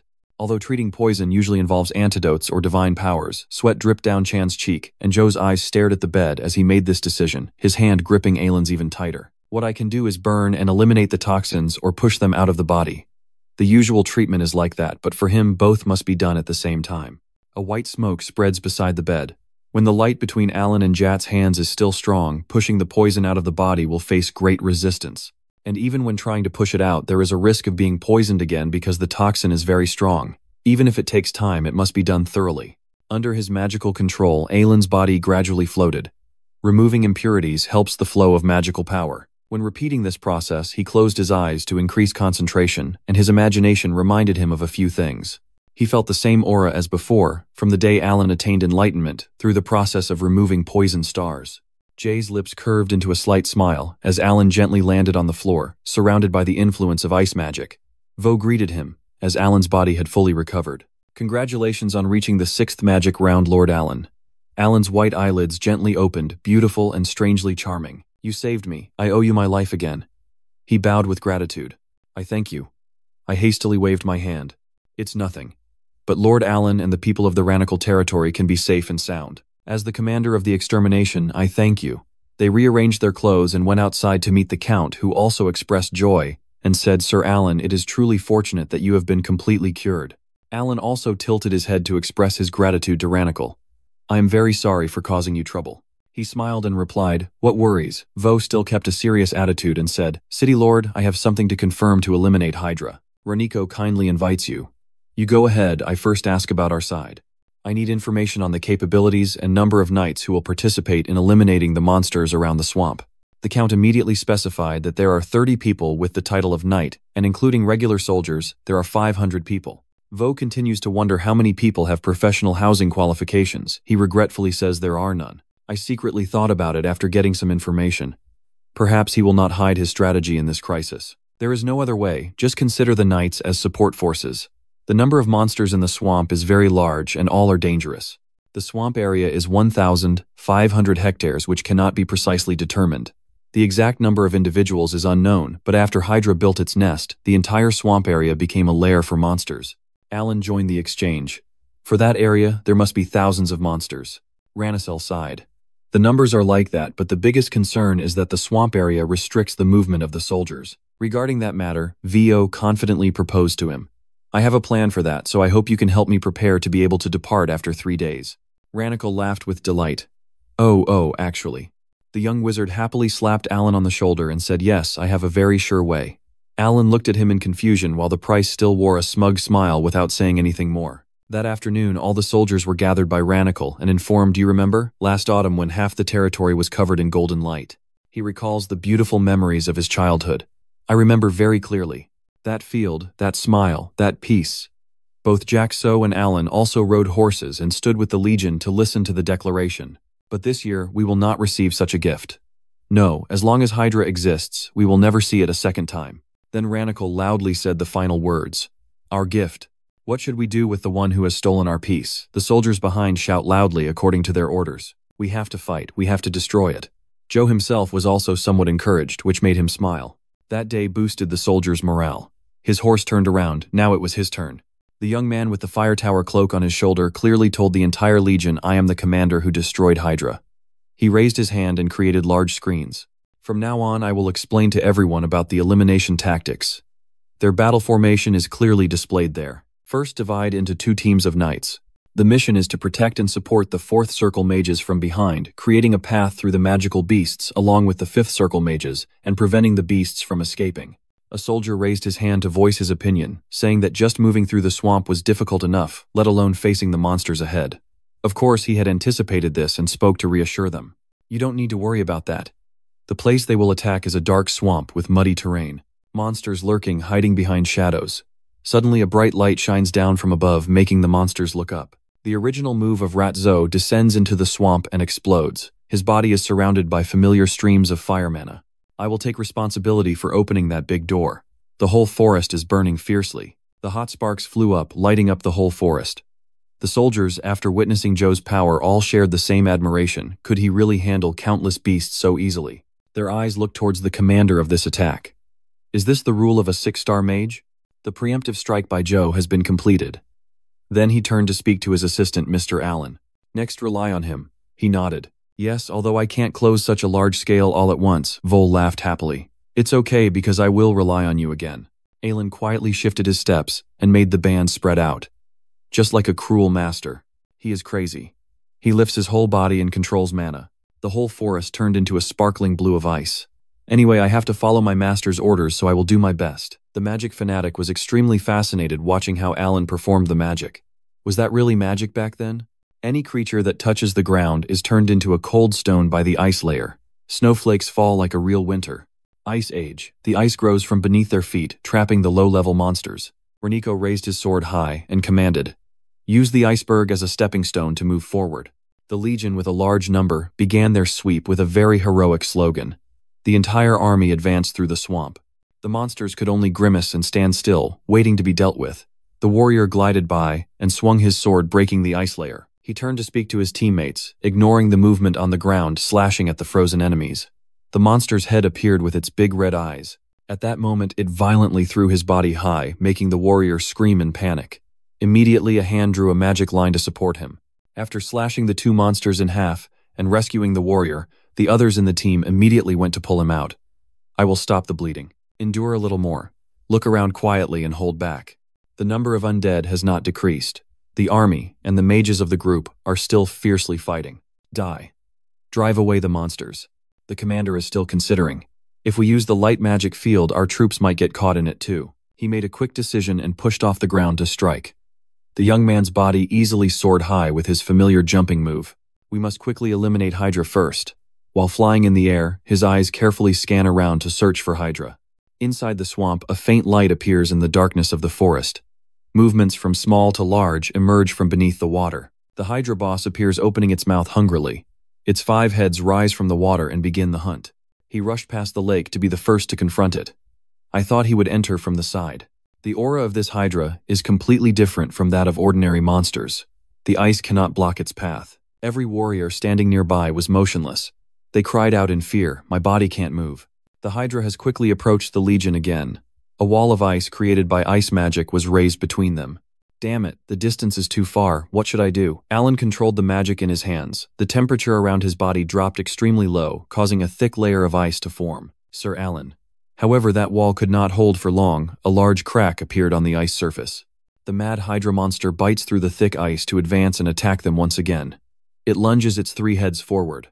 The tongue was as long as a snake, and its fins spread out. Alan continued to use the forest ice move to block its body. At that moment, he gathered the fire magic in his palm. Suddenly, a strange voice echoed in his mind. I will never forgive the humans who killed my mother. He was about to cast a spell, but suddenly paused and looked up at it. Is this the 4 thoughts of Hydra? Hydra's words earlier made me think a lot, avenging the mother who was destroyed.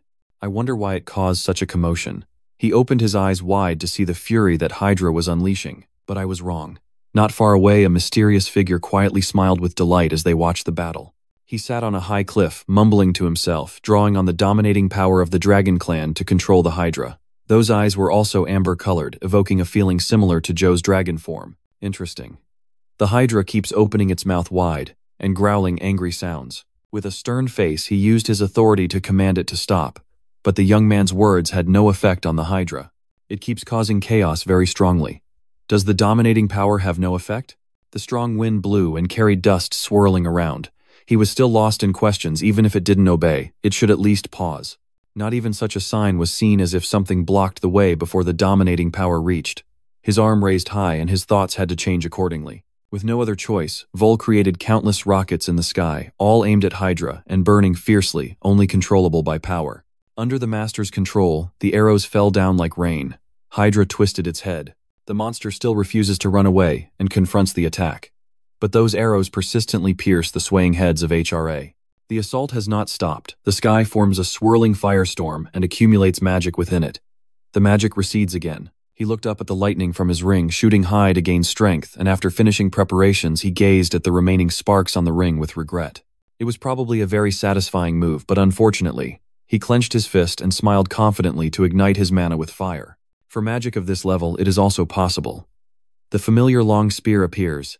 The young man reached out to grab it, thinking of the giant's hammer, the strongest thunder magic in the 5th magic circle. He continued following his thoughts, using all his strength to throw the spear, ice and fire at the monster, causing an explosion that shook the entire forest. The overwhelming mana flow affected Alan as well. He groaned and marveled at the numbers. Hugh is really talented. The young mage himself just sighed, once his face still serious, as he looked at the center of the battle. Although both are 6th-level magic circles, there is such a difference. That 5-headed Hydra monster was burned black, coughing up blood and gradually weakening. As the monster seemed to fall, a voice pierced through its mind. Ending the battle like this would be a bit of a shame. A strange line of dark magic suddenly flared strongly around the severely injured body of Hydra. The power of the dragon blood that I shared with you is not just at that level. Sa opened his eyes wide in amazement as he witnessed the scene before him, a column of energy shining down on Hydra, causing rocks to scatter everywhere.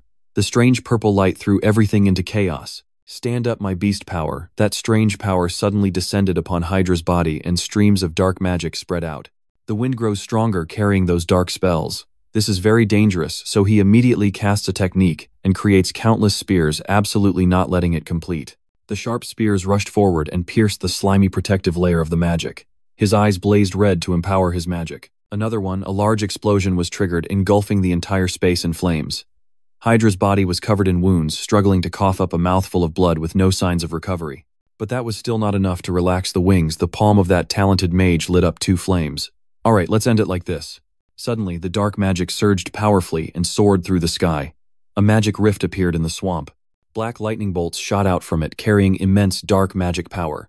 In Joe's memory, he tried to recall the crazy cultists from before. It seemed similar at a glance, but this was denser and darker than that. He was startled by shock, his consciousness recognizing something very familiar. Could it be that from within that core distorted currents appeared and stirred inside it? Aelin stood stunned, staring at the dark magic orb, sweat pouring down his face. Even Joe's red eyes did not look away from it for a single second. Around the dark sphere, its black flow began to spread. The space was silent without a sound. From inside that cage, a faint blue light appeared from the crack drilled on the surface of the sphere. It grew larger and seemed to want to tear apart the cramped prison. The Hydra's head emerged with its long fangs and bloodthirsty eyes. It looked even more terrifying than before. Count each of its heads one by one. They twist and open their mouths wide, letting saliva drip out. 1, 2. Now facing the guy is a monster with a new level of power radiating its fierce aura all around. 6 heads have grown. One of Hydra's heads spoke. It said with hatred, "Those filthy humans are blocking me from avenging my mother." Using their heads, they threatened the mages, forcing Alan and Jat to quickly create a barrier. "I will definitely devour all of you. The situation has worsened. As the commander, I must quickly give the next order. Sir Alan, evacuate the troops to the rear, I understand. Fighting this monster alone, you glide over the slippery ice to escape its pursuit." Hydra was defeated by Unsen in the past, having 1 year of experience. Quick reflexes helped him dodge Hydra's sneaky charges. The fact that this guy's head has 6 means history was altered due to some interference. Even so, the battlefield erupted again with the rampage of Hydra. The mysterious guy was still leisurely watching the fun, or something else. He tried swinging his arm to unleash the slashing strike that once tore through the air, but this time it touched the chest of the dark dragon and then vanished. At this level, there isn't even a scratch. The mages and warriors hurriedly ran off, following the army's orders. Perhaps everyone has already evacuated. We must use the dragon transformation unit. In his eyes, a flash of light gleamed against the black background. Although Long Yan Hoa would not be detected at this distance, I still have to be careful. That Hydra started attacking from afar by spitting out streams of venom. Futso swung his spear to cut off the poisonous water, then dealt a fatal blow to its neck, severing its head. However, its wound quickly healed back to normal. Such incredible latent power I must have suffered from this excessive attack. He focused on surrounding spears around him, pouring all his magic power into one strike. Joe's strong power flowed into the spear, making it blaze with red flames. You vanished into the void, Hydra's head snarling and snapping at you. Dodge its head as it strikes the ground. He tightly grips his spear and approaches it bit by bit. The close distance makes the strikes harder to dodge. The scratch on the boy's stomach made him hold back a pain as he led the horse down to the ground. He points the tip of the weapon down to use as support. Now let's finish this. Lamon's magic was used to grow the thorn tree to strengthen it. He leaned over, grabbed a strike, and then launched his sharp weapon straight ahead like an arrow piercing through the head of a Ha creature. He struggles in pain, constantly shouting curses at the people here. "I curse you all." Its eyes bled red, it kept screaming wildly. "I am his second in command. The day he sets foot on this land, you bastards will face the consequences." Volo heard exactly what Hydra said. He looked shocked. He must be sure that someone intervened in Hydra's appearance. Those amber eyes lit up as if they had just found something new.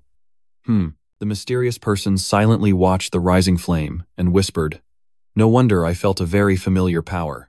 The ashes of the burned things were swept away by the wind, all passing over Joe's serious face. Is it the Dragon Emperor? After that great battle, the people in the capital happily held a lavish celebration. The banquet hall for the celebration was quite large. Alan looked unhappy. "I am very grateful, but just recovering the damage is already exhausting, so it's really worrying." The young sorcerer standing beside him raised an eyebrow and scoffed. It seems he is not one to show off extravagantly. This level should be quite good, right? The young ladies from the noble families are quietly watching him from afar, their faces blushing and all admiring him. Suddenly the man spoke up, "Sir Alan, now you must endure a little hardship." Those words surprised Alan. "Who may?"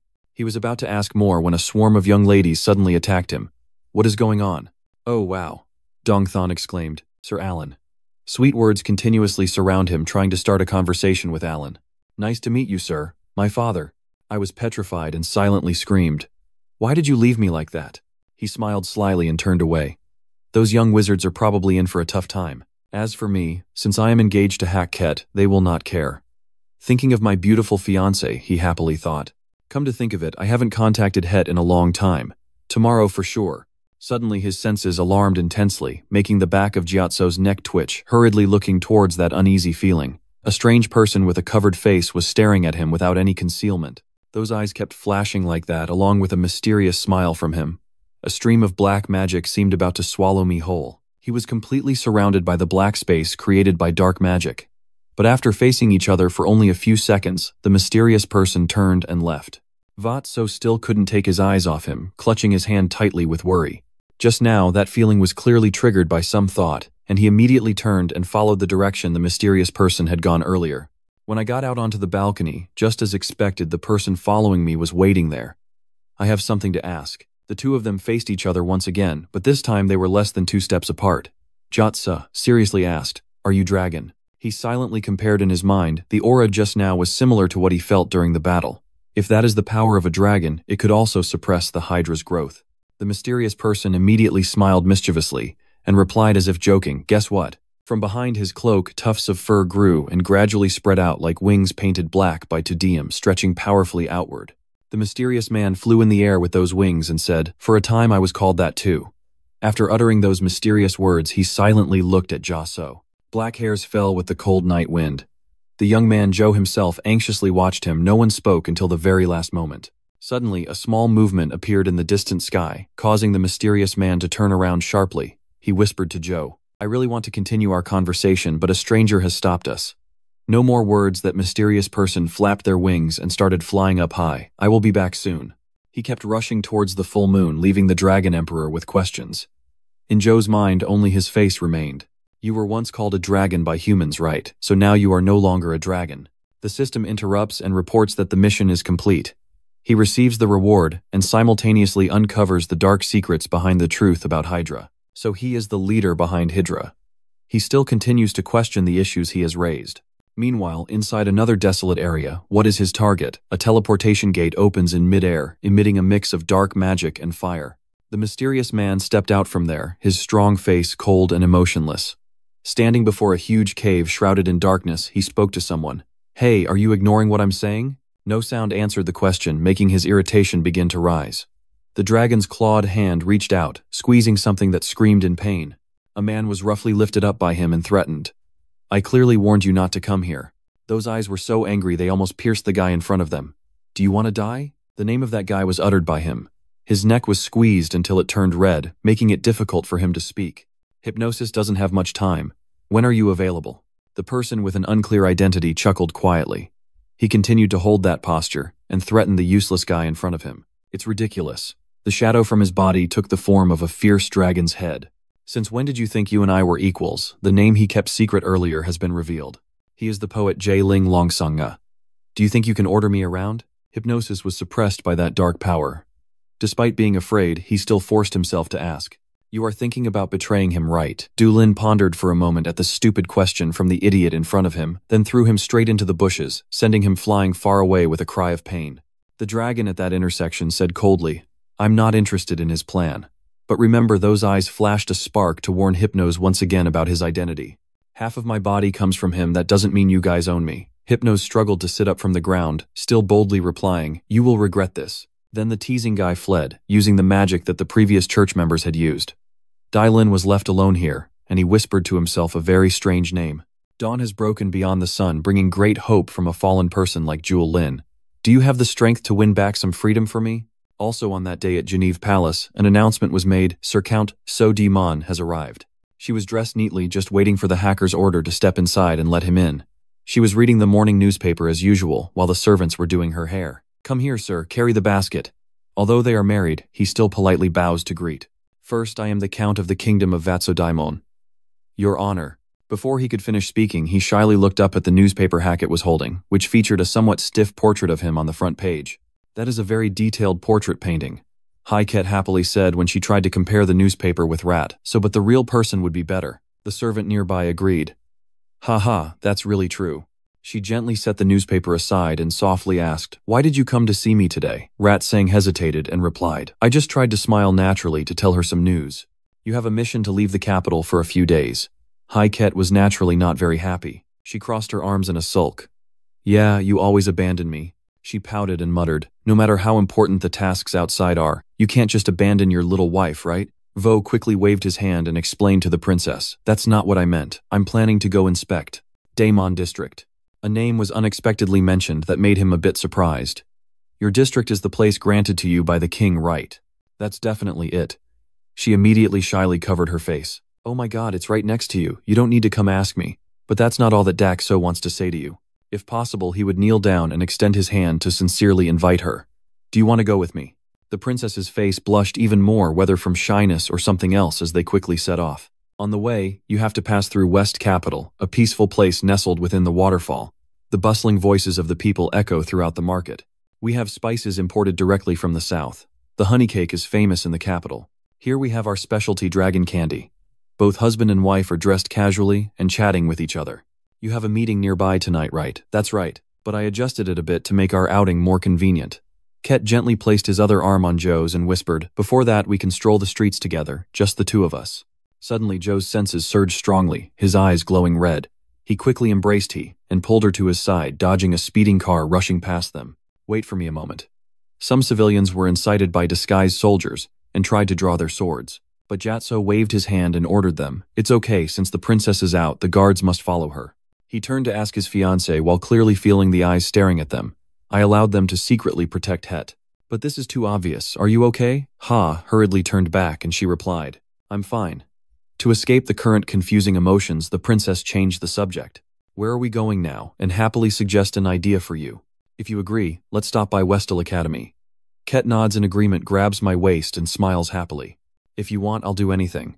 They walk together in the crowd and have an intimate date. "Is there anyone between you and me who is a former Westel student?" "No, over there is the statue of Christ, Nickel." In another dark place, inside the ancient forest filled with mist, a grown elf is holding a bow and standing on a branch to command. "This is it. Start observing clearly." He is worried, lost in his own thoughts. Recently, the monsters have suddenly become unusually strong. "Really?" Suddenly a slimmer man appeared beside him and exclaimed, "Captain." That captain turned around in surprise. "What's the situation?" The young man quickly reported back the information. "A thick fog is sweeping through here. I've never seen such a dense mist before. We asked the little spirits in the forest, but none of them knew where this bone screen came from. The information gathered is enough for the captain to confirm a few things about it. The second rainbone can create illusions that trigger the primal fears of spirits. This sensation is very convincing. Now everyone withdraw." As soon as he finished speaking, the branch they were standing on suddenly shook violently. Countless bizarre monsters are rushing in all at once, causing the fairies to panic. "We're under attack. The monsters have arrived." Before the sudden attack, the spirits had to hurriedly carry people away from the monsters' pursuit. "We have arrived. Everyone evacuate the village quickly. Those with bows, do your best to shoot arrows to block them. The fire has caught and is burning the team in the forest. Prioritize children and women to go first. Everyone protect each other. A strange cultist is hovering above." He laughed loudly until it echoed through the sky as the cries for help kept ringing out. Destroying the village made him feel exhilarated. He held two familiar geological treasures in his hands. This intense crying scene is truly amazing. His eyes caught one side. Hypnos grinned and spoke confidently. Soon, a dark orb is also accumulating more and more power in the forest. Its core contains a massive amount of mana. Tartarus will open. The monster army swarms out like ants, numerous in number and formidable in strength. Those little monsters were just the beginning. He drove the stakes into the ground and created a magic circle from them. "Just live, these ceiling pillars will shatter. Then the real monsters will break free." His voice grew more excited as he imagined the scene that would unfold. The monsters were compared to the god of destruction, Titans. The hideous face of Hypnos broke into a cruel smile. The scene at Ender was a feast for the eyes. Just a little more, and the entire kingdom would be engulfed in flames. He became even more excited to begin this fierce destruction in the ancient forest. So interesting, really thrilling. Inside the West Capital, the sunset illuminated the rooftops. Vac and Heat were on the balcony admiring the view, his heart full of anxiety. "Is it almost time?" He smiled secretly and intended to do something. "This is a major milestone in my life." I remember when I first returned to the academy how surprised he was as the degeneration of humanity was increasingly approaching. And also the words Longda once told me before the knowledge of the ancient stone guardians of humanity in the future that I accidentally overheard. Vol was still naive then and could only listen blankly, which will help humanity at this time. But now that you are in a new position, it makes you even more hesitant. What should I do now? What kind of future should I aim for now, or should I be perceptive enough to notice my fiancé's mood? She looked over and asked, "Honey, what are you thinking about so deeply?" Vu Kuang forced himself and responded to her very honestly. He was just thinking about the path he had chosen, wondering if he could do better in the future.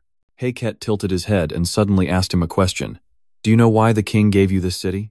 Of course the young mage could not guess, and he no longer paid attention. They both looked down at the bustling crowd on the street. In today's society, wealth and power are very important, but the true essence of core strength lies in people.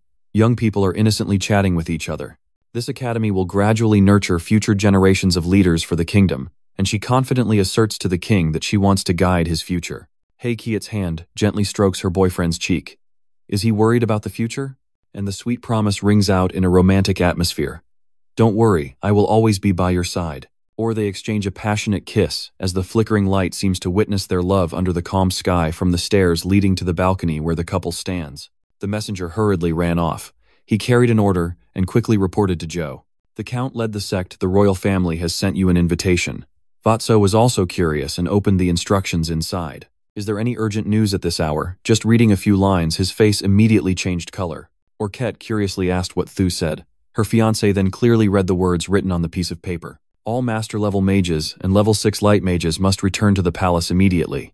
Has the war begun? The urgent situation forces them to leave quickly or stay. Something serious is happening in the palace.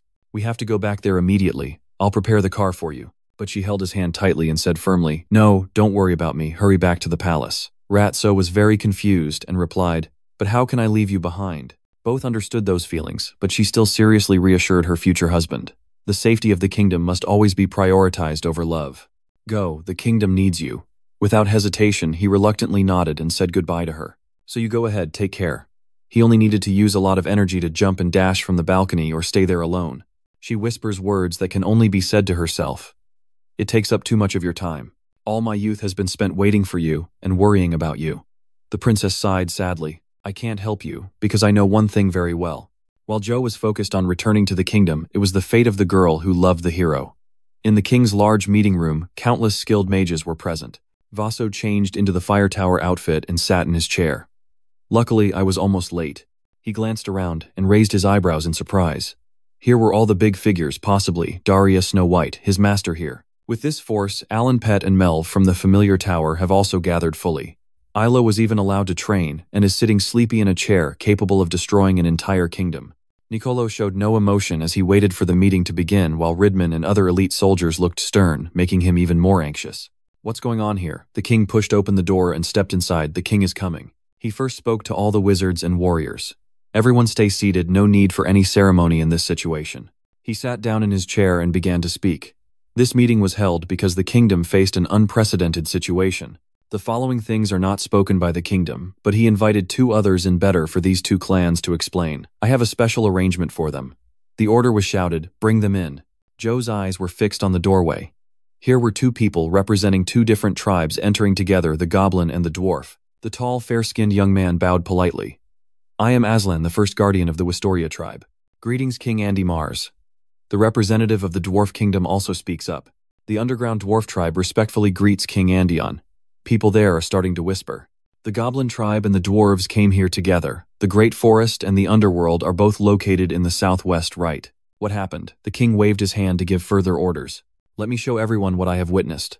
The projector was turned on, displaying images of the monsters causing chaos. This is a newly invented item in the underworld. It can reflect the recorded image. The witnesses all exclaimed in surprise. Monster. Unsen was next to Joe, trying to estimate at least 10,000, an unprecedented number that even Joe was stunned. At that point, Aslan began recounting the event. Suddenly, a horde of monsters attacked the Great Forest, pushing us the fairy tribe out of the Great Forest. The Thoai stood silently beside, continuing the words. They even invaded the Red Alley of the underworld. We don't even know why this happened. Vod so immediately raised his hand. Your Majesty the King has given permission. If Count Dak Somon has any opinions, please speak up. The young man seriously pointed out the strange features he saw. There is something unusual here. The number of monsters is unusually high, Your Majesty. Even if all the monsters in the forest gathered together, they wouldn't be this many. Melv stroked his beard, wondering, where did these monsters come from? Daria also looked up at the scene. Was there a summoning gate appearing? I shine a beam of light onto the screen to conduct the appraisal. She hesitantly says, these monsters are quite hard to drop. From the knowledge she has, all the creatures recorded possess great power, but these monsters have been extinct for 10,000 years. At this moment, and throughout the time, we all kneel down to beg them. As the king, the first protector of the Wisteria tribe, and the representative of the Great Forest, I sincerely ask you to protect our homeland. I am the same as the master of the underworld. Please protect our Red Alley. The king then stepped down the stairs and said to them, rise, brothers. He turned around to inform all the participants when suddenly countless monsters appeared. His eyebrows furrowed, showing his determination. We don't even know where they came from. If we don't take control, they will definitely cause unimaginable damage. Then he waved his hand and declared loudly in the room in the name of King Andy, ordering you to help the Great Forest and the Underworld. You must ensure that no monster escapes my control. Everyone in the room shared the same slogan, shouting it on the king's command. Vio carefully considered his next moves. The fate of this world is about to end. All that remains is to freely move forward. Daria Snow White stands before the teleport gate to see off the Cham people. I really want to join this battle, but I have to stay here to protect the people and this kingdom. Unsen and Professor Hubert both smiled confidently. It's okay, sir, trust us, we will exterminate them all. She sighed worriedly and expressed her concerns. I also have great faith in everyone's strength, but on this battlefield, even a stray arrow is enough to kill someone. I can't help but worry. Daria is especially concerned about the flood, but I am particularly worried about this kid. This is my first time on the front line. Please be careful. It will be completely different from the battles you have experienced. He smiled in response to her. Yes, master, don't worry. There are some secret words that you can only whisper in your heart. In my past life, I fought constantly without much nervousness. Your master just smiled and thought this kid is something else. Behind Joe's shoulder, she suddenly saw a figure smiling happily. If everyone were still alive, they would surely be just as brave. Unsen and Hubert just quietly watched them. Vo was curious and called her Master. Daria Snow White stepped back, feeling a bit bitter and self-blaming. It's nothing, I'm really silly. Then she gave a big smile to encourage their spirits. Return safely, I am always waiting here. She shouted her precious words loudly. My dear disciples, all three of you also set out on your path to battle. Understood, Master. Nicolo, the commander of the Golden Tower, was already waiting for them at the meeting point. Is everyone here? The Fire Mage group entered and asked those present if everyone had arrived yet. Nicolo was the one who answered. Meanwhile, Joe's gaze landed on someone sitting nearby. The commander of the Spear Tower and those at the White Tower had not arrived yet. I think the endurance limit of this gate is about to be reached. The young mage stepped forward before the elf guardian Aslan. He looked up in confusion. What's wrong, Mr. Joel? Quick question. Do you know Lady Io from the AS tribe? Aslan immediately exclaimed excitedly, how do you know Lady Y? Thanks to this conversation, he recognized the jet black hair and red eyes. Aslan stood up and grabbed Josso's hand. Are you the one who saved Lady Yu and her entire family? Joe himself was a bit surprised. They must be very close. And the elf was excitedly babbling nonstop. Of course. Although we are not from the same tribe, she is the protector of the Alliance. Listening to what he said, I thought about it and was amazed. A protector, huh? That responsibility was very noble. The protector was not only for the AS tribe, but also for all the elves. I didn't expect Lady Yu to be so formidable. I remember the last time I met Ilo, she had transformed into a dragon just like you. Is it because she awakened the dragon clan? The conversation continued with Joe's inquiry. Is she okay? A hesitated to answer. I'm not sure anymore. When I left the forest, she was still in the preliminaries. Vo immediately fell into his own thoughts. He was worried and told himself, so she was still safe 5 days ago. I should get there as soon as possible. It's been a while, hasn't it? From the teleportation gate, Alan Oliver of the White Tower and Amelia, the last holy hand of the white magic, have finally arrived. Amelia yawns tiredly. It's really exhausting. The young mage turned to look at them, seriously placing his trust in his companions. Half of the kingdom's forces were gathered here, and he couldn't imagine them losing. Your group has gathered. Nicolo immediately took out a map and started discussing the plan. Let's analyze it quickly together. On the map, the area with the red dot is a large forest, and the arrow currently indicates the migration of the dwarves to the Red Alley. The center of the elf tribe has been confirmed to have moved southeast. They could also be blocked by monsters while moving. Azon and Mares were shocked to learn about the current situation of their tribe. Amelia leaned on her stuffed bunny and continued. And it will be at least another 10 days before the 5th and 7th legions arrive. Because moving such a large force takes a lot of time, Nicolo clearly explained what they had to do and shouted loudly. Our mission is to lure the monsters into the big forest while the elf tribe moves. We have 2 days. Day 1 to the border, Day 2 to the elf tribe center, and on the 3rd day we must complete the mission. Can everyone do it? The brief conversation ended there. All the talented mages and warriors set out together to move forward. Of course, after a long time of moving, the sky darkened and the bright moon shone down on the stone surface. Their group continued to glide along the deserted road. The atmosphere was silent with a blanket of darkness ahead. Amelia was one of the leaders. She hugs her beast to fly away and seriously examines. Suddenly, her platinum-colored eyes flicker as she discovers something. She was the first to stop and raised her hand to signal the whole team. Everyone stopped. A faint red scent made her sensitive nose perceive it very clearly. She could smell blood, and it grew stronger and stronger. Nicolo looked up anxiously and said that those behind were also swept up in the unease. Trouble started as soon as we left, and were still far from the elf tribe center. Amelia and Nicolo fly up to lead the 2 smaller teams. From now on, we have to split up. The sorcerers in the fire tower follow me, but the others will go through the rocky mountain path. Unsen said to his group of fire tower mages, "Let's go." Hubert and Jay replied clearly. Understood. The team members split up. They burst out with great force and jumped high into the air. While following Unsen, Ro asked brother no need for anyone behind to say everything now. Unsen coldly replied, crossing the mountain coldly. All 3 of them simultaneously landed on the top of a rock, their movements gentle and silent, but when they looked up, a monster army was already on the ropes ahead, radiating fierce killing intent. The bird tribe is struggling to resist the monster's attack, throwing stones at their heads. Just a little more effort. The elf warriors were also injured but had to hold on, aim the bow at their heads and shoot. The protective spirits keep going. The dwarf warriors wield their huge hammers and charge in. "Die, you stinking monsters, I'll smash your heads." Vo looks them over and sizes them up. This group is not enough to compare with Hydra's monster army, but it is indeed amazing. Nick gritted his teeth tightly, his eyes darkened, and he let out a loud cry. The earth and rocks around where he stood immediately split apart and shattered into pieces. Those small rocks hit the nearby ruined walls. The cold wind blew fiercely. Nick used his controlling magic and tried to grasp countless pieces of stone, making them hover in the sky. Then his strike came down. Several tons of earth and rocks fell on the monsters' heads and crushed them. Die. Around Daxo and your group, the mana from the wind is being continuously summoned by someone. They were gathering. Amelia lazily raised one hand to control the winds. They gently wrap around her body.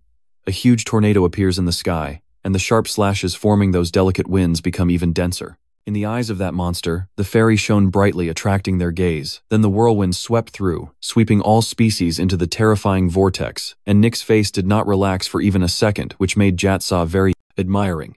This is Amelia, who is equally calm. The holy power of one of the royal towers. Unsen suddenly patted their shoulders.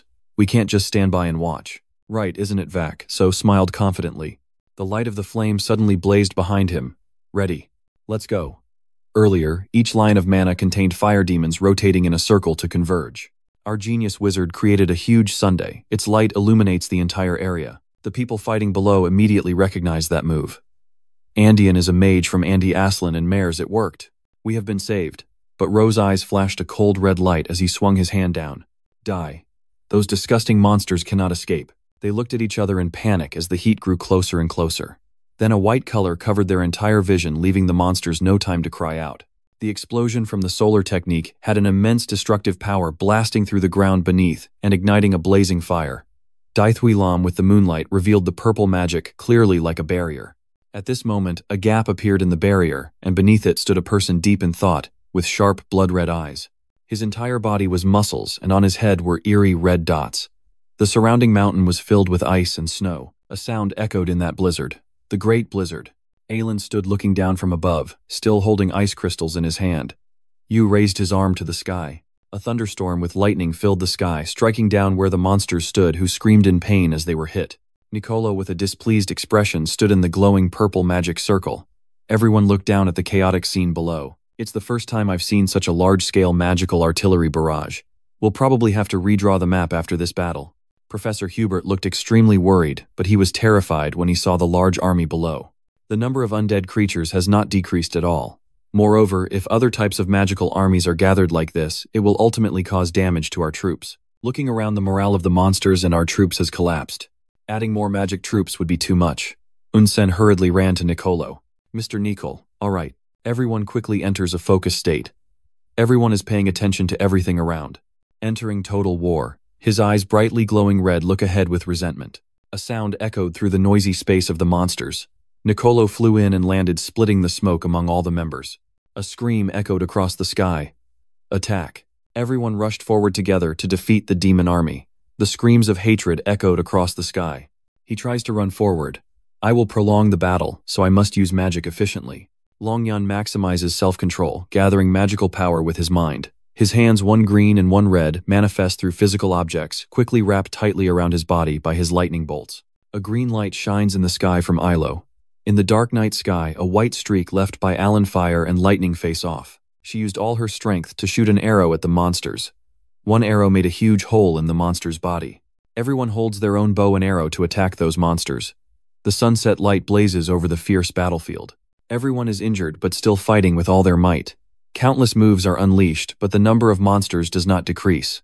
Instead, they become more ferocious. That monster was about to attack someone on your team when your lightning bolt struck it right in the head. You quickly ran over. Are you okay, Mr. Oliver? Thank you for leading the way. Oliver began to panic. Even if he killed them, their numbers would not decrease. Where exactly did the pull come from? This was also a question in his mind. Because of this, there will be no ending. What should I do after all? Suddenly a voice spoke up the Sunday. The person pointed to the bright sun rising. The people who saw this were also visibly happy. Just endure a little longer. Spirit of the wind, grant us strength. Professor Hubert and Unsen stood back to back, watching all around. What's wrong with everyone? What does the sunrise have to do with it? Magic is not like zombies, so it shouldn't change when the sun rises. Suddenly, a ghost right next to him panicked when sunlight hit. They quickly retreated when they saw the sunlight. He also didn't expect the sunrise to be a good thing. These guys are retreating. Could the sun be their weakness? Ilu and Nicolo are very curious about that. Why is it like this? I don't know the situation clearly, but when the sunlight shines, everyone breathes a sigh of relief. First of all, it's a relief. Everyone who is injured gather in one place. I will treat you immediately, so bear with it a little longer. The 5 of them looked with a relief they had never seen before. Thank you. That brave girl is Aaron, the goblin representative, and thanks to Andy's heroes, we were able to get through tonight. Kobo Chief Fisher Ichi, the representative of the dwarves. At this moment, the 2 spoke up. The dwarves would never forget a favor. Thank you so much, Fur. I will remember this day. The whole night, all the feathers of the clan were used up. Nicolo happily approaches the 3 people. We are just helping our allies. This is obvious. Moreover, he finds these strange things very mysterious. It's really weird. Monsters become stronger and more active at night, but when the sun rises at dawn, they weaken and retreat. One more thing he still wonders about. Another strange thing is that we don't scatter everywhere but only attack the goblins in a coordinated way, as if they hate us. Unsen nodded. If that's the case, it means they will come again tonight. What if we attack during the day when they are weak? No way. And the hesitant voice spoke up. Our union has only just over 5,000 people with fewer than half able to fight. Aren next to him also joined the discussion, only able to endure until the reinforcements arrived.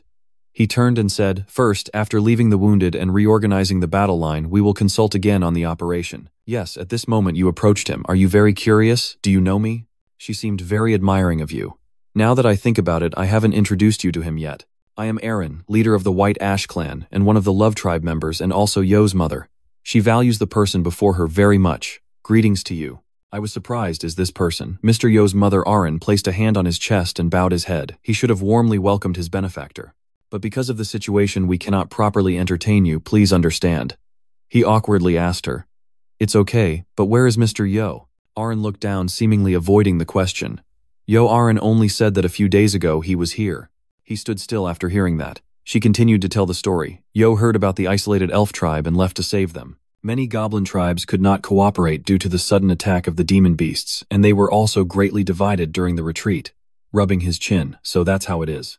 He must be safe and sound, don't worry. Smile brightly, because my daughter is very strong. The sunset light shines on the rocks. Everyone is gathering in one place. Oh my God. A bewildered voice rang out. Is Sir Aaron a manor? So many thoughts are running through my head. Menor now replaces the high-level goblin that no longer exists. As the highest-ranking leader, guiding all goblin races known to be only 5 per century, no wonder he is extraordinary. Nicolo spoke up beside him, unexpectedly meeting a mentor of the goblin tribe while still alive. It was an honor to meet you. After Io said that, everyone turned to look, leaving her confused. He was probably confused that day because he had never treated anyone with respect before. Although he is an elf, he grew up in the human world. Aaron approached and bowed to Ilo. I don't know human etiquette, so you don't need to be so formal. Yeah, he is talking to her right now. So I will explain the new tactics from Andy. The first step is to form a siege network. The army is arriving here with nearly 6,000 people, enough to surround the monsters. Elo next to the lazy net continued. The second step is to eliminate the monsters inside the encirclement network. We are being pushed back. Daithui Lam Aran and the beast tribe chief were startled upon hearing that. She lowered her head and said, "The battlefield changed from that mountain pass to the Great Thylum." In it, this guy thought that Great Thylum was not only the home of the goblin tribe, but also a sanctuary covered by the blessing of the gods. If the battlefield changes, the Great Thylum will surely suffer heavy damage, taking decades for a forest to fully recover. For the scale of the Great Thylum, it will surely take at least over 100 years. Nicolo immediately gave an explanation. It is very difficult to ensure the extent of the damage, but Andy Mien will actively help with the reconstruction. We will also provide accommodation for the love. After hearing that, her face darkened a bit because it was a very important place for her tribe. But to destroy those monsters, she had to accept it. I am very heartbroken but can do nothing else. Actually, I was mentally prepared. Nicolo bowed his head to thank Aran. Thank you for your cooperation. We will do our best to minimize the damage to Daithui Lam. Commander. A soldier points up to the sky. Something is flying this way. Is it a ghost? The sun hasn't set yet, but the beast tribe chief immediately recognized that the soldiers were returning. He is one of our soldiers who went to free the goblin tribe a few days ago. The soldier covered in wounds returned and asked, "Are you okay? Quickly call the medical team." The chief immediately ran to the soldier. "Sir Sentinel is in danger." Then that soldier mentioned a name. Mr. Yoaran was very surprised after hearing that. Yo. The crowd also became anxious and worried. Nicolo turned to ask Mr. Joe. He must be in danger. Do you want to step up as the rescue team? Yes, of course. Unsen also bravely stands up with you. I will go too. If even you are going, then I feel reassured. Why give Oliver the side? The White Tower's search magic will help. Oliver, you come along too. Yes, ma'am. Now go slowly to Aslan. Originally, only you can help me. You don't need to worry. I will definitely bring Lord Yo back safely, hoping the spirit's blessing will be with everyone. After saying that, they flew swiftly through the mountain gaps to rescue the goblin tribe and Lord Yo. Everyone is using an incredibly fast power to get there. Oliver is trying to focus and sense ahead. At this moment, he signaled to the people behind him. I have caught the movement ahead. It seems like a flying demon knows how to do this. Unsen glanced at him. If you keep breaking through like that, we'll handle it. Before flying far, a pair of wings blocked everyone's way. You can tell at a glance that the creature is approaching. Countless ostriches gathered in the sky are the giant roe ostriches. Ain charged forward. How did those living in the west end up here? Everyone got into battle stance, lightning bolts striking directly at the ostrich monsters. So it turns out you finished them off with one move. I thought every ostrich flying over was struck down by Joe's lightning. The three of them continued flying forward. Looking at the ostrich monsters, everyone had to think about how to handle such a simple giant ostrich monster. Oliver anxiously turned to look, surprised that another tower master like himself was so different. Suddenly a sound echoed through the sky, an attack separating Oliver and him. Unsener raised his magical fire fist, unable to let the youngest handle everything alone. A spatial circle formed from magical fire, followed by continuous explosions in the sky. I don't know if the eldest brother is a mage or a martial fighter really. But more and more ostrich monsters keep flying over. Unsen looked at them with a worried expression and shouted, "Damn it, are we attracting too much attention?" Vutso quickly ordered, "Handle it quickly." The ostrich monsters with red eyes and extremely fierce temper continuously fly to attack everyone. Aelin and his teammates prepare for battle. Leave it to us here, we will clean up and follow behind. Everyone heard this and left reassured. Then I'll be counting on you. See you later. Scream at full speed. Yes. His eyes were filled with deep worry. He hoped you would be safe and sound. Inside, a mountain range, green lightning flashes followed by sobbing sounds. It feels like a cave where monsters are hiding. But why are the elves here? A thought crossed someone's mind. Everyone's magic was starting to run out. Can you endure until sunrise? Reinforcements must arrive. Suddenly, a loud noise startled her as she turned to see a giant beak and a hole pierced through. The barrier has been breached. Quickly block it again. Seeing them trying to stop us, she turned around to prevent them from leaving. No. Wind Spirit, grant me your power. Gror grabbed the bow and arrow to shoot them. Very quickly, the three of them reached the territory of the monsters. Found it. Oliver can clearly feel everything inside. I can sense the fighting energy beyond the mountain. Hurry up. The urgency in my heart is overwhelming. Please don't be too late. A blue light fell from the sky, causing the monsters to look up in confusion and scream. Gustrin and the elves were sitting on the ground at that moment. Quickly hold the barrier. Yes, yes. A sudden sound rang out. Help me. The barrier on this side has also been breached. Stop it quickly. She is trying her best to stop her missing arrow, the wind spirit.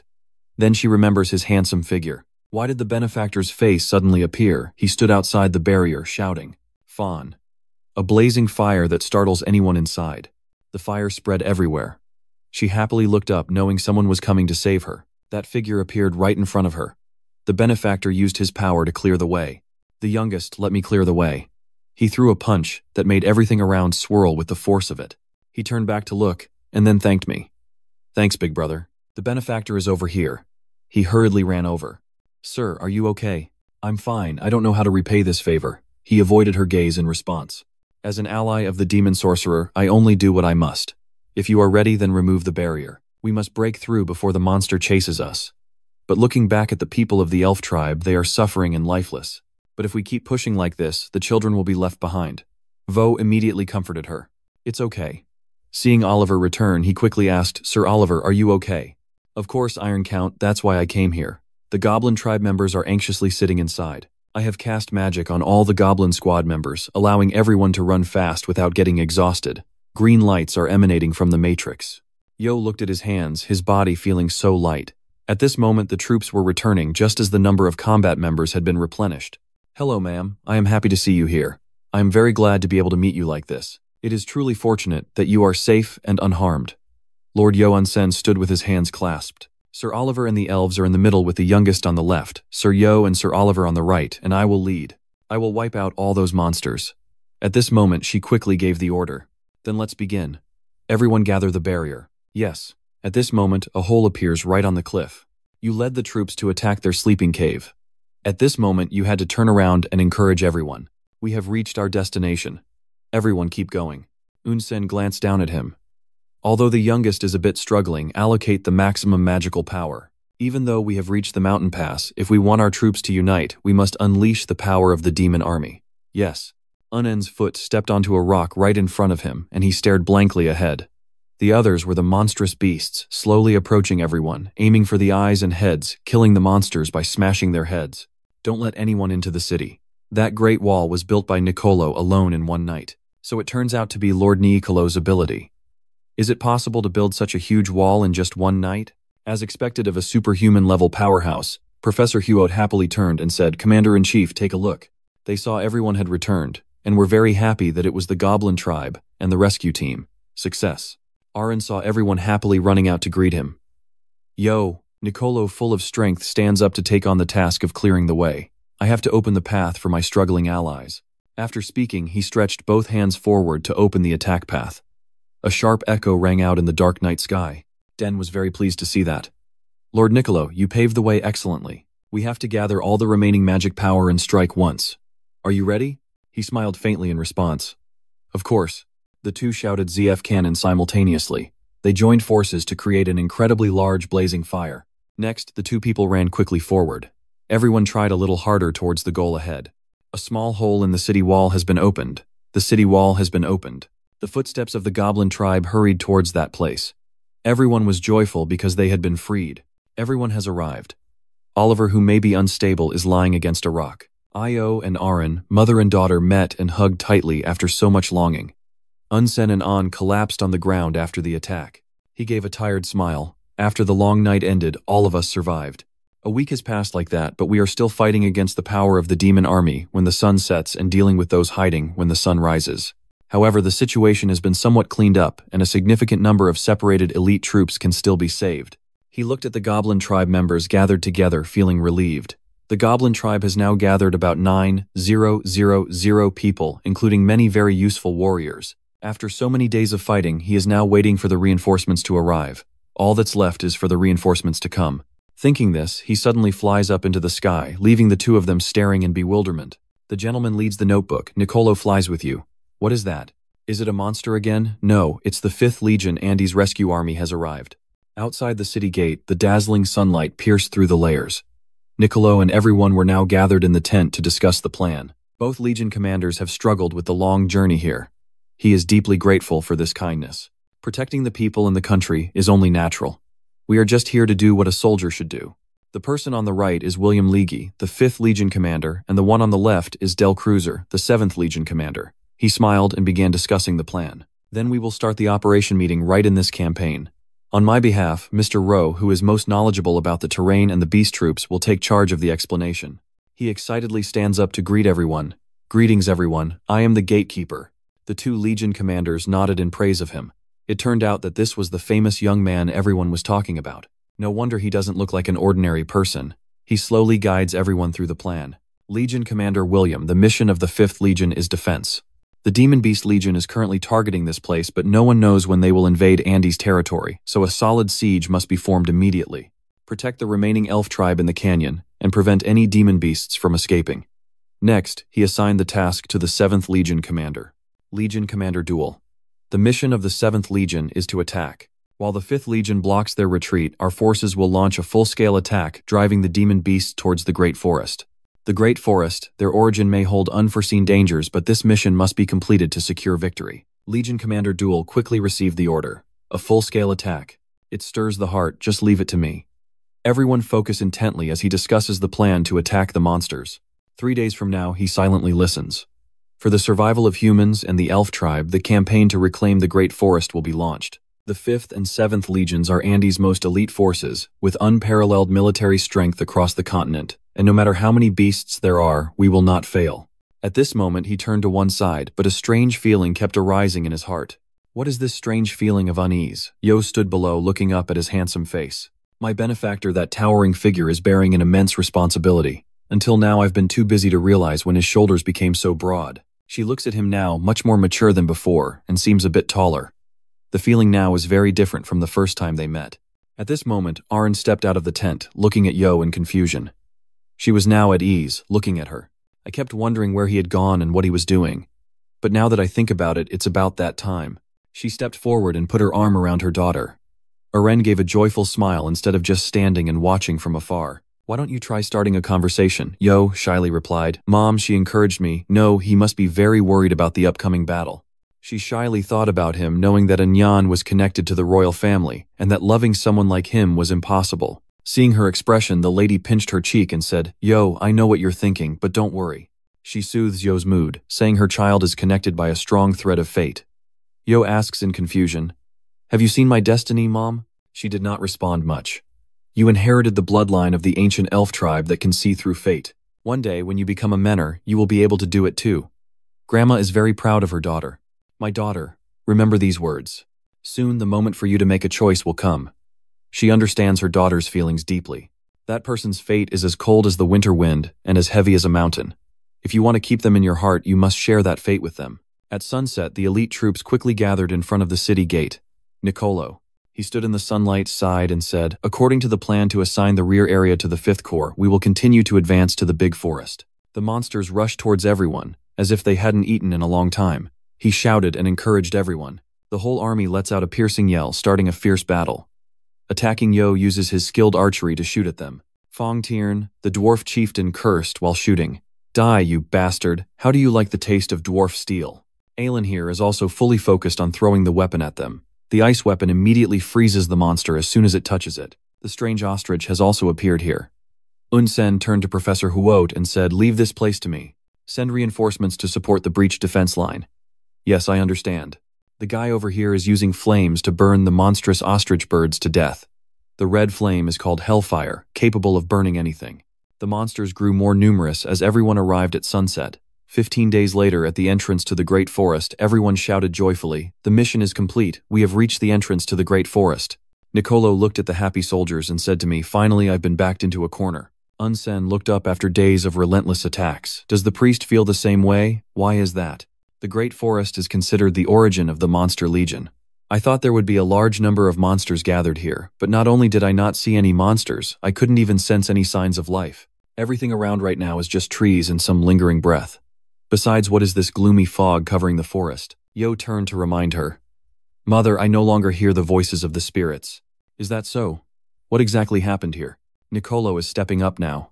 Let's wait for the Fit Team scouts to return. They left yesterday and will probably be back soon. They also brought the image projector we developed, so we will be able to understand the situation in more detail. There they are. 3 soldiers have appeared in the sky and returned. Our warriors are coming back. Everyone quickly gathered in front of the big screen. This place is the same, no traces of the monster were found. He asked Nicolo curiously. Or perhaps do you have an overview document about the big forest? Why do you ask? He pointed in one direction. The deeper we went inside, the thicker the black bone fog became. Is the fog getting thicker? One of the scouts also found this issue very puzzling. That's right, I was about to bring that up too. The soldier pointed. Look at this. This is an image taken from the maximum possible height. Looking down below is a dome with an unclear interior. What is inside? What is that? What is that darkness? Aren looked at the scene, feeling very sorry for the beautiful big forest. How could such a beautiful ancient forest end up like this? A feeling I can't describe rises within me, a sense of unease that I have felt. So that's what it was, because of... It seems that place is the cause of this incident. Perhaps it is the origin of the monster legion. Black bone fragments cover the entire forest. The monsters inside seem to be resting. Suddenly, the many-eyed red guy opened his eyes wide. Like the other monsters, he went crazy when he woke up. He voiced the worries in his heart. Indeed, with such a scale, it could hold hundreds of thousands of monsters. Nicolo was also scared by the scene. Sir Aren, do you know anything about this? She hesitated to speak. Perhaps it was related to the legend of the birth of the Great Tree Forest. He then thought about her words. If it was the legend of the birth of the Great Tree Forest, it was a story that happened when the world of the gods was about to come to an end. Legend has it that the Great Tree Forest was born under the protection of the goddess of life, Jur.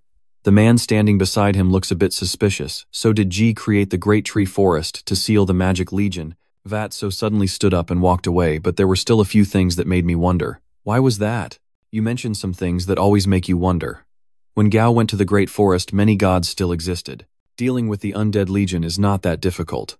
Unsen also added, the priest's words are likely true. What Guy wants to hide is not the undead legion. Yo sat on his beast lazily, saying, then we must quickly check. She ordered everyone, Commander, you need to form an investigation team. Immediately, an order rang out in the forest to conduct a quick investigation and return before dark. Understood. The special investigation team consists of 10 members. Unsen and Professor Hubert went in one direction. A forest that cannot feel life energy. Although its vital functions have not completely stopped, it is truly a strange thing. Ilo, Nicolo, and the soldiers took a different path. We've gone quite deep, let's take a short break for now. He and Yo are sitting under a tree resting. Sir Yo, are you okay? Yes, benefactor. She looked at her mother, but what was Mr. Aren doing? She immediately recognized what her mother was doing. Right now, her mother is communicating with the forest, specifically trying to talk to the forest spirits. What is the forest spirit? Please explain it to me. Surely the benefactor also knows that besides the 4 main elements, there are many other types of spirits as well. Yes, such as thunder spirits, frost, light, and darkness.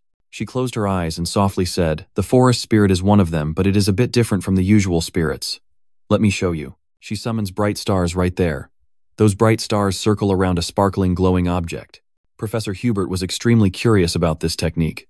Isn't this something I've only ever heard about? Aelin, standing nearby, couldn't help but be curious. Oh my god, to witness the forest spirit like this is unbelievable. She summoned a very cute and tiny spirit. The 3 of them stared without blinking. Could it be called a figure made from earth and moon leaves? So cute.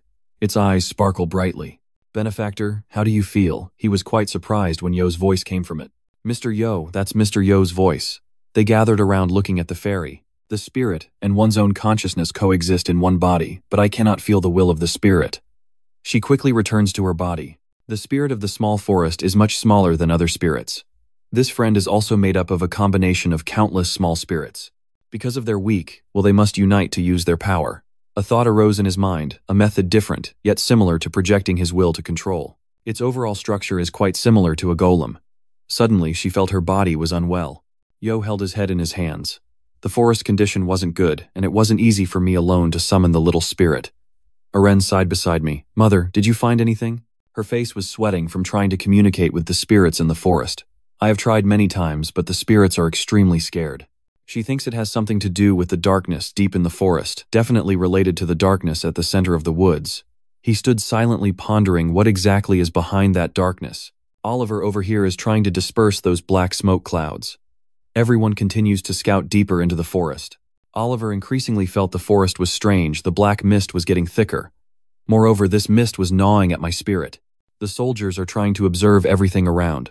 Oliver sighed. Luckily, we didn't come with the 7th Legion, or it might have collapsed before we could act. Suddenly, Oliver stopped abruptly. They had arrived. A purple light appeared before everyone, accompanied by a dense black bone mist that did not disperse. Suddenly, a foreign object fell out of the purple light. Ilo asked in confusion. Could this really be the Thorn Needle Wind Demon? How could something like this be here? Nicolo shouted to start the investigation immediately. We must return before dark, so hurry up. The dome emitted a sinister sound from within. Everyone quickly recognized the tremor. What is this? What is this powerful shock?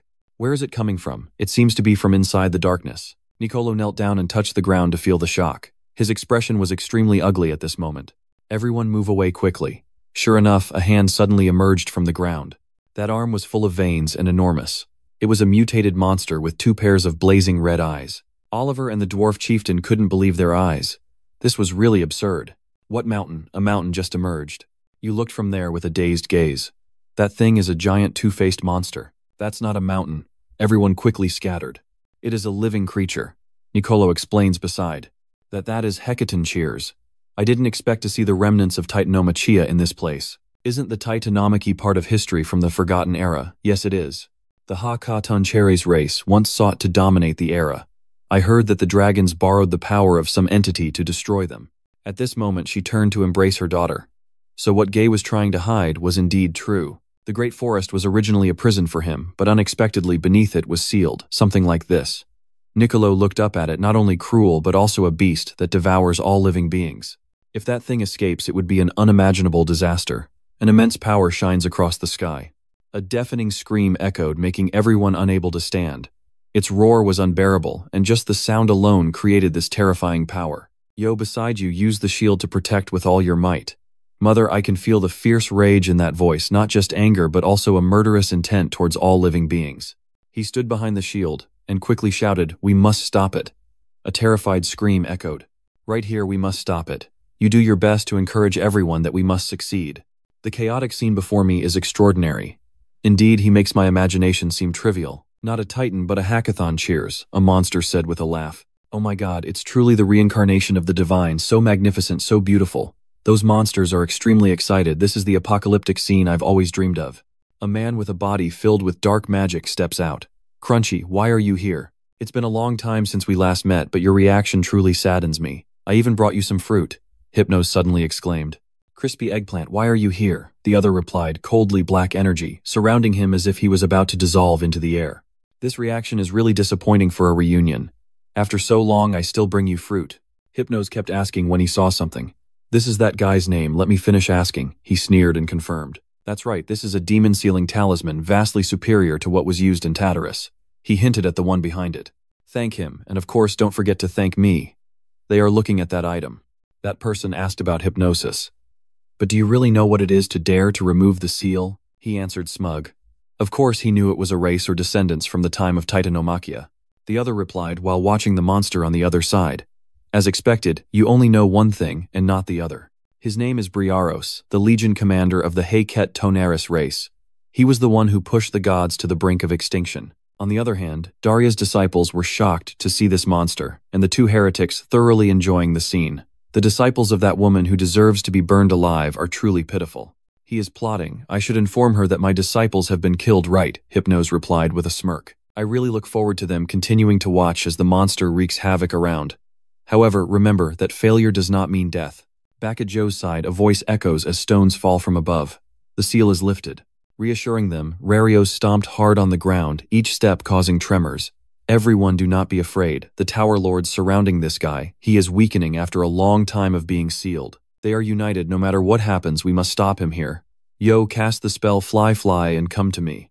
A tornado column is formed, piercing straight up to the sky, O great flow hidden beneath the sky and earth. Meanwhile, Vo is receiving news from another Tower Lord. "Sir Rat, so can you hear me, Sir Nicolo? The vortex created by Io is piercing one of Brios's arms.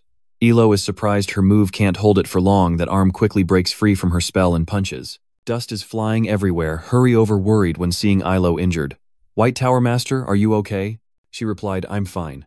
Thinking to myself, since I am a legendary being, I thought this would work. Tower Master Nicolo spoke up and the man in black looked over at him, apologizing for keeping everyone waiting. Nicolo used his magic. Mother Earth turned into a sandy swamp and collapse. He cast it and then signaled to the others. Everyone is attacking the same spot on the monster's body at this moment. It is motionless smoke rising from it, returning to Ilo and Mo. Both are healing using the power of the forest. They control the vines to grow larger and crawl towards themselves. "Rise up." The centipede climbs up the cliff, dazzling Brios. O great spirit of the forest, it cannot stand firm when the roots climb up its legs. The forest formed a giant to confront it. Someone exclaimed while preparing to attack. Very good, this is worth trying. The White Tower Master reminded him. No, she spoke up when she saw Briarios gradually defeating the forest creature. At this level, it was impossible to beat him. He made his opponent explode angrily, saying, "Don't bother me anymore, you low-level scum." Did it scream? That scream made the allies tremble in discomfort. Unsen said incredulously, "Can he still speak?" Briarios continued to despise them, those despicable vermin. "If you crave being devoured by me that much, fine, I will tear you into tiny pieces and savor you slowly." Nickel laughed in response. "Hey, it seems like you forgot something. Over there, Vo has finished his spell and is ready to attack it. Brother Chow, remember their plan, we will stall, so prepare magic to take him down," Briarios exclaimed in surprise. Black Hair Vu attacks it with lightning. The Cloud Ring tightens weather form, activating lightning. Nicolo hid in a discreet spot watching and smiling admiringly. At just over 20, having just entered the 6th level of magic, he had already reached this level. The White Tower Master smiled with satisfaction. Indeed, the Flame Tower Master valued him greatly. Hanging in midair, he watched the direction where the other was being attacked. The forest there is burning, he thought to himself. The magic consumes more power than he expected, his expression showing some pain. Moreover, the power of the spell is so strong that it causes great damage around and its accuracy decreases. Vat was convinced, but because he was hit directly, he couldn't be normal, and his face froze when he saw the other guy get up completely unharmed except for a cut on his body. The other disciples exclaimed, how could he still stand on 2 feet after that strike? His endurance is truly beyond imagination. Nicolo thinks differently, but this is the only effective move in the recent attacks. If it can buy time for you, even though you don't expect to defeat him with just 1 strike. Unbelievable, is he still that strong? Briarios asked him, his eyes all focused on a single target. Magic contains the power of the dragon and black hair.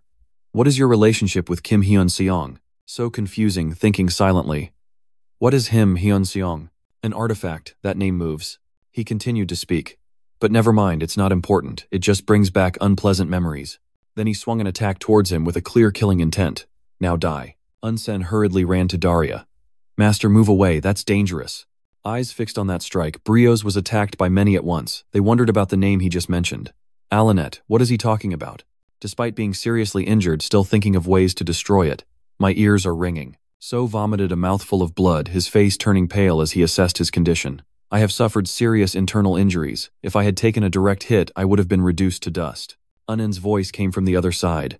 Master, are you okay? Vat worriedly spoke. Senior brother Unsen coughed a few times. Cough, cough, that monster was really terrifying, it was almost dangerous. The man from earlier rushed over to them. Is everyone okay? No response. Master Wai Chi, please help. Senior brother Unan is seriously injured. Wai Chi approached to check on Sen. The situation is very serious. His ribs and chest seemed completely broken. He just laughed at it instead. Seeing the injury as minor during this time, training strength will be impossible. There will be a significant decline in strength. The Tower Master is worried, and contacts you asking if you are okay. He replied, Sir Nicolo, I am grateful to you. He is trying to block Brios's attack here. Fortunately, can you perform that magic again without a word? If aimed at the wound you caused, I can deliver a critical strike. You consider its feasibility, but only if you hit precisely. Gritting your teeth in frustration with my current level, I cannot control the lightning storm. However, fueled by determination, he was resolved to find a method. Why not try a different approach? Maybe we can defeat him. Nicolo just used magic to stop the other guy while repeating the spell, then confirmed yes, but suggested needing more time. About 15 minutes, he commanded the other Tower Masters. From now on, stall to protect Mr. Zhao, do not let that guy touch even a finger of Mr. Ro. Everyone else said in unison. Yes, you find a spot to execute your attack, while the others continuously cast magic to drain the monster's vitality. Here, the Onsen brothers will also be safe, because the range cannot go any further. He closed his eyes, first replenishing his depleted magic power, transforming part of his body into a half-demon. Imagining the finishing move in 1 strike, the guy immediately looked towards the notebook as he cast the spell. The spear of the gods pierces through everything. Brahmas, it kicks you, you keep cursing, turns out you are the descendant of Kim Hyun-seong and that witch. A shadow darted up, chasing after it. No, you can't go anywhere. A magical rope glowed and bound its legs, preventing it from moving. The White Tower Master gave the order after it had stopped. At this moment, the other Tower Lords took the opportunity to attack Prometheus's spark and atmospheric waves, all sharing the same determination. Nicolo repeated this to everyone as he also contributed. We must protect the Ledger Keeper at all costs. Brio shouted in frustration as another cast a different spell, while the elves sought refuge in the forest. "Oh, spirit of the forest, please grant me strength. We all share the same goal." Nicolo turned pale with worry, continuously using powerful magic until everyone was exhausted. The appointment time was still far away. The guy angrily muttered, "Ah, you worms." He struggled and cursed them nonstop to go away. When it's its turn to use magic, it strikes with a dark power. It's over. Vo was casting magic and couldn't block or dodge the attack it just launched. Nicolo was terrified. It collapsed. Others also anxiously shouted, "You lead the book." Yo even shedding tears. "Benefactor." She recalls memories with him. "He has always protected me. This time it's my turn to protect him. Even if I have to sacrifice everything, I must stop that attack." She reached out there desperately begging, "Someone please grant me strength." Everything suddenly became colorless. Yo, suddenly. Has time stopped? A voice echoed. She had possessed that power for a long time. The silhouette of a girl appeared, but she just hasn't accepted it yet. Yo is confused. Who is that? What do you mean? The other person answered her. She knew what power she possessed. That girl continued to explain that to fully transform the dragon's power into her own, she had to accept the fate that came with it. If she accepted a life as both a goblin and a half-dragon, she would no longer be able to live as before. Ailu opened her eyes wide, absorbing the new information. Her fate, when she looked up, was no longer vague, but filled with determination. "If I can save my benefactor, I will accept its power." The girl smiled, and a dazzling light appeared behind her. "I knew you would make this choice." Time flows back the cries of helpless people. The master squeezed out sorrow, closed his eyes, and welcomed the strike just a few centimeters away. The sky was shrouded in a thick haze, making it unclear whether the attack hit them or not. Rarios opened his eyes wide in amazement. V had been helped by a giant white dragon. Nicolo was surprised. The White Tower dragon continued his words. "Something seen 700 years ago unexpectedly encountered it here. Others find it hard to believe." What Brios angrily cursed while preparing to strike again. "A cursed female lizard. It swings its tail." "Don't block my way, the dragon is unwavering," she replied to him. "Even after thousands of years, your violent nature has not changed." Then, using your power, the dragon's breath, a burst of energy was unleashed. Looking at Brios, it remarked that you have also weakened a lot. Then it continued muttering while preparing to counterattack. "First, I will tear off your wings." It reaches out and devours your heart alive. But a strange light stopped it. The dragon only struck once before turning back into Elo and falling down. What she answered him, "It seems this is my stopping point, but that doesn't matter." Elo smiled, "Because I have fulfilled my role." Vo has completed his move. "Oh, power of the gods that pierces through moments, come into my hands right now." Grama's cha. The others looked up, unable to help but admire this power. Oh, the intense heat in a tropical forest, but with desert-like heat. The White Tower Master and the Yellow Tower Master share the same expression as the others, truly enough to stall for time. It's unbelievable, that's the magic of a level 6 sorcerer. His spell affects the entire forest. If that power were not bound in the form of a spear, the rainforest would have vanished without a trace. Rarius hesitated, whispering in disbelief. "What? Was I afraid?" Then, as if to deny it, it shouted, "No way, I am Brios, the legion commander of the giant gods. Squeeze the number and throw that spear away." Brios couldn't react in time. He thought the spear just brushed past him. He turned back, smiling with satisfaction. It's done. However, when it turned around, Vo was standing right in front of it. Brios exclaimed in surprise. Since when?" He used Iraq's weapon spell and sewing machine. Another strike was launched, shining brightly before him and then piercing straight through his body. Others exclaimed in amazement, "Brahamat is the giant god-slaying mancha."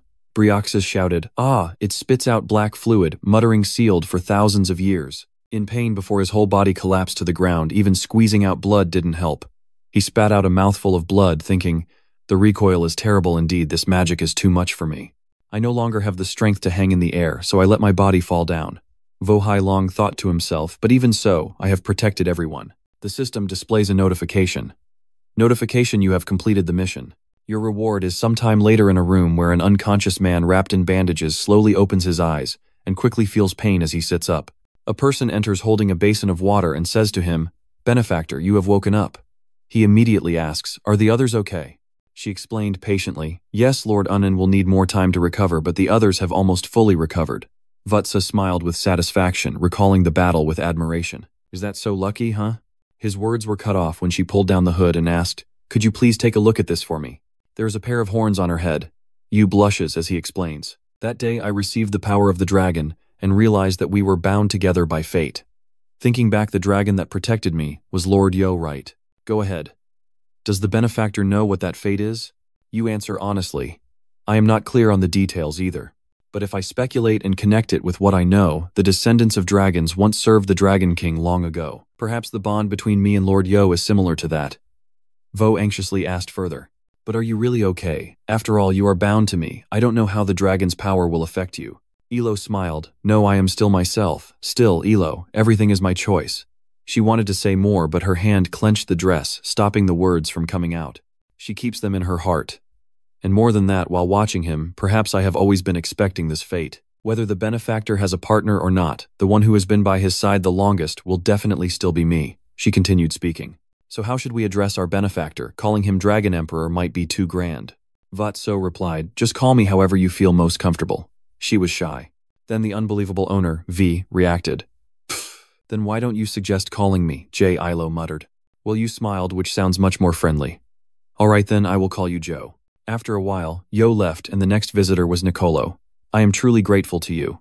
Without you, many would have had to sacrifice. He thought to himself, I heard he is still recovering after exhausting his magical power. Vatso smiled modestly in response. If it were just me alone, I certainly would not have been able to win. And moreover, you said that wasn't it you, Mr. Nicolo, who saved me. If you still have any worries, consider that you have already repaid me then. Nicolo had to agree with him. Is that so? Hearing you say that I am truly grateful. He continued to ask, have you met and greeted everyone yet? So smiled, yes, fortunately. They have all come to visit me. Nicolo replied with satisfaction. So this place has been lively for a while. Let's rest a bit more. At night, Vo lay alone on the bed, letting out a sigh, so tired.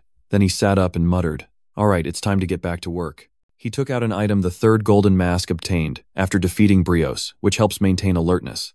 Observing it while calculating and enhancing mental magic resistance, it is especially useful when facing dark mages who use curses and illusions. Like combining with the first mask that supports battle calculations, the second mask specializes in defense. Fusion is carried out, but you can't wear all three at once, so connect them together. The light they emit blinds him.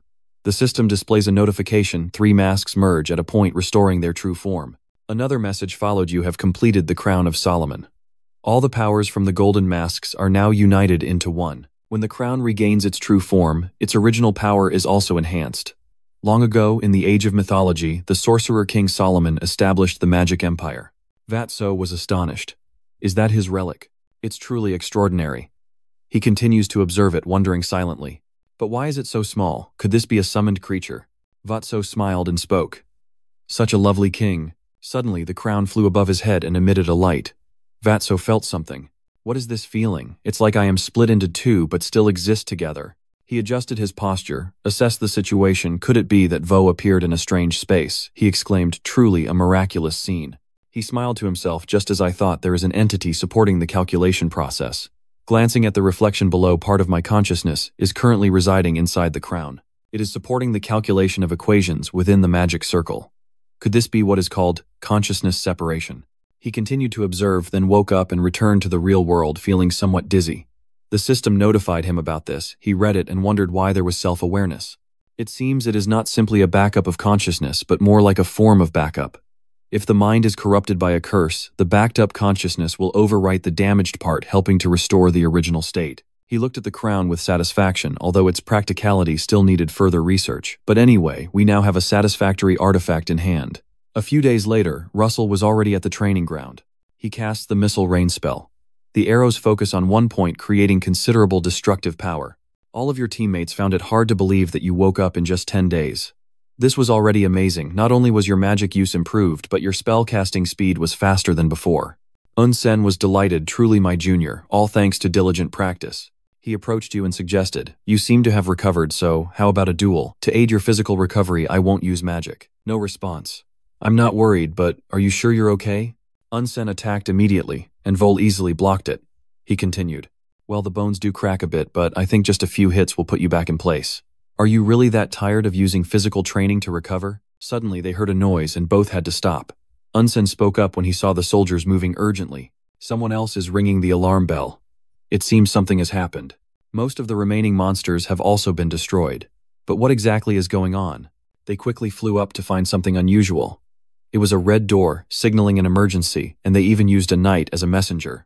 Sen anxiously exclaimed. Could it be that the Imperial Army has invaded? They are quickly gathering.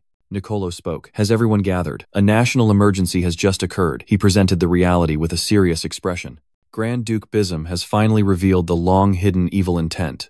Sen continued. Do you mean he has invaded Mendaman? Nicolo confirmed that speculation. Yes, the 5 phalanxes, including Antigon and Kago, the 13th and 21st Legions, have joined forces and are currently attacking Huangdu. Antigon, Lord of the Red Tower, Benchan Li, who once insulted my family and father.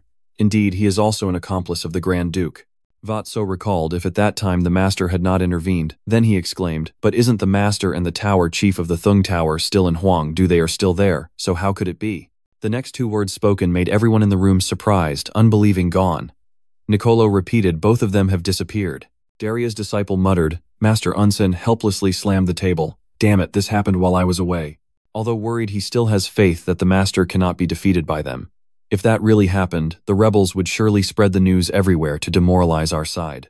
The White Tower Master agrees. I think so too. Surely Duke BM has done something they can only hold back for a while. He continued, if their goal is the throne, then the main targets are the king and the princess. Nicolo heard the worry in his voice. Your Majesty has Sister Jilin Buan to protect you. The princess is escorted by the royal knights, but if the Tower Lord targets her, it could be very dangerous. A soldier reports, I will immediately deploy the 7th Legion to deal with these rebels. Nicolo replied, I understand your feelings, but even if we set out now, I'm afraid we won't make it in time. Hubo, what is the fastest way to get to Hongdu? He thought for a moment and replied, using the teleport gate in Hongdu is best, but it's highly unlikely. They have definitely taken action to prevent reinforcements from approaching. He explained that the only way is to cross the Red Gorge at maximum speed, and then use the teleportation gate at the Demon Tower near Hoangdu to get there. No matter how fast it will take at least a day, so there's no time to hesitate, set off immediately. Vo suggested, Sir Nicolo, may I return to Hoangdu first? He was a bit surprised by his words. What do you have away? No explanation. The Ring of Eros and Psyche, the owner of the Eros Ring, can teleport to the owner of the Chain Ring. The White Tower Master interrupted Vass. I completely understand your point, but still, it is better for one of us, the Tower Masters, to go. He refused. Sorry, but I am the only one who can use the ring. Once you become the owner, it cannot be transferred.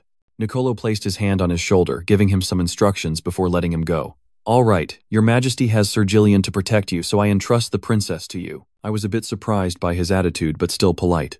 Yes, let me handle it. He quickly cast the spell. The mission was also updated by the system.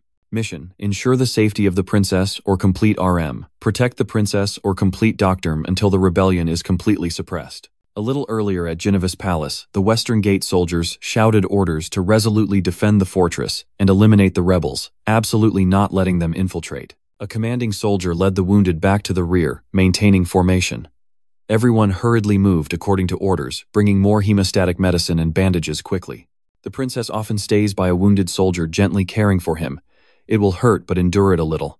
Thompson, he exclaimed in surprise. Your Highness. Then, unable to hold back, I asked, Your Highness, how do you know my name? She replied. How could I not know? You are not swords to be used once, and then discarded. Tom is moved, Your Highness, or amazed. The soldiers lined up at the city gate report that the gate has been broken through and the desperate blockade was hit again. An explosion was created, blowing away that line of defense. They cried out in pain as they were attacked. A Chelumu spoke disdainfully. Such a trivial matter, do I really have to intervene? He is Aum, the first disciple of Brennanlog, the Red Tower Master. This guy walked in smiling at Het. Oh, look who it is. Or maybe you're annoyed when he speaks. Red Tower Lord, greets the princess. She cuts him off silently. What a joke. He sneered, now he won't even grant me the title of Sir anymore. She retorted that Sir is a title reserved only for those appointed by the royal family, then stood up, drew her sword ready to fight. You have become a traitor, that title no longer suits you. Ache glared and exclaimed with excitement upon seeing the weapon in her hand. Oh, that sword is Arandai, the holy sword gifted by the water fairy. It once cut through the raging fire dragon long ago. He laughed, having the royal sword right here. Today is truly a lucky day. The bodyguards stand firm, determined to protect her.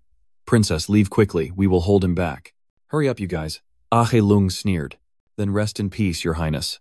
He launched an attack towards them, determined to kill them all. He suddenly stood in front of the guards, intending to protect them. They exclaimed, Your Highness, the princess, you remembered to bring the book, I apologize. Oh, my hidden love. A hand appears, magic is cast, hoping that in the next life we can be together. The ambush was sucked into space and quickly disappeared. Ache was astonished. Just now the space was distorted and he looked anxiously at the princess. Could that be the fire tower master rejecting itself? Still, I can't suppress the fear when I think about it. No way that monster master surely has. Speechless. Or amazed. I'm sorry for being late. He came to her with a smile. Ha, finally responded. Russell glared in surprise, and anger gritting his teeth and cursing silently. I don't know how you managed to summon the teleportation gate, but thanks to that brat, the Red Tower has suffered so much humiliation. At this point, I will offer his head to the Duke. He spoke. Long time no see. You lead the notebook, he asks immediately. Ache Lum, what have you done to the master? He disdainfully retorted. Is there no respect left for the elder now? Is our relationship good enough that I have to tell you? Then he ordered the disciples behind him. I will deal with that brat myself, and you all storm in as soon as you get the order. Capture the princess immediately, even if it's just her corpse. Vatsa calculated and commanded them. All of them were at level 3 or 4. Everyone step back and summon your beasts immediately. From the sky a spell appears, and the dwarves of the flame shall punish the rebels. Che glared at the controller, directing it to attack the leader. How dare you be careless in front of me? Your liver is quite big. Patch it up and go fast. First we have to separate from the group. Rush to block him while he's still surprised. Swing your arm with a powerful punch. He was knocked away, letting out a painful cry. Glared and gritted his teeth. You insolent brat, how dare you pull such a trick? Then start casting magic. I will burn you until there is no trace left. Dutso quickly raised his hand to cast a defensive move. Firecracker. The attacks of both collided, creating an explosion. Vachimart thought to himself the speed of chanting spells and the tremendous destructive power. Although not yet at the superhuman level, the Tower Master is still the Tower Master. Achelung was also making similar calculations. The speed of chanting spells was quite impressive, but the firepower was weak. Probably to increase speed, he skipped one of the techniques. He sneered, thinking to himself, magic began to form behind him, so I will use firepower to overwhelm him. He transformed the fire into a snake, observing cautiously, his face full of alertness. He commanded the snake to strike anxiously, shouting, pounce. Meanwhile, elsewhere under a gloomy sky with dark clouds gathering in a hidden cave where a formation is set up, the cultists surround it, murmuring, Your arrogant disciples are good at blocking the way, but Briarios was just bait. My true target has always been you. He laughed with delight. Stand obediently here and watch your disciples drown in flames and death. Vat thought silently while observing around. Even with many layers of shields, could it still withstand such an impact? Not only firepower, but also physical impact force. He looked down at his outfit and sighed, about to have to give up another precious cloak. The knights shielded Het as Zhao spoke. Your Highness, quickly move away. It's very dangerous here, she muttered. Vaso. Alum's disciples rushed to her place on orders. The princess was running away, being chased. No calculation, if he was just a disciple of A, the royal knights could probably handle it. He attacks you, kid, he attacks you relentlessly, thinking silently when he sees you raising your shield to block. Let's see how long you can hold out. The fool only focuses on defense and cannot win. He swung a spear into the air, aiming at the other guy, and stabbing, causing him to panic immediately. Could it be that he was only now really taking action? A Shaloom was caught off guard, and the dog immediately attacked him before he could react. A Shaloom cried out in pain, blood coming out of his mouth. Ache glared on the brink of death, muttering, pretending to be attacked to prepare a counterattack. Vatso replied, Arrogance and complacency are the reasons for your failure. He left, leaving behind an explosion that buried Ache Lum. If he had been calmer, the outcome might have been different. The soldiers fighting. Alum's disciples burst in when the door was opened, and the first thing he said was he ket. The cult is shocked, huh? Why is he here? What about our master? Vatso sneered, preparing to attack. Then they started slaughtering them. Just ask yourself to cover it up. When Joe finished, he immediately went to Het and spoke. Your Highness, are you okay? She rushed to hug him before he could finish speaking. Russell anxiously examined his body. With so many wounds, are you okay? Ro replied. I'm fine. They smile at each other affectionately, or continue to connect. Without you, I don't know what would have happened. Thanks to you, I was able to hold on. Then she wondered as her hand still touched his face. Is this the power of the ring you gave me? Vat, so admitted. Yeah, but I've run out of magic power, so I probably can't use it for now. While they were hugging, Vat, so looked out the window and felt something was wrong. What is this feeling? Or is it a reply? That's where His Majesty is. He reassured her, don't worry, it's Lord Jan person. As expected, he is still holding the line. He continued, first we must meet with His Majesty. If A's failure is exposed, more enemies will come, she responded. Then unleash your power, Princess Andion or Lord Radmos. In my name, I command the divine sword, Arundai. Let the courage of the founding king be bestowed upon the loyal ministers. Unbelievable. The other soldiers are the same. His strength has recovered. He caught her when she lost her balance and fell, his voice full of concern. Wait, hack the connection. Arundai is the sword of the founding National Garden. Andy, its power is to share its strength. Heiket Hokan anxiously spoke. Your Highness, she smiled. This is all I can do for everyone now. He held her hand and continued. Long live your Highness, loyal to the royal family. Outside, a sinister voice echoed. I wondered why it took so long to deal with a mere woman. A red glow appeared outside. That person was preparing to attack. An uninvited guest, he said, hugging Heiket and quickly running, not forgetting to warn the soldiers to get out of the way. The attacker struck a cold blow and ordered collapse. Flaming swords pierced the castle as he walked among them. He smiled slyly, friendly, and started a conversation with me. Long time no see, Ro. He observed as Zhao shielded he with a barrier, thinking to himself, enduring my magic, it seems not an ordinary shield. It's hard to believe he could deploy it so quickly. Then he spoke, you are stronger than the last time we met. The warrior on this side is also thinking in the blink of an eye the palace was burned down incredibly powerful. He looked around wearily and continued. I don't see him glaring. He must have been taken down by you, right? I warned that arrogance would bring him disaster. Or shouted out. Brenlagi, why did you cause this? She angrily spoke as she looked at the soldiers who had just been killed before her eyes. Your target is definitely me, so why kill innocent people? He laughed, clutching his stomach, mocking her words. It's truly touching. Your Highness, if you ascend the throne, you will surely become a wise ruler. His eyes hardened when he decided to kill her. So have you finished denying it? I still have to meet His Majesty. Squeeze the bucket to stop he. Step back. He is not someone who can be reasoned with. Other soldiers came to reinforce. They shouted, Your Highness, are you okay? You all were very happy to hear their report seeing the castle collapse, so we ran over. Your Majesty is still safe, do not worry. The annoying guy on the side plus another obstacle really troublesome. He told the disciples in the sky, the soldiers on the other side are also ready to fight. Sweep them away. A sideways strike was launched. He easily blocked it and then spoke to him. Are you trying to stop me? Slash the Jade Gate? Vo responded without hesitation. Of course. He continues. Looking at you like this, you look just like Daria. Your master looked at me with the same eyes in the end. B remembers her current condition. Now he is bound between the realm of void and darkness, never able to return. Astonishing. Rolling between void and darkness. He attacked you, so let me replace the master and show you a performance. You immediately used Solomon's crown item to activate a ground counterattack, creating an explosion. There was a bit of surprise as the sword reached a speed surpassing sound. He continued to attack. Vo skillfully dodged the attack, leaving Bren astonished. Could someone with only a 6-star circle level really evade it? Thinking silently, the timeline is fragmented, so I can predict the attack just enough to dodge. But my teammates are fighting behind. If I dodge this time, everyone will get hurt. Use magic.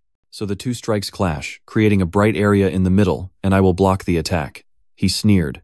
Are you trying to protect your teammates? Those weak emotions are the fastest path to death. Then speak up as you strike again so I can personally teach you this lesson. Vo protected Het and the other soldiers by forming a defensive line, a giant stone wall. Brain's strike hit it without harming them, but it still caused a shockwave. After a few hours, Bren spoke again. Unbelievable, can you really keep up with my spell speed? He continued casting, determined to test your limits, so let's see how far you can go. He shot it down to the parking lot. He coughed and laughed, still holding on. That's amazing. He sighed. If Daria hadn't interfered, I would have even wanted to take you as my disciple. Then he gritted his teeth, looking at the calculation side that was fast and frighteningly strong. Although we are both tower masters, the level is different. Ha quickly ran to Russell. He responded. She caught him. The onlookers start mocking. A truly tragic scene. You two are lovers, so I will send you both to the same grave. She shouted, shut up, bastard. The other side is performing magic on an even larger scale. The soldiers shouted. Your Highness, retreat quickly, we can't hold out much longer. They were surprised to hear those people speak up. He thought to himself, have the law enforcers also joined the battle? Then cursed out loud, they really are a bunch of nuisances. What exactly is the Grand Duke doing? Vat and Heiket were hiding behind a rock surrounded by devastation. Heiket was worried. Are you okay? Yeah, I'm fine. He gritted his teeth helplessly, the corner of his mouth already stained with blood, unable to endure it any longer. He had to merge quickly. Suddenly, the system displayed a new mission, the princess's treasure quest. The green necklace is a treasured heirloom that the princess cherishes deeply. Please collect the princess's precious necklace. The reward. He immediately turned to her with a proposal. Hey Ket, can I see the necklace you are wearing? Hey Ket, touch it. A necklace. She quickly took it out and held it in her hand while leading the way. Or, he explained, this is my mother's relic. He continued to ask, can you give me this bracelet? She was stunned, then smiled as she took it off. There must be a reason why you said that, right? He smiled gently. Thank you for trusting me. Let's end it. The system immediately delivers new information. Notification: you have collected the princess's treasure necklace and completed the mission.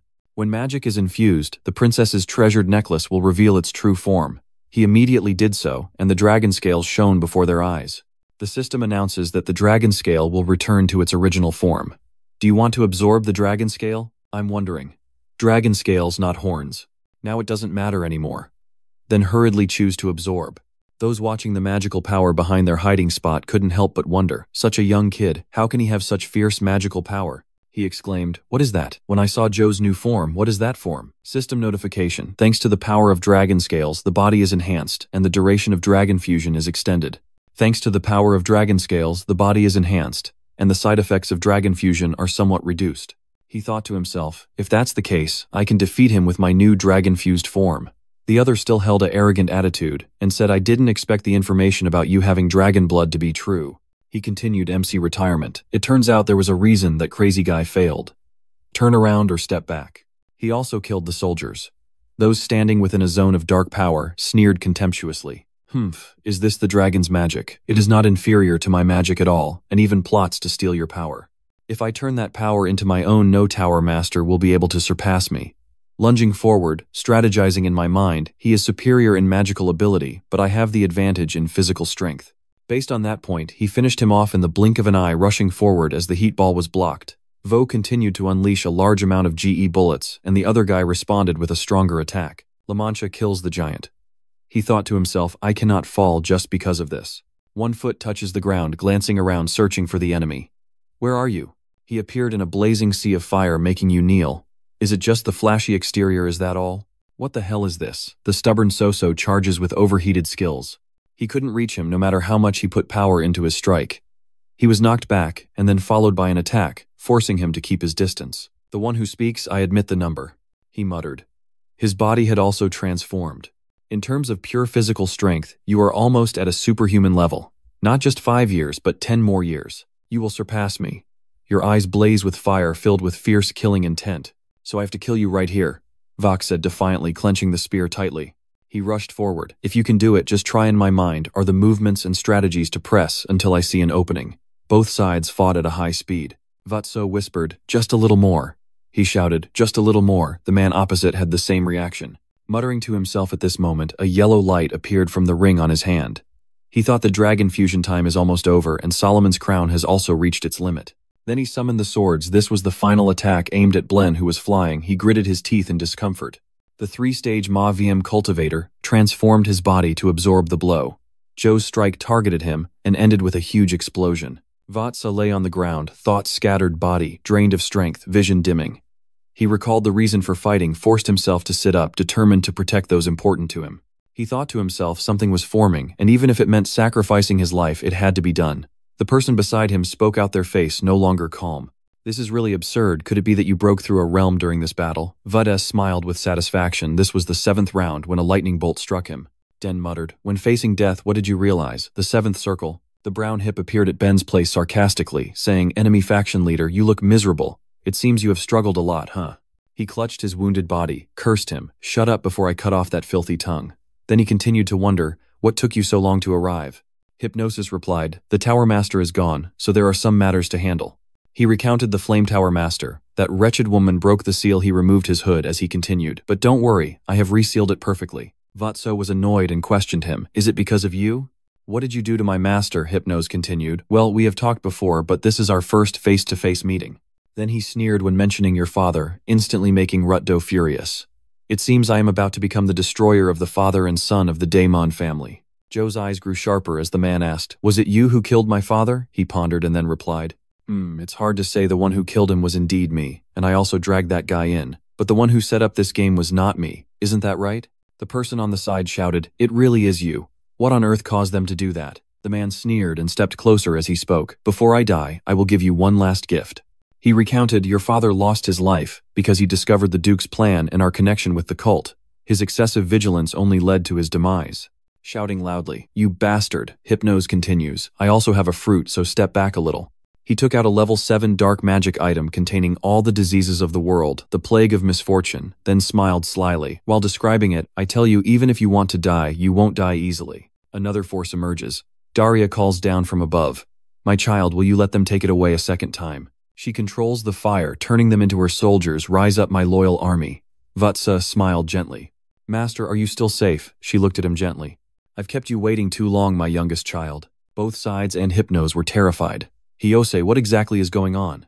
I clearly sealed her in Tartarus. How could this be? With the body of a mortal, Daria became more intense. She repeated, do you dare to see us as mere mortals? Then attack. That is your greatest mistake. On the other side, a blue beam of light appeared. The two of them screamed in horror. Has the tower owner also escaped? Daria landed right next to him very roughly. Master, she stopped you before you could say more. Rest up, this will be over soon. Daria's son spoke angrily. You damn rebels, I will make you pay for stirring up memories of that day. It's a story from the past. Daria once had a lively and clever son. Mother, someday you will become a great archmage like her. She picked him up joyfully, responding, Yes, if you are my son, you will definitely be able to do it. That child is so adorable. Look, this is magic money. Oh my God, my son is truly a genius. A real genius with innate talent. He independently comprehends magic. Because I wanted my mother to see I practiced diligently all day. That child especially loves sweets.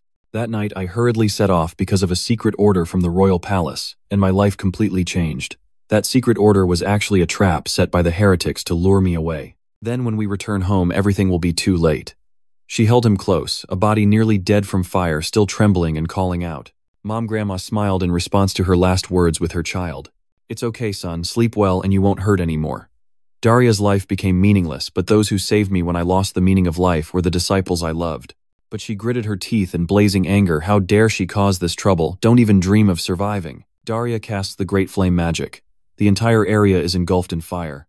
8th level fire magic spell, Hem's primal fire message dream. Her magic is very powerful. The guy struggled to defend himself. She sneered and used another spell. From Snow White's original apple spell. He screamed in horror, wait, but was quickly swallowed by fire. Hypnos saw Bren burning and cursed silently. Damn it. He looked at the fireball before him and decided to flee. At this point, there was no other choice but to join forces with the Grand Duke and first overthrow the king. But he was stopped before Rip ran, wrapping a rope around his ankle. He frowned and pulled him back. Where do you think you're running? Hypnosis is annoying. This guy's name sounds like a stereotype he was about to strike. But Daria's voice rang out. I already told you. She created many fireballs all just for that guy, Hypnos. Don't expect to survive. They all rushed towards him. Hypnosis is dying, thinking silently. It really is the fire of the 8th circle with my power. I cannot extinguish it. I still hope to converge with them. If so, concentrate all the magic power to uproot it. But Daria did not let him do this. The blazing fire was blinding. Hypnos screamed in pain. Daria stood before him and spoke. Everything is over now. Hypnosis, if you reveal everything, I will send you off without pain. He coughed several times, then sneered, Don't think it's over here. The darkness is only just beginning. He left his final words before being burned, saying he would drown the entire continent in blood and darkness. Ah, Daria watched and exclaimed, Suicide by magic. He is truly stubborn. Meanwhile, Ben is still alive, barely hanging on, trying to crawl away while muttering, It's a complete failure. He was angry and cursed silently. It's my fault for trusting those foolish fanatics first. I must hide and get myself together. The person in front of him now was the bookkeeper, but Ben mistook him for Alex John. He can hardly believe it, no way. I clearly saw him die back then. You rushed up. Now I realize you are his son. He stabbed the sword through Ben's body, thinking to himself, in the end, you have won. Alex John Vo sat down tiredly. Behind you, the 2 Tower Masters are crushing your heart. They are powerless against their overwhelming strength. I cannot break through. Reinforcements, when will the reinforcements arrive? The beloved Tower Master happily spoke. Huh, how does the taste feel? You traitors, your struggling looks no different from a bunch of ants. Daria is not far behind. The Fire Tower and Flame Tower have joined the battle. Help me. It gets worse when they shout Jilan. Jilan has taken the city gate. Damn it, no retreat. Our numbers are completely overwhelming. Outside, the Duke was both watching and angrily cursing. Damn it, how could the situation be reversed just before it was about to collapse? He was so angry, his face turned red. How could those monsters be released? Where are Ben and Hypnos? Quickly, find them. 2 heads were thrown right at his feet, making the old man pause. He exclaimed, This is Daria's explanation, hard to recognize, but I personally brought it here. She laughed with the allied forces behind her. The bastard, the damn Duke, she left the cleanup to others. The Duke angrily cursed, The plan I have painstakingly prepared for decades. He rushed forward. Could it be that I will fall because of you all die? Vo was the one sent to fight the old man, but in the end it was truly pathetic. Youngest, please finish this enemy. He gently destroys the old man with his fire. Fire destroys Chiviem. He cried out in pain as he was burned. The allied soldiers stood nearby watching. After some time, the agenda continued with the renovation of the royal palace. King and Foso presented at the palace, asking to prioritize rebuilding the common people's houses first. Master of the tower, can you handle this? Tower master orders received. Yes, I obey. He turned to Daria and the words in the report of the heretic named Hypnos. Is it true? She replied. Yes, your majesty, I have heard it myself. Then recount the words Hypnos said. That person will drown the entire continent in blood and darkness. The true beginning of darkness, Alfonso could not help but worry. Moreover, the person he mentioned is truly worth noting. You give the order, Lord Yan. I entrust you with full authority to establish an organization to monitor all movements of the heretical cult. The god obeys the servant's order. The king has moved on to another list. Now only the task of determining merits remains. Jill person, Daria, Snow White, Hemingway, Melv. He smiled contentedly, thinking to himself about standing shoulder to shoulder with the extraordinary. I never expected the youngest prodigy on the continent to appear in Andean, especially in my era. Vatso Daemon. However, Hit is worried about his condition. It's really concerning. She spoke to Daria. It's been over 10 days, and he still hasn't woken up. The lady reassured her, please don't worry. His Highness Vo has just entered the supermortal realm. He is only merging the primal power he has just attained. She couldn't help but think using power recklessly before stabilizing is risky. Luckily, the primal power hasn't completely collapsed yet, so she suggested that while supporting Haket, they leave together. Squeeze the juice as usual, you will definitely get through it. A red spot appeared on the person holding the juice. There is a call, Master. Waking up suddenly, I thought it was you. The notification system announces that the intermediate fire spirit paper has fully absorbed the power of the fire dragon. The intermediate fire spirit paper is reborn as the fire dragon spirit. Notification: the contract with the fire spirit dragon paper has been restored. You can summon the fire spirit dragon paper through the spirit realm gate. At night, Vatso went to a ruined place and began casting magic. He watched it thinking, the seventh circle of the undead before reversing time. I thought I would never reach it in my lifetime. Yet now, not only have I mastered it, but I also use this power to destroy those who murdered my father. But I cannot stop here. Remnants of the cult and the empire still exist, and I must become even stronger. He looked around, estimating the empty space. It seemed there was enough space now. Then he began to calculate. Although Pepper could adjust his size before it would be quite troublesome if that ability disappeared after transforming into a dragon. He cast a spell to summon the portal to the spirit world. Pepper, come here. A giant red dragon has been summoned. The excited Vatso shouted. Pepper. The dragon happily responded. He continued to rub its nose while speaking. Long time no see, I barely recognized you. You've gotten cooler. Ignoring Pepper, the body became semi-transparent like a fairy. The size was obvious, but the shape had also changed a lot. He measured its power level. Is the power reaching level 7 on par with mine? So only when I reach this realm will you awaken. He continued. Pepper, can you shrink back like before? It stared at him intently, making a few sounds after listening. It transformed. The light was a bit dazzling, returning to its small form as before. Vatsa clapped in praise. Excellent, just as I thought. You haven't forgotten. Pepper felt a bit proud because of that. You keep hitting on me, so it's been a while. Let's play a game together. Both of them flew in the sky, thinking to themselves, amazing, adjusting direction freely at this speed. He pondered, calculating his flying ability had been significantly upgraded. If even in fairy form you can fly this flexibly, then suddenly Pepper's transformation astonished Rat. So, Pepper, it took the shape of a dragon-winged shirt that left him in awe. Are you reading my mind? It seems your thought waves have become clearer. He continues to send them out. Then let's move forward together. No worries when trying this out. Although it still can't compare to when Pepper flies on its own in aerial combat, we will not lose to any superhuman. He continued talking to it. Let's go, Pepper. 3 days later, they gathered in Joe's room when he received the title. High Priest, congratulations. I am a bit confused. Me a duke.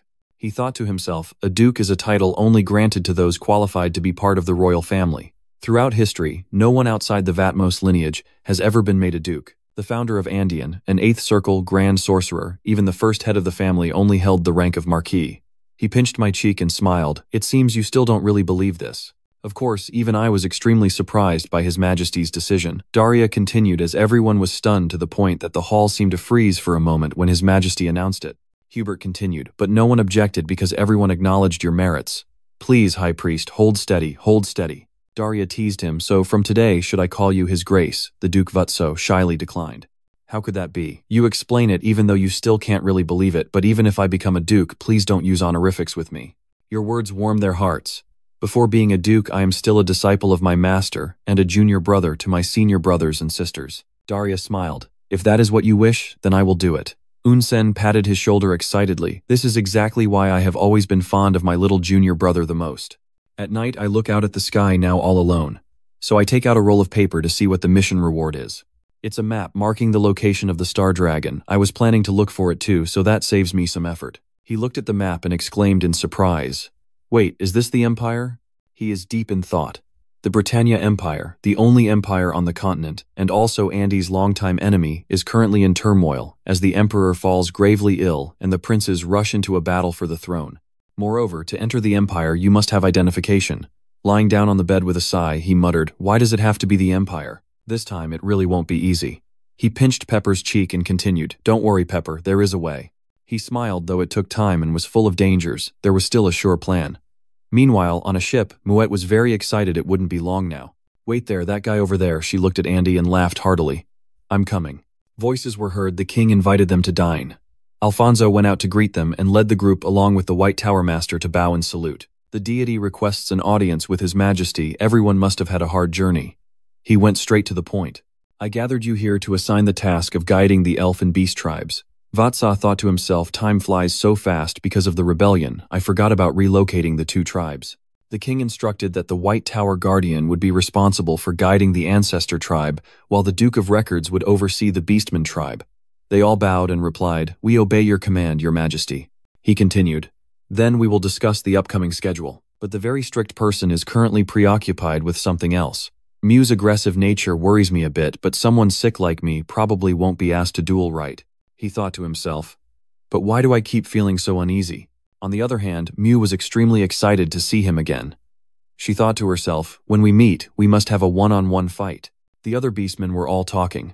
The Beast King looked very happy. This was the first time he had left the island. They took turns speaking their hearts, pounding at the presence of the continent's powerful figures. And above all, there was him on the continent. Him, the mainland is there. We arrived very quickly, and I can see Andy over here ahead. Vo is also waiting for them. He observes that many people have gathered to watch the Beast tribe. That's true for ordinary people. It's a race that exists only in rumors. He turned his head when he sensed something. "This magical energy flow, Lord Allen." The other person smiled and explained to him, "By the king's order, we have come here to assist and will do our best to help you, Your Highness." Yu answered, "Thank you, sir, but the title, Your Highness Duke, is a bit." Allen continued teasing, "If Your Highness doesn't like that title, how about calling you Duke?" Vo agreed with Allen. It seemed more reasonable. The beastman quickly reached the shore. "Where is Mew?" She ran over, shouting loudly, "Got it." Aelin was overwhelmed. This battle aura was on par with the Tower Lord, even more so. Could this be the person the Iron Duke mentioned? He watched Mua, the king of the beast tribe. Mu spoke after a laugh, "Long time no see, you look well." Vatso replied, "You are still the same. I have always been like this, and you have become much stronger lately.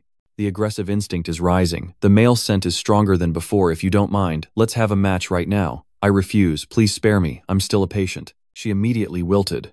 "Patient, then we'll have to leave it for next time. Keep going, but first can you withdraw your fighting spirit, then look around while continuing to speak." "Everyone here seems to be in danger," Mew exclaimed in surprise. "What? Are you saying she has to share the forest with those goblins? Wasn't this never mentioned before?" "No explanation needed. A bet forest is the largest forest in Andy. Even if two tribes live there together, it won't be inconvenient," she retorted. "No, the problem is not there, but they are very bored." Vatso asked again what Mu continued. "Those who love peace disgust me. I suggest if you can make peace with the fairy tribe, I will introduce you to a one-on-one opponent." She was immediately interested. "Oh, all right, remember to keep your word. It's similar, but if it's not you, at least the opponent must be on my level." Aelin is surprised that I mentioned his name. Mu Y approached to probe, but strangely his strength still seemed only equal to yours when I first met you, yet I couldn't sense the same aura from him. Very puzzling. "What do you mean?" "Based on the notes, if the first Beast King Venria is a dragon hybrid, then what Mew sensed from me could be the scent of a dragon. While observing her, Mew thought she resembled Fenria. If you carry the bloodline of Fenria, it is very likely that your body also contains elements of the dragon species." She teased, "Why are you staring at me like that?" "Planning to mate with me, good breed." Vatso showed a disgusted face. "No way, please stay away from me." In the Abet Forest, the White Tower Master lazily said, "Congratulations on your breakthrough." "Your Highness, I forgot to mention earlier." "Thank you, sir." White Tower Master, just speak naturally. Muya approached and remarked, "This girl is stronger than I thought." The White Tower Master is angry. "You are truly rude." Two goblins appear and add, "We will be neighbors from now on." "Welcome everyone." Vo shouted, "Sir R and Sir Yo," they responded. Long time no see, you look very runny. Muya approached and commented. Oh wow, even among the long-eared, there are formidable ones. Why would you call them that? She continues saying, this long-eared girl smells like you. Yo nervously repeats. Like it, how could I? The mud is on fire. Ho. It seems like this girl is also targeting you. Are you going to let her have it? Are you responding with hesitation, Mr. Rat? So is not an object. Vutso interrupted them. The two clans will live together here, but that doesn't mean they will share everything. Because of different environments and cultures, conflicts may arise. You continue by using this cheap tree as a marker at the forest entrance. The north will belong to the fairy tribe, and the south is where the beast tribe lives. Are you okay? The ancestor replied. We are already very grateful just for lending us the land. Mew has no objections. All right, just don't forget your promise to me. No announcements, and also 10 days later, representatives of each tribe must attend the reception ceremony personally prepared by the king. At Andy and Hoang, while they were on the carriage, the goblins asked Sir Dak, so besides performing for the king, do you have any other special schedules? He replied, Sir Mew will represent the beast tribe to receive the title. She doesn't care at all about what you said. I don't care about those things, just fight me one-on-one, that's enough. Go on. Perhaps there will be a ball at the palace, which is also an opportunity for the kingdom to show its strength to other nations. She asked excitedly. So does that mean we can drink and eat to our heart's content? Suddenly, Wai felt something strange. A terrifying aura was approaching from that direction. She continued to describe one side seemed unlikely to win, but also not easy to lose. As for the other side, they will definitely lose. Vatso interrupted her. It's okay, both of them are my acquaintances, and one of them is even my master. Mew Wai is confused. What? Why are you only telling me that now? Like it. She muttered as she applied it. If I were your master, I must make a good impression. How is it? Do I look cool? They quickly arrived, got off the horse first and said, Master Chief, Thuong, why are you two out here? They replied to him, the king ordered us to personally welcome you because you are honored guests. The two said to the guests, Welcome to the Andean Imperial City. I am Tower Master Hemingway Melville, and I am Tower Master Daria Snow White, Moi Tower Master Diem. Very pleased to meet you again. I have never forgotten the kindness from last time. She bowed to Daria. My daughter has received a favor from you, but only now do we have the chance to thank you. I am Mo from the fairy tribe Chinbai clan, and this is Aaron. Daria humbly replied, What favor? It's just something I should do. Then continue asking about Muya. So the person over there is the one who is so embarrassed that she stammers. I am the Beast King Mew. Am I the Beast King Mew? No, it's me. Vatdo reassured Beast King, you don't need to be so formal, just speak comfortably. Mu still couldn't relax. No, I'm fine. He thought that the Beast tribe always worships the strong as king. Maybe this is the first time he has met someone stronger than himself, so he's a bit confused, Daria observed Ilo, then turned to Mew. Mr. Mew, are you okay? She sneered, amused by the situation. This youngest kid always acts so innocent. This ball is definitely going to be worth watching. On the other hand, even those inside the royal palace can feel something. Why does this feeling seem so unsettling? Where did this cold air come from? Wow, I exclaimed in surprise. He spoke while observing the palace. It's been a long time, and the palace that once collapsed has been completely rebuilt. Daria smiled and recounted that Nicolo and his disciples worked so hard they couldn't sleep at all. I can immediately guess they were definitely pressured to meet the schedule. If she is leading the way, then let's go in. His Majesty is waiting for everyone. They entered one by one in the order of the dukes of the kingdom of Vo Dumon. Vo reported to the deity that the task assigned by His Majesty had been completed and returned. Alfonso replied, Stand up, Duke, lead the way. I will not forget your merits. The elves pay respects to the king. Greetings to Andy's master. I am Arin from the fairy tribe, and this is my daughter. Yo. He smiled when he heard their greetings. On behalf of all the ancestors in the great forest, he thanked him for generously giving up the forest and then responded. Hopefully the neighboring residents will feel safe staying here until the great forest is restored. Mew is confused when talking. The king of the Mu Beast tribe greets the master of Andy. Sends his regards. Sorry, your majesty, I understand now. I am not very familiar with Beast tribe culture. At the ball, I plan to hold a title ceremony. What do you think? Mew was momentarily at a loss for words. The advisor whispered. Say you will follow His Majesty's will. I will follow His Majesty's will. Thank you for agreeing to the schedule. I thank your majesty. He smiled, thinking to himself, it seems I need to teach basic etiquette again. 3 days later, Mew acted as taught before Alfonso, king of the Mu Beast tribe from this moment on. He will loyally fulfill all duties as a noble of the glorious kingdom. The other people were surprised, not expecting the beastmen to know such rituals, contrary to the rumors of them being savage. He began the knighting ceremony. I, Alfonso Radmos, king of Andy, bestow upon the Lacos family the title of Count of the Kingdom. Never forget the vow made today. Mu Wai replied politely. Thank you very much. After the investiture ceremony ended, there was a banquet, and Mu spoke up saying that, although he followed the instructions, he really couldn't understand why he had to do such an old-fashioned thing. Va replied, you have worked hard. Yo changed the subject. Sir, tonight is the ball. If you don't mind, could you dance with me? Or should I interrupt the lady to introduce myself a bit late? She smiled. This is Mr. Louse named Heat Radam. Yo immediately recognized. Is this person really from your side? Mu Wai also secretly sensed a scent similar to the king's, so if that's the case, this kind is female. Hato directly suggested, can we switch places to talk for a moment? I have something to discuss privately with you two. If you want to join, I would too, but Hekato has refused. No, the pressure she exudes made Zhao have to agree. This matter can only be discussed between women. Ah yes, Daria was on the side eating corn while listening to the story. A love triangle between three races revolves around one man. Truly fascinating, incredibly fascinating. They were led to a tea room where the princess's servant was already present. Your Highness, you have arrived. She signals to them. Everyone, please sit here. No need for formalities, just be comfortable. Understood. Once the three of us were seated, Hekato To began to present. I arranged this private meeting because I have something to ask both of you. She took a sip and asked, what do you two think about the Duke leading the ledger, my fiancé? The two immediately became flustered. That matter. You speak first. If you ask about my feelings, then I will speak frankly. The god really likes you leading the group a lot. Mu Ya continued, it's also a kind that makes me feel good and it's strong too. Ka To was not surprised by these words, just as I thought. She continued to act unlike ordinary nobles. He will become a king in the future, and such a person cannot have a concubine. Her face was expressionless as she said, me too when I was alive. I did not accept sharing the treasure with anyone else. Ilo thought silently, her face not at all pleasant. I understand that was expected. Mu also thought to himself, oh, is someone directly warning me? With the fragile nature of humans, she hesitated, and then said, wait, did you just say when alive? Yes. Kato continued. After drinking more, Vat reached the superhuman realm while still in his 20s. He might even attain the transcendent realm that no one has ever reached since the time of mythology. Moreover, he carries dragon blood, and will live much longer than any human. I don't want to lead you to live a life without me in loneliness.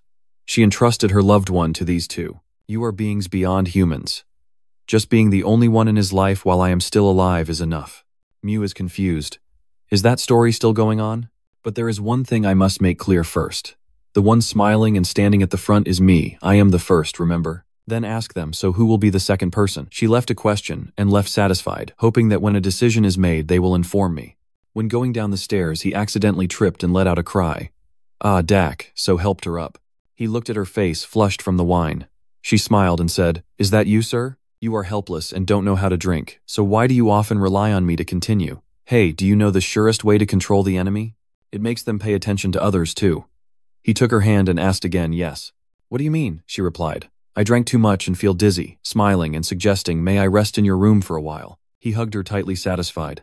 Of course, let's get married. 3 months later at VM Daria sighed. I thought things had settled down for a while, but it turns out it's another field research trip. You have also reported to Her Highness the Princess Right. Of course, I have asked for permission and it has been granted. Daria sipped her tea and warned, if you keep rushing around like that, someday the princess will scold you. You might even have your movement restricted. Ratso laughed. It probably isn't that bad. She read while wondering. So this time you came to the third country. The superior nation is on top. Just a reminder, you must already know where this place is, right? Yes. Thurnquock is a tiny country, more like a city-state, but it legalizes everything from gambling, prostitution, contract assassination, money laundering to slave trading, and is the largest underground nation on the continent. She continues, I say this just to remind you to be careful. The darkness of those who live in the shadows is deeper than you think. He smiled and replied, yes, master, I will remember your teachings and set off. The boat drifted on the sea. The sky today had little sunlight, and with the fog appearing like this, it seemed today was a lucky day. Vatso thought to himself, thanks to the fog, I was able to enter the territory quietly. The problem is his gaze is fixed on the person beside him, the one who has been following me from the harbor all this time. He conceals his aura and suppresses his killing intent, clearly a master, but we can't fight right here at sea. If you think that you're very mistaken. He pointed his sword and shouted, who are you? Daring to follow me. That person is none other than Mu smiling at him. The breed has been discovered. Mumwo is surprised. Why are you following me? Mu replied irritably. What do you mean? You promised to duel me when you returned to the capital, then you disappeared again, and I immediately chased after you. He sighed and advised her, Mu, why? You have to go back. This place is extremely dangerous. I've heard about it at home too, but as long as we defeat them all, Vo will continue. Actually, the stop above is just a rest point. The real destination is still ahead. Mew is curious about where it is. Vodap, the eternal collector of Andeon, the Britannia Empire. M.